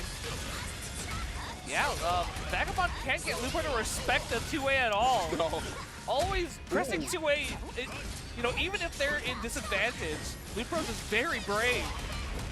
Just doesn't want to mess around and find out, I guess. I don't know. Okay. Oh, the Astra again. It's kind of tough to poke out there. You have the 2A so early for Crusader.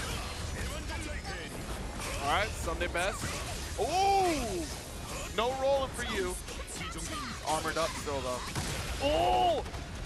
Nice, the trade. No one gets anything there. Oh, no. We opened up? Yeah. One button confirmed. I didn't realize it. We opened up. I thought we were blocking. No. He saw the hit counter. It's my time. It is my time.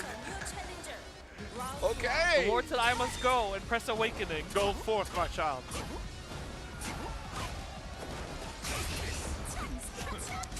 Roll through. Got the conversion. He's down 50% already on that guard. Oh my God, yeah. the orb.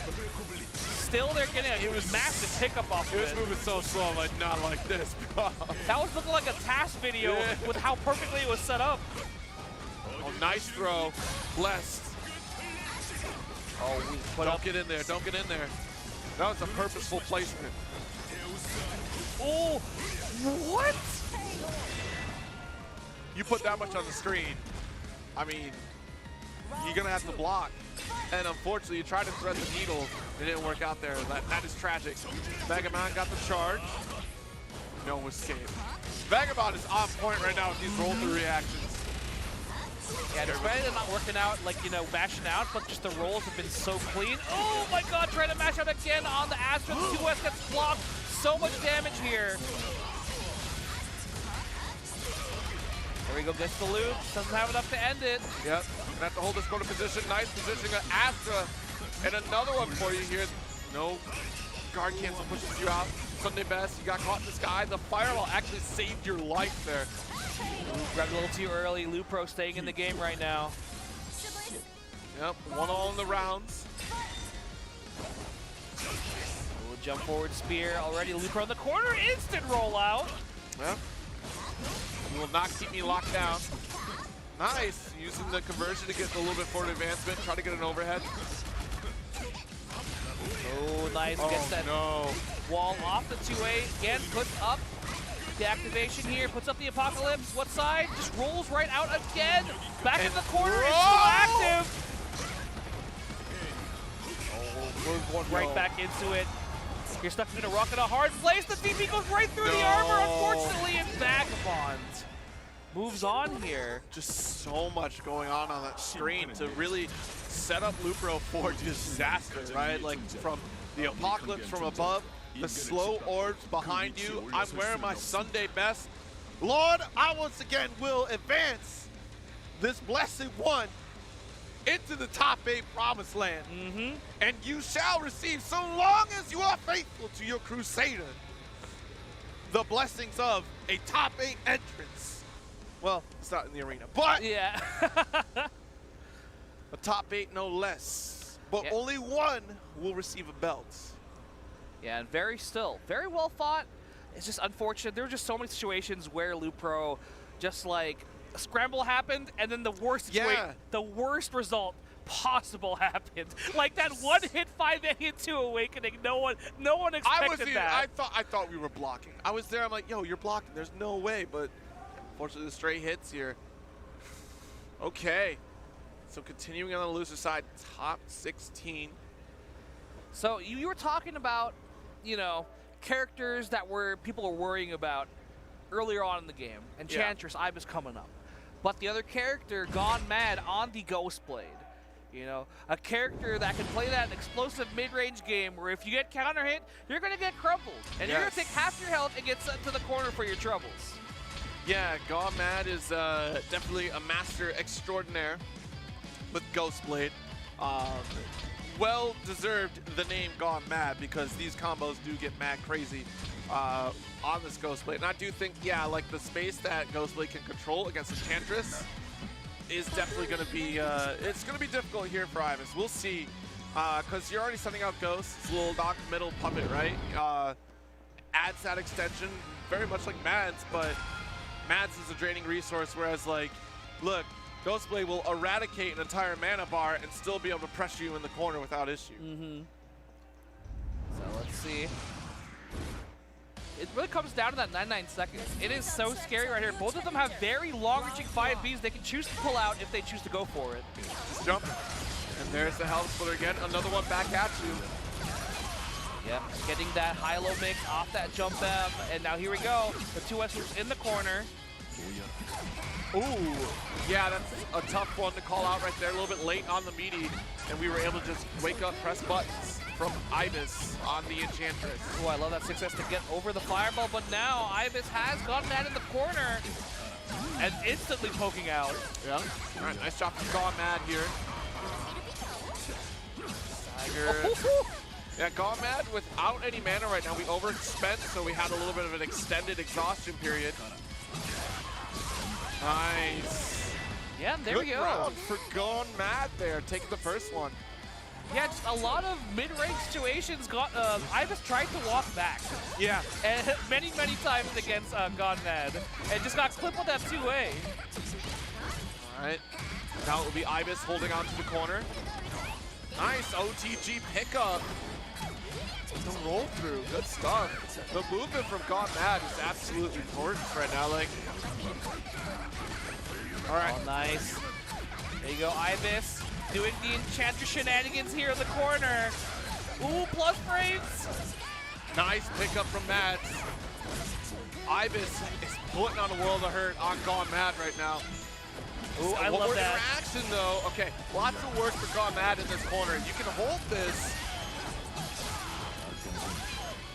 Yeah, we're gonna push into it there. Yeah, He's so close. It'll be close. I don't think we.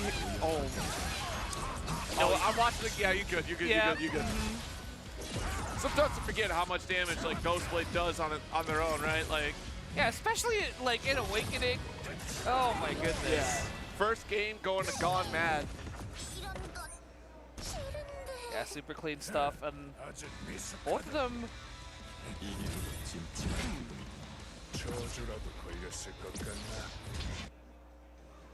Yeah, that was one match. Yeah, We've only played one match so far. I'm trying to read lips as far as what's going on.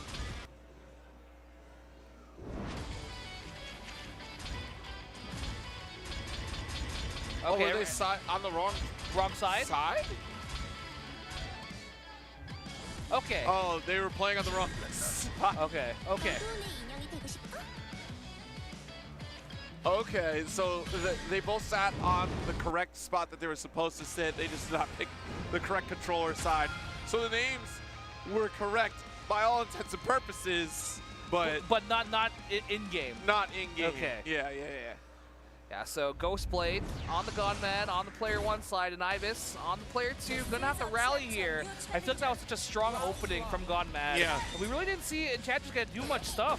The instant they tried to go for pressure, that 2A stopped a lot of the walk-up pressure Ibis was getting earlier. Okay, got staggered. Look at the extension of the Ghost as well.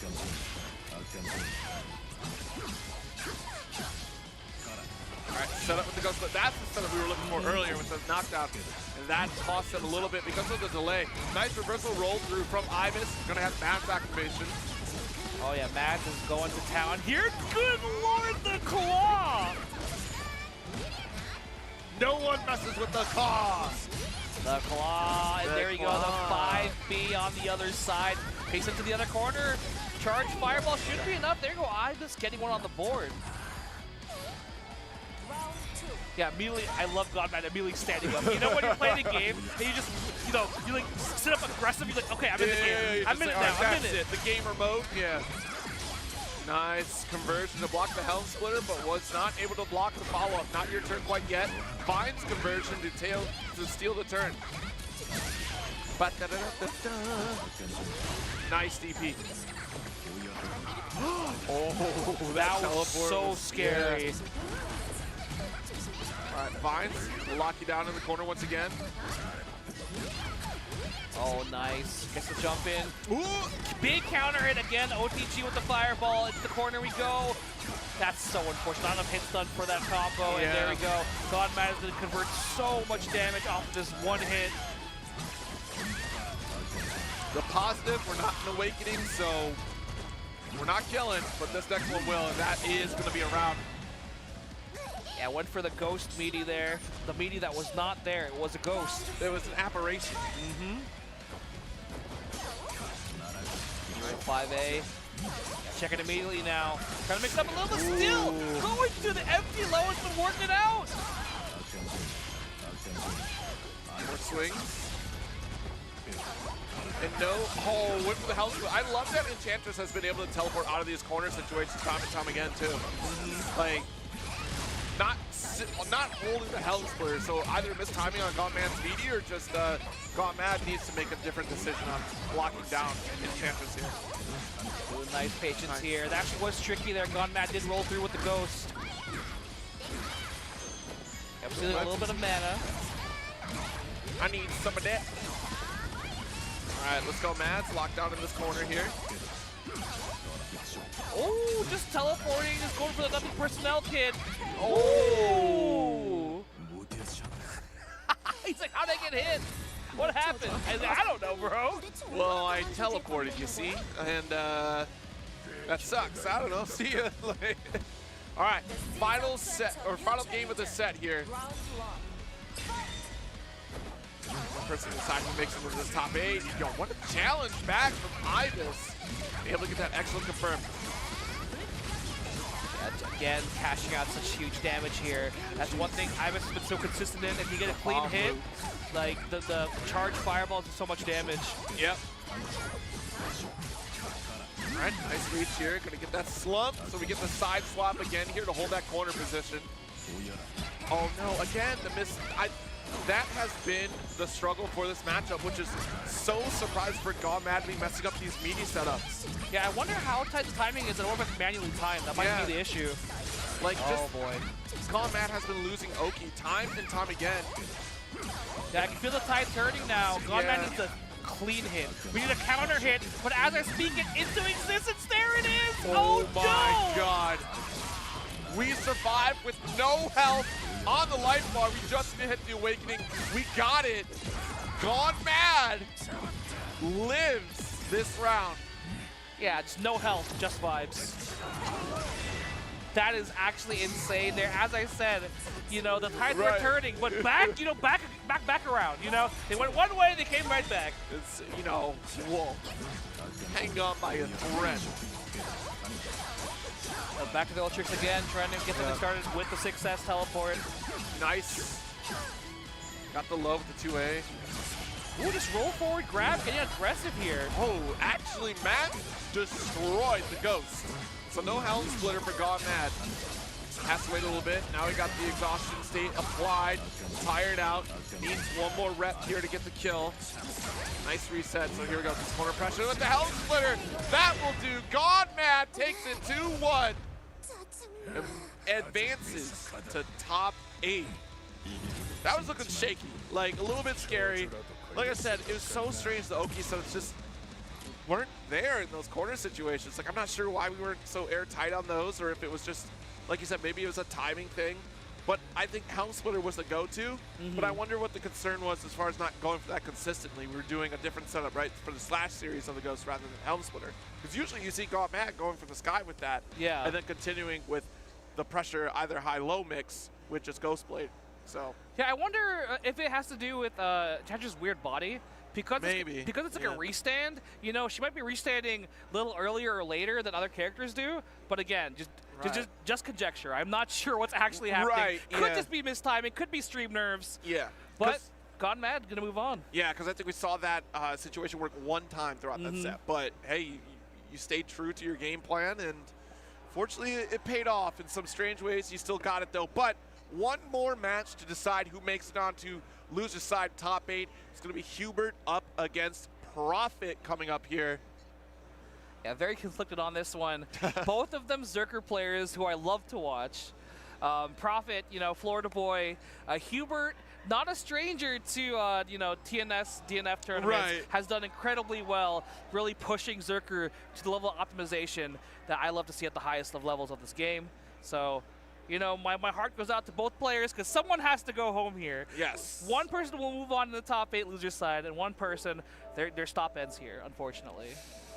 Ooh, it is a long road ahead in all brackets here, but all of them come to a singular point. Competing for the belt. Competing for what is, quite frankly, one of the most extravagant prizes throughout. Like, I don't even think you think about the pot. You think about two things when you come to CEO. The entrance and the belt. Like, that is what you're here for. The pot's nice, though. You know, I'm not saying get rid of it, you know, just... Yeah, the pot's still nice, but that is nice on top. But, you know, when you're flying back from Daytona and you have to bring your belt through security, they're like, what the hell is this? You're wearing it. You're still wearing it through the metal detector. Like, all belts off. Oh, sorry, forgot about this one. Oh, this one? Oh, this old. Okay, wow. I completely forgot I had this thing. You know, just got it. You know, it's just so not noticeable. You know, you know, it's just a little. So, where did it come from? You didn't ask that. I'll tell you though. But here we go, Berserker versus Berserker, everyone's favorite matchup to watch. No matter what's happening, someone's health is going down. Yeah. And it's, geez, they're both going to achieve the exact same thing, doing the job for the other player by wasting their own health to achieve their win condition. Here we go. Last match of top 16, and already a big start for Hubert. Yeah, gets clipped with the action for it. Now Hubert has Profit in the corner, using the plus frames off the Blood Sword. Nice. Oh my goodness. Profit surviving in the onslaught in the corner just a little bit longer.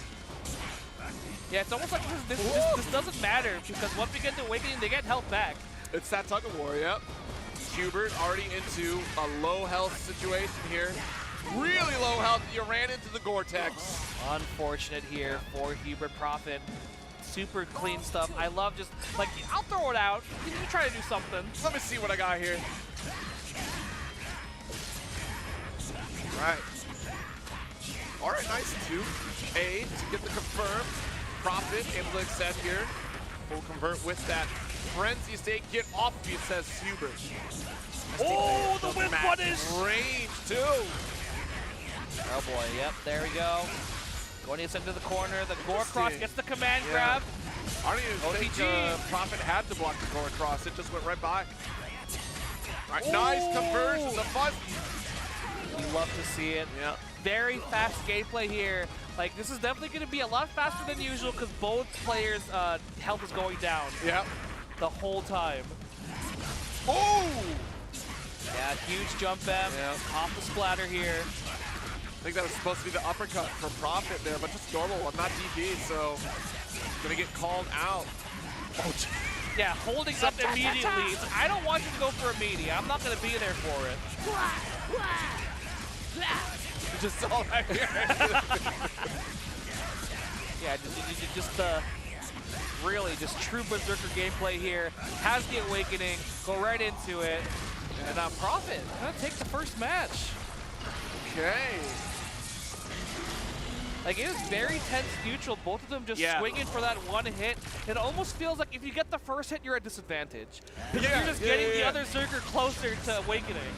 And it was crazy too, like Profit waited it out a lot at full screen situations to let Hubert's health just drain on its own.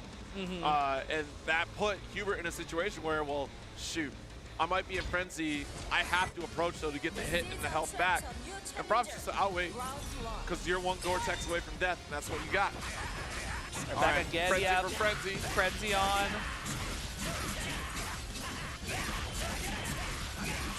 Yeah, let's see the setup this time. Profit was happy to jump out of it. Oh, again, going for the air reset. Profit's been ready for them.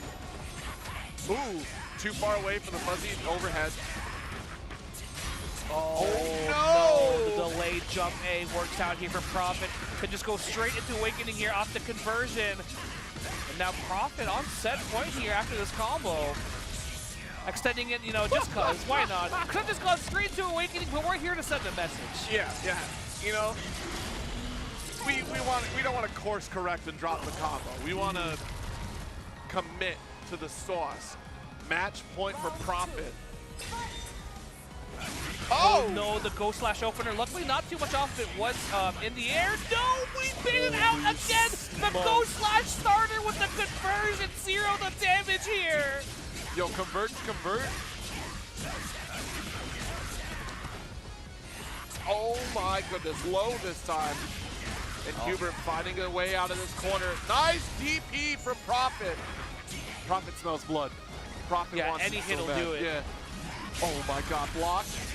Oh, nice. No, that was not cancel out. The sink jump punish. Prophet will take it and advance to top 8 over Hubert.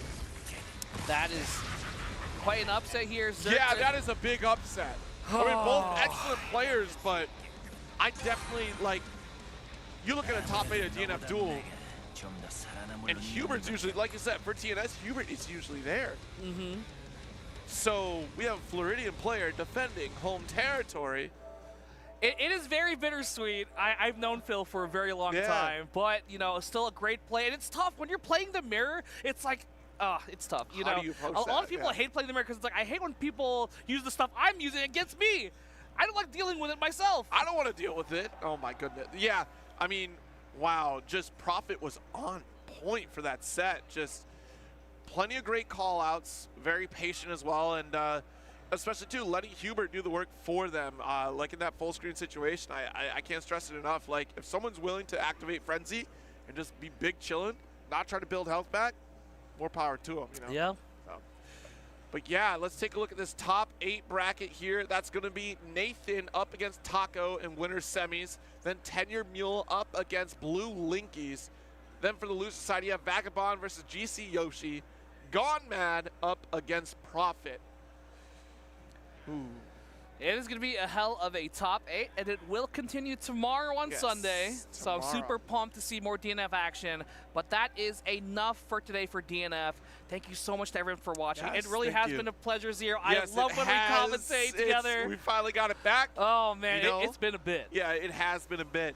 And it's been a bit of a day with all of you here, but there's still more action right here on twitch.tv/funkyp. We're going to have our Guilty Gear Xrd top 16, followed by top 8 right after that. So stick around. More CEO 2023 action is on the way.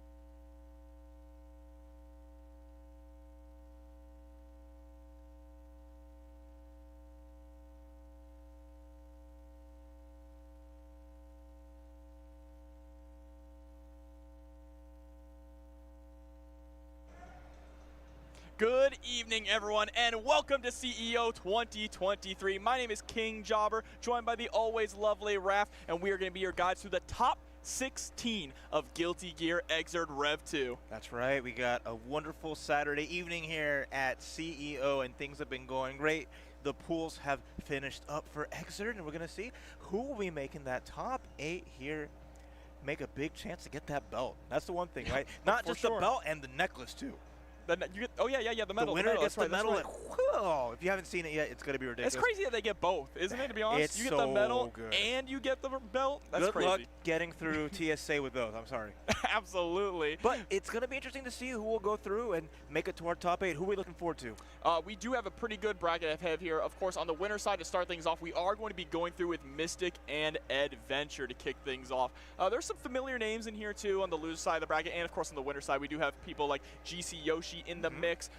One person who hasn't entered brackets in a while, Juggernaut, one of South Florida's Slayers in the loser side of the bracket. Super excited to see that. And then, of course, some of my local hometown heroes are also in the loser side of the bracket. So hopefully they'll make it far enough. We'll see. But there is some high competition here to make it down to the top 8, and I cannot wait to see things get started. Remember, I mean, you may not agree, but I'll say it right now. This is the best fighting game ever made, all right? And all of you watching at home who are tuned in, you know that.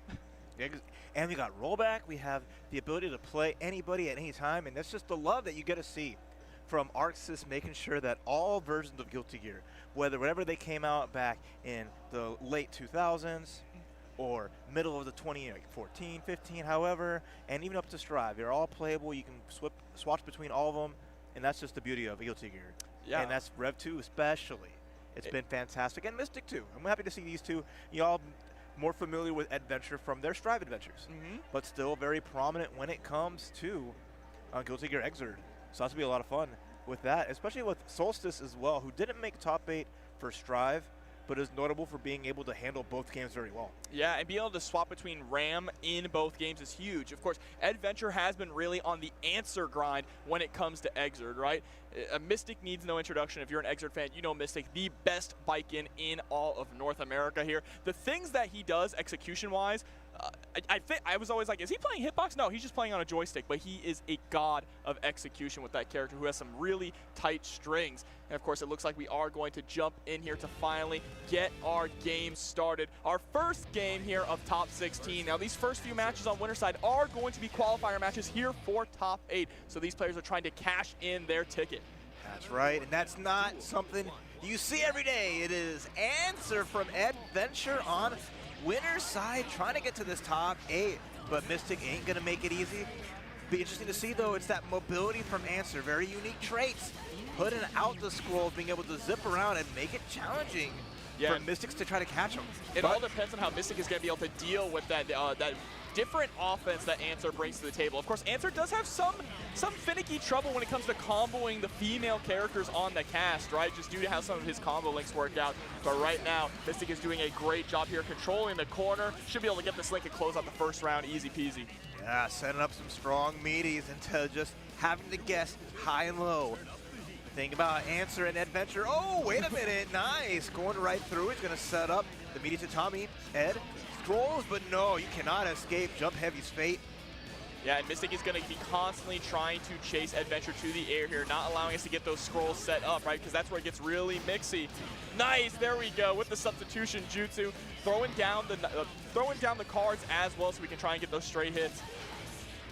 Yeah, a lot of resources, but not enough to get around Yozansen. It's gonna be another hard knock into meaty tatami. You're gonna have to guess for the game. It's a jumping goal burst.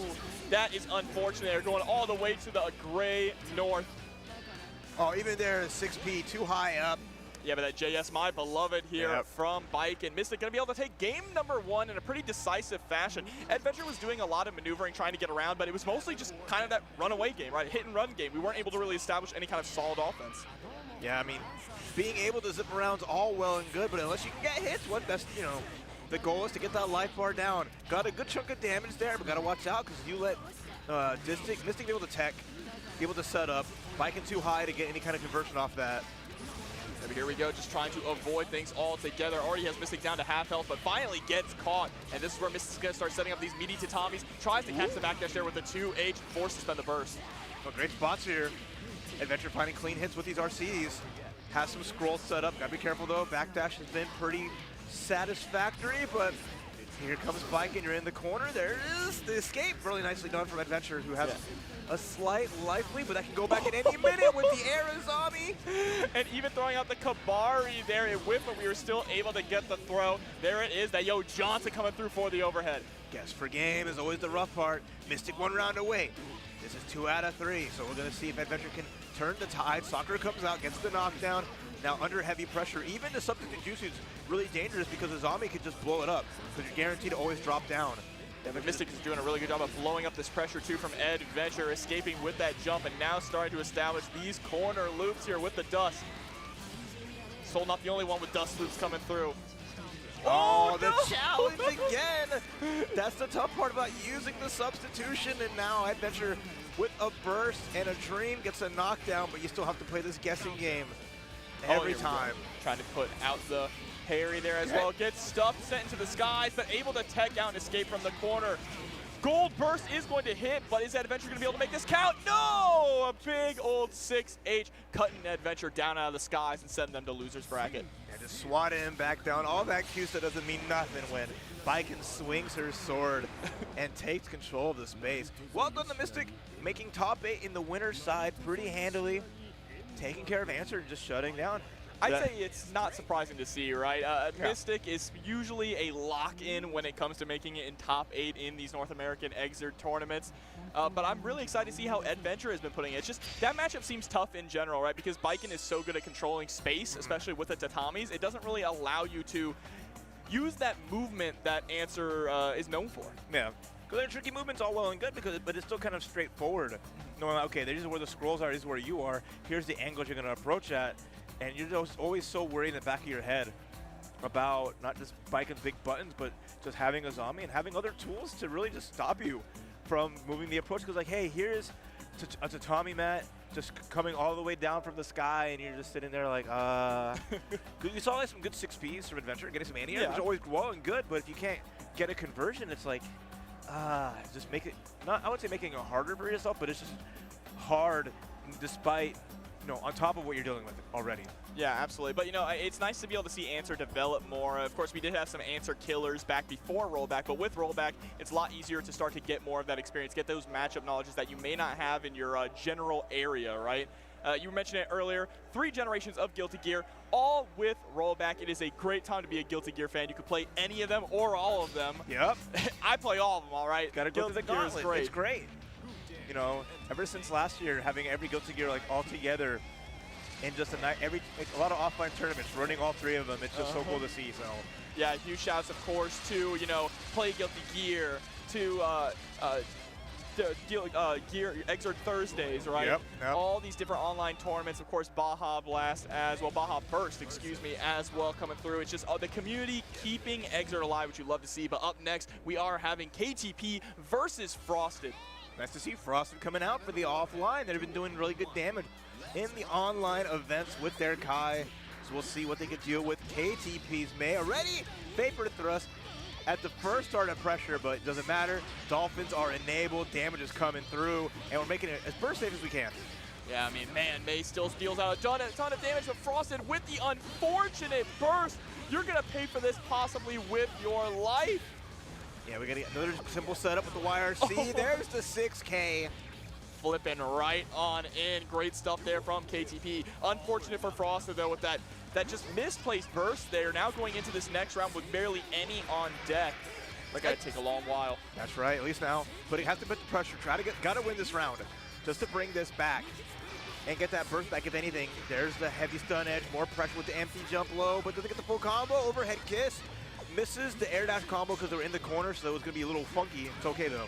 Yeah, still able to maintain that corner positioning, which is so important. And KTP really just harassing Frosted from the skies here, getting these big conversions. Anti-air 6H. Oh, you're dead. That's it. No. Even on the tech, yeah. Unfortunately, you got a vulnerability when you air tech like that, but the jump heavy from May, so active. Even a trade would have been perfectly in KTP's favor in a quick game on KTP's side. You can see the disappointment in Frosted's face too, right? Thinking, man, I shouldn't have gone for those different options. That burst, that tech off the wall. Wait Here we go. Wait a minute. Nice. Instead, setting up the Dolphin for immediate. I really like that, knowing that they wouldn't get the corner combo and that spacing. Oh, and then going straight for the low after the Dolphin. Frosted has having a difficult time getting out of the corner. We're forced to spend our burst, but now we need to start to get this set play going. Too far away with the stun dipper. Not going to work out here. Yeah, so many mistakes. These awkward combos just not landing for Frosted. Can't get the 2D into stun dipper. Can't get just the combos, but at least gets the jump in. Gets the seal, puts it on. All right, how are you going to block this out? You're not going to block this out. Yeah, we've gone empty low with the 5K a few times here. What a trade. We go into 5D.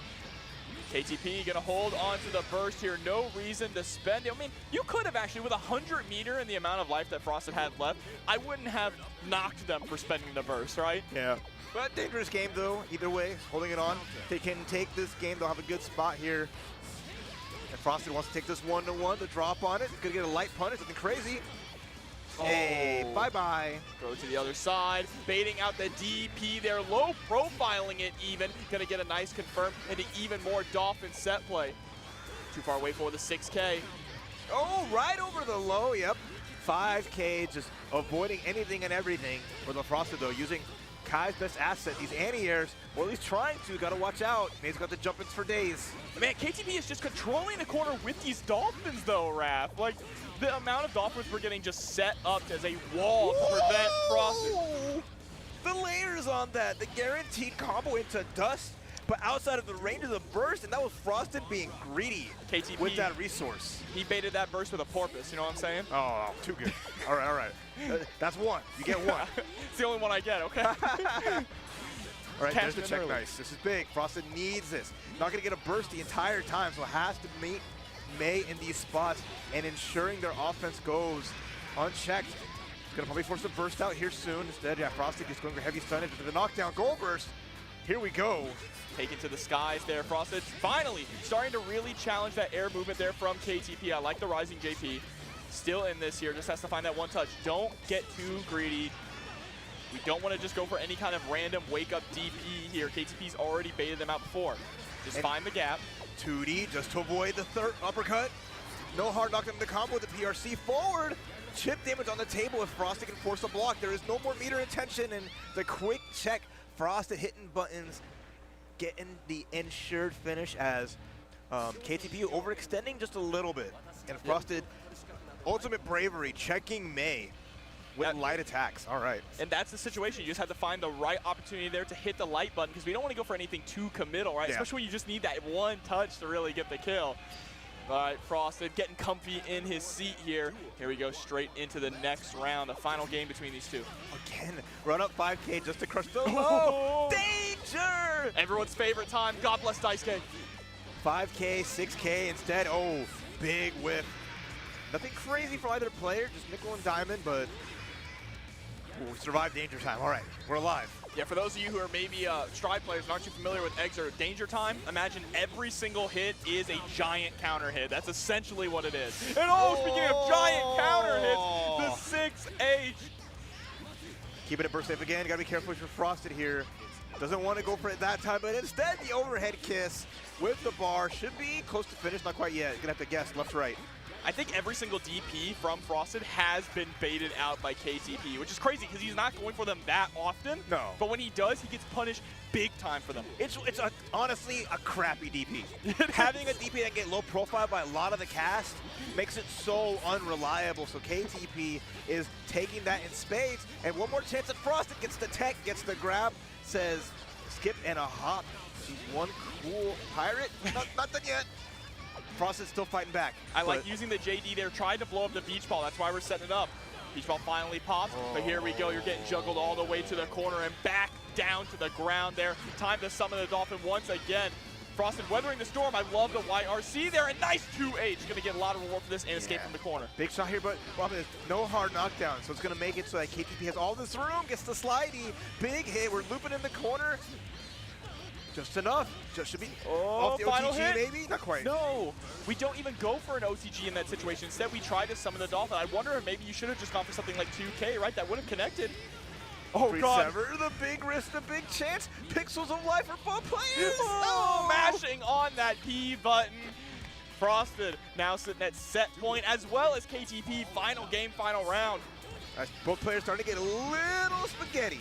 They're starting to spill the pasta everywhere, but KTP fiending for some pressure. Nice again, using the jump piece just to make it burst safe, but Frosted found a good spot to get out. There we go, nice Warsi into the 2H. Beautiful anti-air here from Frosted. Starting to control the spacing here. It's been one of our biggest issues is that Frosted has had a hard time controlling space, and finally a DP lands, Hail Mary. A 6P charge to the heavy stun edge.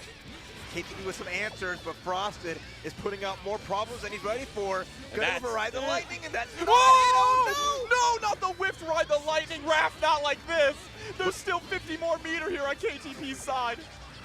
Double dolphin, jump P, doesn't get knocked down yet. Still, oh, systems go, and the up back for Frosted. The Hail Mary overhead kiss, which is neither an overhead nor a kiss, does not work out. And Frosted by the tips of his fingernails makes it out into top 8 winner's side.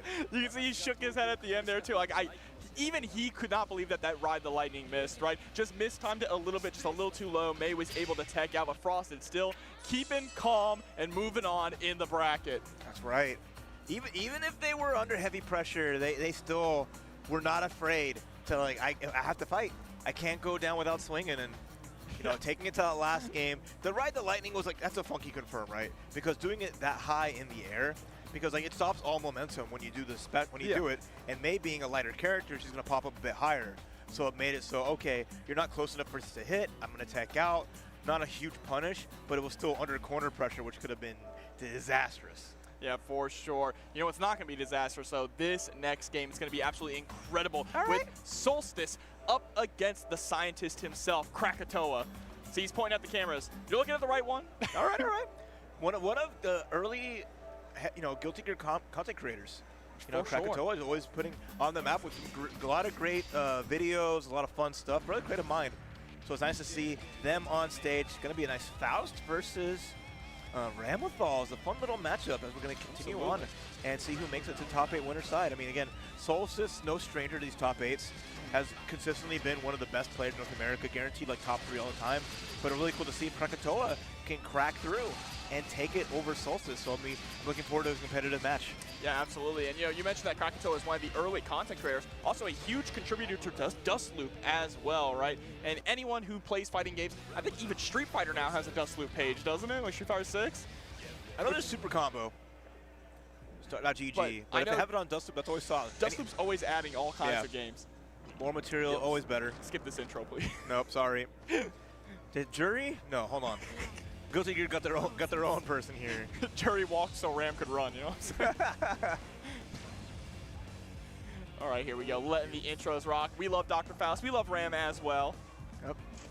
Ding ding, paging Dr. Faust. Dr. Faust. Operation begins. That's such a hard intro. It's I so love fun. it. It's one of the early ones too, so it's nice to see that is very on the cute side. Here we go, starting things off by trying to create a little bit of space. So Ram, of course, with her range, being able to set up the swords, is going to kind of be able to pressure Faust here, not allowing him to get out item tosses as frequently as he would like in neutral, right? It's going to be able to check him. But that's part about Faust is like, he's got a lot of push block because he's so wide. So it can be hard to continue pressure on him. So I want to see how Solstice approaches it. The first 6 heavy, the slow overhead, no one's quite ready. Now you're in the corner against all these great buttons. And that's the nice part. With the range that Faust has, can actually kill the swords pretty consistently with jump heavy slash. Absolutely. I think also just 2K is going to be a good option to kill any swords lower to the ground here. And 2K, beautiful anti-air as well as a low. Great spacing. We just throw out that 6P, right? Just in case we try to summon the sword here. Krakatoa going for the preemptive options to try and lock Solstice down. And look at that. Krakatoa playing really well at this range. Doesn't get kind of punished. Didn't even try for a throw. Has to guess. Under pressure here, but crawling under the fireball. Great. Yeah. Another thing on the flip side here, though, is we talk about how Krakatoa and Faust are going to be good at getting rid of the swords. But when Faust is in the air, he's got a bigger hurt box, right? Which means that the swords have much more room to swing on him. Oh, firework, I'm careful. Did not, dangerous territory jumping, and then the tried and true, the drill, one of the best dive kicks in fighting games. Oh, you are absolutely right. That has so much block stun, and so much priority, it's insane. You wouldn't think, just by looking at it, that it's one of the best because of how slow it is. Yeah. But no, it is. No, again, it's just full active hitbox all the way down, and you're level 5 blocks, and so you are holding that. Oh, and that, wow, the black hole actually saving CrackNeedle's life there, pulling Solstice out of the air combo, not allowing us to continue the pressure. All right, again, CrackNeedle just happy to big chill, but that vertical sword catches it. Hard knockdown, gonna set up some pressure here. Overhead, yeah, how do you like it, sir? Yep, Right here back we at go. you. Should absolutely be dead. Here's the meter. Might not even need to spend it, but you could go straight into the super. There it is. That super is made for shredding guts. Oh yeah, it's all the hits all day. Makes it really nice. That's good on Solstice. Finding the 6P in the Darwo even. Winning out round start is super important, especially with Faust having that range advantage, huh? For sure, and being able to lock down CrackNeedle in the corner is huge, because this is where Ram becomes a really devastating character, right? She's not bad in neutral, but when she puts you in the corner, her corner pressure is second to none. Ooh, wait, okay. The drill stops one. The hammer two getting out. Nice little funky combo. Watch out for the fireworks. Oh, yeah, we have to be careful. Fireworks, there we go. JK actually being able to take out the sword. This time just avoiding it altogether. And you see even the RC, just to avoid the poison, didn't want to risk it and lose life for no reason, going my way, going the wrong way. The meteors, no one was ready for that too. It's so hard to pay attention and keep an eye on all that stuff. I didn't even see that he tossed meteors out. So the meteors showing up was a surprise to me. We had to go for the super jump there to avoid the bomb, but still, it allows us to maintain pressure. And now it is Solstice back up against the wall.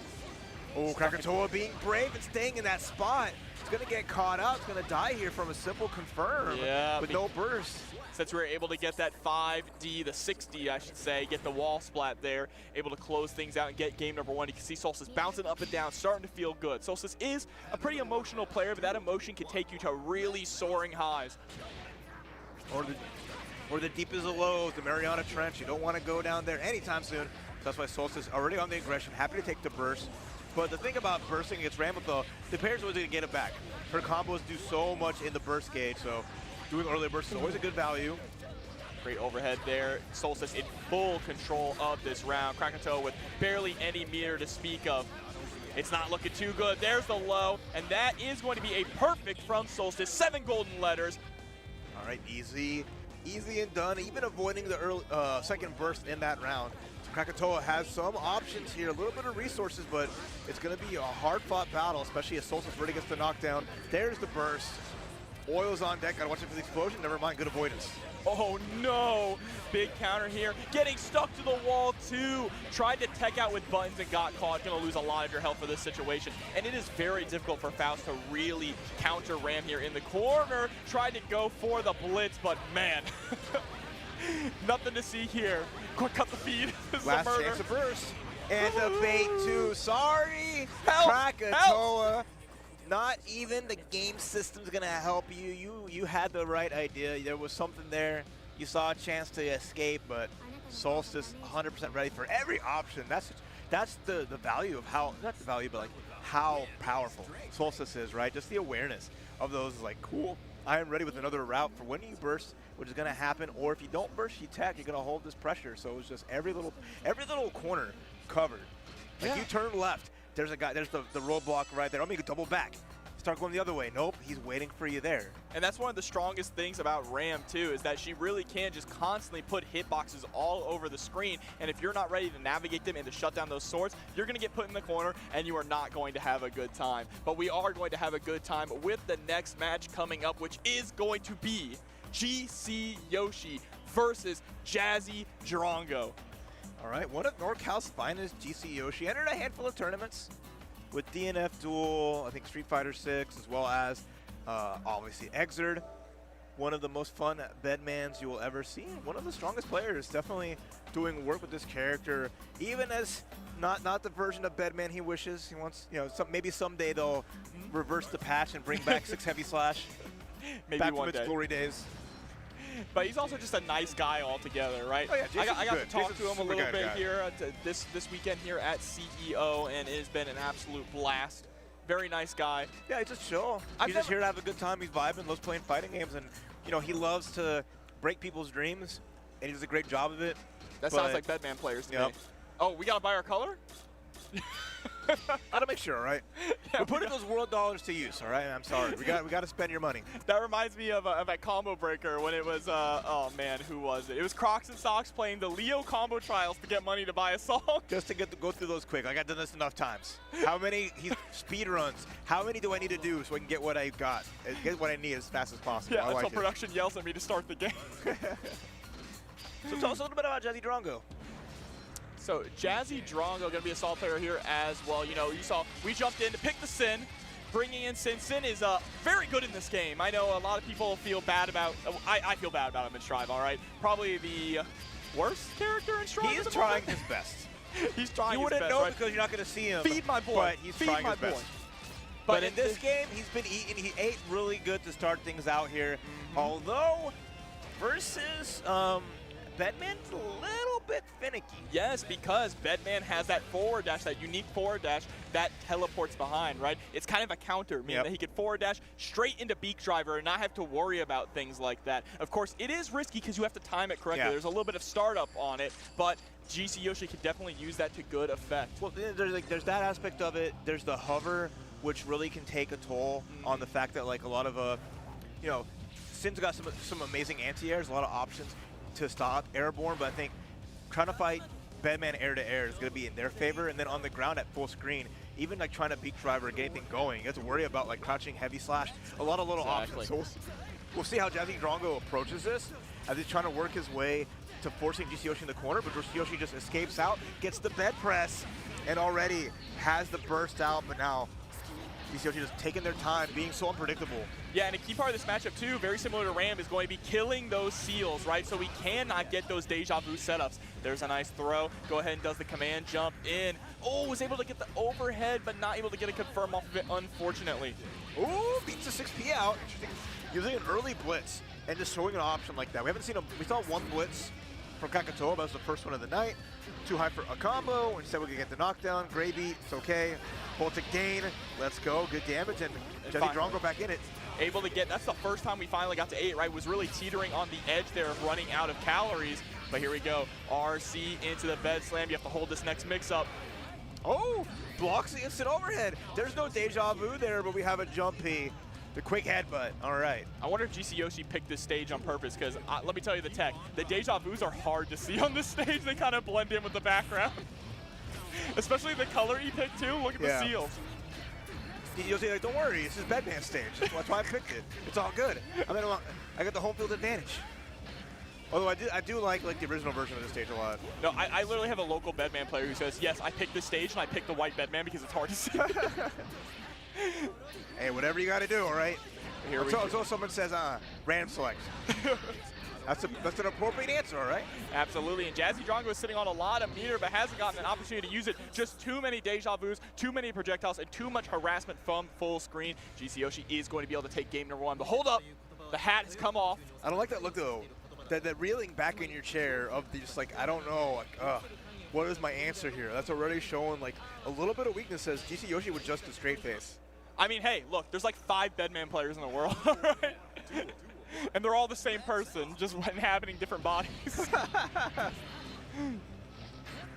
Show some love to one of the originals, Mr. Majin Obama. Oh, we show all the respect to Obama. One of the 5.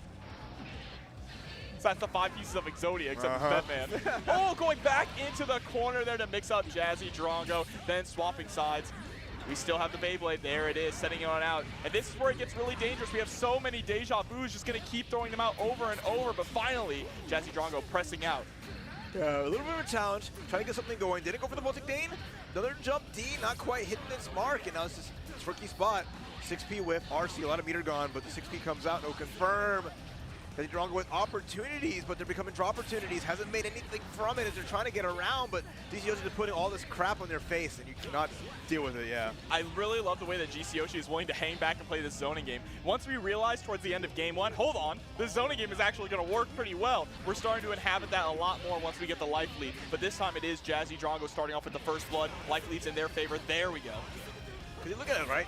What's Sin going to do against this? What does Sin do against BadMoon with a life lead with some of the deja vus ready to go at full screen? Right? It's just like... It's trying to get through the movement tutorial. Okay, crossover.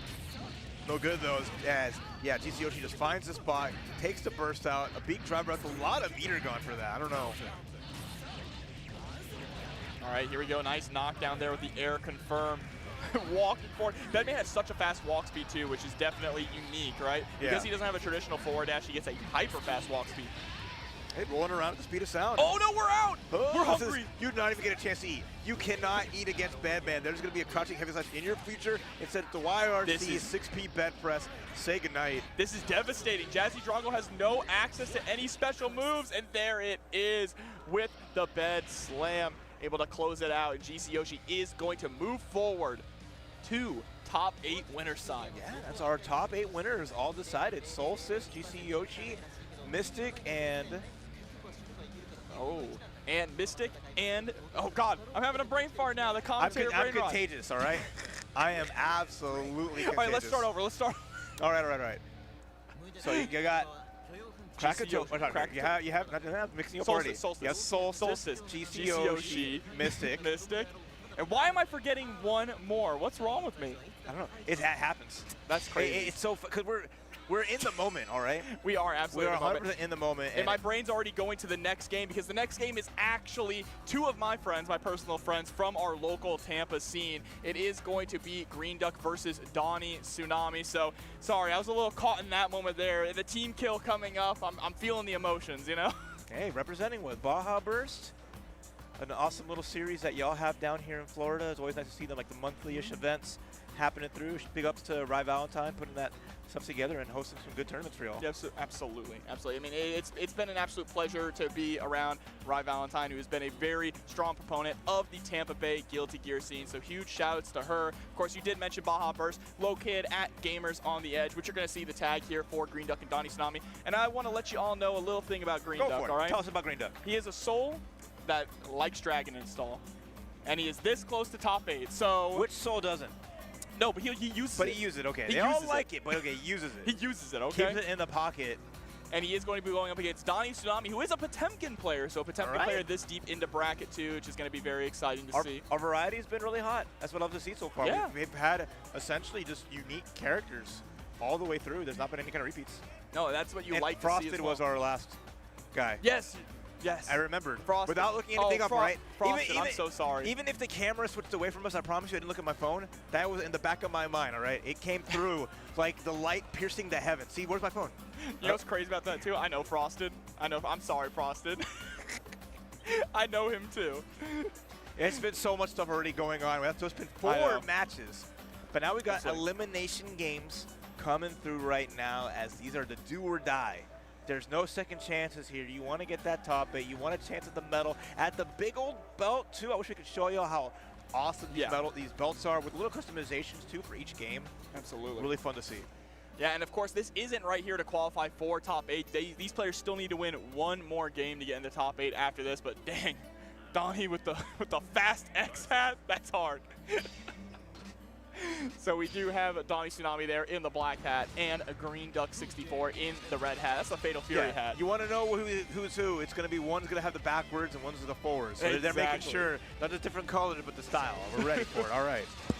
But here we go. We do have Potemkin versus Mr. Soul Bad Guy. Potemkin definitely a kind of a struggle bus character in this game. Has a lot of really bad matchups. Soul being one of them. Our system works in their grapplers having bad matchups. Hey, look, I play Slayer. That's his best matchup. Okay. And Potemkin can still get blown up. You're right. As good as it can be. That's like, that's how good a 5-5 is your best matchup. I don't know. I think it's more in his favor, in Potemkin's favor. But here we go. We got the Green Duck with the Green Soul. That's right, and Donnie Tsunami. Which flavor of Potemkin we're going to bring out? Okay, the FAB. You gotta.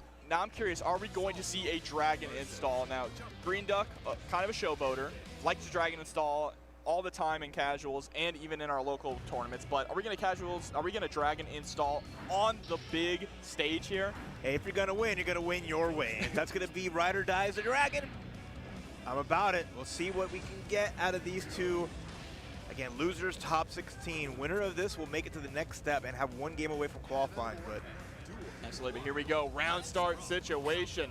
Immediately with the 2P. I mean, that's a classic round start there, 5P or 2P for Potemkin here. Fastest options. Try to bait a burst. Burst thirst not working out. Green Duck already getting these combos, putting up the bar, getting ready to install some dragons. .exe. Yeah, but has the black beat confirmed as well. We take those. Knockdown in the corner. Beautiful YRC. Knew the second hit was coming to break the armor. And that's just a first like a knockdown, just up backs. Gets a punish too with the air dash, and this is just good as Green Duck is reading Donnie Tsunami really, really well. Yeah, but there's the Bandit bringer here straight into the dust loops. In dust we trust. Ending it with the knockdown off of the DP. A lot of meter on deck here, but there's the dead angle. Get off of me. Still has an opportunity. It is Potemkin, right? All he has to do, never mind. I was gonna say all he has to do is grab you and things can go south, but the gun flame makes it go even further. Yeah, point blank in your face. Green Duck with the first round win. And now we're just trading blows. 6 heavy losing out to 2D. Good chance here. Donnie Tsunami again going for the same setup. Green Duck up, backing every time. Gets an air grab too. And now we're in the danger zone as the punish on the backdash. Green Duck reading Donnie Tsunami really well. Yeah, these two play all the time, so it's definitely going to be a lot of familiarity you see even how these two play. Here we go, going for the meaty 5K for the low, sliding on in with the gun flame, just keeping that pressure going. 5K, we wanted to try to catch the anti-air there. Of course, 5 frames on that 5K. Oh, Potemkin that free counter hit from the wrist gauge. Stuck in dire straits here, trying to fight their way forward, but it's going to be the day, the 2P climb. And there it is, the dragon installed into the multiple DPs, ready or not. Difference is here, just letting it rip. You're either giving me your meter or your life. That's a pretty good idea there, but no, you get punished. Got a free Potemkin buster and just let it rip off the wall, the riot stamp. Knock down one more guess, can finish the job here. It's gonna be just a throw against the blitz. How sweet of Donnie Tsunami for letting Soul get back up. He was trying to input it. You saw the little wiggle backwards. That's him doing the input for the pop buster. He just didn't get it in time because Green Duck is a filthy masher, okay? Hey, you only get opportunities like that every once in a while. If you ain't gonna take it, then sorry, friend. You're just making it so Green Duck will want to do it more. Maybe that's your game plan. Maybe you want to do more dragon installs so you can mess them up for next time, but there might not even be that next time. Yeah, but here we go, trying to get in through the air, jumps galore, but there's the pop buster. I like that, actually waiting for Green Duck to land and going for the pop buster instead of going for the anti-air attempt. What? Green Duck finding situation, getting caught out. That's how, I like that. Every setup afterwards has always been an up back, trying to actually catch him in the air. Didn't quite work out, but ICPM, gotta get the finish, and Donnie Tsunami on there. I love that special. I have to say the name because it's so good. Imagine if you had that in Strive and how big he is in that game. Intercontinental Potemkin Missile. It's so fantastic. It'd be interesting because you don't get YRC to back it up in Strive, so it'd be a much bigger risk, but really funny. But there we go, Potemkin Buster into the super jump, safe jump. All right, yeah, 2-piece on the 5K. Gonna crack through the armor on the Hammerfall. Nice awareness from Green Duck. Oh, but runs right into Potemkin's loving arms. There's the RC. We weren't able to quite get the cross-up that we wanted there, but we still get the confirm and a big carry out of the corner. But then you're sent right back in off of one aggressive burst here from Green Duck. Oh, Hammerfall works that time. Got to guess for game. Nice bucket the cross-up. You have you have nothing. You have the cross chop, the jump. Right through, and now we're tied up 1-1. But Green Duck with the big smile, he's vibing, he's having a good time. Yeah, he tried to get a little too greedy there with the riot stomp towards the end. But here we go now, 1 apiece. Mega Fistool, right to Vega throw. But that's no safe jumps off your grabs, friend. Able to get the 2P into the 6P. But wow, that burst there from Donnie Tsunami, still able to stay alive, but that could have been very dangerous bursting on the gun flame. Hey, no fear. The counter from Donnie. Every time, a little bit of flames is what's standing in Green Duck's way, or sorry, Donnie Tsunami's way. All right, Donnie checking in the air, armoring through, trying to go for the pop buster. This time Green Duck was ready for it. I mean, that's the classic Hammerfall YRC pop buster. Not gonna fall for it. And using those light normals also to make sure that we just check Potemkin, don't give him the chance. You know Donnie Tsunami is sniffing for those 3-frame gaps. Yeah, trying to find that spot. Nice IB, but the RC is going to be good. Double jump. Oh, God, cross-up. This is nice. Donnie Tsunami out of the corner, but at what cost? Not quite the counter hit DP. If it was a counter hit, we were going to be able to follow up with the Fafnir. And now Green Duck has great positioning here, has kept Donnie locked down in the corner for most of this match. Still taking a lot of damage over time, though, just from stray hits. And there's the empty jump pop buster. Oh, say jump, oh, but no! Hubert with the follow-up to Volcanic Viper. Air throw's not going to work out, but the throw's going to be good. Johnny Tsunami needs one hit. Either player can finish the job here. No meter? No, it's the flick. Yeah, no meter there on Green Duck's side, getting chipped out by the flick. I cannot believe he went for the knockdown there after the DP to avoid falling into Potemkin's arms. That was so smart. It's so dangerous, too, because your counter hit state when you do that follow-up. Speaking of counter hits, off the air-to-air, nice damage into the coast-to-coast combo, and a charge dust, too. Gonna force out the burst. The one thing I'm shocked we haven't actually really seen from Green Duck here is we haven't seen any wild throw attempts yet. It's really just been all strike. All strike, no throw, but here we go. The Potemkin missile once again trying to go for the cross-up. Damage is popping up for Donnie Tsunami with the life lead with the hammer fall full combo. Baited the burst. Green Duck not giving up with the stun. Smash out. Smash out. Ah! Right. Okay. Big guess. That's what punish. Green Duck's got to figure something big out here. He's got a nice little combo. Is going to make it close, but run up goal burst. Ay, ay, ay. Sayonara. Green Duck a little too spicy. A little too. I like the idea. I'm going to run up goal burst. You might mash a button, but nah, don't give him that credit. Don't give him that credit. He might have mashed a button. He could have, but he didn't. That's the thing. Donnie Zombie was just like, oh. No, I'm saying okay. don't give Green Duck that credit. Trash. Look, it's okay. I can talk that. I've known this man for 15 years, okay? Hey, it's Hail Mary. He just wanted a Dragon Install, right? He knew what he wanted. He did. He wanted that goal burst to hit so we can immediately activate Dragon Install and party. It's funny because you mentioned that because that's exactly what was going to happen. Hey, I know these players. I could not know them personally, but I can already tell, like, just from how you play, like how you mention stuff, it adds up. The science is there. Like, I have a mission, and if I'm going to lose, we're going to go all in. Yeah, absolutely. But speaking of going all in, up next we are going to have Darklight versus Lewis, all caps. Lewis, a Orlando Slayer who has recently moved to the Tampa area, so has joined our ranks. Now we have 3 Slayers. Hey, the Slayer Legion grows. That sounds about right for Xrd, honestly. Especially like, it's always a popular character, always fun to meme on folks. We all like to watch Crocs and Socks and feel like, all right, I can do that too. And I know the name Darklight, but it's escaping my mind who he plays at the moment here. But making it all the way into top 16, loser side going to be going up against our Slayer. Of course, not the only Slayer we have here in top 16. Juggernaut is there as well, the South Florida Slayer coming on through. It'll be fun, more matches as we keep on going through here. These are all to get to the qualifying losers top 16 matches to get to top 8. So we're still working our way through here. Top 8 will be right after this. Absolutely. So once top 16 is over, we're going to find out that afterwards. So all your Xrd needs and wants will be satisfied here at CEO here at twitch.tv/punktv. Just a good long run of Xrd. You'll love to see it, but it's actually going to be Eno here. Okay, so this is going to be interesting to see. Of course, Slayer's thing is he just wants to backdash out of everything, right? That's the meme. Don't block anything. But it cannot be understated that he is able to backdash out of a lot of this Oki that Eno is going to try and put on him, right? So what we're going to have to do is we're going to have to send out the note to try and cover those backdashes and force Slayer to stay grounded. Yeah. Well, good luck. Yeah, that too. Good luck. Good luck keeping Slayer grounded. Also, don't get hit. That goes without saying. All right. Whatever you do. Everyone's a chip player now. I mean, in the face of Slayer, yes, everyone is a chip player.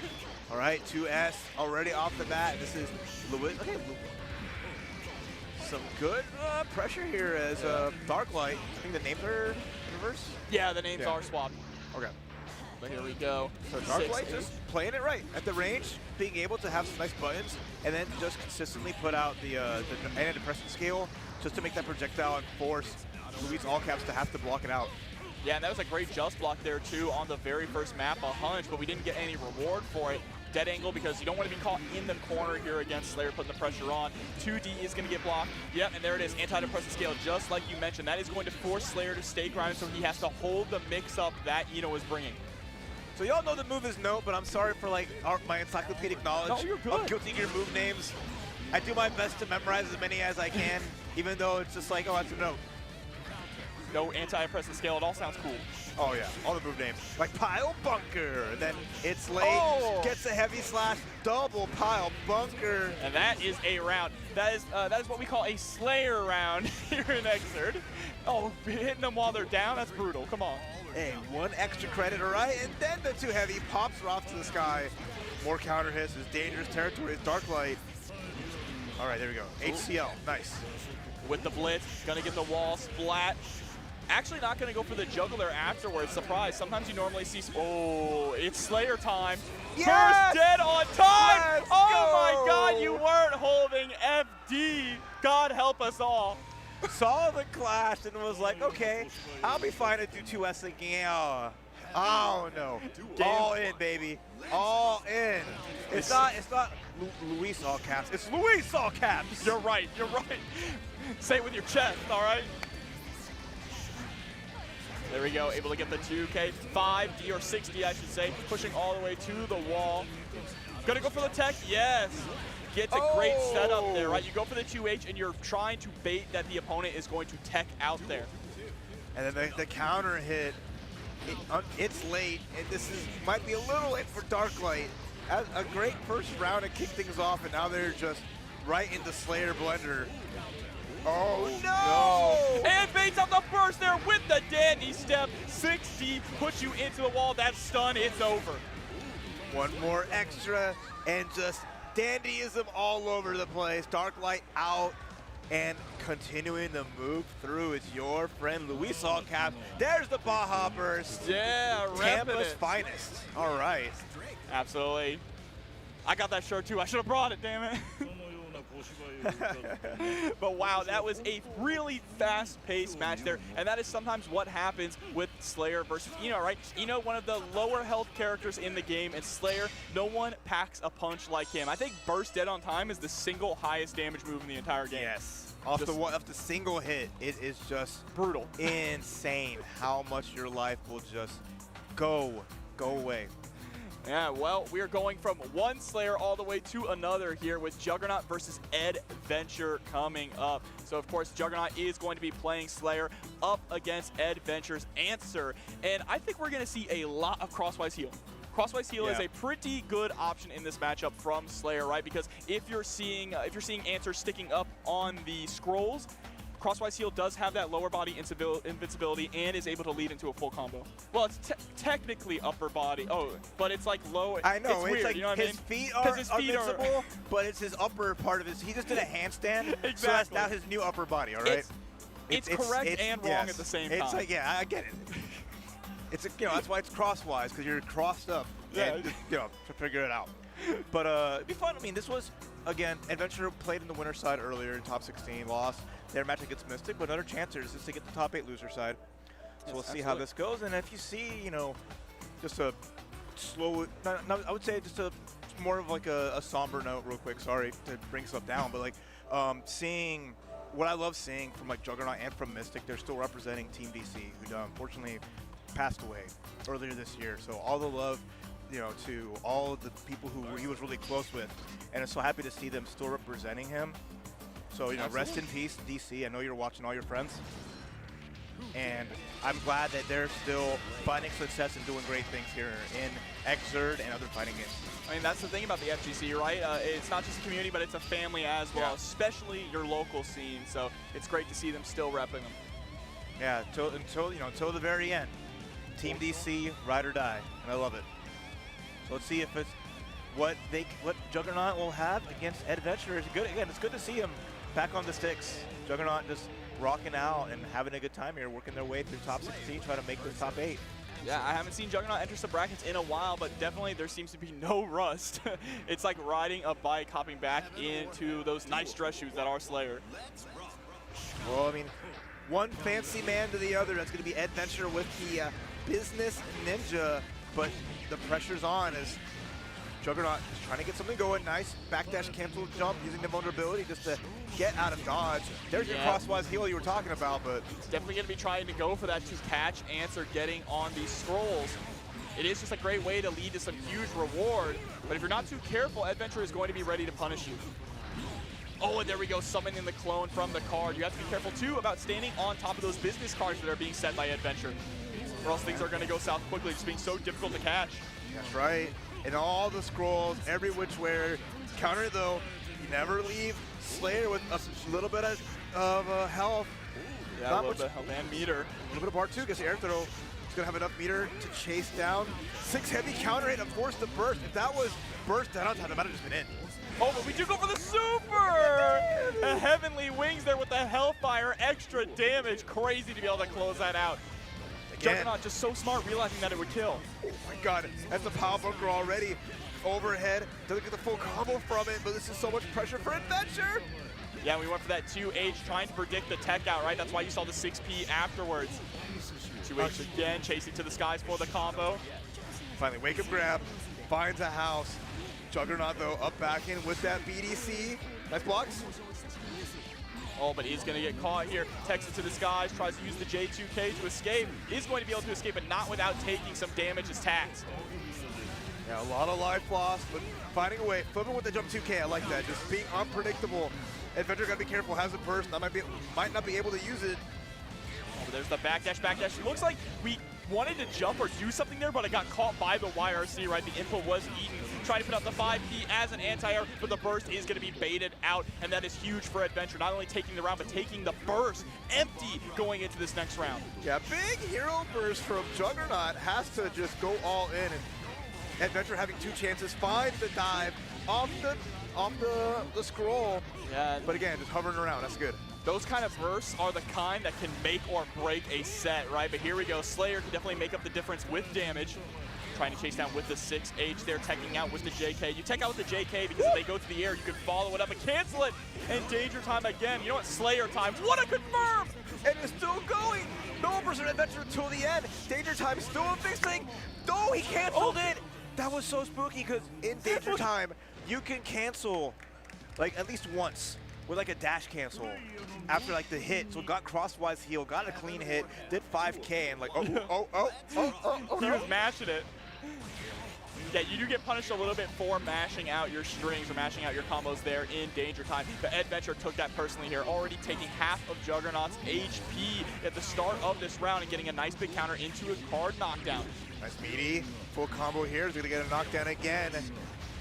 Answer playing that game and good pressure. And this is something with a lot of active frames, right? Even if you try to up back that 6K, that Momo right there would have just been able to bring Slayer back down, keep the blocks done. Yeah, I mean, even in that situation, one of the advantages of Slayer is that he can avoid lows just by doing backdash jump, right? Yeah. So it's very hard to get him mixed up. But like you said, with active frames, if you can lock him down with that first hit, then you can start to go for the mix-up. You gonna mix ups. Nice bait on the counter from Adventure, who's honestly not really worked out well using that tool. Has been going for it a lot too, but that's the real first time Juggernaut's gotten a massive punish on it. Before he just kind of lets it whiff. Right, double backdash. There's a teleport into the YRC. Still chasing down, but finally, substitution jutsu is going to connect. Charging the blitz all the way. There's the pile bunker set point now for Juggernaut. Adventure out of a burst as well. And now Juggernaut, match point to get top made on the loser side. Pile bunker, clean hit in the corner you go. Try to get a grab. EQ with it, didn't work out. Trying to chase down. No, Mappa that close is a little dangerous. Mappa does have startup frames. Of course, you can make some of them invincible with a backdash cancel, but not all of them. Ooh, watch your ankles. Gonna be the RC into full combo. Set up the scroll. I like that. Get the knockdown. Put up a couple more. Forced to guess, but it's gonna be a dead angle instead. No guessing allowed. Yeah, I like going for that dead angle there. Unfortunately for Juggernaut, it means that we are going to lose out on meter that could be spent for damage, especially with this life deficit. But as long as we can start locking down Adventure, stopping him from moving. Oh, what in a whip! Forcing him to whip the blitz. That was incredible movement from Adventure and a well-deserved game as well. 1-1 apiece. I love that hang time. Answer's just standing there like, this sounds like a bad idea. What are you doing down there, friend? Let me just back it up. It was a stare down. How long are you going to charge, huh? Oh, counter hit, too heavy slash. There, try to answer against the counter, but Juggernaut finding a hit. Cross up, let's go. Oh, backdash is going to get caught there. Wasn't holding FD on the backdash cancel jump. Ooh, okay, what a counter hit. Now we're going to set up a ton of these scrolls. But I like that we faked out the dash with the scroll, right, to bait out the 6B or a crosswise heal. All right? Dead angle again. Juggernaut net resources, forced the burst out immediately. A dangerous territory. A crossfire's heel would have gone through the burst. Absolutely. If they're gonna be a little more careful about how they choose, especially when they get counter hit. Oh, it's not looking good. Oh, wait a minute. We went for the 6K feint there, but Adventure was already ready with the throw. There's the burst, aggressive burst actually, and the round as well. Burst well spent. Adventure is down on a burst also. So this is set point once again for Juggernaut. Are we gonna be able to close this out? Yeah, crossfire's heel, like he mentioned with the scrolls, getting him out of the sky with that lower upper. Might as well be full body vulnerability at this point. Pretty much. No! Oh no, is correct here. 5H, 5H, yep. Are we gonna go for the 2H? No, we go for the 6P instead. Not gonna work, but we get the bite. Bloodsucking Universe, great mashing out there from Adventure. All right, last chance for Adventure here. Gotta be careful. Finds this dive off the scroll, but can't get the combo, can't get a knockdown. Has the burst, one last chance, gets the grab.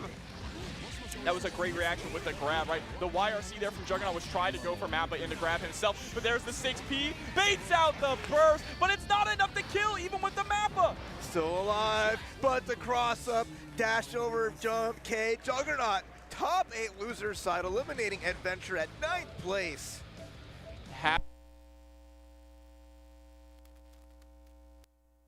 Team DC reps making their way to the top 8, Mystic and Juggernaut on different sides of the bracket too.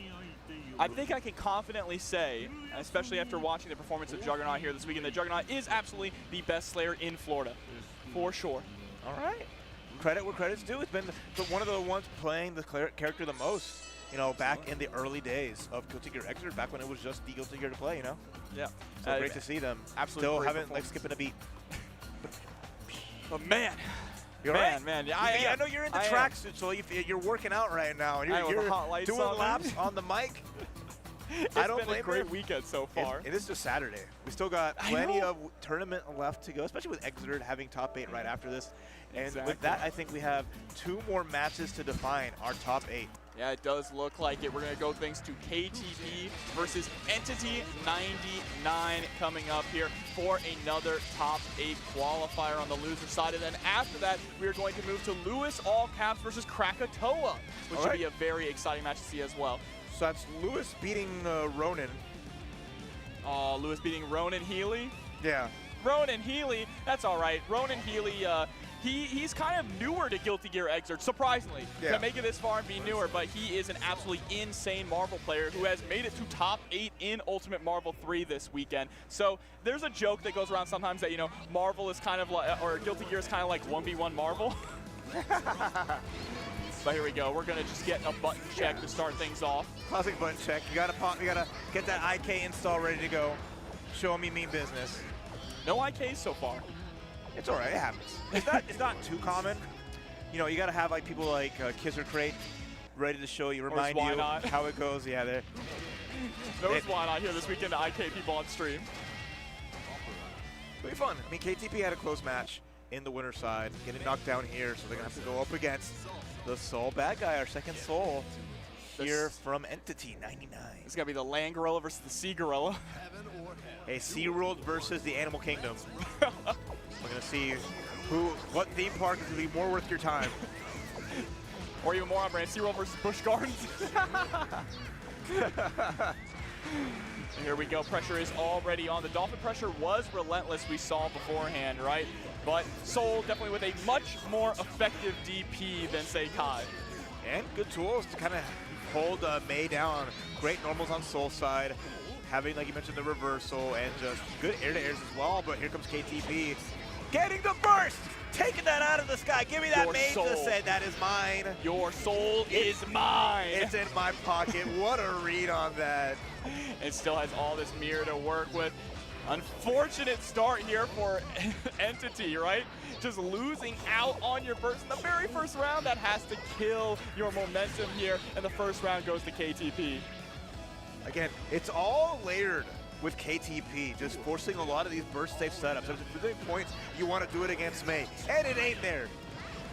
All right, off the ground, just going for the hard knockdown. I like it. All right, fading back. Trying to go for this 2D a lot. Of course, that 2D low profiles the world here, but is going to get clipped by the Dolphin and the JH with the anchor.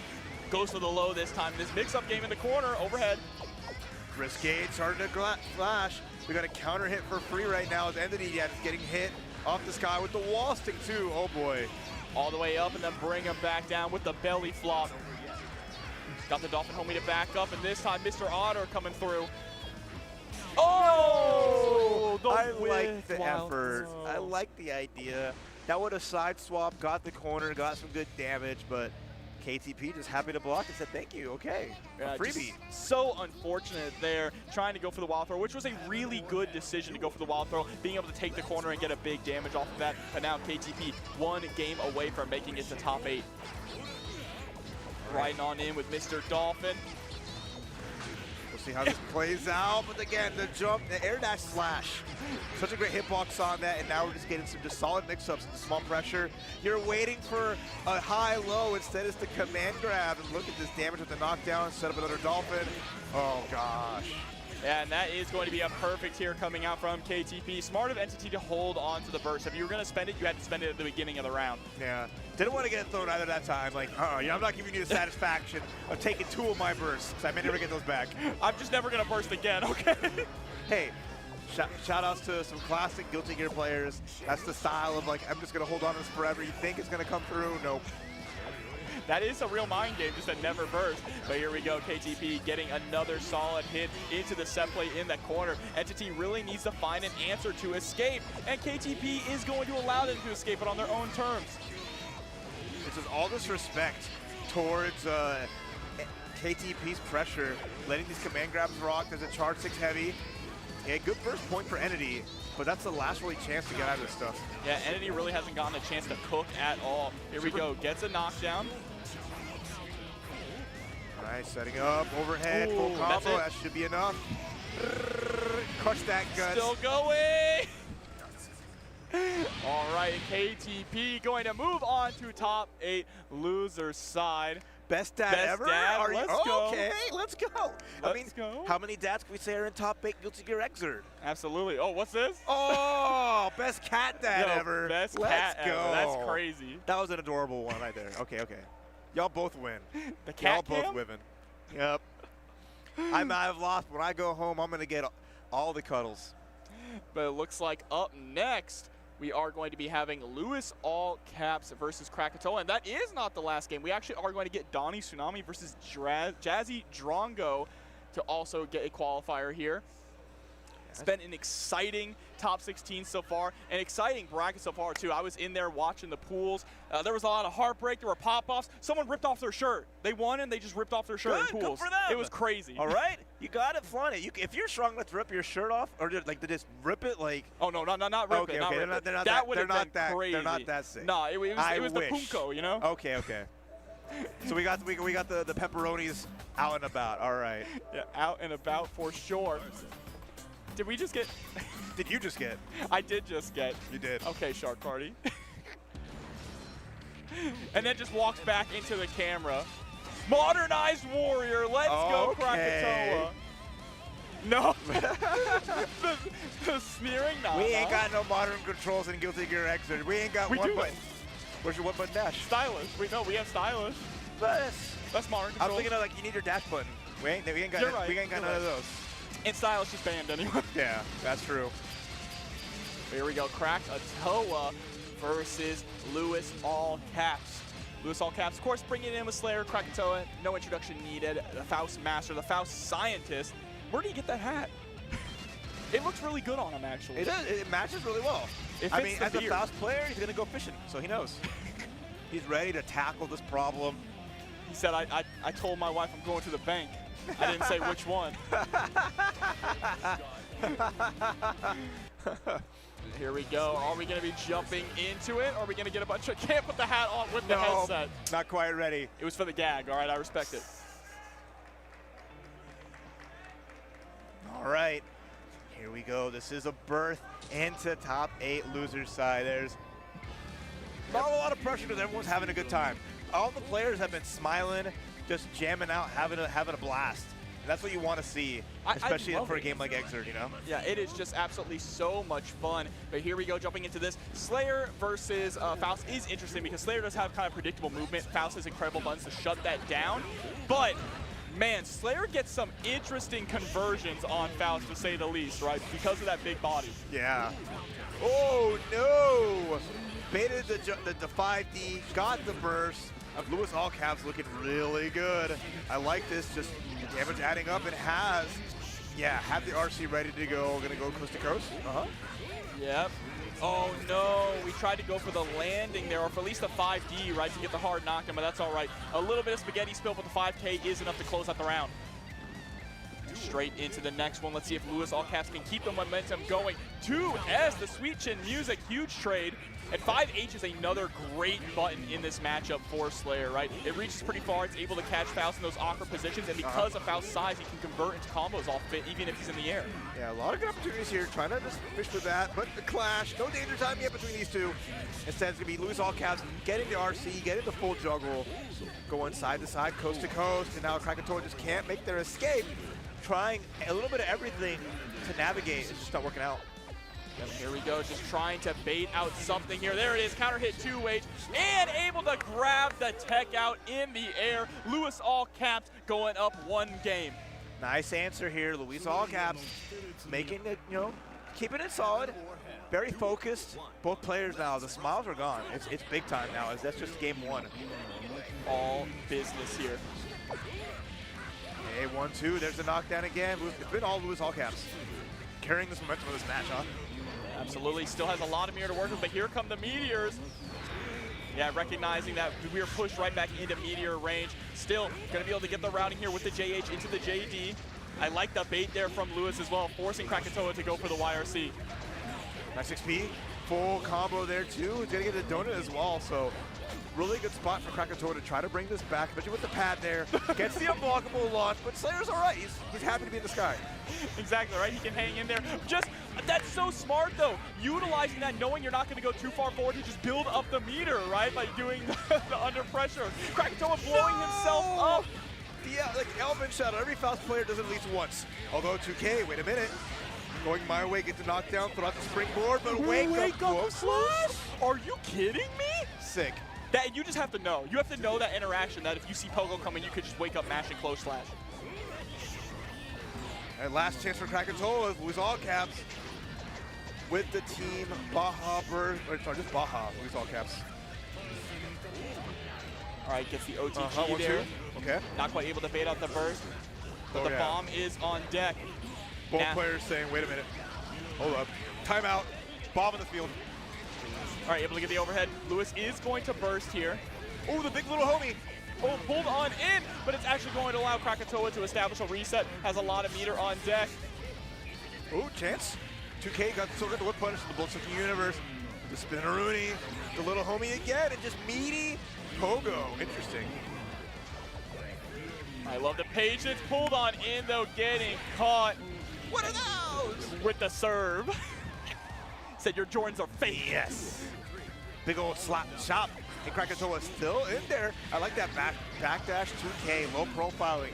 Some of those jump-ins overhead. We got meteors coming down too. Oh, no. Oh, yeah, big. Oh, yeah. If you're CrackNeedle. Hit him with the Kool-Aid Man. And just getting caught by these J2Ks, taking out a little bit too much in the air and not FDing. Oh, there we go. Interesting. Oh, no. I don't know what we wanted there, but you know what? We were able to get the meaty 5K, actually getting some meter off of CrackNeedle in the process. Knockdown, we got getting hit, dangerous territory. Has to watch out. Burst is going to come soon, but maybe not. CrackNeedle just needs to find one more touch here to close this out. And there it is. 1-1 apiece. And there, I like this. First instinct right there from Lewis all caps. Just, again, deep breath, let out a sigh of relief. But again, this is game time. This is elimination point, either player. Absolutely, like you said, smiles are gone. Yep. We ain't having fun anymore. No. No, we're having fun. You and me. Oh, yeah, having a great we time. are. These guys, though, they're just, the pressure is catching up to them. And CrackNeedle is doing a really good job now just checking with these light normals, right? Checking with the normals, checking with with the scaffold as well to prevent Luis from just doing whatever he wants full screen or moving in for free. Nice J2K and a 2K coming out from CrackNeedle for the anti-air. Oh yeah, there's that 2K, multi-hitting low. And now we're gonna get a meaty bomb You're going to be blocked for a good long time, friend. Oh, I love that. And then the 5H looked like he was trying to possibly mash throw. No. Yeah, possibly trying to mash back throw there. Match point, Krakatoa. 1 round away from making top 8 the loser side with Faust. Having enough Slayers. So we don't want 2 in top 8, all right? I've had it up to here with these Slayers, he says. Putting on all the BS. Even giving him a candy bar, though. He's not a bad guy, though. No. Give him a little snack. I like it. All right. Your last meal. Oh, No, you get a donut too. What a thoughtful character. But now hold this bomb in the corner. Oh, and a hammer too. Hammer again. The dizzy is going so high up. Yeah, the FD's in the air, landing into the unblockable. Last opportunity here for Lewis with the burst. Burst is gone. We're out of meter. Okay. 1 hit 25 away. tension, but the J2K closing it out. Krakatoa gonna take it. Moving on to top 8, and you can see the emotion here on Luis's face. Getting caught by it so close. Yeah, after winning that first game handily, Krakatoa just didn't let up, and the modernized warrior carries on, earning a medal here. Bro is the power of modern controls, all right? He's fueled by the future. All right, I like it. Nice stuff. But that means we have 1 more game until we throw it to a quick break here before we come back for some top 8 Xrd action. And it is going to be Donnie Tsunami up against Jazzy Drongo. We're this close. What great names. Y'all down here in Florida have some fun with it. I appreciate it. We are this close to having a Potemkin in top 8. But it's Potemkin going up against Sin. And Yeah. This is one of Potemkin's worst matchups, right? It's up there. Axel might be worse. Yeah, I mean, there's a lot of characters that just make it so Potemkin is not allowed to have fun, or play the game, or walk forward, or jump, or or press buttons. Yeah. I mean, if he gets something going, there's always some good damage potentially. But I think it's going to be a key of Donnie Tsunami capitalizing on what we saw, one of the holes in Jazzy Drongo's game plan, which was that he likes to really play fast and loose when it comes to the calorie gauge, right? Going all the way to the very end on the brink. In fact, in the match that he lost here to get sent to losers, actually ran out of calories and just couldn't do anything. So if Donnie Tsunami can capitalize on those moments, he might be able to take this. But it's going to be hard. Yeah, because the big thing is like slide head is going to be a big part of it. Trying to catch Sin on the ground to force a knockdown, at least get some approach.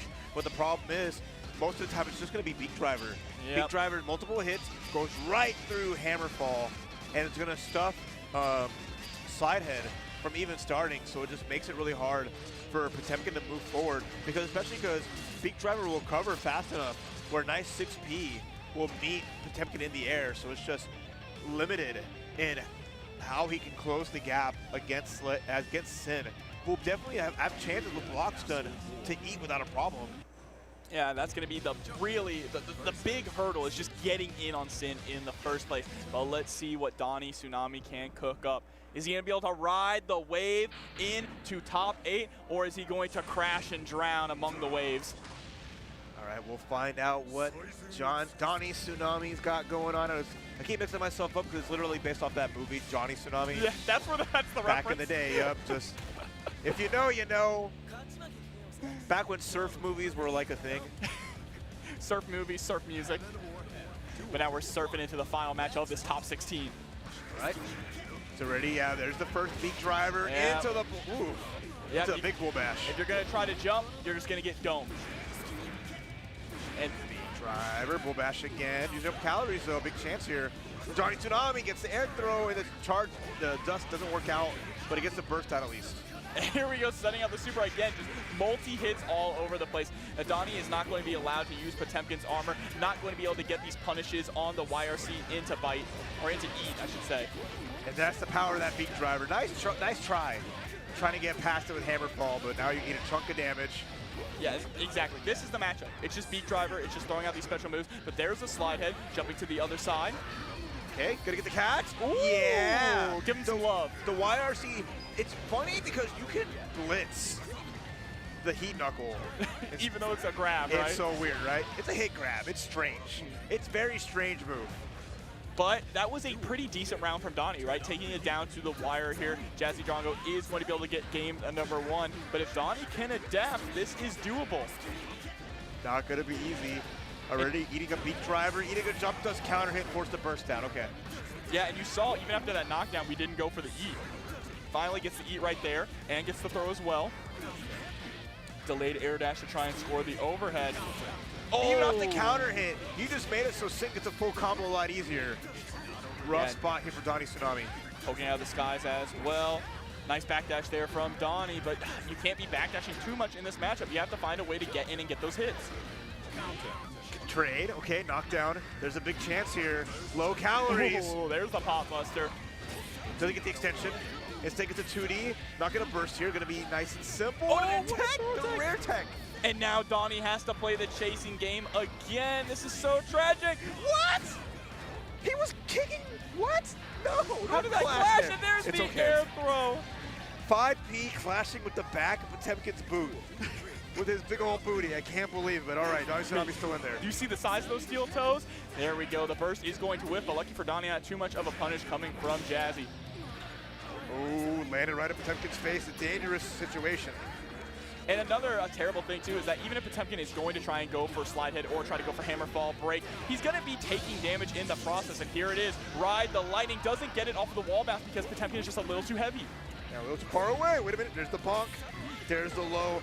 Not a lot of damage to chase down, though, that backdash. We didn't talk about the backdash, but it's so good at getting sent out of dodge. Drops the combo. Trade again. Thank you, friend. Ride the lightning.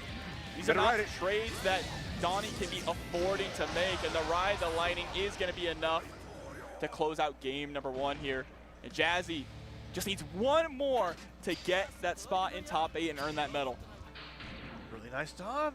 But Donnie Tsunami never going to say never. Potemkin players are resilient because they've dealt with enough BS throughout this game's life that they know they just got to keep working hard. Yeah, tell me who suffered more, Potemkin players or any other low tier in history? I'd say Potemkin players. They're still paying for the sins of plus R, okay? My man's been punished enough. He needs to be put out on parole. Just regular action core. Yeah, let him be let him out on parole, okay? They cannot, no. Oh, wait a minute. There's the wake-up pop buster, even it up pretty well. Chase down, that backdash too good. But even the far slash there is enough to catch Potemkin in the air. All right, side swap off the forward tech. Go to Dane one more time. Getting hit by it raw, and that's going to be a nice finish. Jazzy Drongo, 1 away. Let's see, round start situation here. Donnie is having a really difficult time navigating this matchup here. I mean, we're seeing signs of life, but even when you get the pop buster, you still need to keep it going. Again, that was an insane clash, just swiping the flag away. Get that out of my face. I wish it was that easy to get rid of Beat Driver. It's like, Your health bar, where did it go? That risk gauge adding up and putting on the pain. Well, it's like, yeah, Donnie Tsunami blocking with their life. Finally gets a knockdown, but he's going to backdash again. Like, whatever. All right, cool. And we definitely did not want that 2H either. Really unfortunate. Donnie back up against the wall, goes for the super jump, and immediately gets anti-aired. Last chance here. Donnie Tsunami, got to watch out. And he's trying to just inch forward as much as he can here. You really have to rely on Jazzy going in and making mistakes, right? Which he doesn't necessarily need to do. All right, gets the meal, gets the last chance here. Donnie Tsunami trying to get some bar by walking forward. Maybe half bar can help out in some regard, but... I mean, at this point, you just beat driver, right? Like, what's going to go wrong? You have so much life, you don't need to go in. You don't need to overextend. 6K, chance to hammer fall. It's going to be no punish. Oh, stabby, stabby. Yeah, running out a meter 2 with the FDs, and there it is. The counter hit. Far slash is enough to close it out. Jazzy does move on to top 8. And that is an all-unique character top 8 here at CEO with an Xrd. Outstanding. The community came out in full force. We have, you know, from all different shapes and forms, strengths, play styles, and amazing players manning these characters. It's really cool to see just the variety that's going to be featured in this top 8 a little bit later. Yeah, and it's pretty shocking to see, too. Like, no Elfelts, right? Which is incredible to see. No Johnnies. But of course, on winner side, we do have Mystic and Frosted, Solstice and GC Yoshi. And then in the loser side, we have Juggernaut versus KTP and Krakatoa versus Jazzy Drongo. Krakatoa, the sole non-US representative in this top 8. With Raven that Maple Leaf proud and doing some fun here, but that is going to be the top 8 coming up right after a little break in just a moment. So you want to stay glued to here at twitch.tv/funkyp because you do not want to miss these Titans going at it to see who will be the CEO champ. Again, that belt is immaculate, and that's a wonderful trophy that's going to be a way to cap off to start things this summer, the first major tournament of the summer, and you always want to get in that CEO. You might not get a wrestling entrance, but you still get the belt. And the belt is what matters the most. But, Raph, it has been so much fun watching some Xrd with you. Always a good time, always a pleasure. But like Raph said, make sure not to go anywhere because we are about to start our top 8 right after this short message from our sponsors. See y'all soon.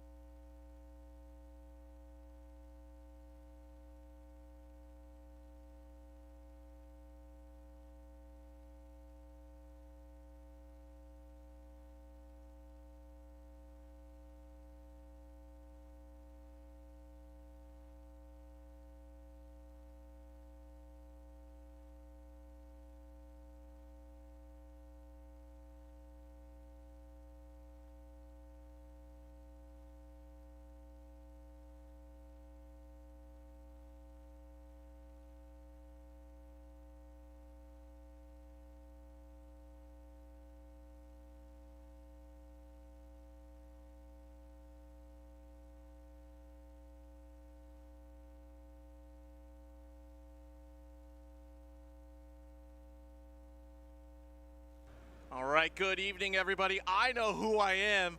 My Moonlight, what's the rest of the lyrics? Zero here alongside King Jobber for, you know, the lyrics open, right? Yeah. You know the spell of the game, it's not the smell of the game. It is break a spell. Or back-to-back, you know, Midnight Train. Death comes running on a midnight train in this top 8, and this debacle of an opener will not be the tone for the rest of this stream. I assure you. I had that. What a heavy day. Lyrics. What a heavy day. Yeah, lay me down.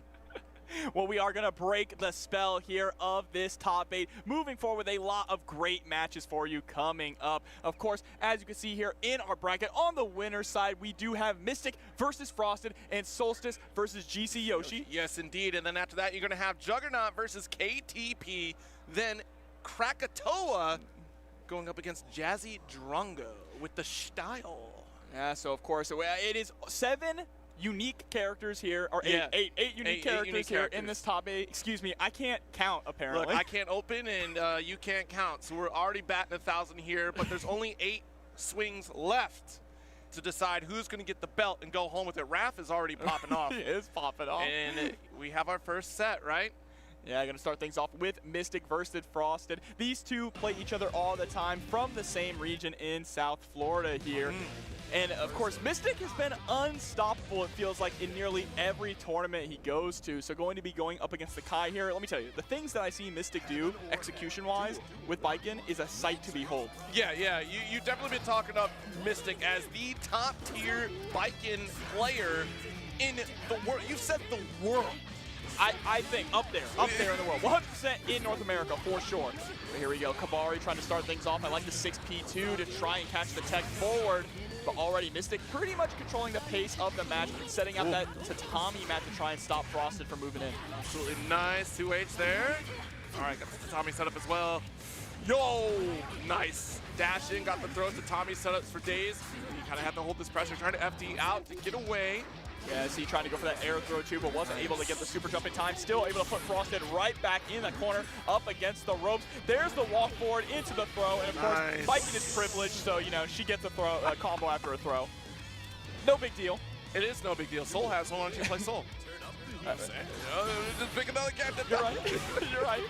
Soul's just a better Slayer, let's be honest. But anyway, there's the knockdown with the JD. Just a little bit too far. Got the jump dust. RC because it lingers. No escape. Oh, blowing up the parry there. And wow, I can't believe the burst whiff. Unblockable. You think unblockables can get caught by burst? I don't think so. Exactly. And there's the DP. Actually a little high there, so Mystic is going to be able to tech out of the situation. Ooh, nice for an RC pickup. Here we go. Let's carry it to the corner. And you see the backdashes there too from Frosted, trying to cover Mystic, going for the tech out into the air dash. And nice, using the grinder setup there with the light stun edge to close out the round. Absolutely a great call to control the space from Frosted for a frosty round if that's... Oh, no. You stick out the toe and get parried. Ow! Nice, called out the DP, big punish here from Mystic. Gets that corner position. Yo, Zonson is still very much the same, folks. Get off of stride for a moment here and check out this Xrd. Shenanigans crossed up in the corner, but we still got the throw. Good stuff from Frosted. Yeah, great reactions from Frosted. The way that Frosted is reacting to a lot of these situations, same with Mystic. That's how you could tell these two are so familiar with each other, playing all the time there. FD break. It's really just trying to break the other player's habits. Air parry, red RC. We still got the pickups here. Frosted just a scratch above on top from Mystic's health lead. Nice, back up. I love disengaging there to avoid the Tatami and the JS all together, right? It's a little too much of a scary situation, and now this is even scarier. You try to bank it all on the gold burst, and now you're stuck between a rock and a hard place. Oh, the Ozatsu air throw. Still a little bit of work to do. The guns kicked in. Nice throw. God, you're still alive, bro. You're still alive. Just barely has some meter to FD, but there it is, the fade back to Tommy. You can't elbow through that. No, you cannot. I mean, someone who's breaking up the floor to try to hurt you. Where does she keep them? It's actually the entire world of Guilty Gear Strive is covered in tatami mats. So really, she's just stomping on the ground, and then a tatami mat gets broken. That's crazy. Yeah. Even the sky as well is covered tatami mats. And if we do the Christmas colors too, oh boy, you got the wreath on it. There's the burst, early burst there from Frosted, trying to maintain some ground here. Doesn't want Mystic to get the early momentum.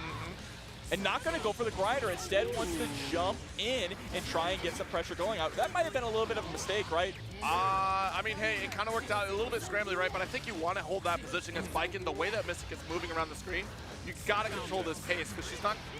Vikin's not going to let you just fly around and set up these grinders for free here.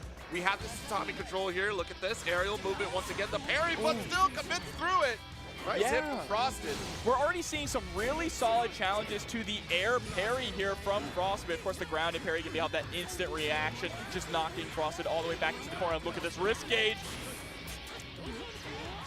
Nice stun dipper. Plenty of meter here for Frosted. There we go, RC. Trying to bait out the throw there with the shimmy into the close slash. But Kabari right on in. What a grab on the air attack. Oh! Red RC Yozansen too. Oh, you're dead. Yep, and the jump back JS to try and keep it as burst safe as possible. Great stuff from Mystic, now sitting on set point. Here we go. Gotta play calm on this first round here. It's A-okay, got hit with the jump slash, no follow-up, so Frosted able to challenge. Yo, this parry, let me throw. I don't want you to do another one. Exactly, leaning into throw is so important against Viking, especially if they're very parry happy. And I like to Frosted stopping short there, recognizing what was going to happen. That's how you know, I mentioned again, these two play each other a lot. Yeah, the moment that just block appeared, Frosted full stops it. That's dangerous over there. Just like this combo right here, Frosted finishing it up, putting a round on the board. Yeah, this is going back and forth. Mystic holding on to the burst as well. Doesn't want to be a hero, right? Going into the next round. Still at set point. So just needs to get this early lead, and that's a good way to start. Yeah, called out the burst. Brilliant stuff. Mystic getting in there. Yo, there's no escape from Viking. Like I said, the reason why Frost is sitting in the corner, I ain't letting Mystic have movement because this is too much to deal with. Yeah, absolutely. Right. And if you're Kai, you can't really afford to just be throwing out stun edges without RC like that, or else you're going to see Mystic is going to parry them and immediately punch you. But there is a great trade, able to pick up with the close slash into the DP. Not quite the hard knockdown. We're going for the damage, not for the setup, which I can respect. You got to make up the damage with this likely that Mystic has. Yes, all right, got that red RC approaching. Nice, going in high this time. Goldberg connects, so lots of resource opportunity for Mystic. The 2H, let's get that. Ride the lightning. Still not enough to get the kill though, and Mystic is sitting on nearly 75 bar. But you're gonna have to FD, spend some of that for the PRC to stay safe. Oh no, not like this. Yeah, actually. All right, you're doing okay. Nice, jump out the dust. Good patience. Look at that. I love the position that Frost is taking here because look, you have a small life lead. You have to jump at me because I have a DP locked and loaded. You ain't gonna open me up any other way.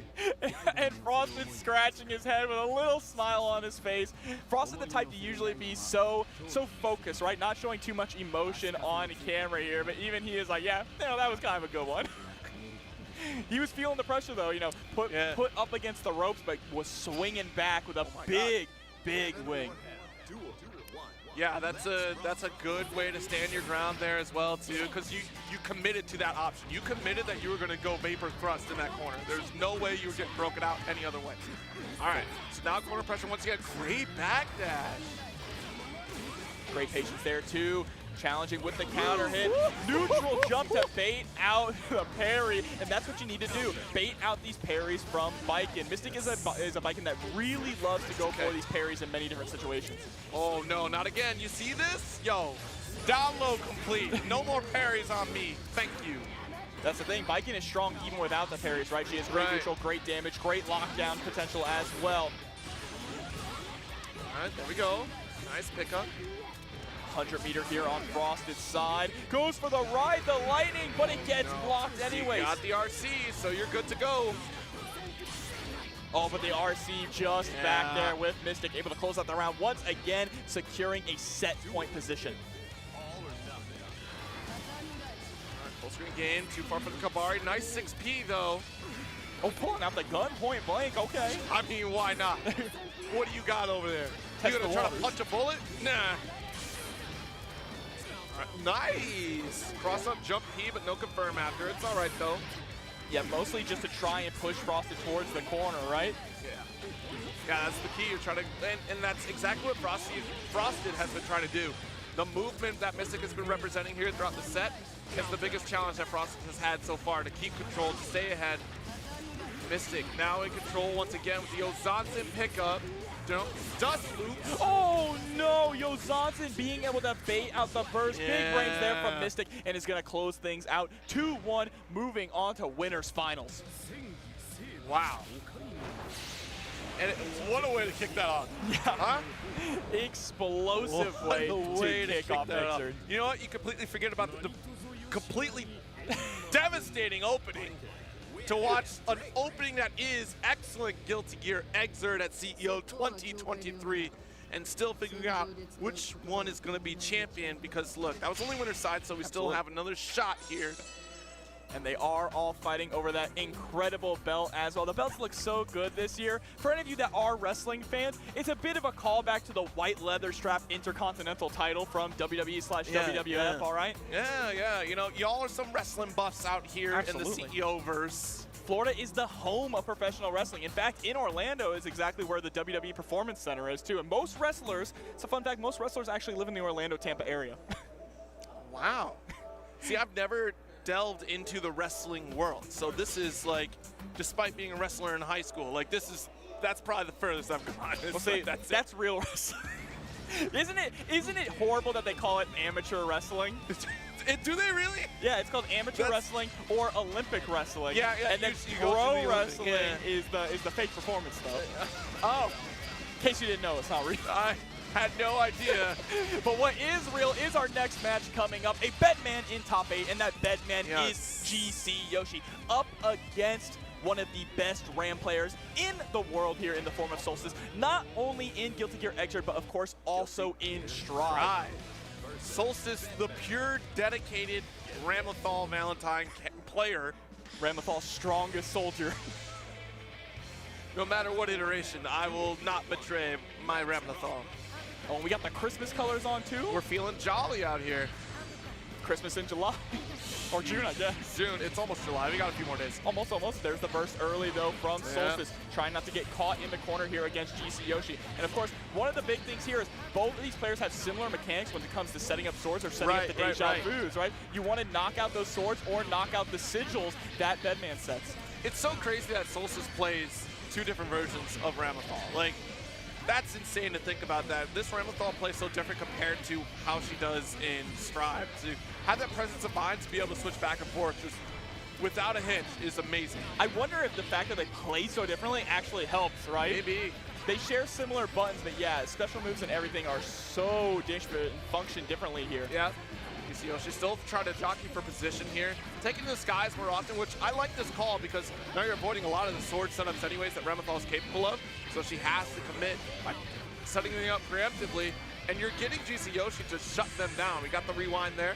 Yeah, these deja vu is causing a lot of chaos. We finally pushed Solstice to the corner, and it's not even like big confirms coming from GC Yoshi. All this damage has been nickel and diming, right? Yes. Just from hitting while flying to the skies, playing this runaway game and sending out the replays. Yo, I'm tilted already. Watch, if this were me on the sticks, if I were Solstice, I'm tilted.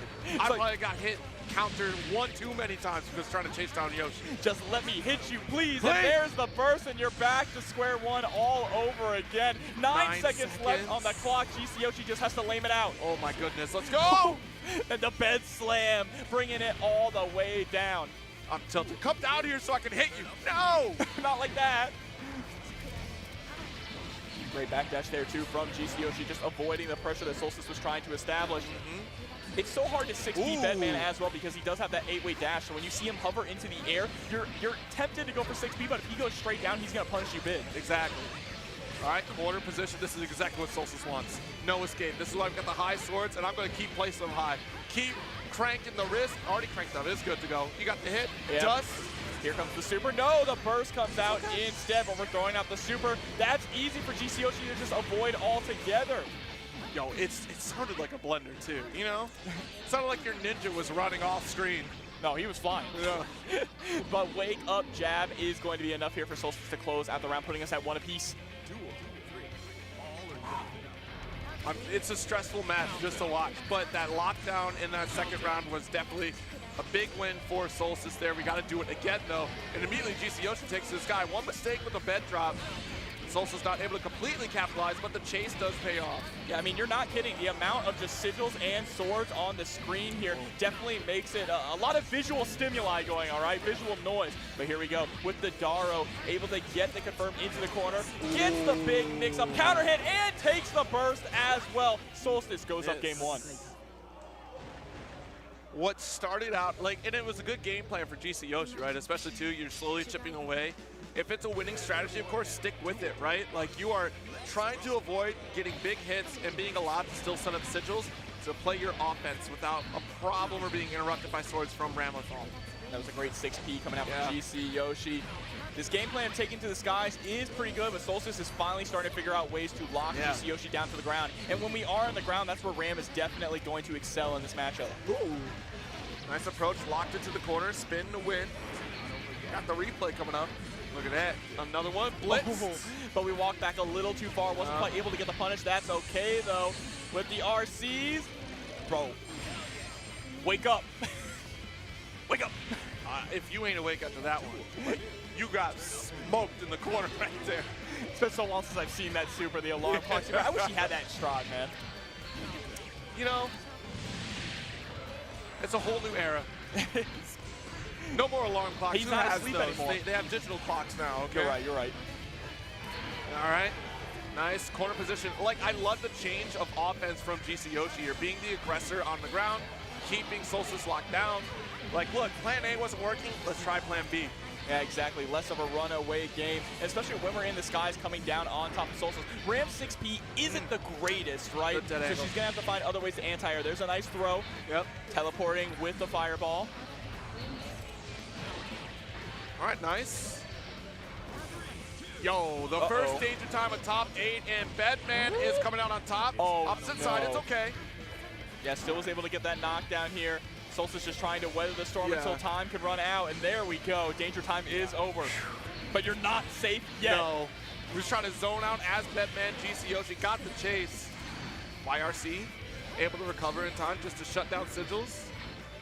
Sending out the head once again. And of course, BadMoon can have the head come back or can teleport to it. Look at Solstice laughing at just how ridiculous this matchup is. Even GC Yoshi with a smile on his face. It's exhausting. This looks exhausting. I don't envy either player in this matchup at all. It is a goofy as hell matchup. This is pure Guilty Gear action happening right here.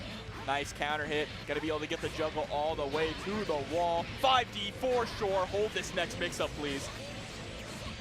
Oh, it's the overhead! And it comes out so quickly, too, just being able to slip it in at any time to reset things.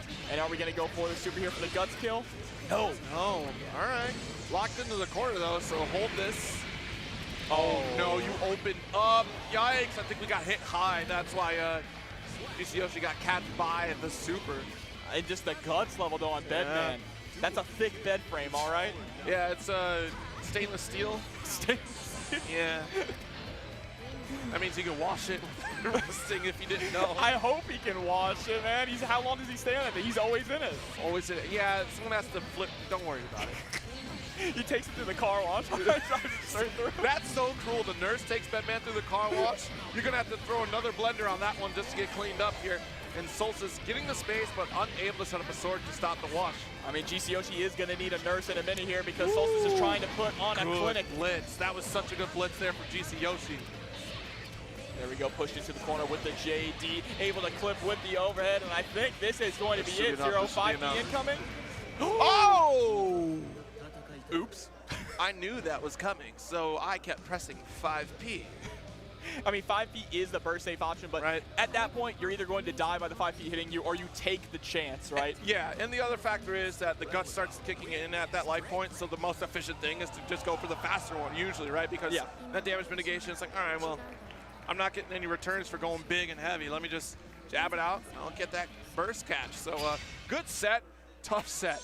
A very tough set there, but Solstice is going to be able to move forward in the winner's side of the bracket, looking incredibly clean. We're going to see more of GC Yoshi later, but next up, we are going to see Jazzy Drongo versus Krakatoa coming up. Krakatoa, support your dust loop. You know, it's very clean right now, honestly. Absolutely. Like looking at all the stats. Yeah, we were talking about CrackNeedle in the top 16 and how he is a scientist, right? He definitely has done a lot for the Guilty Gear community when it comes to filling out those Dust Loop pages. Yes. He has written dissertations on Faust. So if you're interested in Faust in any Guilty Gear game, Yes. this is the guy to check out. But on the flip side here, Jazzy Drongo coming through with the Sin. And Sin, hell of a strong character in this game. That was so mean. Production cut off that. I don't need to see that controller. Nope, cut it. That cut it, go back. controller is, that's an abomination, all right? What? Jeez. What's he saying? I don't know. You I know, think we're in trouble. We don't have Lost Soul in Xrd anymore, so we replaced him with CrackNeedle, who just talks to the screen. Yeah, do you have Miss any you, lip Lost readers Soul. out We here? miss you. Yo, yeah, shout out to Lost Soul. Still holding it down in all different kinds of fighting games, whether it be DNF or Guilty Gear Strive. He's so funny. I don't play this game. Top 8. All right, bro. He definitely doesn't, though. He's not lying. No. But hey, when you've played Xrd for so long, especially a character like Alpha, it's like riding a bike, right? Oh, you hop back sure. in. We saw that with Hotashi back at a combo breaker, right? Okay. Hotashi not really putting in a ton of work into Xrd, but still making it all the way to top 8. Yes, so CrackNeedle coming back in with the Faust and Sin Kisuke. God, another scary character of Xrd. Taking me back. He's actually fed in this game. He's, They give him endless proper meat. supply of snacky wackies, that's for sure. He's not just eating a grilled lizard. He said, oh man, sucks to be you. Like, well, Really? all right, in front of my kid. grilled lizard? Listen here, kid. Sucks to be me, huh? He says, I don't need insurance. Okay, Faust. What kind of world do you live in? Clearly not from America. Well, he doesn't have any insurance here, in fact, at all, because this is loser side, meaning if you lose, you are out. But already CrackNeedle trying to play this spacing game, getting out some nice items. Poison is on deck. There's the bomb. He already got the helium much earlier. Yeah. I love the items in this version of the game because they're, some kooky ones, but it's so much fun. Yeah, the useless items. There, the combo off of Mini Faust, able to swap sides. Very nice awareness. And we're getting a lot of heliums. Squeaky Sin all around. The left-right, red RC to get the confirm. 6H dead angle, but Mini Faust is there to add a little damage on deck. That clashed? Did you see that clash with the hammer? Y'all can't see me, but I'm wide-eyed at that. That was not planned, and unfortunately, that's a Faust error right there. Yeah, absolutely. But CrackNeedle is still able to close out the round. There's the going my way, just a little low to the ground to keep yourself safe. And we have a jump pad. Respectful, they're just going to sit back. So let's not interact with this. Nice burst, able to hold the corner position. Oh, gets blown up by the bomb, and the love pad comes down as well. All right, got a little candy there. Watch out for them fireworks. Yeah, you can't duck underneath that one as Faust. You can duck underneath quite a lot of things. Big jump in here from Jazzy. This is the first significant combo so far here, and it's really catching up. Let's grab a snack. Perfect timing right there, especially to RC to slow things down so you get the recovery. Absolutely. One thing about Jazzy's playstyle, though, is he really likes to play fast and loose with the calorie gauge, right? He puts himself down so low. Even running out of calorie gauge there at the end, but was able to RC into the E. The E, yeah.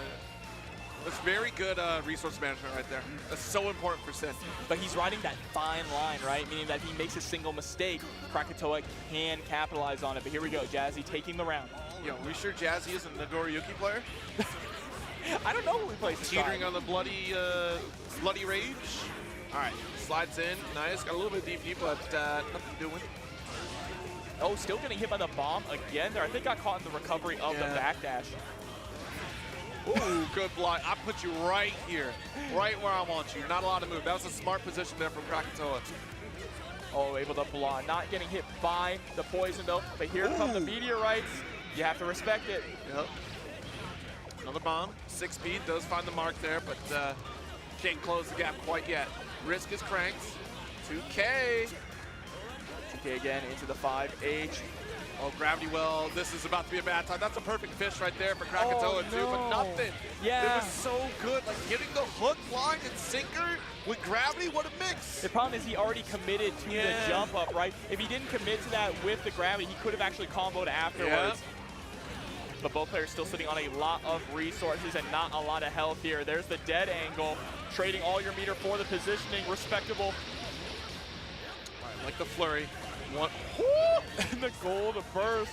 Hit him with the You were under there forever! What? You're cheating! No! Oh, he faked it out,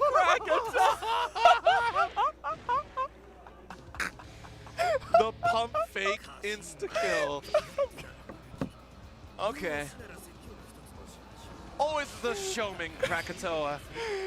He really just let him know. He said, I could have done it. By the way, I could have destroyed you. The way we both just screamed, bro. Oh, man. Did I mention I love this game? Like, Guilty Gear is like my favorite series. I want y'all to know this. Right, so he gave him a warning shot. Yeah, that's a warning. You got away some cool stuff right there, but it's time to stop fooling around now. And there we go, sending out both bombs. Bomb again, great RNG here for Krakatoa, really not allowing Jazzy Drongo to use any movement to get out of this corner yet. All right, drop the hammer. More poison. Take the poison. Actually, this is troublesome here. That's dwindling with no shot. Yeah, it won't kill you. Yeah, It'll go down to 1 HP, but it won't kill you. But the bomb absolutely will. How many times has Jazzy been hit by the bomb? He's only blocked like one. Look, and essentially, Krakatoa is using Jazzy as a shield from the bomb. Now, hold on, let me use your body to defend me from the blast. Gets the OTG with the hammer as well. Black beat combo, we take those. Looking hungry. All right, there's Helium. That's okay, we went low. You're stuck in this corner. Nice overhead. Oh man, Krakatoa is in full control of the neutral, sitting on a lot of meter as well. Hasn't spent the RC. We know what he's going for. Oh, no. I know what he's going for. No. It's not happening.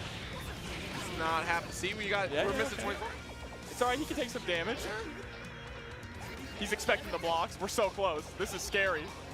No shot. Chat, I don't think it's going to happen. What's the over-under that this is going to happen? Uh-oh. You better not. He's at 100. You better not let this happen and you lose. No, he tried. He tried to do it. Krakatoa, he's just going to take the throw, though, to close it out. Said, all right, time to stop fooling around. The modernized warrior. That's crazy. He tried. He absolutely tried. He went for low blitz, too. He was trying to blitz the elk hunt. I see you, Krakatoa. Don't sit down quite yet. You got some splaining to do. Bro, my face is red. My face is red. This is already, what a hilarious match. What a just incredibly fun start to this top 8 here. And we still have plenty of more matches to come. Up next, we are going to move to KTP versus Juggernaut here to round out our first round of top 8 matches. Wow. Guilty Gear Xrd Rev2. It's always a pleasure to come back to this game. Like, absolutely. And to have it as a main game at all these tournaments as well, it really shows the resurgence of the Xrd community who has been keeping this game strong, keeping this game alive, even through the dark ages before we got rollback. Before the rollback, the community had always been sticking around, still playing it, even alongside Strive, right? And then that rollback, of course, people wanted to go revisit, see what the hype was about. And what a great place to have it return. The place that Xrd rollback was announced. Yeah, see 2021, right? Yeah, just an absolutely great time. And also returning as well is Juggernaut. Juggernaut, someone who hasn't traveled out a ton to a lot of different Xrd tournaments, but is here at CEO to put in the work. Of course, we have mentioned representing Team DC. Huge shout outs here. So, not just playing for himself too, playing for family. Yes. Yeah, that's such a, you told me about that off stream, and you know what, that's awesome. I'm glad that 2 representatives of Team DC pulled up in this top 8. Yeah, definitely making them proud here, Mystic and Juggernaut. But it is going to be May versus Slayer here, and this is going to be, an absolute slobber knocker to say the least. Wow. Pile bunker, caught in the corner, May. In trouble. Slide on into the DMs. Nice pickup. Yeah, catching the backdash there with the 6K, so you get the full air confirm. And this is just a crazy round right here from Juggernaut with the heavens downward wings. A perfect to start things off. I don't think you could just complete control. May had no chance. Oh, but now we get a chance here, punishing the crosswise heel. Yeah. Belly flop, let's go. Well, look at this. Yeah, and May has some pretty good tools as well when it comes to things like Beach Ball and the Dolphins to actually prevent Slayer from backdashing out of a lot of the Oki and the pressure, right? So that's a huge thing, controlling Slayer's escape options. I tell you, I'm significantly less stressed watching this version of May. You know, like, I can handle this. This is fine. She does a lot of damage, but you're right. There's something about Xrd May that's not as scary as Stripe. Just, you know what? Yeah, she hurts, but when I get hit, it's my fault. Yeah, even though she's got the crazy set play too. Like here we go, Dolphin is set up. Nice. Oh no. Okay, Field team doesn't help out. There we go. Another one for you. Oh, gets hit by the up Dolphin though. Yeah, and I love that KTP sat right under the beach ball too to make that very awkward for Juggernaut to try to get the jump in. Yeah, there's some interesting beach ball things you could do also with Super, right? Because even during the Super Flash, the beach ball is moving. You can set up those Yamada unblockables. Nice. Of course, we haven't seen any of those, but we are going to see the anime girl punch. She's still going. Once you get rolling, you have to have a slowdown as well. You know, it's like drag racing. You know, you do the sprint, but you can't just suddenly stop. No, she's breaking the sound barrier with that, all right? Yes. In fact, when she does that, the buildings crumble, as you can see. Oh, no. Dear. Unfortunate burst. And we get the setback too. Oh, good lord.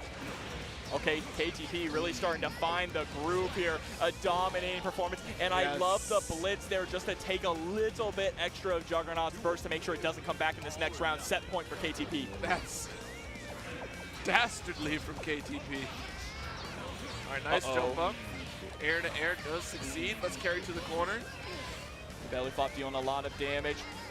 And nice trying to jump out there with the J2K, but still stuck in the corner. Yeah, unfortunate positioning. Okay. Sliding on in. Nice throw.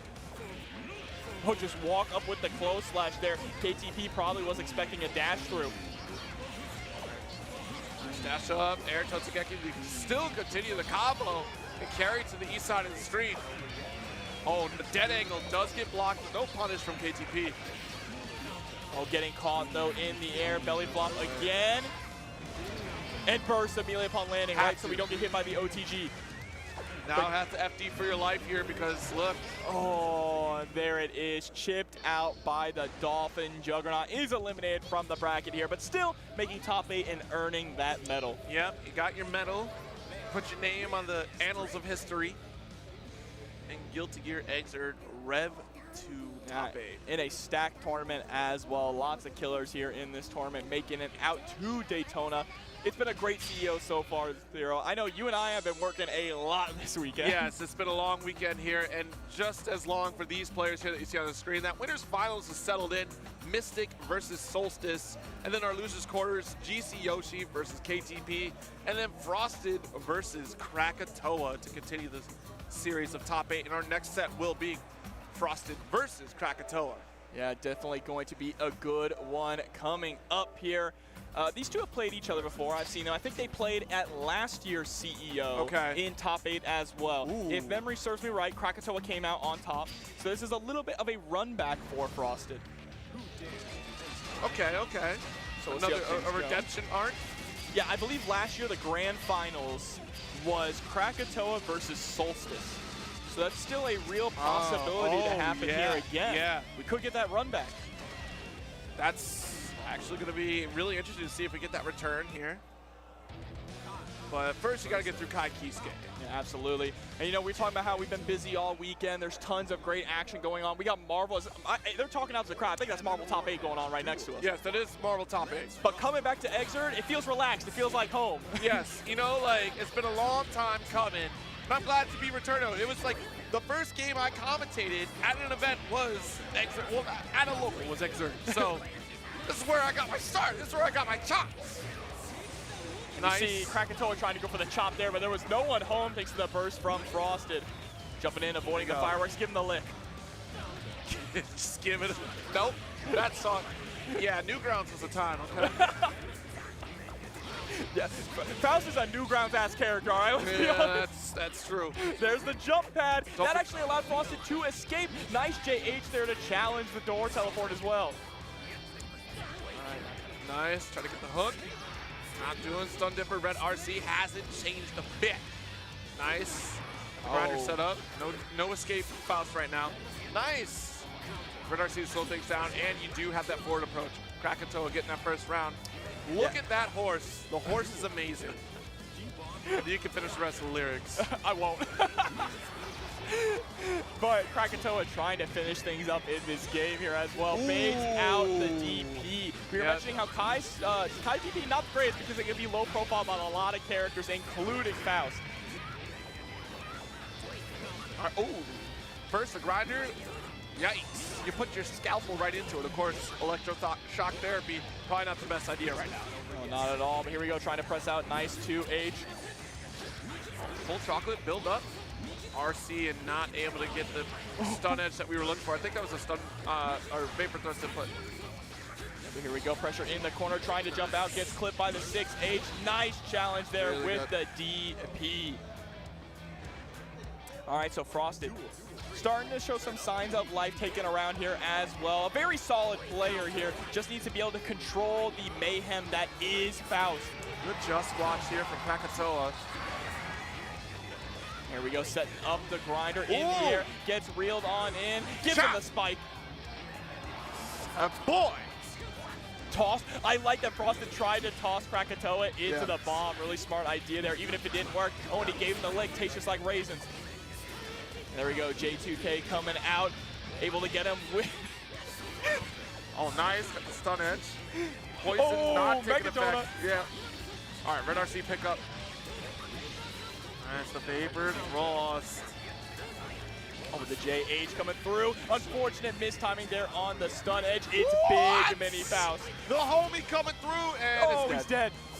Rest in peace. Press F to pay respects, chat, to Giant Mini Faust. My boy, killed my boy. All right, good air approach here. I really love how Frosted is just starting to whittle away with the stun edges, right? Same wavelength right there. I was literally just about to say, you know what? No. You have the lead. Don't need to mess around with this. You're away from the oil. Just shock away. Oh, and I like that we actually got aggressive there. The meteorites were coming, trying to make something happen, kind of betting that CrackNeedle was going to get aggressive. And now it is Frosted up 1-0 currently in this matchup here. Mini Faust, he's crawling. The backup is coming. I'm over here. I'm coming for you. Anti-air 5K. Of course, Faust is some of the best anti-airs in the game, right? 2K, 5K, such proficient tools. Good burst out. Yeah, I mean, you have to at this point, but CrackNeedle are not going to let you escape. The doctor is not done. All right, there's your burst. Save with your chest. Hooked up. Chop. In the stun. Wow, just a free round there for CrackNeedle. But those things happen, right? Didn't even have to spend that full Stikamoto that we had. But unfortunately, still going into this next one without burst. So making this round last long enough to get burst back will be kind of key in the event that you lose it. Oh, nice heavy stun edge. We had the golden hammer, but avoided it. Nice grinder set up. Nice green sever. Sending out the bomb again. Our amount of bomb pulls has been absolutely crazy here. This could have gone either way. Frosted could have continued. I was curious how Green Sever would interact with that gravity well. Not working out the way that Frosted wanted. CrackNeedle, no punish on the Ride the Lightning. That's okay too. Yeah, really unfortunate there, but we still have a lot of meter. We decided to spend it on that dead angle just to try and gain some of our own offense and get some items out. Nice 6. Oh, wow, actually barely missed the combo there into the fireworks, but still gets the pickup. Meteorites are out. The 2K anti-air and still able to convert. Bursting away. CrackNeedle wants to close this out now. Oh, the air throw! Yo, a throw back at you! Frosted still has burst. You have burst, does get blocked. See, the moment I said, I'm sorry I coached CrackNeedle on that one. I'm sorry, Frosted. I apologize. He can hear you from here. He heard it. That's why it's wearing a headset right now. I'm sorry. The headset is wired into our comms, and I told CrackNeedle, I'm sorry, y'all. Hey, CrackNeedle, run up 2K. You won't. Okay, you did. but he does go for the run-up 2P here instead. Just kind of poking, checking Frosted there to make sure he doesn't get a little too greedy with the approach. All right, jumping in, nice. Going my way. And so far, things are going Krakatoa's way here in this set, spacing out Frosted perfectly. You see Frosted is constantly trying to gain ground, finally gets in with a 5K, but even on block, Krakatoa spends the burst to get him out. Yep, there's a bomb bag for you here. Okay, sheesh, the unblockable. Oh, and combos off of the hammer there. Gets the 2K again. Oh, we'll take the damage. It's worth it. Looked like he actually grabbed him out of his YRC startup. Yeah. You saw him go into the pose for the RC, but just got scooped. Said, no, this takes priority. Big man coming through. He's alive. Hey, big man. He's Hey, resurrected. And Krakatoa able to keep him up. You saw Frosted was trying to poke out the giant mini fouls, and Krakatoa kept running in and taking the pokes. That's my child. You will not hurt my child. All right, J2K able to score that counter hit here. Going my way, there's the burst. Donuts on a Saturday? Oh, you know how it is. All right, 2K.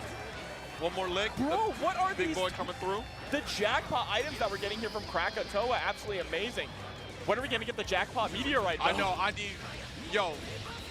We need the one that kills the dinosaurs, okay? Give me meteor. All right, we get the donut out again. I need to save to Nova, okay? Let's go. Bring me meteor. All right, setting out the heavy grinder stun edge, just sliding on in for the throw. Solid option. I like that Krakatoa doesn't want to hold the mix up here. Dead angle, spending the meter to escape. Yo. That's not it, is it? No, not Vinnie, quite, not quite. It's Vinnie. All right. I've been stoked. If we got blessed. Good patience. The J2K out of the 6H attempt, but it is not over yet. One more touch is all Krakatoa needs. And what just happened? Did he get it? He did. How? What hit him?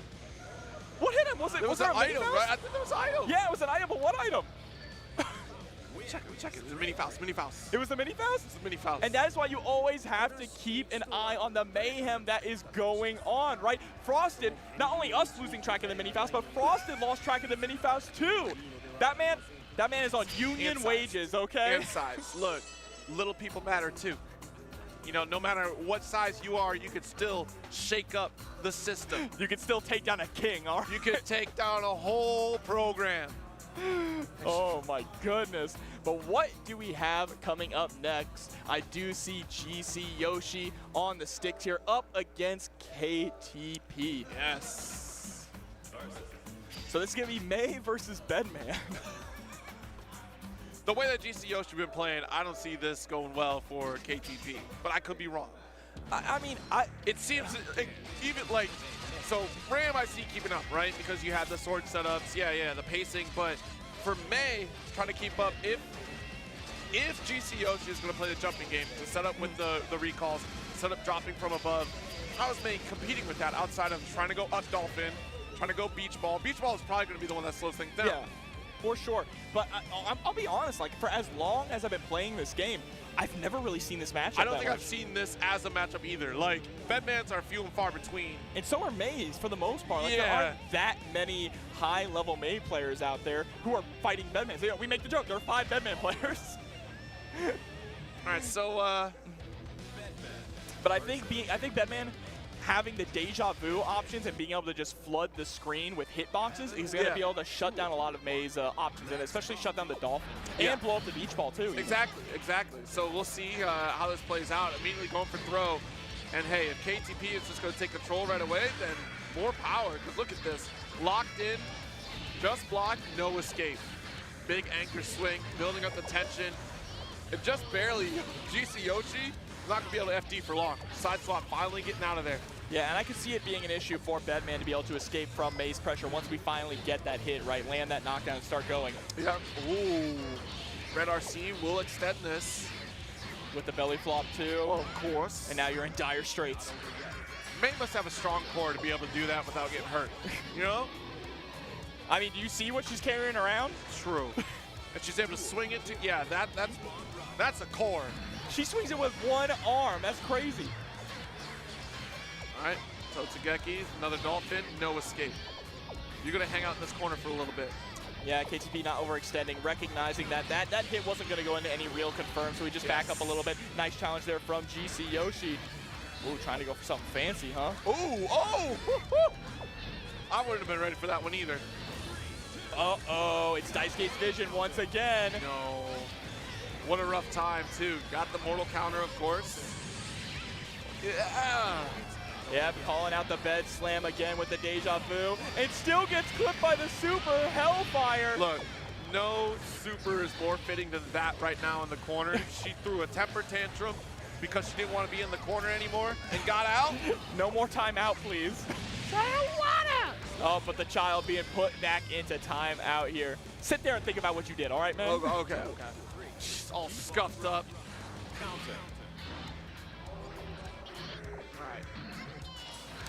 Sending out the Dolphin, but GC Yoshi going to utilize BadMoon's unique movement options there with that 8-way dash in the air to just avoid the situation altogether. And that's what you see a lot too, especially when he's in the corner. He's just going to try and utilize that dash to get out of dodge. What a call out on that burst right there too. All right, KTP, yo, great loops. Oh, great lows as well. Wakes up, puts him in the blender. Teleports into the corner. What is happening? Yo, There's we got the burst. burst. Yeah, that's an offensive burst. A very good one for KTP because look at that. Closing it out for the first game in this loser's quarters. And remember, this is the loser side of the bracket, so whoever loses is out. My goodness. And GC Yoshi just looks unfazed. Look at him. Wait, look, you see GC Yoshi's Twitter profile photo. I don't think anything phases GC Yoshi at this point. He's such a nice guy, though. Yeah. Oh my goodness. There we go, flooding the screens with the deja vu. I've seen this place before. Yeah. And here comes the beach ball, but it does get blown up. Tries to go for that 2H, but not quite gonna work out. All right, KTP finally closing the gap against GC Yoshi. Calls out the burst again. Yeah, I don't know if 2H is really going to be the play too much in this matchup here. KTP, and May in particular, they love to take to the skies, right? And 2H is more of a grounded tool to stop your opponent from approaching or punish them trying to do things full screen. Nice just block there. That allowed Yoshi to get that back throw. Rewind, let's crush it. All right, setting out the deja vus as well. There's the instant overhead, and that's a round for GC Yoshi. That was a good round right there, honestly. You start off strong. Things got a little scary in that corner, but the turnaround, huge. Yeah, Yoshi's doing this for all the Yoshis out there. Got snubbed in the Mario RPG cover, all right. Put our boy back on the key art. Yeah, look, y'all keep asking for more. Nintendo's not going to help you out anymore. Y'all finally got something, and you still, anyway. Okay, GC Yoshi is getting these hands, calling out King Yamada for the perfect KTP now at set point. That's definitely a shiny Wilmer. I don't know why y'all keep calling it's shiny Wilmer. What do you mean? Yeah, shiny Wilmer. It's King That's Yamada. a That's why I level named 40 it with my shiny nickname. Wilmer, so you can get your Steelix, or not Steelix, you know, whatever. I know about this bed slam here. It's the recall. Bed slam again with that deja vu and the teleport in. That You was really can't good just sit teleport. back and set up Dolphins for free like that. Replay. Replay again, just hitting the rewind on there. He really likes this song. Yeah, Zendaya had a good bop on that one. Tries to go for the crossover in the instant overhead with a perfect answering back, one apiece here. And you see, boom, we're in thought mode. KTP thinking about it, and then the Nas says, yeah, okay. I got to think of. Said, is there a chance I could lose this? Nah, we got this. Am I losing? No, I'm building up my victory. It's just downloading, all right? It's data. Oh, yeah, you're right. All right, good back throw. Oh, no, excuse me. Oh, red kiss. Wait a minute. Yeah, that was an incredible throw, too, because GC Yoshi was going for that forward dash, right? BadMoon has that unique forward dash where if you hit him, he will teleport behind you. Oh, burst safe, baiting it out, and now your back is up against the wall, up against the rope, so we escape with the YRC. Jeez, the air throw locked into a corner position again. Plenty of resources, but the anti-air is all we need. Okay, and 2H working out pretty well there. There's the 6D putting you all the way into the wall. Not close enough for the splat. The dead ankle does allow KTP to escape. All right, nice RC chase. Called out the burst again. KTP. Tragic. Yeah. Set point once again here, though, for KTP, trying to survive and move on in the bracket. Last opportunity here for GC Yoshi. Dolphin's out. That's so menacing. The Dolphin is waiting to jump through the hoop. Just waiting. Just staring you down. The air throw from GC Yoshi. All right, there we go. Dreidel. All right, on in. Another one. Replay. Again. One more time. Don't worry, I got to set up. Oh, but there we go. Finally, dead angles out. Doesn't want to hold on to that mixtape At that anymore. point, you had to. But look at the amount of mirror that GC Yoshi has. And it's danger time. Oh, no. Yeah, both one touch away. Oh, no. Oh, no. No, missed the belly flop. You okay. Dead angle out. Yeah, you have the dead angle in that situation. But just like this, KTP is so close. Not quite enough. Final hit is going to do it. 0. We're down to the wire. Let's go. Wire. Oh, in the air normals. May, unparalleled in the air. You think she's just good on the sea? No, those are airships, all right? They're airships for a reason. She threw herself like a cannon into it. She just headbutted it. It's so goofy. This has been a fun and very funny top 8 so far.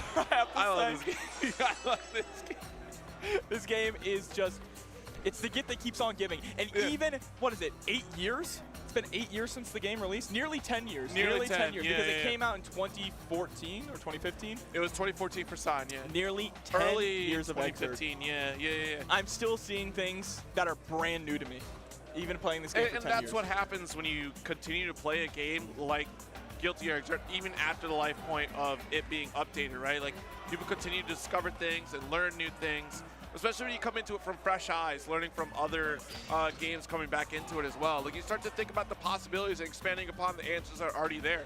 You know, like in science, right? Everyone throws out a hypothesis. There are still people trying to prove the Earth is flat. Like, okay, well, you're wrong, but as long as you're following the scientific method, I mean, you're still going to come to the same answer, and that's how science works, right? You still keep testing the theories. There's another analogy that I love for Guilty Gear too, which is it's that Guilty Gear, learning a character in Guilty Gear is like learning an instrument. And when you get to that high level, it feels like a freestyle jam session with your opponent. That way better than the scientific method, actually. Scrap what I said. That is better. And you have the notes, right? You have the scales, you have the chords, but you can make any kind of combination with it. And that is why still, 10 years later, we are seeing unique interactions. It's still, while, what is it, thousands of years later with music, you're still hearing new music. That is, that right there. Forget what I said. No, I liked yours too. Mine was like, okay, that was eloquent. Mine was like a car blasting through a building. That was just like perfectly woven in. I mean, a car blasting through a building is a good way to describe this winners finals match, though. Mystic versus Solstice, 3 out of 5 here in winners finals. Solstice starting off with the first blood. Already, look at the amount of meter we built up. Ooh, nice burst. Get blocked, actually, catching the burst. Excuse me, it wasn't good for you, Mystic. That was good for Solstice. Here we go, scoring the knockdown. Ooh, oh! And there it is, starting things off with the 7 golden letters. I can't look. Oh, God. What if we just reset right now? Just all right, next game. Hold on, that was a button check, thanks. I see. Oh, the parry, nice. And again! Yeah, Mystic's so proficient with these parries, one of the best Vikings to do it. And getting the full dust loop, that is a tight combo to land. Yes. Yeah, dust loops in this game, very different than Strive, that's for sure. You got time to make a sandwich to confirm some of those. There's some tight. All right, nice overhead, yo! Yeah, delaying the air dash there to make sure we can catch Solstice on his toes. And now we are one apiece, a dominating round from Solstice and an answer back from Mystic. No, you caught Solstice on the back heels because you're squatting down. That's how it works. You're right. Here we go, sent into the corner with the big cannon, the JD. Yeah. Nice tatami. Ooh. Okay, actually shutting down the second sword that came out there with the tatami. Good timing. Yeah, I think also not only the tatami, but then utilize Kabari to shut down the sword close. And I like that a lot because if Solstice tries to approach, they're going to run right into the Kabari. And what a punish! The pickup 2, you're kidding me. The air parry pickup carry to the corner, that could have been way worse, thank goodness. All right, another YRC back to Escape. All right, fading back with the tatami mat, of course, just one of the strongest neutral control tools in the game, preventing any kind of approach. And look at the way that Mystic is checking all of these swords as well. Yeah. Not allowing Solstice to get free pressure going on in the neutral game. Especially approaching with a jump in FD, just tapping it, one, to be efficient with tension, but two, to make sure that we're blocking in the air. Oh, nice scoop. You're stuck. Oh. Counter hit, big pickup. No meter off mid, so just, casual damage in the corner. Oh, and I love that, going for the parry into the command dash just to swap sides. Yeah, but we got the setups with the swords and Yonzatsu. Okay. All right, Mystic. Solstice taking You the said swig of best in water. North America. The best Viking in North America. Absolutely. I see. For free. Best Viking in North America free. Looking pretty nice out here, Absolutely. Looking real nice.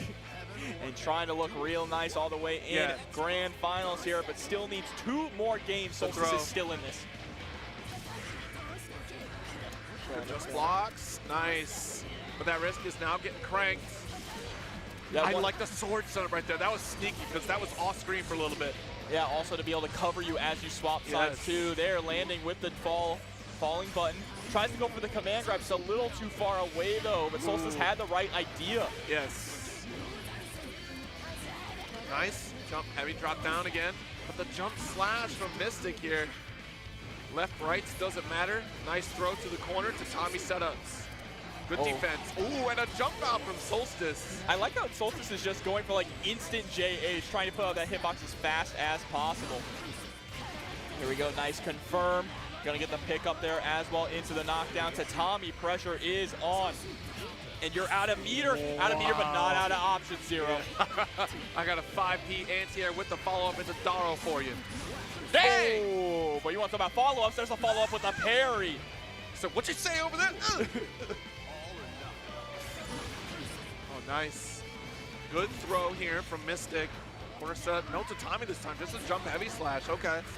Yeah, I like that. Now you're starting to condition your opponent, right? You don't have to do Tatami every time because Solstice is going to start respecting the Oki. Yeah, and it was a nice little safe jump too from Mystic. Okay, jump heavy. The link down air does connect. Tommy pick up, yeah. Into the One dust more, loop. you got it, yes. Jeez Louise. What a shame. You try to anti-air, but the floor dropped you. And there we go, 2-0 right now for Mystic. 1 game away from moving on to grand finals on the winner's side. And I mean, going into this, when you just look at track records of many different tournaments, Mystic is definitely the favorite to win, right? With the players that we have here this weekend. So let's see if Solstice is able to overcome it, because Solstice, last year's champion. Yeah, like you said, that's true. So, burst out. Excellent life lead so far from Solstice, though. And look, the floor is everywhere. Like I said, the entire world is covered in tatami mats, even the air. You just have to materialize it, all right? It's actually always looking at you completely flat, like paper, so you never actually see it until certain angles. You kicks them. You have to have enough insight to see it. Yeah, yeah. All right, and you're going to have to see enough insight to see this combo coming in, too. Going to absolutely wreck the guts. Bro. Like a bad burrito, bro. Wrecking the guts there. Yeah. Yep. Yes. That's what everyone was thinking. Well, I'm thinking we're about to get some set play coming up real soon here. Jeez. What a trade. Tommy, pick up, nice counter. All right, gonna get the knockdown here as well. JD, no, actually, just a little too much, so we get the tech out. Solstice took a lot of damage, but is able to get back to mid-screen. Good punish there with the 5P. Oh, it extended just a little too far to actually get the pick up after that sword. Unfortunate. Solstice gonna capitalize on the opportunity that was given to them. All right, and still not your turn at the tatami, even though you did a just block. All right, 5P. Hope and a prayer for Soul. Oh my God. And there's the punish. That was good. That was good. A really good call out here to get the block. Oh no, but when we tried to go for the resummon of the sword, Mystic saw the opening and immediately jumped in with the JS, now sitting at set point. Ooh, that's unfortunate. Just ran into it at the very tip. All right, nice pickup. I love these tatami pressure here. Went for parry right after because we know that Solstice is usually trying to press. Oh no, but accidentally loses the corner there. That's unfortunate, but we still have a lot of meter and we have a substantial life lead, so it's not too terrible, but it allows Solstice another opportunity here to play the neutral game. And I will look at the movement. My lord. High level Guilty Gear movement here, trying to pull in with the Kamari, but the just block stops it. All right, got our throw with the pickup. There's your burst. Oh, and went right back in with the air dash into the parry. Mystic going for the big baller plays. Yeah, we take the trade, jump P, follow up into jump K. There you it go. is. 3-0. Mystic moves on to Grand Finals winner side, repping Team DC. Wow. Mystic solidifying the position, taking down last year's champion. Where did Mystic place last year? You recall, or? I cannot remember. I mean, just off the top of my head, I do remember it was in Jabaliland, you know. Right. Because it wasn't a main game. It was one of the side games, yeah. the community games there. And I distinctly remember Solstice winning. Okay. Unless I'm having some kind of No, brain rot here. I wish I would have checked it out earlier before I jumped in, but no, this is the bracket that we have this year. Mystic sitting in grand finals, so we're down to our final four, of course. LTP and Krakatoa in losers semis, with Solstice losers finals right now. Yeah, so still has the opportunity to get the run back against Mystic. But here, Krakatoa, the only non-US representative here in this top 8, Canada's hope. Canada's hero. You know what game I miss? Oh, Canada.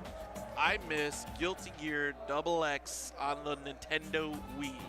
Where did that come from? I just got an inkling people talking about Guilty Gear 2 Overture right now, and I just want you to know, Guilty Gear Wii, y'all need to check that out.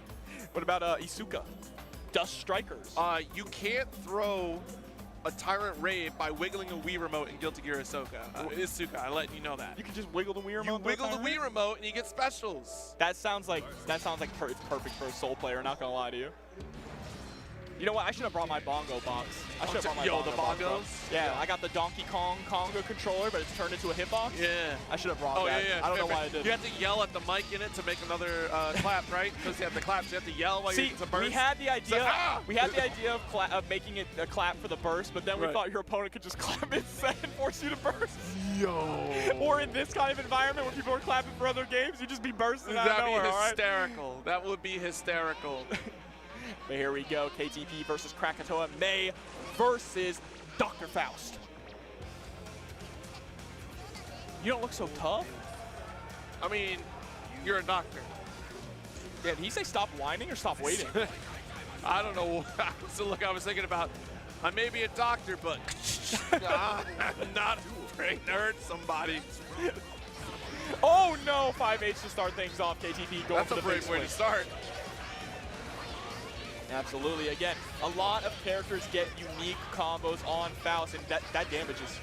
Oh my god, yeah. Wait a minute, hold on. Wait. Hey, hold on. Help! Help! Doctor! Someone call a doctor!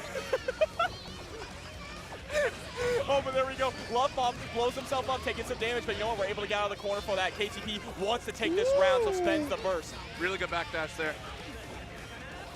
Oh, another good backdash from KTP. Overhead trades, but it's a round for KTP there. Yeah, we take those. We'll take those trades any day here. So KTP starting things off strong. Let's see if we're going to go for the 5H again at round start. Yes, we do. But this time, Krakatoa answers with a 6H. Yeah. No one wins out. All right, good block. Oh, the wake-up throw. Yeah, the thing about the 100-ton, Faust players are so used to setting up Oki on it, but when you're going up against Faust, you're not used to the fact that it gets the extended knockdown, right? Yeah. What? Oh! Oh, and not trying to go for the combo there, instead going for the item call setup. I like that. That's a much more stable option, a guaranteed option than trying to go for the combo. That's so fun, though. The combo right into the explosion. Risk is cranked up, burst away. Oh, you gave May a donut? No. All right, setting up the Dolphin again. Combos off of the 6K. Yeah. Nice scoop. Red RC. Let's take it. Oh, you might be dead. Stop. We have no, okay. The full SeaWorld show. We didn't go for the Yamada combo there. Instead, we went for the full air combo and drops it, but that's all right. The overhead there with the slightly delayed air dash is going to put KTP up 1. Okay. And remember, this one is 2 out of 3 because we are back down in loser semis. So Krakatoa has one more life. Oh my goodness. No pressure though. No pressure at all. All right, drop the hammer. Another bomb. Oh no, you can't tech forward into death. All right, another tech forward to challenge though. Let's see, look, we got a hit. No perfect, no pressure, all right. So the 6P just sending you full screen so we can set up those dolphins. Thank you, Mini Faust. Actually, Actually, Mini Faust can only save you for so long. And it's taking your burst as well by utilizing a little bit of that blitz. Of course, on the next hit, Krakatoa is going to get burst back, but we are on set point for KTP. All right, burst immediately. Man, I was really worried if Krakatoa was going to get burst back, Jobber. Let me tell you. Spends it early on, though, but everything is starting to fall apart here. The relentless pressure from May, the mix-up. The blitz, okay, still able to get the combo after. And trying to find a hit here. Nice just block on the 2H. Mini Faust does get blocked in the air, so we don't get that extra pressure on the ground. Oh, and I think that's it. Hold up. We'll see. Yeah, we got those. Yeah. I punched my own mic. That's actually harder to do than it looks, honestly. I thought it was real easy. It is. Her arms go so fast they vanish. Yeah. Well, great stuff there from KTP, and a great showing from Krakatoa as well. Yes. Got to give him the props. But now it is time for our losers finals matchup. 3 out of 5 the entire way through, and KTP is in the gauntlet now. All right, so Ramlethal first. If May's got this Ramlethal, and then you're going against Biken. Yeah, Biken in grand finals. Yeah. Not just any Biken, Mystic Biken, which is going to be the incredible difficult part. Yeah. But, of course, May versus Ram, going to be really interesting as well. Every May matchup, because I don't get to see May that often in Xrd, I feel like I'm learning along the way, you know? Yeah. I remember back in the day, I had a May at my local, and it was the only time I could get May practice. So having that knowledge to go into it, I'm like, great, I'm ready for any May that crosses my path. Never saw May again until today. She's not a super popular character, even though she really does have, like we saw, solid set play with the Dolphins, solid high-low mix, and gets an insane amount of reward on damage. Yeah, absolutely. We saw that right in round 1 against Krakatoa. It's the pure example of that. We'll see. I mean, a very different beast in this game compared to Strive. The win condition game plan for May. It's a little bit different because you have so many more tools at your disposal. Absolutely, but here we go, letting the intros rock. That's what we like to see. Johnny something you? Huh? the quotes are covered up by the logo. Oh, yeah. I wish they'd cover up that, though. That was gross. Why is her cape a mouth? Why? Daisuke, I need some answers. All right, we'll have to talk about that later. You know why. Here we go. Round start, let's rock. Both players take it to the skies, and shutting down May's air approach and May's air offense is always a big part of any matchup with her. All right, nice. Ooh, stop the approach with the Dolphin. All right, here we go. 6K. Not bringing the Dolphin out, though.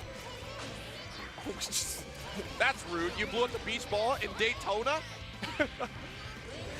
I mean, have you seen the weather out there? Ain't no one playing beach ball. It was nice today-ish. I haven't been outside this venue, I'll be honest. Oh my God. All right. Here we go, slight charge there on the 6H, trying to catch Solstice pressing. All right, couple sword setups here, shut down one of them. Ooh, okay, safe jump, not getting hit by the 6P. Carrying all the way to the corner. Got that burst. Nice, our PRC here. And we're making the air approach. Nice call outs here. That's preemptively set up by Solstice to really take control of the pace. Yeah, and I think, actually, I don't even know if that interaction works. Does the beach ball break the swords? That's something I'm not actually aware of. I think it breaks on the seal itself. Yeah, not on the seal. When the sword's active, you're good to go. Here we go, sending out the Dolphin, gets duffed by the JD, though. Ooh. No way. What's happening? We went for dust? Super RC dust? That's what you're about, KTP? I mean, kept yourself safe. That was guaranteed, right? I mean, not guaranteed necessarily on the launcher, but guaranteed to at least not get punished on the block super. So I kind of respect that option, but I've never seen that. It's pretty good. Yeah, like, such a smart interaction. And one, we're learning a lot today because this is a matchup you just aren't going to see very often. So yeah, I mean, once you get to high-level Guilty Gear like this, too, the players are forced to pull out all the stops. It's that freestyle that we were talking about. Exactly. The system mechanics and the depth of the characters allows you to play like this. All right, another setup here with the sword seal, just to back things up. Ooh, a beautiful neutral jump from KTP to control that corner position, but dash up, knockdown to 2D. All right, chasing to the skies, not quite gonna work. Covering round with that JH, 6P is gonna whiff here. Ooh. All right, knockdown for Solstice, or on Solstice. All right, got the counter hit, but charging a Dolphin, no confirm after. Bit of a scrambly situation here, too. It kind of is. Solstice is trying to force a block, trying to find a hit. But here we go in the corner. Nice just block there on the overhead. KTP fighting their way out, going for the burst safe route as well. Totsugeki ride underneath. There's the final burst for Solstice in this round, at least, if KTP takes the W. Jumps in, gets the 2D. Nice, I like that, trying to jump out of the pressure so you don't have to worry about the overhead low. Right. Dolphin rides in again, fishing with that 5H. The use of JD here from Solstice to try and prevent KTP's air approach. We got 8 seconds left on the clock, and Solstice is winning out in life. Yeah. What a challenge. One touch away. Yo, you can finish it out, and you do it. 1 second left on the clock, round apiece. I cannot believe it went down to the wire like that. This is still game number 1-0. God. This is a 3 out of 5 set, and every round is going to be like this. God help my blood pressure. Yo, and look at that damage. Big swing and a miss. I'll try to catch it to the sky. Overhead, let it go. Trying to go in, falling on, nice just blocks. Solstice just trying to up back to avoid the situation altogether. 6P finally connects, but unfortunately it's a trade. Tossed back down to planet Earth. Keep your head out of the clouds. Listen, Eric, you notice that gravity control from KTP's Mei. I'm telling you, May's got her own center of gravity based around the anchor. All you got to do, the anchor is the actual character you're playing. It's not Mei.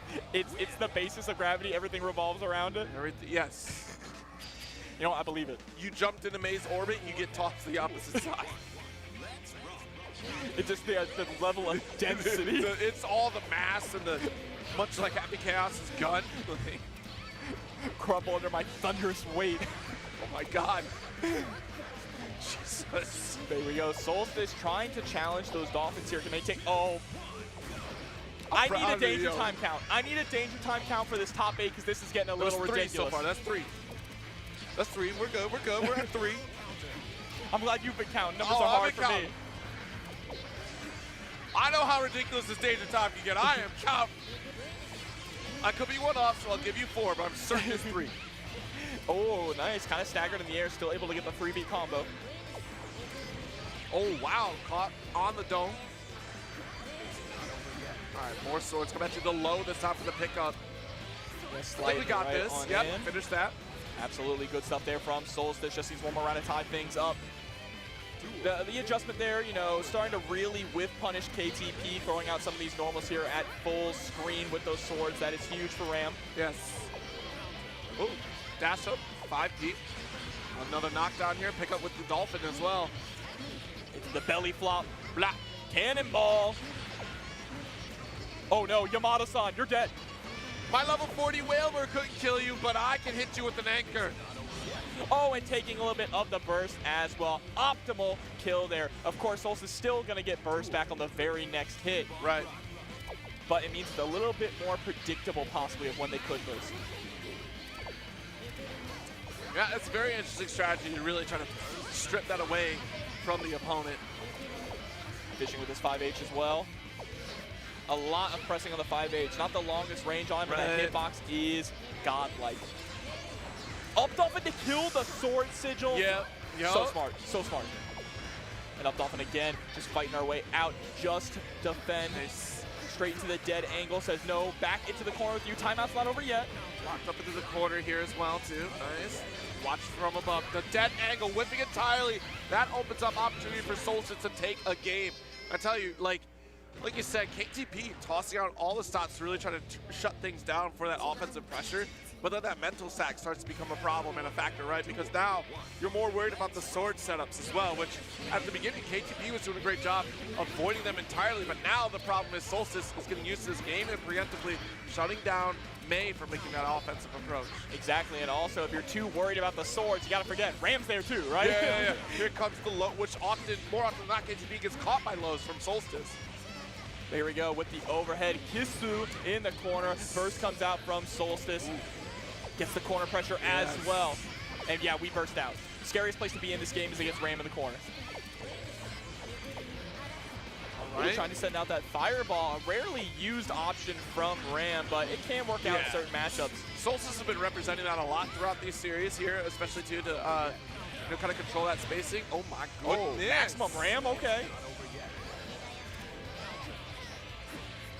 Should be able to get the kill here? No! We go for the set play instead. One more touch is all that we need, but the same can be said for KTP. Okay. All right, deep breaths, everyone. It's getting down to the wire. It's intense, right? Yeah, there's the back throw too. Nice block there on the cross-up attempt from Solstice. It's gonna come back to haunt KTP, giving Solstice the corner position. There we go. Yo, we still spinning. Goal burst 2. That is a lot of reward here to escape from the corner. KTP feels good about that one, but you might get set right back in. Yep, there you go. Oh!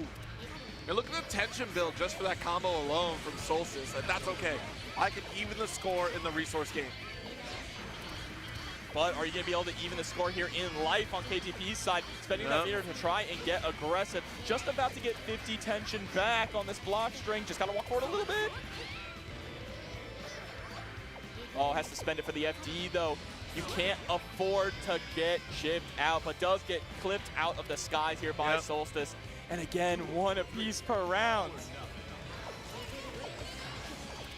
These two are bringing out the full stops, bringing out the best out of each other with options. Nice anti-air, carrying all the way to the corner with those Tekken-like strings. Immediate, I'm bursting too. I don't want to get hurt. I want the control. Yo, nice just block. I mean, it's optimal for KTP. The moment you get put into the corner, burst against Ram, because that's not where you want to be, and that is exactly where you are right now. God help us all. God help KTP. Oh no, and again, Solstice avoiding the dead angle. Able to get out of this corner here. Blocking the cross-up again. Solstice has been so good at blocking these cross-ups here from KTP. Not going to fall for them. I think KTP needs to start going for some same side mix-ups to switch things up. Getting a little too predictable, but the up dolphin crosses up instead. Unbelievable. All right, nice Ren RC. Gonna pick up here. Good blocks, though. Oh my goodness, 6P, 2-1 lead right now for Solstice. And you can see KTP shaking the head sideways while Solstice shakes it up and down. I think they are conversing together. Oh, I think so. They are talking. I don't understand how you can hear through those headsets. Like, I don't. Maybe I'm just losing my hearing. You're a lip reader, all right? I was trying to lip read and I could not do it. Solstice is speaking in another language, riddles. Nice. There's the 6P. Ooh, speaking of projectiles here, knocking KTP off the Dolphin and utilizing that block string to push us all the way to the core, but the cross-up finally connects. Not only that, but it's a counter hit. Wake up, Super! Get off me! Give me some space! I'm not worried about it! Oh my god. All right, fireball. How do you contend with the beach ball? You hit it. Oh, I see, I see. Hit it with those big swords, you know what I'm saying? Oh, you right. Nice jump key to control the space. Once again, of course, the Daro series. Splat! Tap. No. There's no tap dust here. Come on now. It's all right. I've said it too. Now. Here we go. One hit left from Solstice. Now we are sitting at set point, threatening to eliminate KTP from the bracket and get that run back in grand finals. All right, another slash. Goal burst. Opportunity for KTP. I can't believe. I feel like that fireball should be able to clash with the beach ball just a little bit too early on that, maybe too late. It's a tough timing because of the arc on both of those. Yeah, very nice low air throw as well. Oh my god. How did the Dolphin 180 defy gravity? You know what? It's No. magic. No. Don't gotta explain anything, Okay, all right? thanks. Uh-oh, swiped out of the skies with the belly flop. KTP put the pressure on. What is this defense here from Solstice? But you can't lock forever. Gets cracked open by the 6K. And that's gonna be, no, not, yeah, dead. No! Yeah, Oh, missed. my channel points. It's okay, it's okay, it's okay. Now dead. Yeah, the trade there is gonna do it. KTP staying alive again. But Solstice is still sitting on burst. Question is, when are we gonna spend it?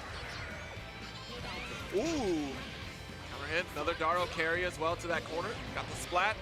6D. Yes. Ooh, going for the fancy reset there, setting out the swords. That's a grip. Yeah, and that's also burst gone for KTP's side. You're gonna have to play the rest of this round The perfectly. Daro. Are we gonna bait out the dead angle? No, you're not even gonna get a chance. That's it. It's over. No, wait, she's Japanese. She's got the guts. Hold on. Oh, the burst was able to get burst back. It stays alive, Zero. I can't believe what I'm seeing. And there it is, Cautious though. win with the 5P. I cannot believe we built up the burst in time, but it is all As- love, the hug there at the end As between you the two. said, she is Japanese, so therefore she got her burst back because she has the guns. Hey, if you are a Japanese character in Guilty Gear, you have high guts. It's just part of the lore, all right? You know, what do we look What's at? that say? I No, didn't- I can't see. missed it. I missed it. It says like girls love something, I think. Chat, did you see what it said? Good. Let us know. Man, I We missed the missed it. replay. I missed the replay. All right, well, we're getting right down to it. Solstice versus Mystic in grand final. All right, it is going to be the run back.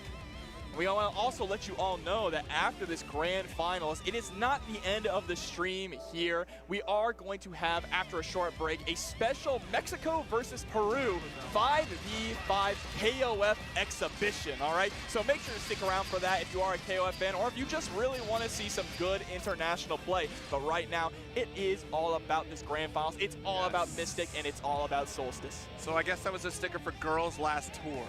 Girls Last Tour? Yes. Okay, okay. It's a, you don't know what that is, see? No, I don't. It's all right. We'll talk.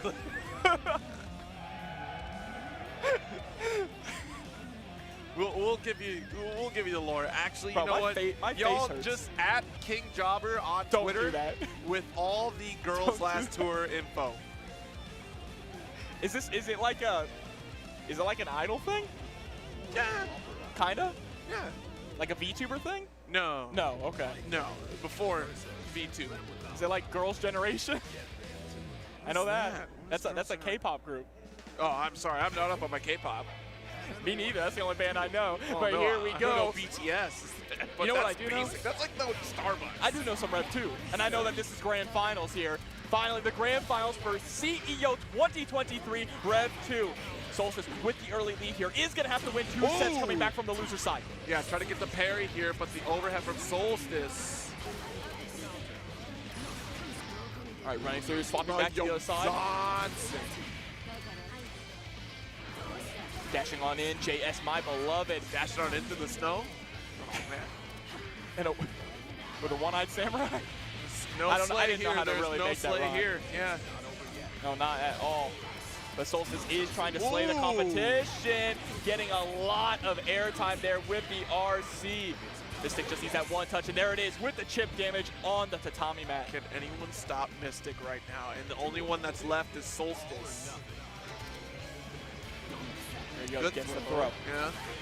Back into the tatami pressure, 6K coming out as well, the big boot to the face. Jeez, expecting to jump out with the Kabari there, but nothing doing. Already shut down the sword immediately to Tommy, controlling the pace, and Solstice being ever cautious. Nice block there on the follow-up from the parry. Solstice getting a lot of reward for this. Also getting meter as well. Yep. Look at the grip of damage here. Yeah, next mix-up could decide to kill, but we just get right on out there with a proper jump. Gets clipped, though, and here comes the juggle. Side swap, unreal. This made it Unreal 3, you're right. There's the dead angle out. Mystic spending the meter defensively, but again, every single counter hit, Solstice is converting into a full corner carry, and this time you should absolutely be dead on the next hit. I see the OS. I see the OS. That was good, Jobber. I see the OS. Don't call me out like that. You're buying me a drink after this. You're buying me a drink after this, all right? You said it yourself. Japanese, you have guts, and that kicks in, right? So that's right. She is Japanese. She does got that guts. Yeah, all right. Relentless pressure here already from Solstice. Burst. Yeah, at a certain point you had to burst there. You didn't want the wrist gauge to keep building up because once Solstice gets that hit, it is it's lights out. Absolutely. Nice air throw here. It's a big jump in Yozans. You got caught blocking low. There's the burst though. Burst apiece gone, and Mystic is going to get the big opportunity here now in the corner. Yozansen scoring the knockdown. I will parry all day. Parry the world. Call me Platypus, because I got a parry. That was the Infinity Verb. It almost did not work, and I apologize for that. Oh, and there's the clip. Parrying it, but getting clipped anyway. Wall splat coming. Absolutely convert this into a 5e. No, instead we just go for the mix-up, and now you are dead. For sure, for sure. I'm right about that one. Thank you very much. Good job, good job. I'm proud of you. You do know what you're talking about, so that's awesome. I sure hope I know what I'm talking about. They put me on the mic here. Very concerning. I didn't just wander back here and grab it. You know. Okay, start things off with the far slash here. That's what you have to be careful about from the far slash, is that Mystic is going to be able to parry it, but parry this. Parry. Parry the platypus! Oh my god, you're dying. You're actually dying. Yeah, right this now. is going to hurt really bad. I don't think we're going to go for the super in this situation. No, we don't. We want to try and bait out one more time. The neutral jump, though. Going for the low immediately into the neutral jump to bait out the follow-up from the parry. That was so smart there from Solstice. Yeah. Jump back, PRC. Yeah, no need to overextend. There's the confirm immediately into the OTG super. Solstice able to take the round. Good God. Solstice fighting back with a vengeance here. Really wants to reset this bracket. Wants to have some more guilty gear. And I know you all watching at home do too. Yes. All right, jump back slash. The parry right back. Mystic with the uppercut. Let's get the confirm. And the way that we were just stalling our air momentum there by summoning swords over and over and calling out the commands.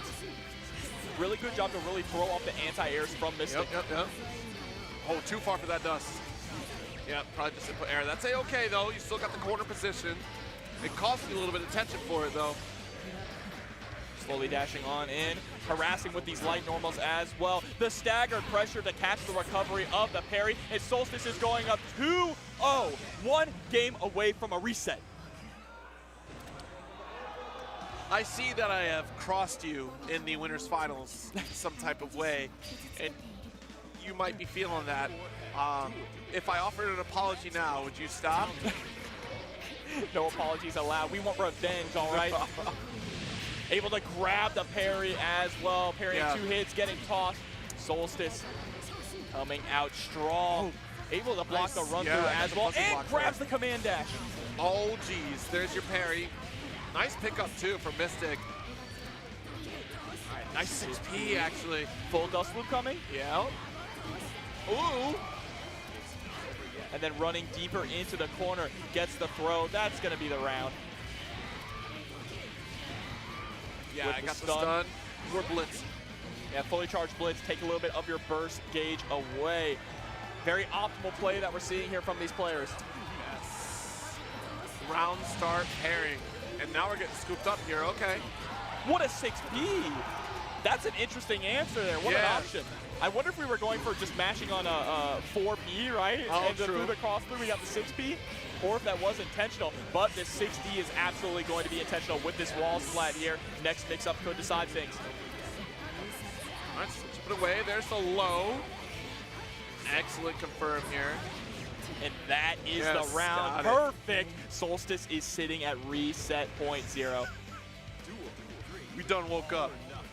All right. Got some more guilty gear coming on our way here. I'm feeling it. All right, nice jump at the parry right back at you here. Mystic slowly breaking at the seams in this round, still holding up parry. Yeah, I mean, breaking the seams is a good way to put it, right? Even that kind of a mess up Tatami there for the pressure. Things are starting to crack a little bit here, and Solstice is starting to take advantage of that. Yes, absolutely. Actually, now that you mentioned it, we're seeing a decrease in Tatami. I know we just got one there, but overall, I'm seeing significantly less Tatami from Mystic in this match right now. I mean, Solstice is having a better answer for it, Yeah, right? true, Mystic does have true. to change things up to keep Solstice on their toes. And there we go, stagger pressure catches the attempt at pressing out, punishes the parry as well. And be careful about your bursting here. You see Solstice you going saw it. crimson, Come on, give it to me. but we do get the gold burst. All right, Red RC chase down, wants to push closer to the corner there to get a better offensive advantage, but Solstice still able to challenge out. And only able to summon one sword back there, right? The threat is just a little bit too much, but we still have the sigil sitting mid-screen. Oh, 6H No, trick out. YRC, what a good call up there, but tries to go for an air parry. Gets our second sword back, trying to summon it. JS, my beloved, but able to get the anti-air. It's not enough to kill though, just off of the string. All right. Oh, that was what so a whip. scary right there. Jumped out, not gonna find the mark. There's the burst from Solstice. Needs to find the touch, and the Tatami mat is gonna close out the round. Solstice one touch away from resetting the bracket, but Mystic stopping that in its tracks. Okay, you stop the momentum. We're doing all right now. All right, But both it was, players now. what a struggle leading into that too, right? Like the scramble at the end of the chase down, it really could have gone either way, but Mystic coming out on top with this DP and round start for game number 4. See, now we're putting it back out there. Nope, not jumping quite yet. Solstice stoic in the corner. Yeah, but is just getting kind of ragdolled around at the moment here by Mystic. That tension pulse is high with the amount of offense that we're putting on. And now we're seeing more fade back to Tommy. So it's starting to lean more into it, especially when you have that life lead. Like, come on, you got to chase me now. Yep, absolutely. How else are you going to set it up? Nice jump dust here to create the wall. And Mystic has been fishing for that anti-air Kabari this entire time. Finally getting it, not giving up, it does pay off. Yeah, reeling in Solstice here. But Mystic is going to have to make a reverse 3-0 if we want to stop this from going to a reset. True. I mean, we're at a good start, right? Solstice nearly down to half health here. Still has burst on deck, hasn't opted to spend it quite yet. Nice, got the parry, hitting the mark there, burst out. But Tatami is coming back on the docket of the game. And I'm telling you, that was the thing that was missing these last 2 games. Just when you thought it was gone, it comes right back. There's the knockdown with the JD. Nice Air parry. parry gets the pickup too. Wow. Oh, there's her throw. Let's go. Tatami into Yo, the Zonson! And now Game 2 for Mystic. What was the missing factor, Jobber? the Tatami The mat. floors were still on the ground. The floor is Tatami. Watch out. Here we go, though. This could be it. We are either ending the tournament right here and crowning our champion, or we get one more set of Guilty There we Gear. go. Chat, let me know, how are you enjoying this Guilty Gear action? Nice, got our parry. Again, getting a little stale with these slashes, and Mystic is calling out every single one right now. Yeah, you can tell that Mystic is starting to feel himself the confidence here in neutral. Great throw tech. Yo, we'll parry all day, waiting for the slash for the seal. Yeah, when there's only one sword out like that, it's a lot easier to parry because you don't have to worry about the second one catching you in recovery. And there's more Tatami here for you there. Excellent lead here. Red RC just to... No shot, the parry! Tournament point here for Mystic, trying to bring things back 3-0 against Solstice. Solstice was up 2 games, and everything is starting to slip away. Clash. Yeah, there's that 6-feet clash, able to continue the offense.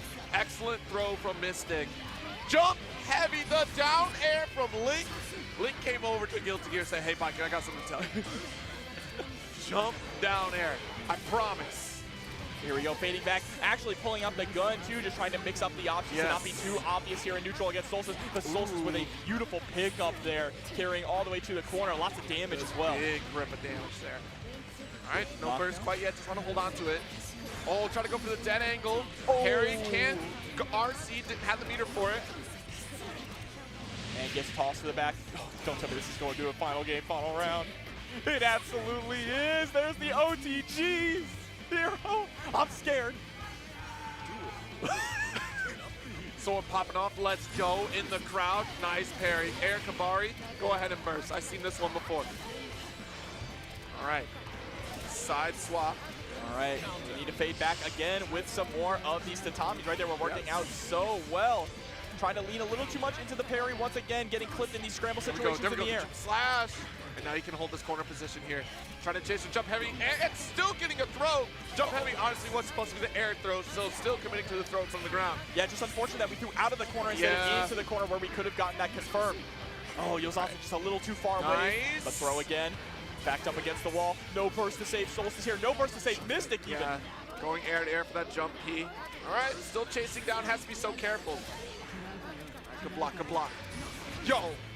Parrying straight on through. Side, going low this time with the 2K. And jump the slash. One more. And the JD with the cannon. Mystic is your CEO 2023 champion. Repping Team DC. You know that feels good. See, pointing at his chest there. Unbelievable. That was brilliant stuff. Down 0-2. So you know what?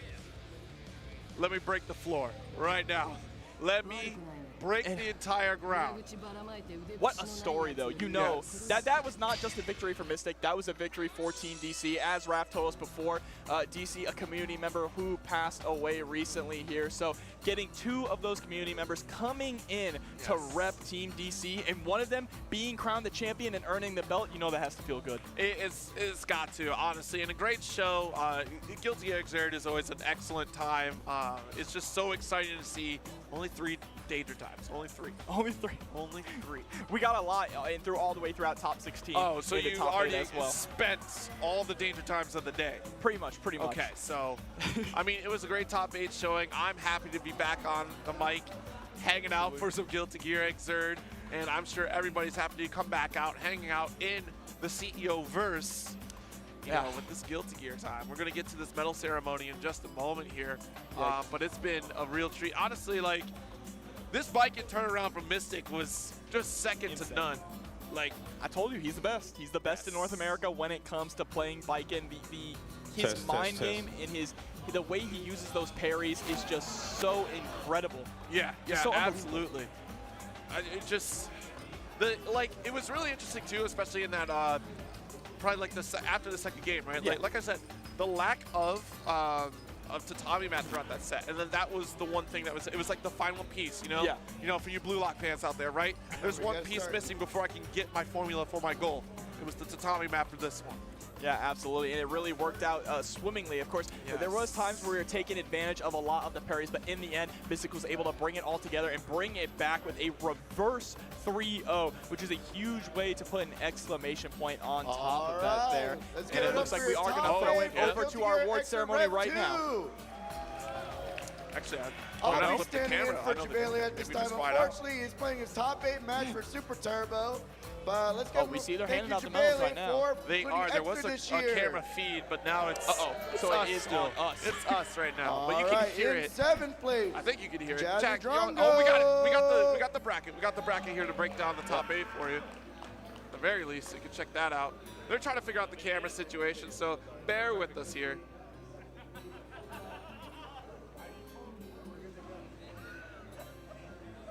Oh no, the hand cam just died.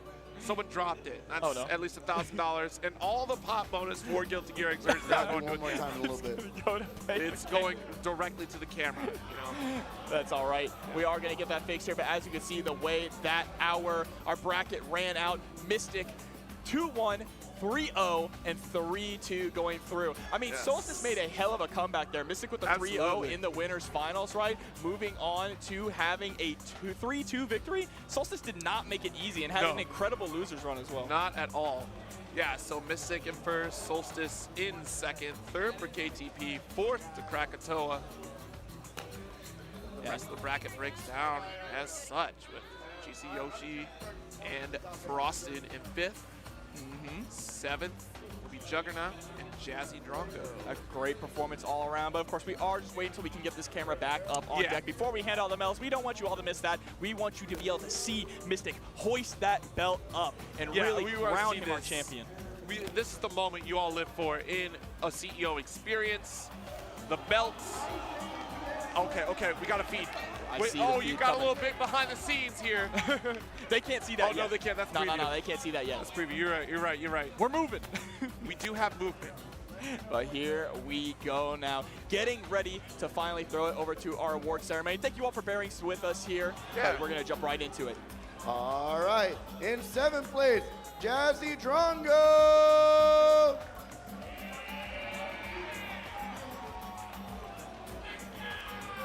Also in 7th place, Juggernaut. In 5th place, Frosted. Also in 5th place, JC Yoshi. In 4th place, Krakatoa. Got my voice. In 3rd place, JKTP.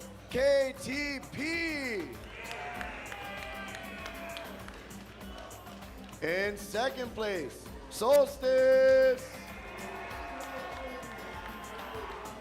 And your CEO 2023 champion, Mystic.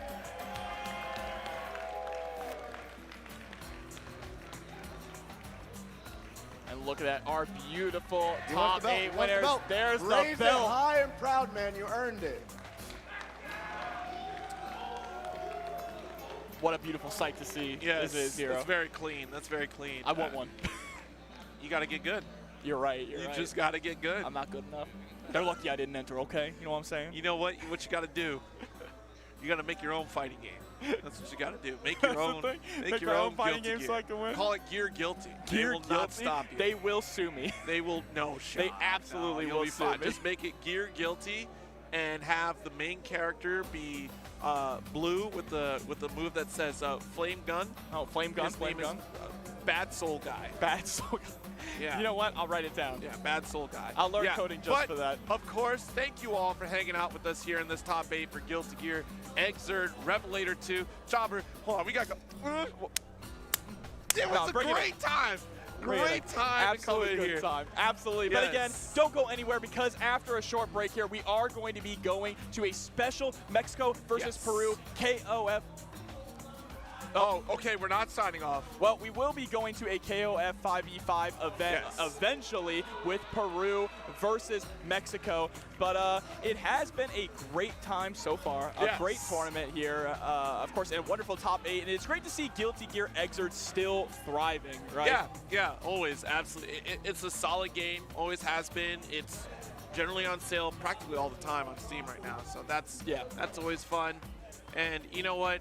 What's even more fun is this 5v5 that we got going on. So thank you for sticking around with us here throughout CEO 2023. Still more to come. Tomorrow is finals day.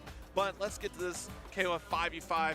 Of course, stay happy, stay healthy, in later days.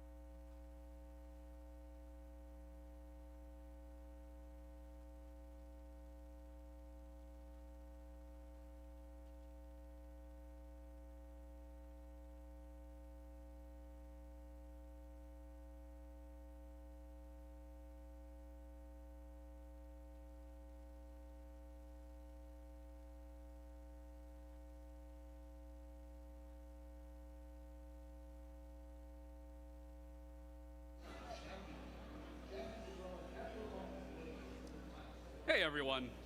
So that was some good Guilty Gear, wasn't it? So I know you guys are fiending for more video game matches, some fighting game matches even. So we have a special exhibition for you guys. We have Peru versus Mexico in King of Fighters. So go ahead and stay tuned, because it's about to happen.